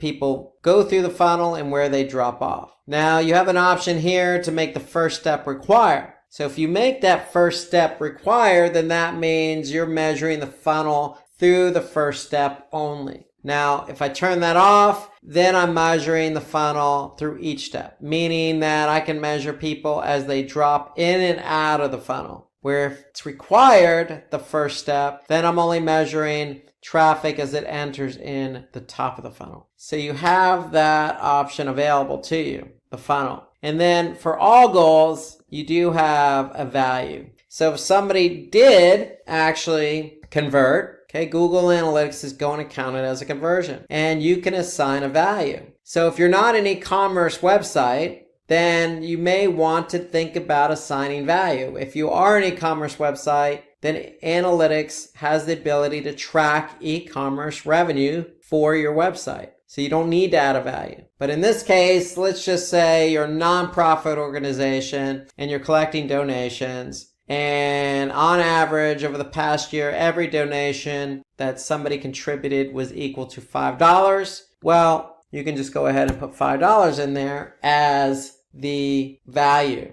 for that goal. So that means that if somebody did go to, in this example, /thank you and convert, Analytics is going to count it as a goal and then assign $5 value alongside that goal. So if you're non-e-commerce, if you're, say, a nonprofit like this organization, or you're B2B and you want to track some value, then you have that option there. So with the destination URL goal, you have the option of adding a funnel. With all goal types, you have the option of adding a value. All goal types, and we're going to go through the rest of them, you have the option of verifying that goal. So that's the structure of setting up a goal. Destination URL is just one goal type. We're going to talk about the other 3 goal types, because in Google Analytics, there are 4 goal types. Again, destination is one of them. With destination, as you do have the option with all goal types, is you have to be able to choose your logic here. So we're going to cover that with the other 3, but just know when you set up a destination URL goal, you have the option of adding a funnel. Now, when you actually do set up a funnel, what's going to happen is Analytics is going to measure traffic as it goes through the funnel. So where do you look for that funnel information? Well, you want to get out of admin. You want to go to the left side navigation. You want to click on conversions, then goals, then funnel visualization. So based on the funnel you set up, you're going to be able to see traffic as it goes through the funnel. So notice on this particular funnel, we don't have the first step required. Why? Because I could see traffic as it goes in and out of each step of the funnel. So let's go through this funnel and see how people react. So here I can see the first step is the store front page. So So over this particular period of time, I had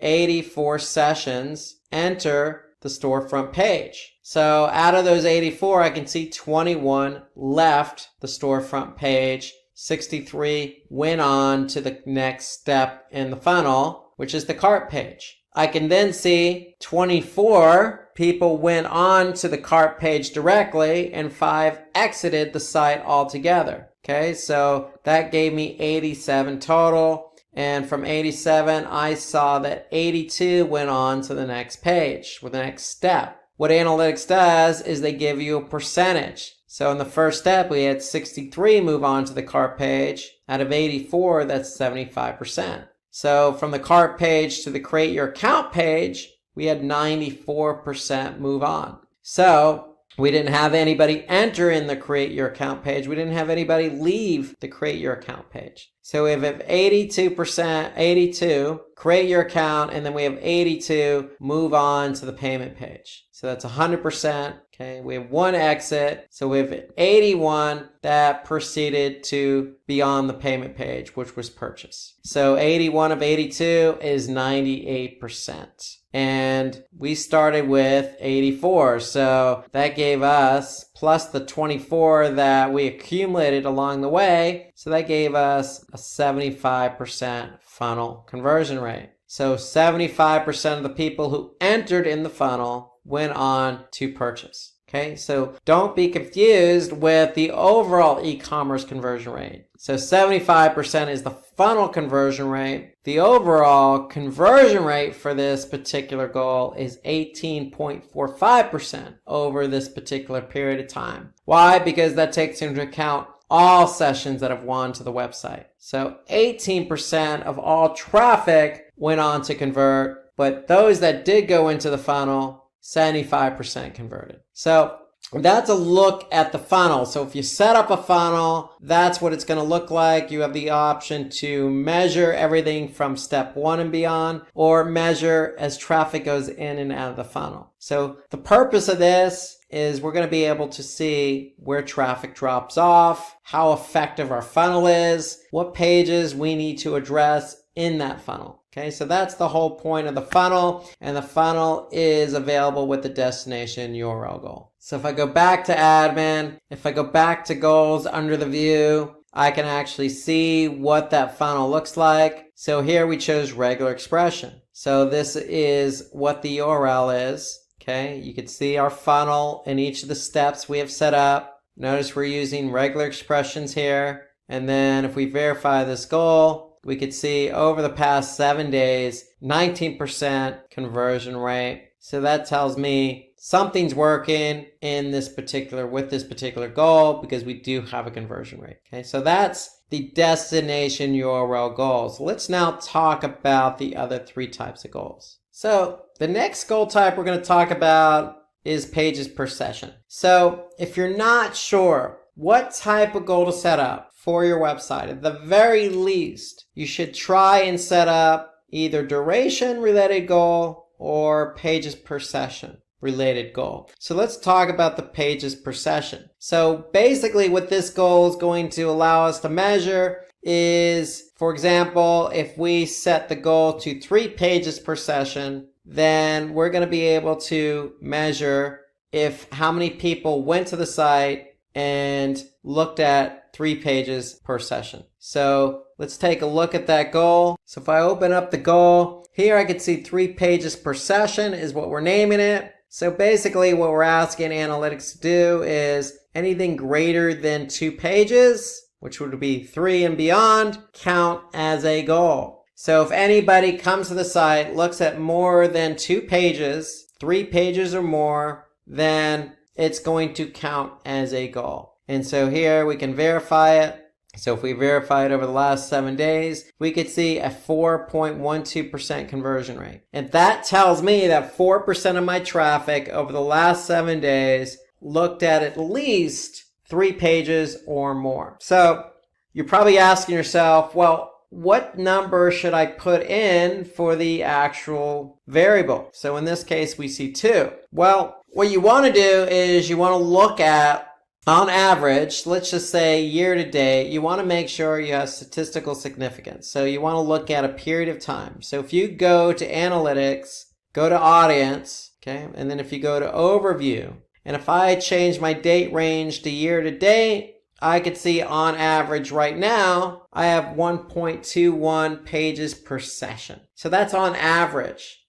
So we don't want to make our goal 1 page. We don't want to make our goal 2 pages. We want to make it 3. So we want to be able to basically measure at a higher rate.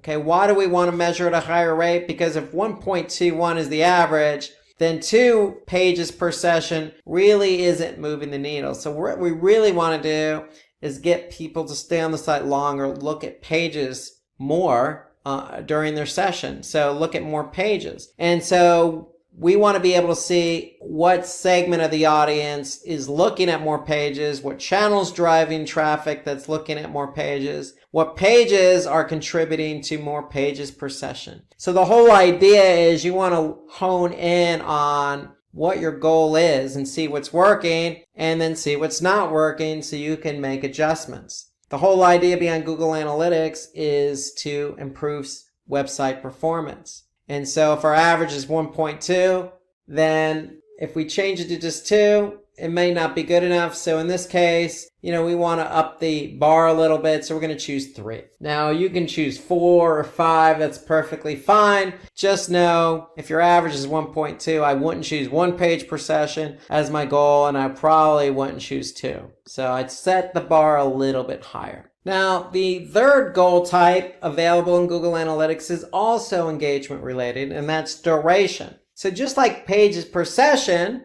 we can measure how long somebody stays on the website, and we could set up a goal for that. So in this case, I have a goal set for 1 minute 30 seconds. So my goal type is duration. So if I click continue, then basically I'm asking analytics, in this case, anybody who stays more than 1 minute and 30 seconds on the website, count it as a goal. And so before you actually put in the number of hours, minutes, and seconds, you want to look at that average. So if you go back to audience overview, here I can see 1 minute and 7. So do we want 1 minute and 30? Maybe we could do that. Maybe we can go with 2 minutes. So again, the whole point is you want to set the bar a little bit higher than what the average is. And so here I can see over the last 7 days, if I verify this particular goal, I can see 8% of my traffic over the last 7 days stayed on the site at least 1 minute and 31 seconds. Okay, they stayed greater than 1 minute and 30. And so the whole point is you can hone in because this is a goal. I can go in, this is goal, okay, this is a goal here.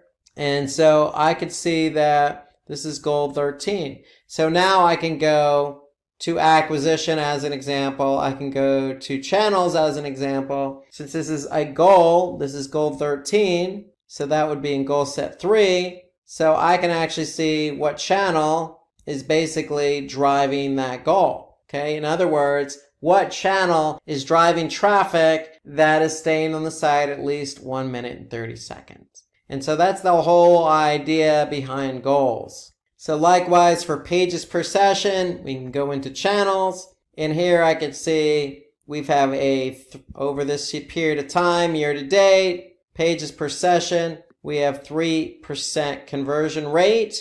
And here I could see, for example, organic search has a 13% conversion rate. Here I could see social media has a 10%. So I could see that people coming from organic search are staying on the site longer, or they're looking at more pages than any other channel. So just like duration or destination or any goal you set up, you can measure that goal against any dimension. Just because it's engagement doesn't mean you can't. You absolutely can. And so the whole point of engagement related goals is to figure out what's driving traffic to the site, but what traffic is engaging. So you want to be able to pinpoint that so you can improve website performance. Now, the fourth goal type available in Google Analytics is an event. So if you click on new goal, you choose custom, click continue, you have the option to choose an event. So an event is something that you can measure on your website that analytics can't measure by default. So if you want to measure PDF downloads or clicks on buttons or clicks on play buttons on a video or click on a submit button or click on an external link, I mean, you can measure pretty much anything with an event. Then you want to be able to turn that event into a goal. So let's quickly summarize what an event is. So again, we want to be able to measure a particular event that happens on the website. So in order to do so, we need to identify that event. So if I go to, for example, this particular website here, and I want to measure how many times somebody clicks on the Donate Now button. Well, if I can measure that as an event. So when you set up an event in analytics, you have to actually assign a category and an action for that event. So that's the first thing you need to do when you identify an event related goal. First, you need to set up the event. And in order to set up the event, you need to assign a category and action. Okay, so once you identify what you want to track as an event on your website, you're actually going to go in a tag manager or have your webmaster go in a tag manager and set up a tag. And in that tag, they're going to assign that particular category and action. And so here you can see we have this set up. Our category is named Donate Now and our action is click. And that's what we want to do. We want to measure how many people click on that Donate Now button. So anytime somebody does that, then the category Donate Now is going to appear in analytics with the action click. So when you actually do set up an event, you can go into analytics and you can test that event. So if I go to the website and I click Donate Now, okay, the reason why I have this as an event is because I'm taking to a third-party website to handle the donations. So here I can go into analytics and now I can see a category is being fired for header donate with the action click. So that's my category and that's my action. So that category and action is what is firing after somebody clicks on the Donate Now button. So if I want to turn this event into a goal, I can easily do that. Now that I've set up the event, now that I've identified the category and action, I want to go back to admin and set up the event with these parameters in place. So just turns out we already have the goal set up. So let's go through how this goal was set up. So first, we chose custom, we chose event, we gave it a name. So as a best practice, when you actually set up a goal as an event or turn an event into a goal, I would add the prefix event : to it. And then that way, when you're identifying goals in your reporting, you know it's an event. So I'm going to click continue. And now that I actually have set up the event already in Google Tag Manager, I've given it a category, I've given it an action. Okay, so here you can see we have a regular expression set up. So anything with the header donate or donate is going to fire this goal. So over the last 7 days, I have a 0.81% conversion rate. Okay, I could have easily put in equals to and put in whatever the action or the category, which is Donate Now, or I could have put action equals click. I could have done that as well. So let me show you another example here. So if I do this, custom, continue, event, Donate Now, here's my goal ID. It's going to be an event. So all I need to do is put in the category and action. So Donate Now and then click. So that's all I have to do, and that's my goal. So I can verify it, okay, to see if anybody's fired it. And basically, that's what I need to do to turn that event into a goal. Okay, so you need to set up for an event. First, you need to identify the event, set it up in Google Tag Manager, which is another platform. And once you've done that, then you have your category in action. Once you have your category in action, you're again going to go into analytics and then simply put in that category and action into the appropriate fields to set up your event related goal. Now, all events don't have to be turned into a goal. If you actually do set up an event and you're just not worthy of a goal, meaning it's not a KPI or doesn't align with your business goals, well, don't fret. You can always just go to behavior. Okay, you can always go to events. You can always go to overview and measure your events that way. So here you can see all of our events that are fired. Now we do have this one turned into a goal. So if it's important for our business, then we want to make sure we convert that particular event into a goal. Okay, if it's not important, for example, somebody's just clicking on a social button, then you don't necessarily have to turn that event into a goal if you don't want to. Know that it's sitting here under events, under behavior. So the point I'm trying to make here, if it's important to your business and you're already tracking it as an event via Google Tag Manager, then feel free to turn it into a goal. All you need is that category. All you need is that action. And so one final note on that event related goal, just like any other goal, you can add a value. Okay, so if I have an event set up, I can choose to add a value here. Or in Google Tag Manager, if I've assigned a value to that event, so if I go back to the actual event in Google Tag Manager, you can see I have a value set up for $1. Then I could just go into analytics and say, you know what? I already have the value added. So go ahead and use the value added in Google Tag Manager. Okay, so I'm going to choose yes. Now if I choose no, I have the option to add the value here, just like I would with any other goal. So just keep that in mind. You can add a value to any goal type. With an event related goal, you can add the value right into the tag in Google Tag Manager, just as I've done here. So remember, when you actually set up your goals, whether it's a destination, pages per session, duration, or an event, you can just go ahead and choose that goal set that it's in and measure any dimension against that particular goal. So here I can see e-newsletter signups by channel. I can go into another goal set. Here I can see contact form submissions. Okay, I can see what particular channels driving contact form submissions. Okay, so just know that you can align a goal against any dimension. So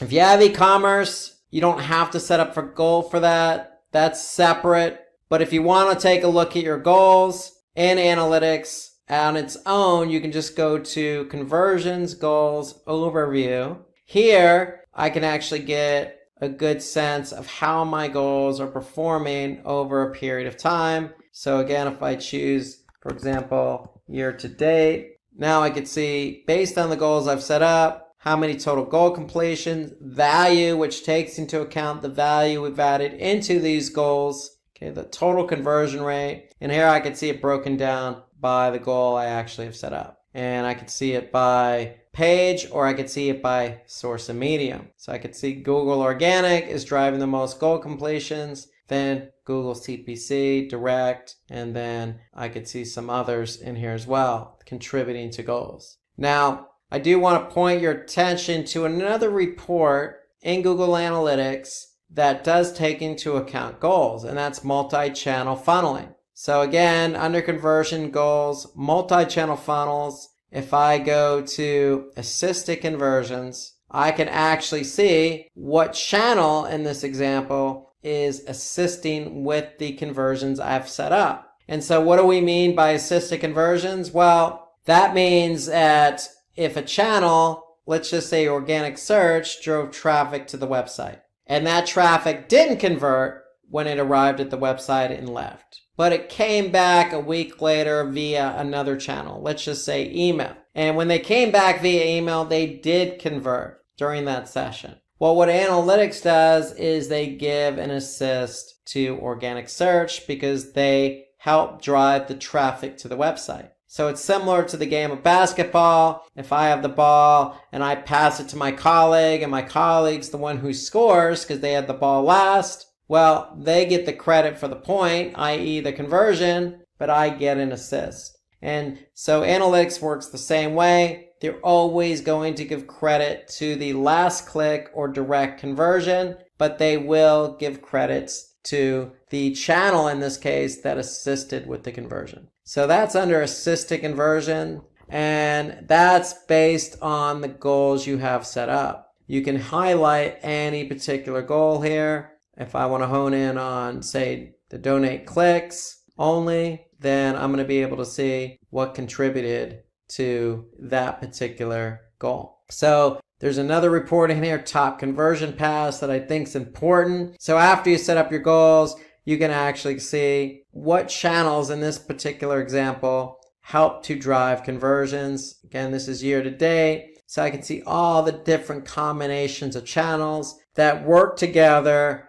to contribute to a conversion. So again, I can choose a specific goal, or I can choose all my goals. So those two reports are under multi-channel funneling. There's also another report that I think is good, and that's time lag, meaning how long did it actually take somebody to convert. So here you can see most of our conversions, 265 year to date, happened on the day somebody arrived on the website. But I could see I did get some conversions a day later, 2 days later, etc. So you have time lag, top conversion paths, assisted conversions. They're all under multi-channel funneling, and they're all available after you set up at least one goal. And so if you're not sure what goal to set up, okay, don't fret. You can always at least set up an engagement related goal. So that's available to you. Duration, pages per session. You also have destination and event tracking. And they're all available to you.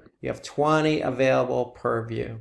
Now, if you're not quite sure exactly what type of goal to set up, there is an option available in analytics, and that's the gallery. So you can always import a goal from the gallery. So in other words, we could take a look at what other people have set up in terms of goals. So you just have to click on the button import from gallery, and it'll take you to the gallery, and you'll be able to see what other goals others have set up. Today we're going to talk about how to set up event tracking in Google Analytics. So let's get started. So many of you out there have a website similar to the one I'm looking at now. This is a nonprofit that I work with, Alma Foundation, and like this website and probably like your website, you probably have some interactivity on there that needs to be tracked. For example, buttons. If you have buttons like this one that says donate or newsletter sign up, or there's a PDF download, or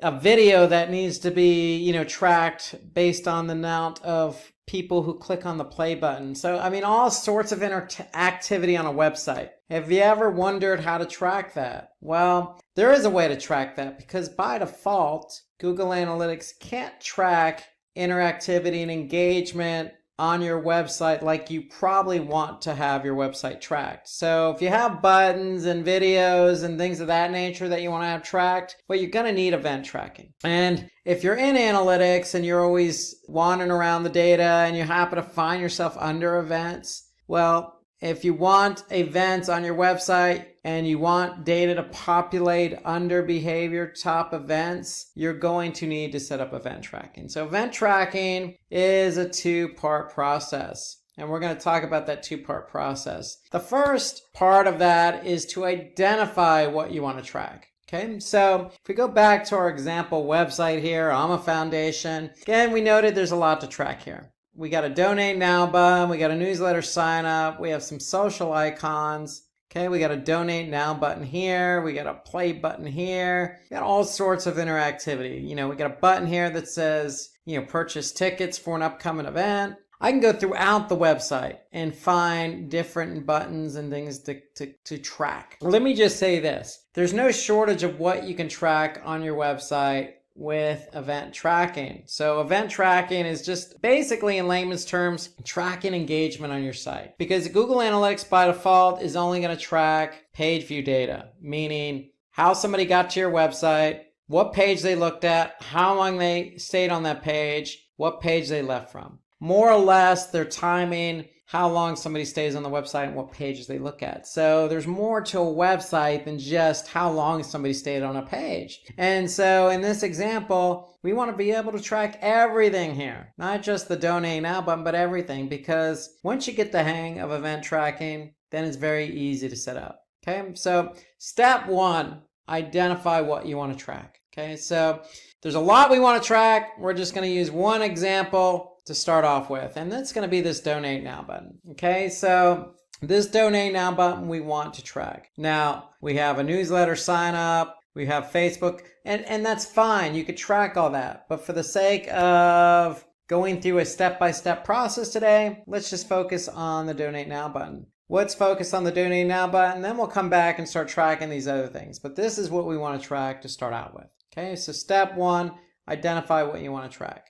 Now, when it comes to tracking events on a website, you want to identify those events. So we did that by choosing this Donate Now button. Now, once we identify what we want to track, we need to assign 2 parameters for that event. So with event tracking, you have 3 parameters, but one is actually optional. So you have 2 mandatory parameters that you have to assign to everything you want to track on your website. And that's the category and then the action. So event label is the 3rd parameter, but again, that's optional. Okay, so basically, when we identify an event on our website, we want to assign it a category and an action. Okay, so why do we want to assign it a category and an action? Because when we are in analytics, under behavior, under events, top events, we could see we have different categories here. And we have different actions, we have different labels. So if I click on any one of these dimensions, I'm going to be able to see some of the parameters I've entered in for previous events I'm tracking. Okay, so the whole idea is you want to be able to group different events together into a category and assign an action and assign a label to it. That's really what you're doing. You're just grouping and identifying the events you're trying to track. And so in this case, I have this Donate Now button sitting in the header. Okay, in fact, I have a lot of things sitting in the header. So if I wanted to, and I want to track all these buttons, I can create a category called header. And then if I track all these buttons can sit in that same category if I wanted to. Or I can create a separate category for each of these buttons. It's up to you how you organize your categories, because basically all you're doing is giving a name to what you're trying to track. And the name is equivalent to a category. So in this case, the Donate Now button is very important. I'm just going to call it category header donate. Now, I need to give an action to each category. And so in this case, I'm just going to say click, because that's what the action is doing. It's somebody's taking the action of clicking. Now, if it's a video and it's a play button, I can assign an action of play. It's up to you whatever you name these parameters. You just need to be organized and methodical about what you name it, that's all. And so in this case, header donate and then click. Okay, and so that's our category in action. And so that's really step 2. So step 1, identify what you want to track. Step 2, assign a category, action, and or label. But remember, label is optional. So if I go back in analytics here, I could see some categories. And if I click on action, I could see some actions that I've named. Now, step 3. So we've identified in step 1 what we want to track. We've assigned a category and action. So step 3 is going into Google Tag Manager to set up the event. Okay, so if you're not familiar with Google Tag Manager, then you can easily just do a Google search for Google Tag Manager, and basically you'll have all sorts of information on it. There's a good video overview of Tag Manager here that you can watch. So Tag Manager basically is what we want to use to set up event tracking. Now, Tag Manager is used for a lot of different things, but the main thing we're doing here is setting up an event for our website. And so I'm logged in to the same email address I'm using for analytics. Okay, so now I'm in Tag Manager and I want to set up my event for this Donate Now button. So what do I need to do? Well, for every event I want to set up, I need to set up a tag. Okay, so if I go to tags, I can see I already have some tags set up, and some of these are events. And so when you actually set up a tag, I recommend having a naming convention. So here you can see any event we set up, we start out by calling it GA-event- whatever it is we're trying to set up. And so in this case, we want to set up a new tag for the Donate Now button on our website. So we're in Google Tag Manager because Tag Manager is what's going to fire that event. So if I click on New, okay, and I click on Tag Configuration, I'm going to choose Google Analytics. And then I'm going to choose Event as my track type. So we want the data to show up in Google Analytics, and we're tracking an event. We're not tracking a page view, we're tracking an event. And so now, remember in step 2, you identified what you want to call that category, you identify what you want to call that action, and you have some optional parameters like label. So first things first, header donates, the name of our category, and our action is click. And if you want to add in a label and a value,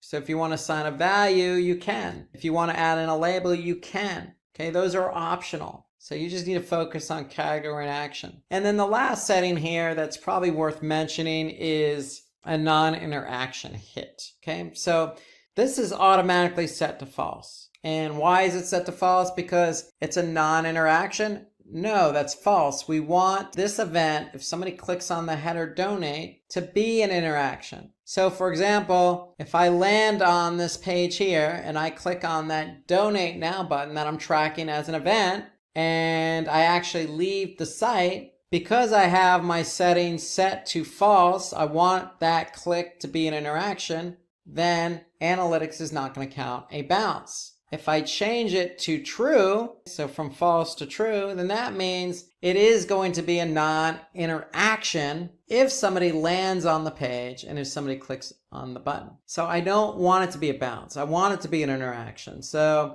my advice is leave it set to false. We're going to choose Google Analytics as our setting here. This is our variable for Google Analytics. So in other words, that variable is set to our analytics property ID. And more or less, that's what you need to do to set up the tag, okay? You need to, in step 2, identify the category and action, and or label, and or value. Now, value can be anything you want. You're assigning a numerical value, so if you just assign 1, anytime that event fires, in analytics, it's going to have a value of 1. Okay, and so we have our non-interaction set to false. So anytime the event fires, it's going to count as an interaction and therefore not count as a bounce if somebody landed on that page. So that's more or less all you need to do to set up the tag in Google Tag Manager. Now, if somebody else is setting up the tag for you, then again, you want to revert to step 2.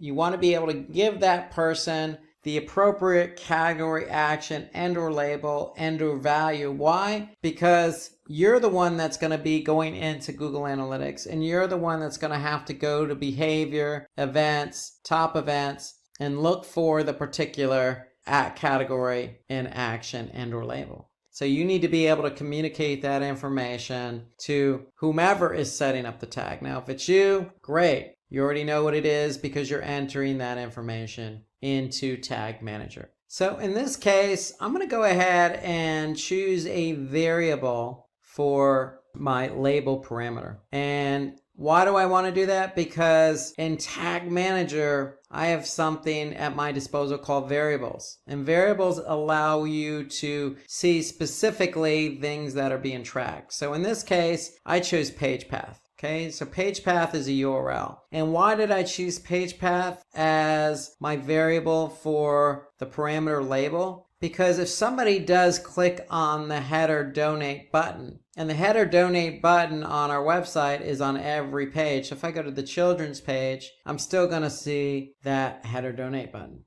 And so for me, I want to be able to see what page somebody clicked on that header donate button. And so this allows me to actually see in Google Analytics what page somebody clicked on the header donate now button. And so now if I go back to GTM, Google Tag Manager, I have a category, I have an action, and I have a label, which is a variable. Okay, so note that in Google Tag Manager, you have a lot of different variables at your disposal. And variables are there to help you identify specifically what is being tracked. So take a look at all the variables at your disposal in Tag Manager. In this example, I'm using page path. So now, once you set up your tag, pretty straightforward. Again, tag type's Google Analytics, track type is event. You are assigning the category, action, and/or label, and/or value. You're changing or leaving the default in place for non-interaction hit. And then you're choosing the variable for Google Analytics, which is your property ID. So once you've done that, you have a tag. The second part of setting up a tag is to assign a trigger to that tag. So Tag Manager needs to be able to know when to fire that event. And so here I'm going to look at a trigger I've already set up for this particular event. And so if I click on it, I'll be able to see that what it is a click on some links, not all links, but some links. I'm actually saying, hey, Google Tag Manager, fire this event when the click ID equals header donate button. Now, it just so happens that if somebody did click on this donate now button, they're going to go to another website, in this case, networkforgood.com. So in Tag Manager, I could have set the trigger to equal URL equal, instead of click ID, I could have said URL equal networkforgood.com. So that could have been my logic for my trigger. In this case, I decided to go with the click ID. And so in this case, that button has an ID associated with it called header donate button. So if you wanted to use click ID for your event, for your button, you could simply just go to the website. You can right click on that button and click inspect element. And so when I actually inspect the element, I can see now the button here. You can see it's highlighted in the upper pane, and in the lower pane, I can see where it's linking to. It's linking to networkforgood.com. But here you can see if I hone in a little, I can see ID equals header-donate-button. So that's the click ID. Notice there's also a class. I could have set the trigger to equal this class. Or again, I could have set the trigger to equal the URL or the page that this button is pointing to. I could have chosen any one of those, but I decided to go with the ID. So this is the ID I chose, and that's the ID I have in my trigger. Okay, so that is what's going to fire that event. So if somebody clicks on a button that equals header-donate-button, it's going to fire that event, which is going to equal category, header donate, action click, and then the label is going to be page path. So now that we've set up our event, we want to test to see if it actually works. So there's two ways to go about testing an event. And the first way is through Google Analytics. So if we go to Google Analytics and then we go to real time, okay, we can go to events, and here you can see one is already fired. So let's go ahead and go to and test this and go to the website. So if I go here, for example, and I click on Amagar Alumni. Okay, so if I click on that, you can see I'm under our family. And if I click on that button, then go back to analytics and look at real time, I should be able to see this event fire. So if I click on it, I'm going to go to Network for Good. Now if I go back to analytics, here in real time, under events, per second, I can see that event firing. Category equals header donate. The action equals click. Now if I click on the category, here I can see the label. The label, remember, was page path. And here you could see this event fired on the Our Family page, which was the page I was just on. So that's one way to test to see if your event works. And in this case, analytics recognized the event, so it works, it fired, and so therefore it's going to show up under behavior, under events. You can go under overview or top events. Okay, and what am I going to look for? In this case, I'm going to look for header donate.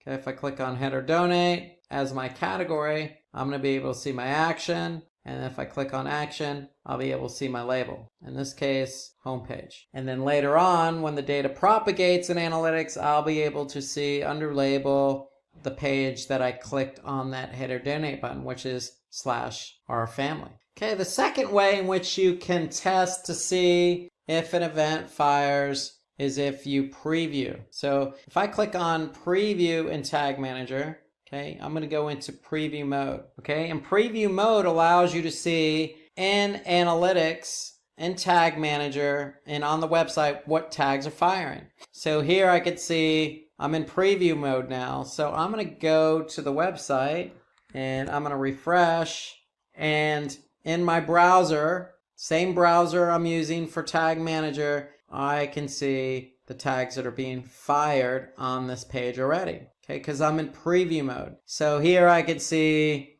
remarketing, I could see page views, I could see Google Optimize, I could see some tags that are already firing on this page. Now, if I click on this button here by holding down my Shift command and then click on that button, I'll be able to see that the tag fired in preview mode. There's my event, header donate, and I could see it fired. So now I can see it fired in the preview mode. So in addition to Google Analytics, in preview mode, I could see that that tag is fired and I know that it's working. So there you have it. You have two ways to test to see if the event fires. Again, you have real time and analytics. Okay, so in real time, if you just go up to real time, all you need to do is go down to events, go to your website, click on the button. If you see it firing in real time, then you know it works. The second version or second way to test your event is through the preview mode. Okay, if you see it firing in preview mode, then you know it's also working.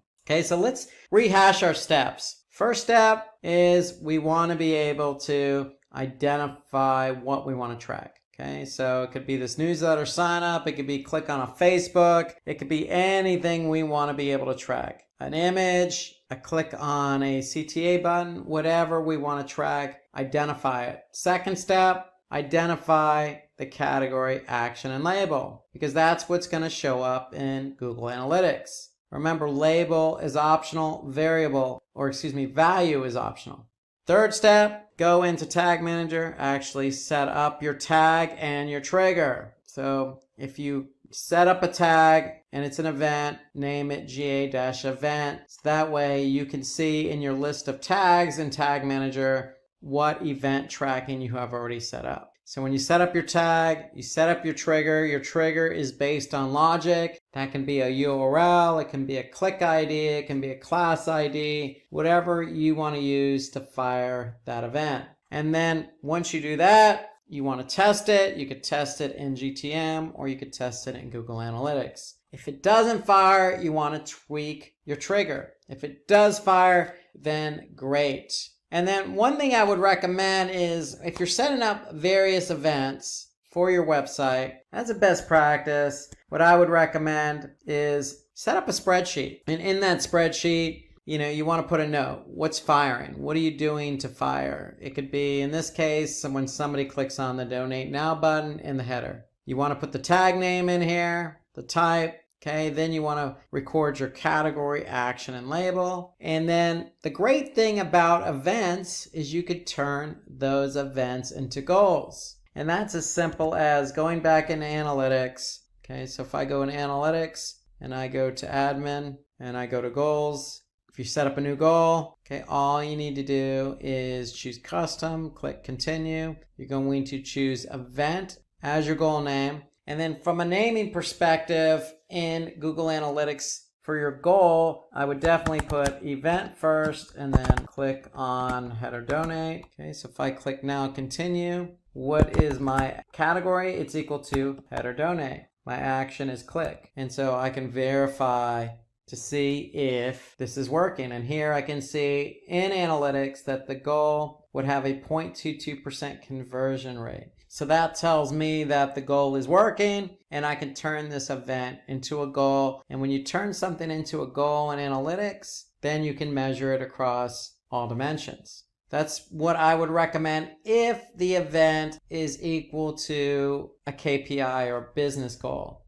or it's of importance. It's something you really want to measure. Okay, if it's just a click, say on a Facebook button, I wouldn't recommend setting that up as a goal. Okay, so once you've set up your event, you recorded it in your spreadsheet, it's firing, you want to be able to then go back into behavior, back into events. Okay, you can go to top events, Okay, so top events tell you by category as a default what events are firing or what category is firing the most. Okay, so if I choose my date range, here I can just go to year to date. So here I can see my header donate button, fortunately for me, has the most total events. Now notice in analytics, you'll also see unique events. And so the difference between unique events and total events is that unique events are equivalent to 1 per session, where total events means that somebody can come to your website, initiate a session, and click on that button multiple times in the same session. So if I go to the Alma Foundation website, okay, I can click on that Donate Now button 3 or 4 or 5 different times in the same session. So what analytics is going to do is actually, in that session, count it once, but accumulate the number of clicks as a total event for that session. So you're always going to have more total events than unique events, because in some cases, users may click on the button more than once in the same session. And so here I can see total events, unique events, and if I added a value to that event, I should be able to see it here. So if I added $1 as an example to this particular event, because it had 164 unique events, I should be able to see 164 as my value. But since I see 0, that means that I did not assign value. And so average value basically is just giving me how much average I have per event. So it's taking into account the number of, or the value, the total value divided by the total number of unique page views or sessions. And so because I don't have value, I'm not going to have average value. But here you could see, because value is optional, here I can at least see how many events or how many clicks I receive for a particular button. Again, it could be a video. If I clicked on this video as an example, I can see how many people actually started it. I can see the unique and the total events. And if I click on label, if I have a label assigned, then I'll be able to see what page triggered that event. So if we go back again to our header donate button, back to category, if we click on label as our primary dimension, here we can see the home page had the most unique events, then followed by the children's page, the contact form, etc. So what you can do in analytics, you can also look at the pages that have driven events. So here I could see the home page has accumulated the most total events, followed by the contact us. So that's how you would look at the data in Google Analytics. Under behavior, under events, and then under top events or overview is where you can start analyzing your event tracking. So first you need to do, identify it, assign a category, action, and or label, set up that tag and trigger. Once you do that, once you test that it's working, this is where you're going to go to analyze the data. I have been doing content writing for about 5 years now, and trust me, it's not as easy as it looks. As a content writer, there are a lot of challenges from start to finish. You have got to really know who you are writing for and make sure your content is right for them. Your writing should be short, clear, and in good order. And don't forget to keep your writing style friendly and the same throughout. But it's not just about writing. As a content writer, you also need to make sure your content works well on search engines, check and fix mistakes a lot, and keeps it unique. And you have got to listen to what the client says to make it better. It's tiring. Making great content that really helps client takes a lot of time. Sometimes you run out of time and the quality of your work might not be as good, making you less productive. But here is the good news. Today, I am sharing a quick trick for content writers that saves times, boosts creativity and productivity, and keeps the quality top-notch. I am introducing top 5 AI tools for content writing in 2024. Before we move ahead with top 5 AI tools for content writing, consider subscribing to Simplilearn and hit the bell icon to never miss any updates from us. So let's begin with top 5 AI tools for content writing. On number 5 on the list we have is Writeer. Writeer is an AI-powered sentence completion tool that enables you to create high-quality, original content within minutes. Its smart features includes language auto detection, so you can create content in multiple languages. Its AI is powered by GPT-3 that will help you to create content that compete with professionals. With this smart editor, you can write it in clear tones that will immediately connect with your target audience. Right here exists in both free and paid versions. You can use up to 10,000 tokens in free version, while the paid version starts from $9 per month. Just go to writehere.io, log into your account, find the settings where you need to choose whether you are a single writer or you work with a team, or what is the main motive of yours to use this tool. Once you are done, you can see this screen. So this editor provides the feature of either sentence completion, or you can also create the complete data or the article or anything, whatever you want to try. So right now, let's, as we are already talking about the content writing, let's take a small introduction of what is content writing with using the writer.io.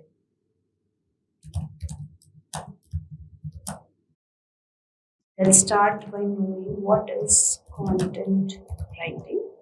And once you click on the completion, you will get the small intro about content writing. Yeah, there you go. So we have got a small introduction about what is content writing. Like this, you can create whatever ad copies, or you need to create an article or blogs or whatever kind of content you want. And from the right side, you can see there are certain settings where you can choose the languages. Language for your writing, it may be UK English or US English, then Grammarly you can use it. The tone can be formal or informal, and the creativity and everything, the length of the content. Moving to number 4 on the list, which is Copy.ai. Copy.ai stands out as a versatile tool that enables content teams to boost their output by 10 times without compromising quality. With an array of 90 plus tools and templates, it guides users through the creation of diverse content including blog posts, landing pages, pay-per-click PPC ad copy, social media posts, and much more. Copy.ai is available in both free and paid versions. You can create content for free up to 2,000 words per month. However, with the paid versions, there is no word limit and it will come at $49 per month. So just log into Copy.ai web app, and where you will get an option of chat. So we are already here. I have logged in and I have got certain options to choose whether I'm working as a single content writer, or so just choose whatever option is for you and just click on the chat. So here we can get all the requirements. It is again the generative AI kind of stuff which we are getting with the Copy.ai. So let's take an example to write a copy for a social media post for a perfume brand. So here I'll write a social media post for a perfume brand name Super Perfumes. Let's see.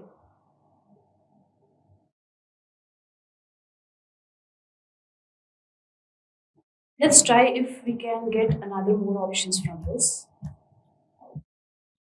Let's provide 2 other versions.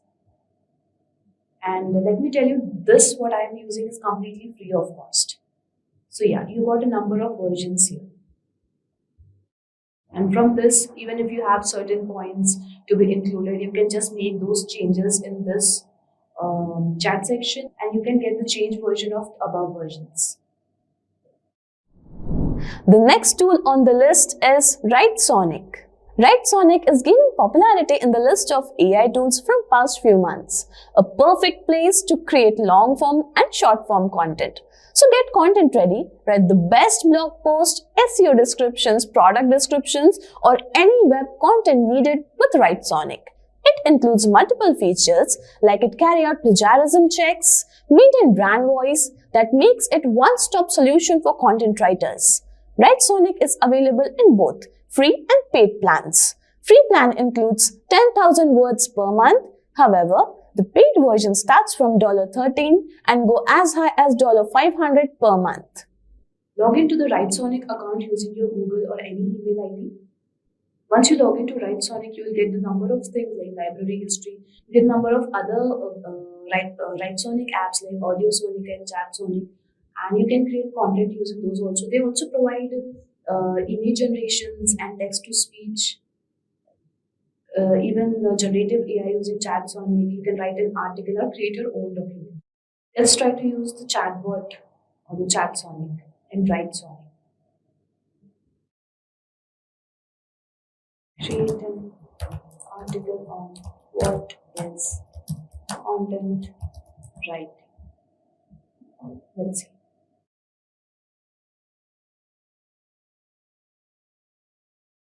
So the bot is working to create an article on what is content writing.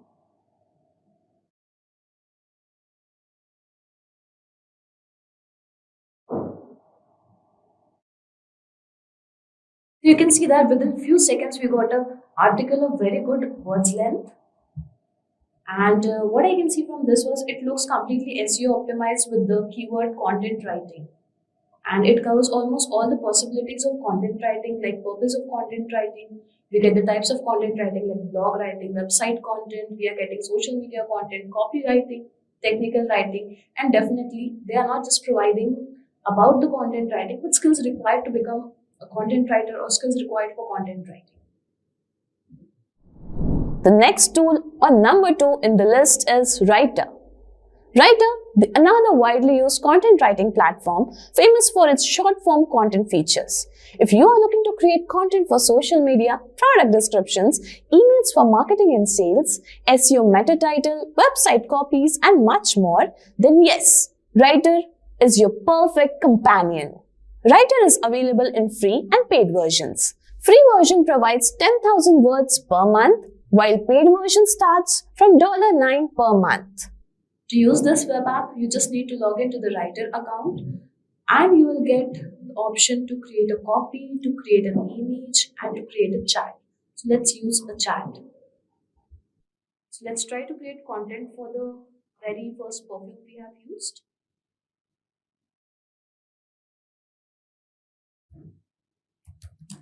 Write the home page content for the perfume brand.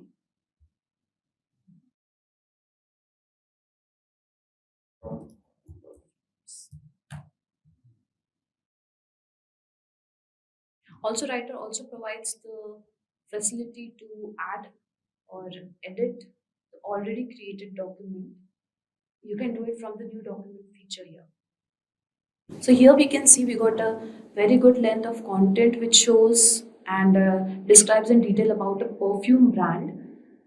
You can additionally add any of your points to cover if anything is missing or if it is required by a client or any changes, any addition, any deletion. Here I am using the free version of Writer app. At number 1, we have ChatGPT.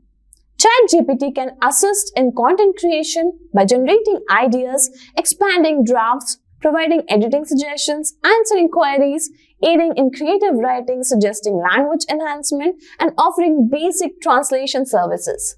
It is available in free and paid versions. ChatGPT 3.5 is available for free version, whereas GPT-4 is available in paid versions. As we know, ChatGPT is the widely used tool and I'm here using ChatGPT 3.5, which is completely the free version for ChatGPT. GPT-4 is the paid version as we discussed earlier.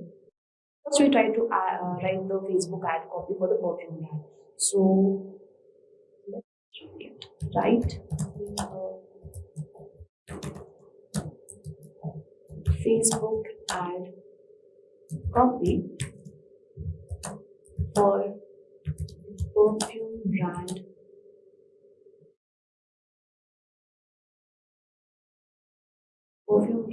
named Super Perfumes.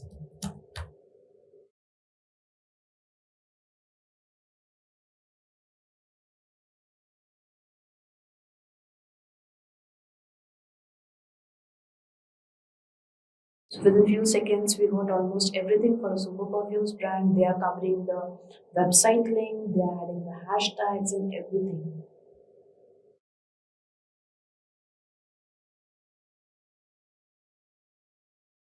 Just completely ad optimized.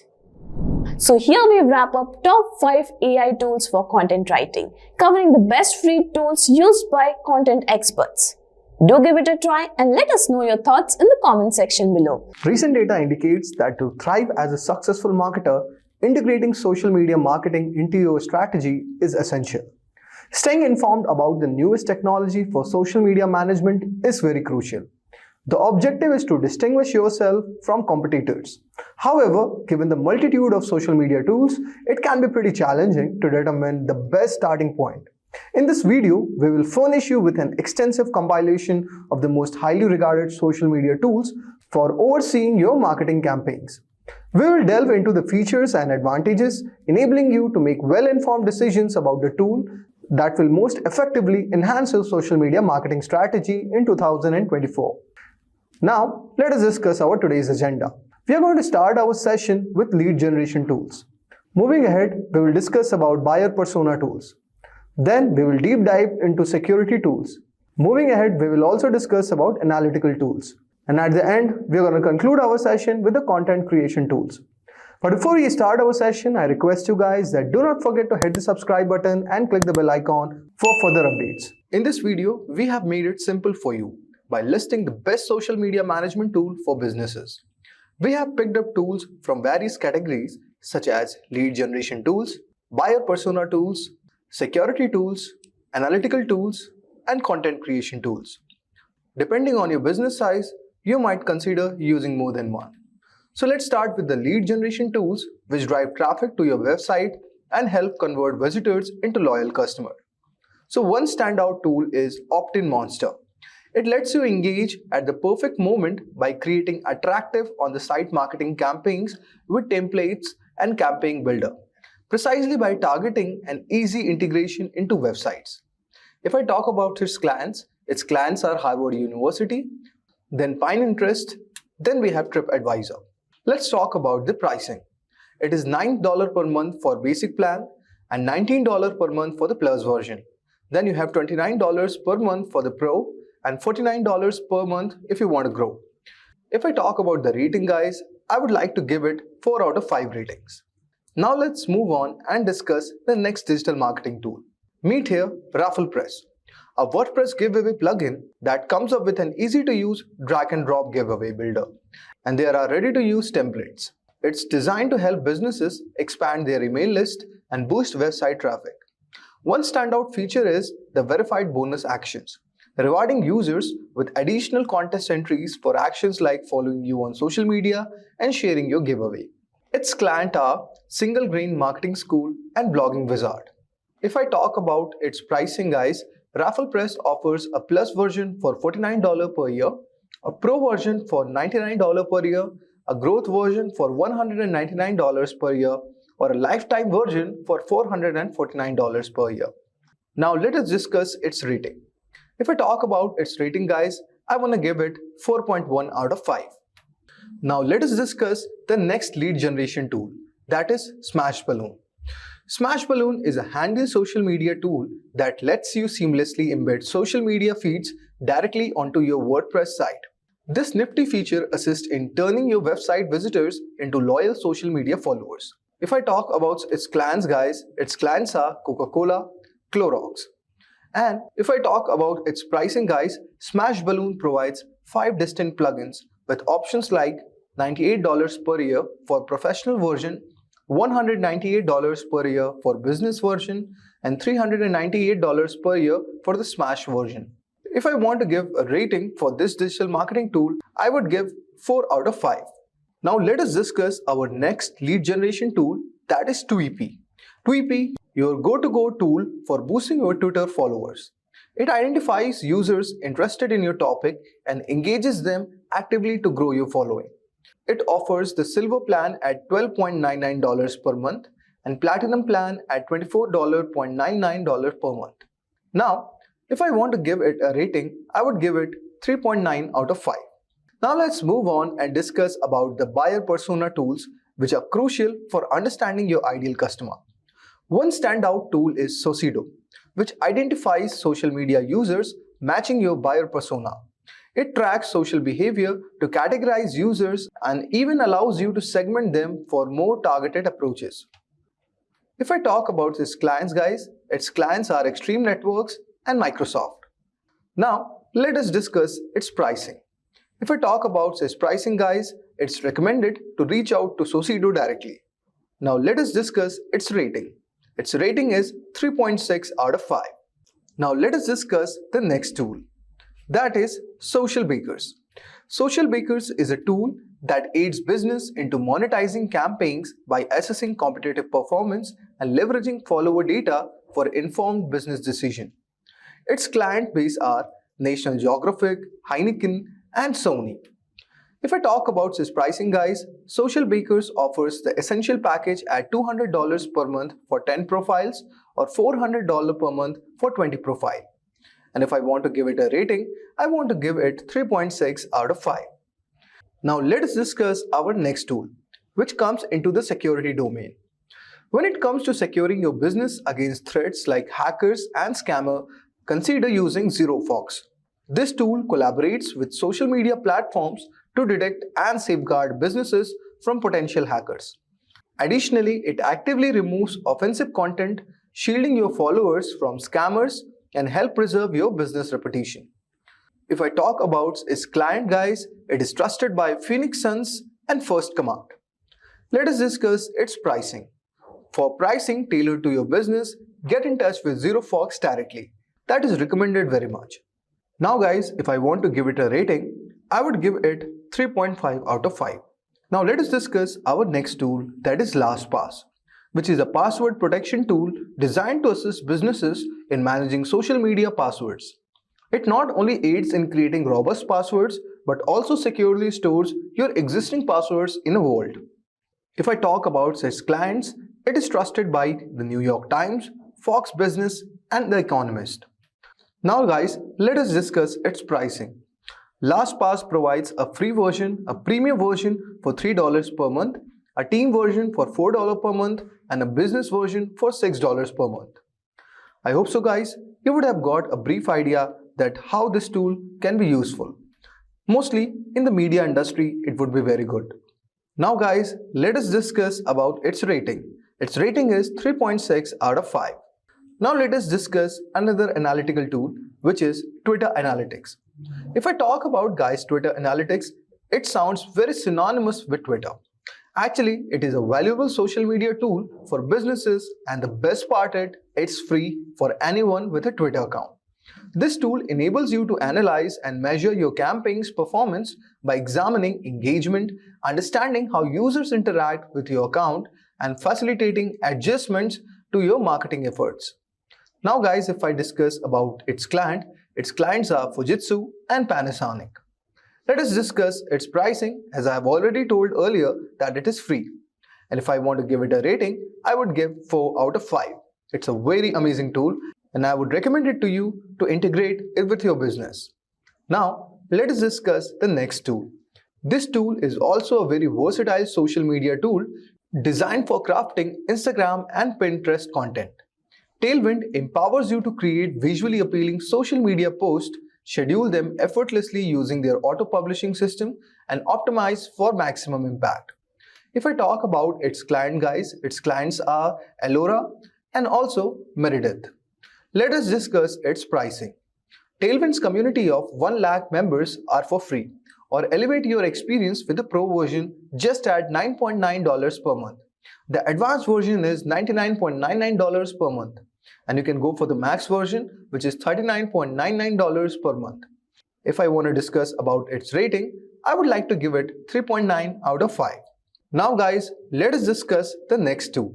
This is also a very amazing tool, and it stands out as a distinctive content creation plugin, which allows you to repost previous content across various social media platforms. It automatically incorporates relevant hashtags by analyzing old tags and categories. This tool is beneficial for businesses, offering the chance for your audience to rediscover and engage with older content. while also maintaining an active social media presence. If I talk about its client guys, it is trusted by HubSpot and also Buffer. If I talk about its pricing guys, you can choose the plans like $75 per year for the personal version or $149 per year for the business version. And you can also choose $299 per year for the marketer. Now guys, when the time comes to give it a rating, I want to give it 4.2 out of 5. It's a very amazing tool. So guys, these were the top digital marketing tools to grow business or learn in 2024. Greetings, everyone. This is Rob Sanders with Simplilearn. Thank you for joining, and today we're going to cover digital marketing interview questions and answers. So thanks for joining again, and here's how it's going to work. So we broke out a few questions and answers in different categories. A lot of you are going to be interviewing for some jobs out there, and some of the jobs may be an SEO manager or search engine marketing manager or email marketing manager or content marketing manager or social media manager. So we broke up those questions into those areas. And so that's what we're going to do. We're going to start with SEO. We're going to go through some questions and I'm going to explain the answers to those questions. So if you have any questions to these questions or answers, feel free to just comment right below this video and we'll get back to you as soon as possible. So let's get started. We're going to start with SEO, search engine optimization. We're going to go through a series of questions and I'm going to answer those questions for you. Okay, so the first question that you might be asking in an interview is differentiate between do follows and no follows. Okay, so if you've taken or listened to my SEO courses on YouTube for SEO, we talked a lot about do follows and no follows. And simply put, I mean, do follows are just signals to the search engines to follow the link. So there's a link on site A pointing to site B. We're going to basically tell Google, Bing, and some of these other search engines, hey, go ahead and follow that link. Now, a no-follow is just the opposite. So no-follow link doesn't allow the search engine crawlers to follow it. So if we have a link on our site, site A, pointing to site B, we can put a no-follow tag in there. And what that's going to do, it's going to signal to the crawlers, hey, don't follow this link. So in the end, if the crawlers don't follow the link, then there's not going to be any link juice passed. And so Google is not going to give you credit or give that site credit for having a link pointing to it or pointing to another site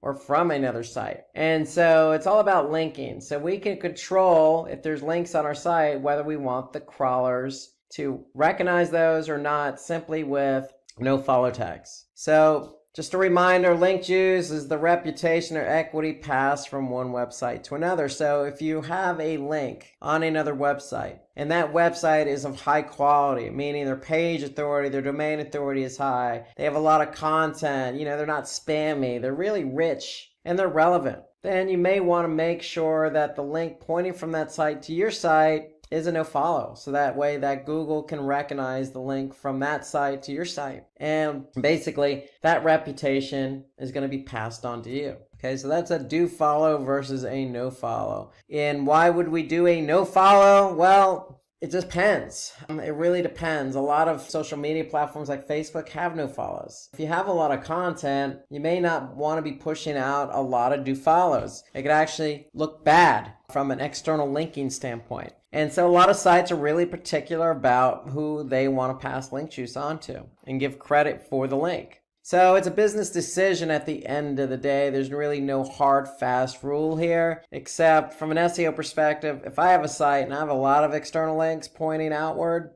to other sites, I'm going to be particular about who I allow the search engine to follow and what links I allow not to follow. Okay, so here's an example of what they look like. So do follow is simply just the href. Notice the no follow has the tag appended to it, the href tag with a no follow. So if the search engine's crawling your site and they see that no follow there, they're not going to follow that link, and vice versa. If there's a link on another site pointing to yours and there's a no follow there, you're not going to get credit. The search engines aren't going to pick up that link. Okay, so question 2, what is 301 redirect and how is it different from a 302 redirect? So 301 redirects tell users in the search engine specifically that an original page has been moved, and this is the key word here, permanently. So permanently moved. We're going to explain that in a minute. So it's just moved from one page to another. And so if we don't have a page anymore, but we have a new page, let's just say you built a new website with new URLs, you want to make sure the old page is pointing to the new page with a 301 redirect. So if a 301 redirect is permanent, then a 302 is temporary. So we want the search engines to recognize that we have 301 permanent redirects in place. Why? Because if we have temporary, then it might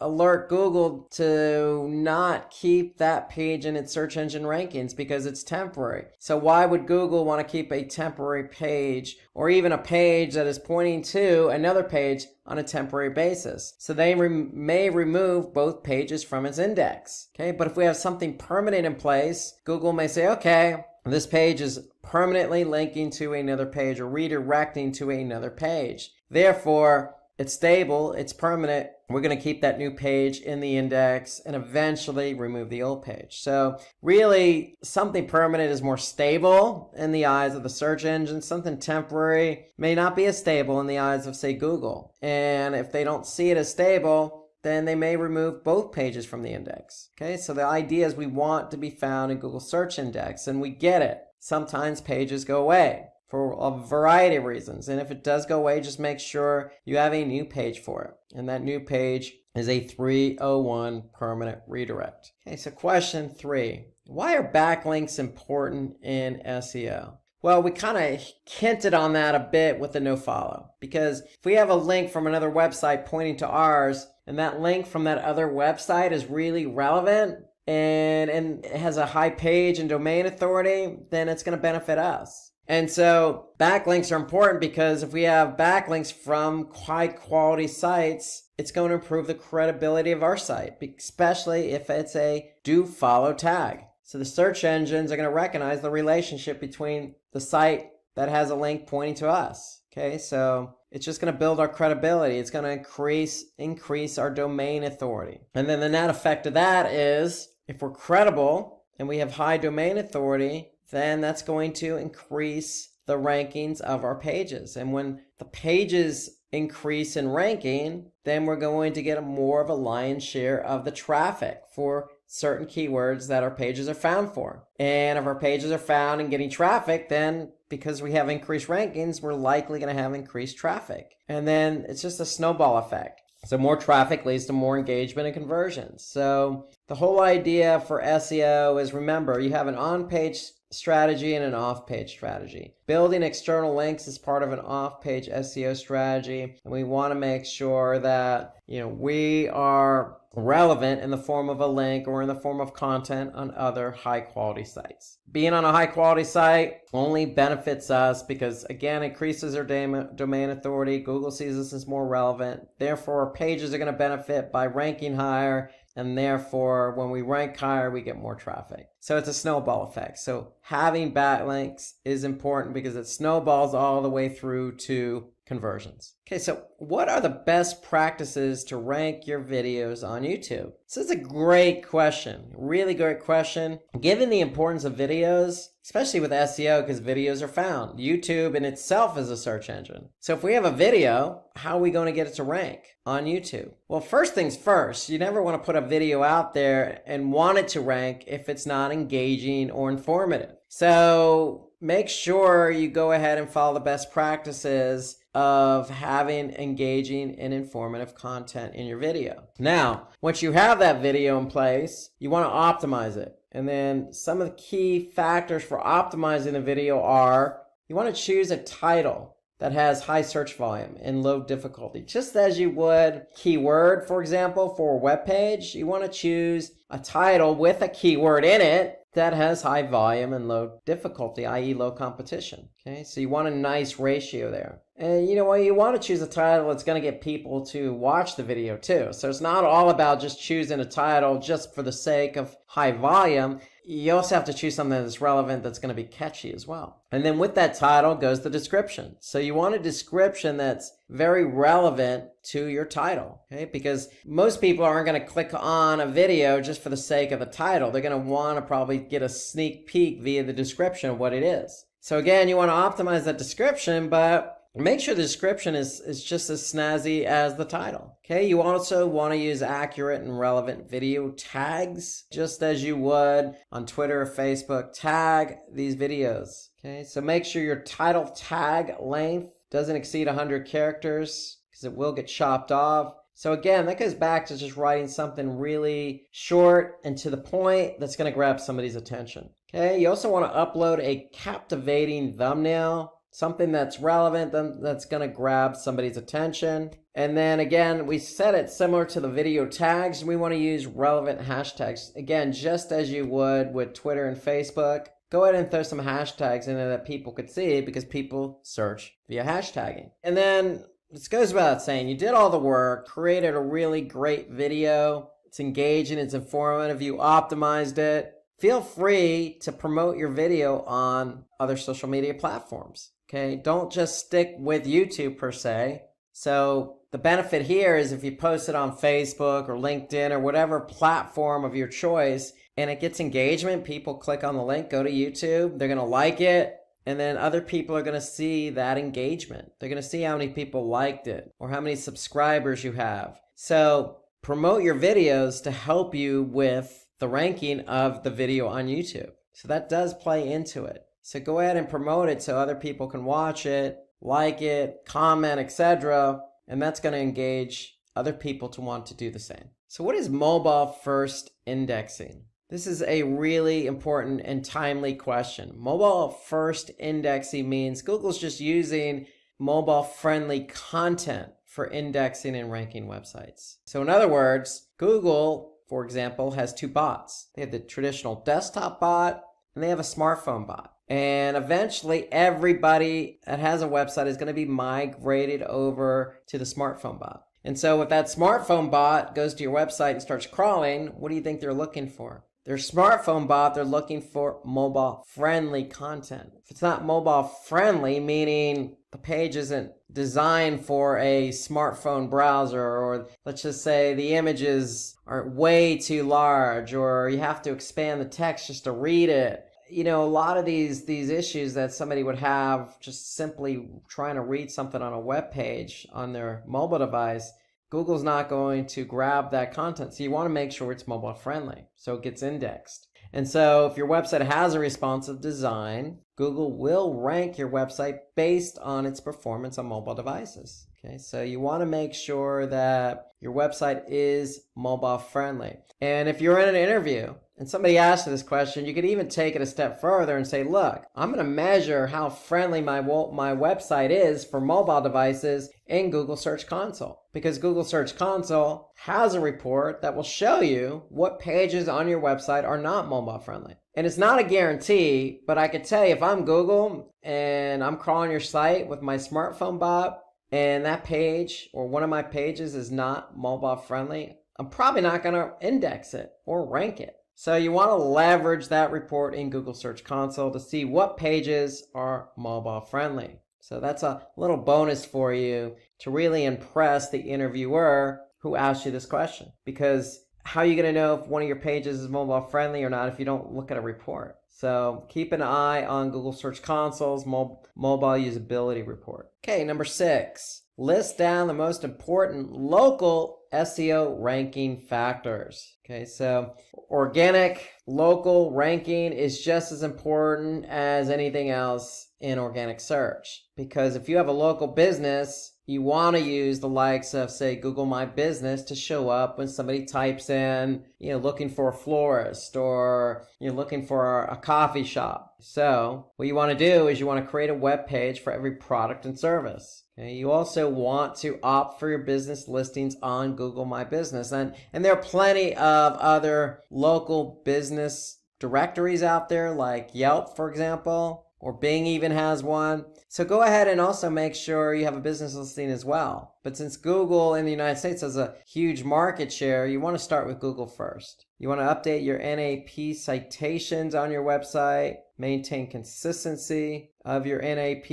Okay, so NAP is name, address, phone number. So you want to make sure that that's current and consistent. So if you have a number on your website, make sure it's the same number on Google My Business. Okay, you can embed a Google map on your website.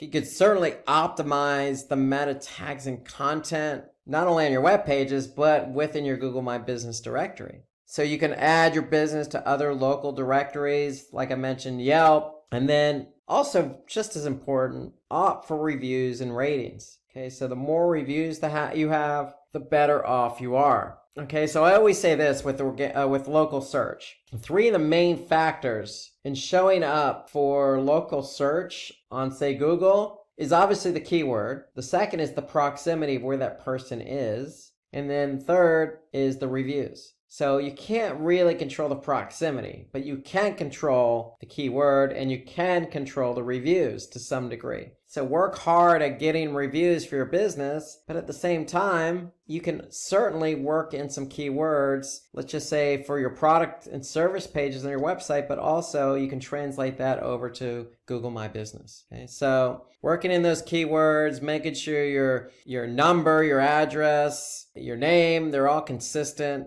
And really just spreading the business out on other directories. That's really, all these are really key factors for local SEO. Okay, so question number 7, how to avoid duplicate content, getting penalized for duplicate content. So for example, if you have 2 different versions of a web page, you may result in a duplicate content issue. So it's just SEO 101. You never want to have two or more pages with the same content. So what do? Well, we can avoid this in having Google penalize us by, again, setting up a 301 redirect. Remember, 301s are permanent. We can also use what they call a canonical tag. And a canonical tag basically alerts the search engines as to which page is the original. Okay, so if we have an original page, we want to point to that page with our canonical tag. And then the third option is opt for preferred domain in Google Search Console. Okay, so if you have multiple domains, make sure you set up a primary one in Search Console. So those are ways to work around it. Of this 3, I would always go with the canonical tags, because that's just a tag that's going to sit on the page. It's going to alert Google as to what the original is, just in case they get their hands on the duplicate. So all the pages that have the same content are going to have the same canonical tag pointing to one page. So again, 301s are permanent. You can simply just redirect one to the other if you end up having duplication, or you could just tell the search engines, hey, this is the original page, or you can go through Search Console. Okay, number 8, what are the tactics to increase a web page speed? Okay, so what are some of the tactics? Well, when you build a site, especially for mobile, you want to keep it as simple as possible. And what I mean by simple as possible, really, I mean, hey, use a simple website design. Don't get overly creative, if you will. Most websites, all websites have images. You're not going to be able to get around that, but just make sure you optimize your images. In other words, don't have such a large image size. If you don't need something very large, don't have it. Okay, you want to improve server response time. And what do we mean by that? Well, your site's sitting on a server somewhere. You can own that server, or you can be renting it out from, say, Amazon Web Services, or let's just say GoDaddy as your registrar. They also have web hosting. Well, if you have it on, say, GoDaddy's server, you may be sharing that server with other businesses. And at certain times of the day, other businesses may get a lot of traffic and suck up a lot of bandwidth. What is that going to do? That's going to reduce the server response time for your site.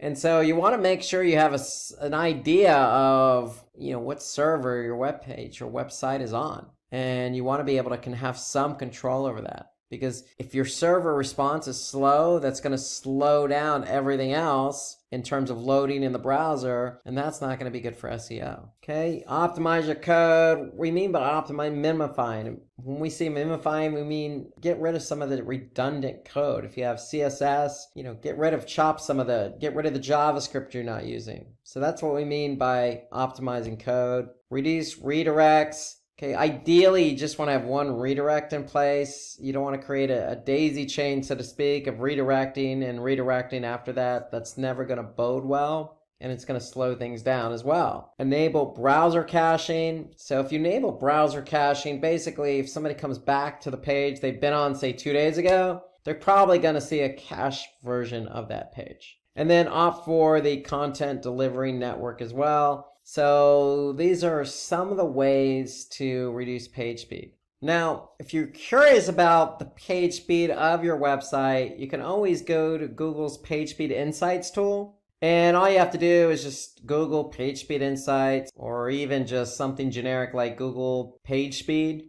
And you're going to get this tool, Page Speed Insights. And all you need to do is just plug in a URL. When you plug in the URL, Google is going to analyze the URL for both mobile and desktop. And so here we could see Google gives a score. So we could see the score for mobile and we could see the score for desktop just by clicking on desktop. And so here I could see some of the issues that the site may be having in terms of page load time for their desktop. If I flip over to mobile, here I could see some other issues. For example, they have a server static assets with efficient cache policy. Now, if you're not sure what the heck that means, you can always just click on it and you can see some specifics here. Or you can just always Google it as well. Here you got to reduce the impact of third-party code. Okay, so that's another thing. Reduce JavaScript execution time. So again, going back to some of the comments we made about coding. Okay, sometimes too much code or code not functioning as well as it should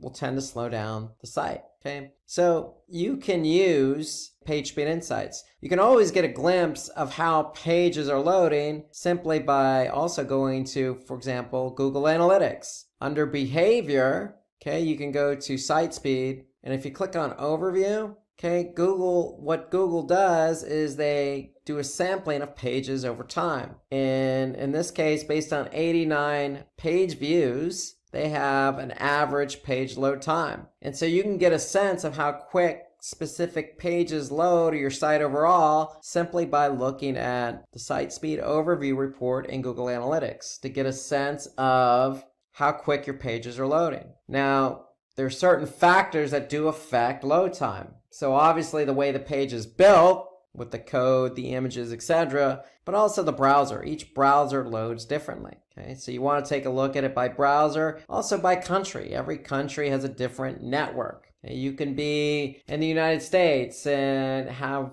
worse network service than you do, say, in Ivory Coast in Africa. Okay, so it really depends on the network you're on. So, and also the page. Every page is built differently. So you want to get a sense of what pages are loading quicker and which pages are not. You can simply just go to page timings in Google Analytics and you get a sense of what pages do not load fast and which ones do. And maybe hone in on the pages that aren't loading fast and address those pages first. Okay, so you have two tools at your disposal, one Google Analytics and one Page Speed Insights. Okay, so let's look at question number 9 here. So when should an individual target short tail and long tail keywords? Okay, so remember, short tail are usually 1 to 2 keywords, very broad in nature. Long tail keywords are maybe 3, 4 keywords in a query, or maybe an entire sentence. Those are considered long tail keywords. So usually short tail keywords have higher volume, but also higher competition. Longer tail keywords usually have lower volume, but also lower competition. But the great thing about long tail keywords, the conversion rate will tend to be a little bit higher than, say, a short tail because it's less vague and more specific. So you can use short tail keywords if you're trying to drive a lot of visitors because those keywords are going to be vague or broad in nature. Long tail keywords are used for targeted pages such as product pages and articles. So if you have a specific product with a long name, you can certainly optimize that page for that product name.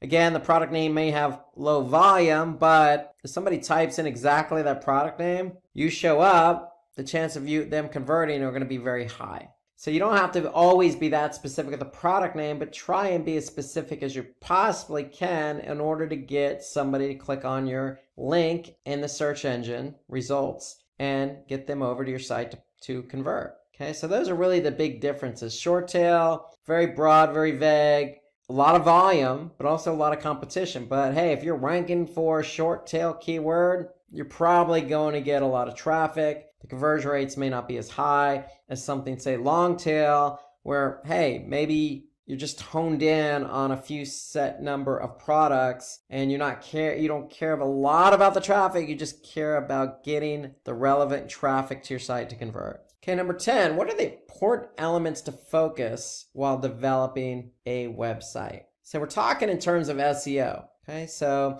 if somebody asks me this question in an interview, what am I going to focus on while developing a website? Well, the answers are right here. Yes, we talked about mobile. Mobile is so important because a lot of websites are going to be indexed with Google Smartphone Bot. So mobile usability is very important. So we need to make sure our website is responsive for mobile. Just some basic practices when it comes to site architecture and navigation. We want to have a simple URL structure. Okay, no overly cumbersome. The navigation should simply be clean and neat. Okay, if you have 5 products, okay, maybe you have in your navigation, you have something called products with all 5 listed, or you have all 5 products in the main navigation. The key is you just want to make it clean and neat and easy for somebody to find. The rule of thumb is if it's good for the end user, it's probably going to be good for Google. But if it's complicated for the end user, it's probably going to be complicated for Google. You always want to create a sitemap. Now, what is that sitemap? A sitemap is simply just a formatted file that includes all your URLs and assets, your images and your videos. They're going to be sitting on your server as well. So you want Google or these bots to be able to find your pages and assets. And by the way, you want to take it a step further and make sure you upload that sitemap, which is sitting in the root directory, meaning domain.com/sitemap.xml. Okay, you want to take that sitemap and make sure you input that sitemap location in Google Search Console. That way, Google Search Console has a one-way ticket to grab the elements in the sitemap. Another important element to focus on while developing a website is having a robots text file. And all a robots text file is like a lock, I always say, to a house. So if you lock a door in your house, nobody's going to be able to get in that door. So that's all a robots text file is. You're telling Google and these other bots that are coming to crawl your site what's locked and what's not locked, meaning what they have access to and what they don't have access to. So you want to be able to make sure you have a robots text file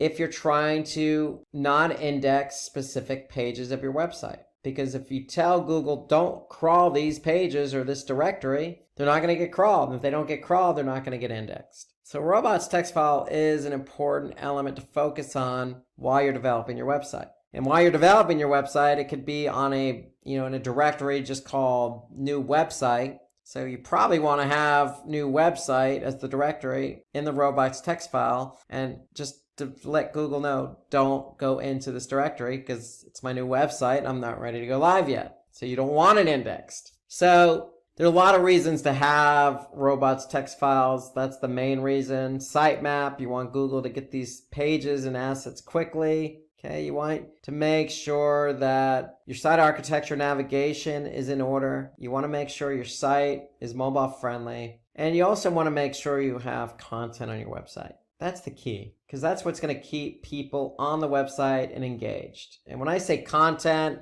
I don't necessarily just mean words. I also mean videos. I also mean images, something interactive. Okay, you want to keep people engaged. That's the key behind it. Trust me, if an end user finds your site engaging, Google is likely going to find your site engaging. Okay, so those are good brownie points to bring up if somebody asks you this question in an interview. So just a recap here, it's important to have a better site structure so that bots can easily access and index the content. Okay, with a responsive design, helps to make your website mobile friendly and user friendly. Would also increase the amount of time a user spends on your website, which may improve your site's ranking. Sitemap is simply just a file that helps search engine bots to understand the structure of the website. Okay, how many pages are on your website and where are they located, along with the videos and images. Okay, and then the robots text just instructs the search engine crawlers to understand what pages should not be indexed. Okay, this is simply just a text file, and it's added to the root directory. Again, think like a door, think of a lock. Okay, you can lock whatever doors you want in your house. Think of it that way.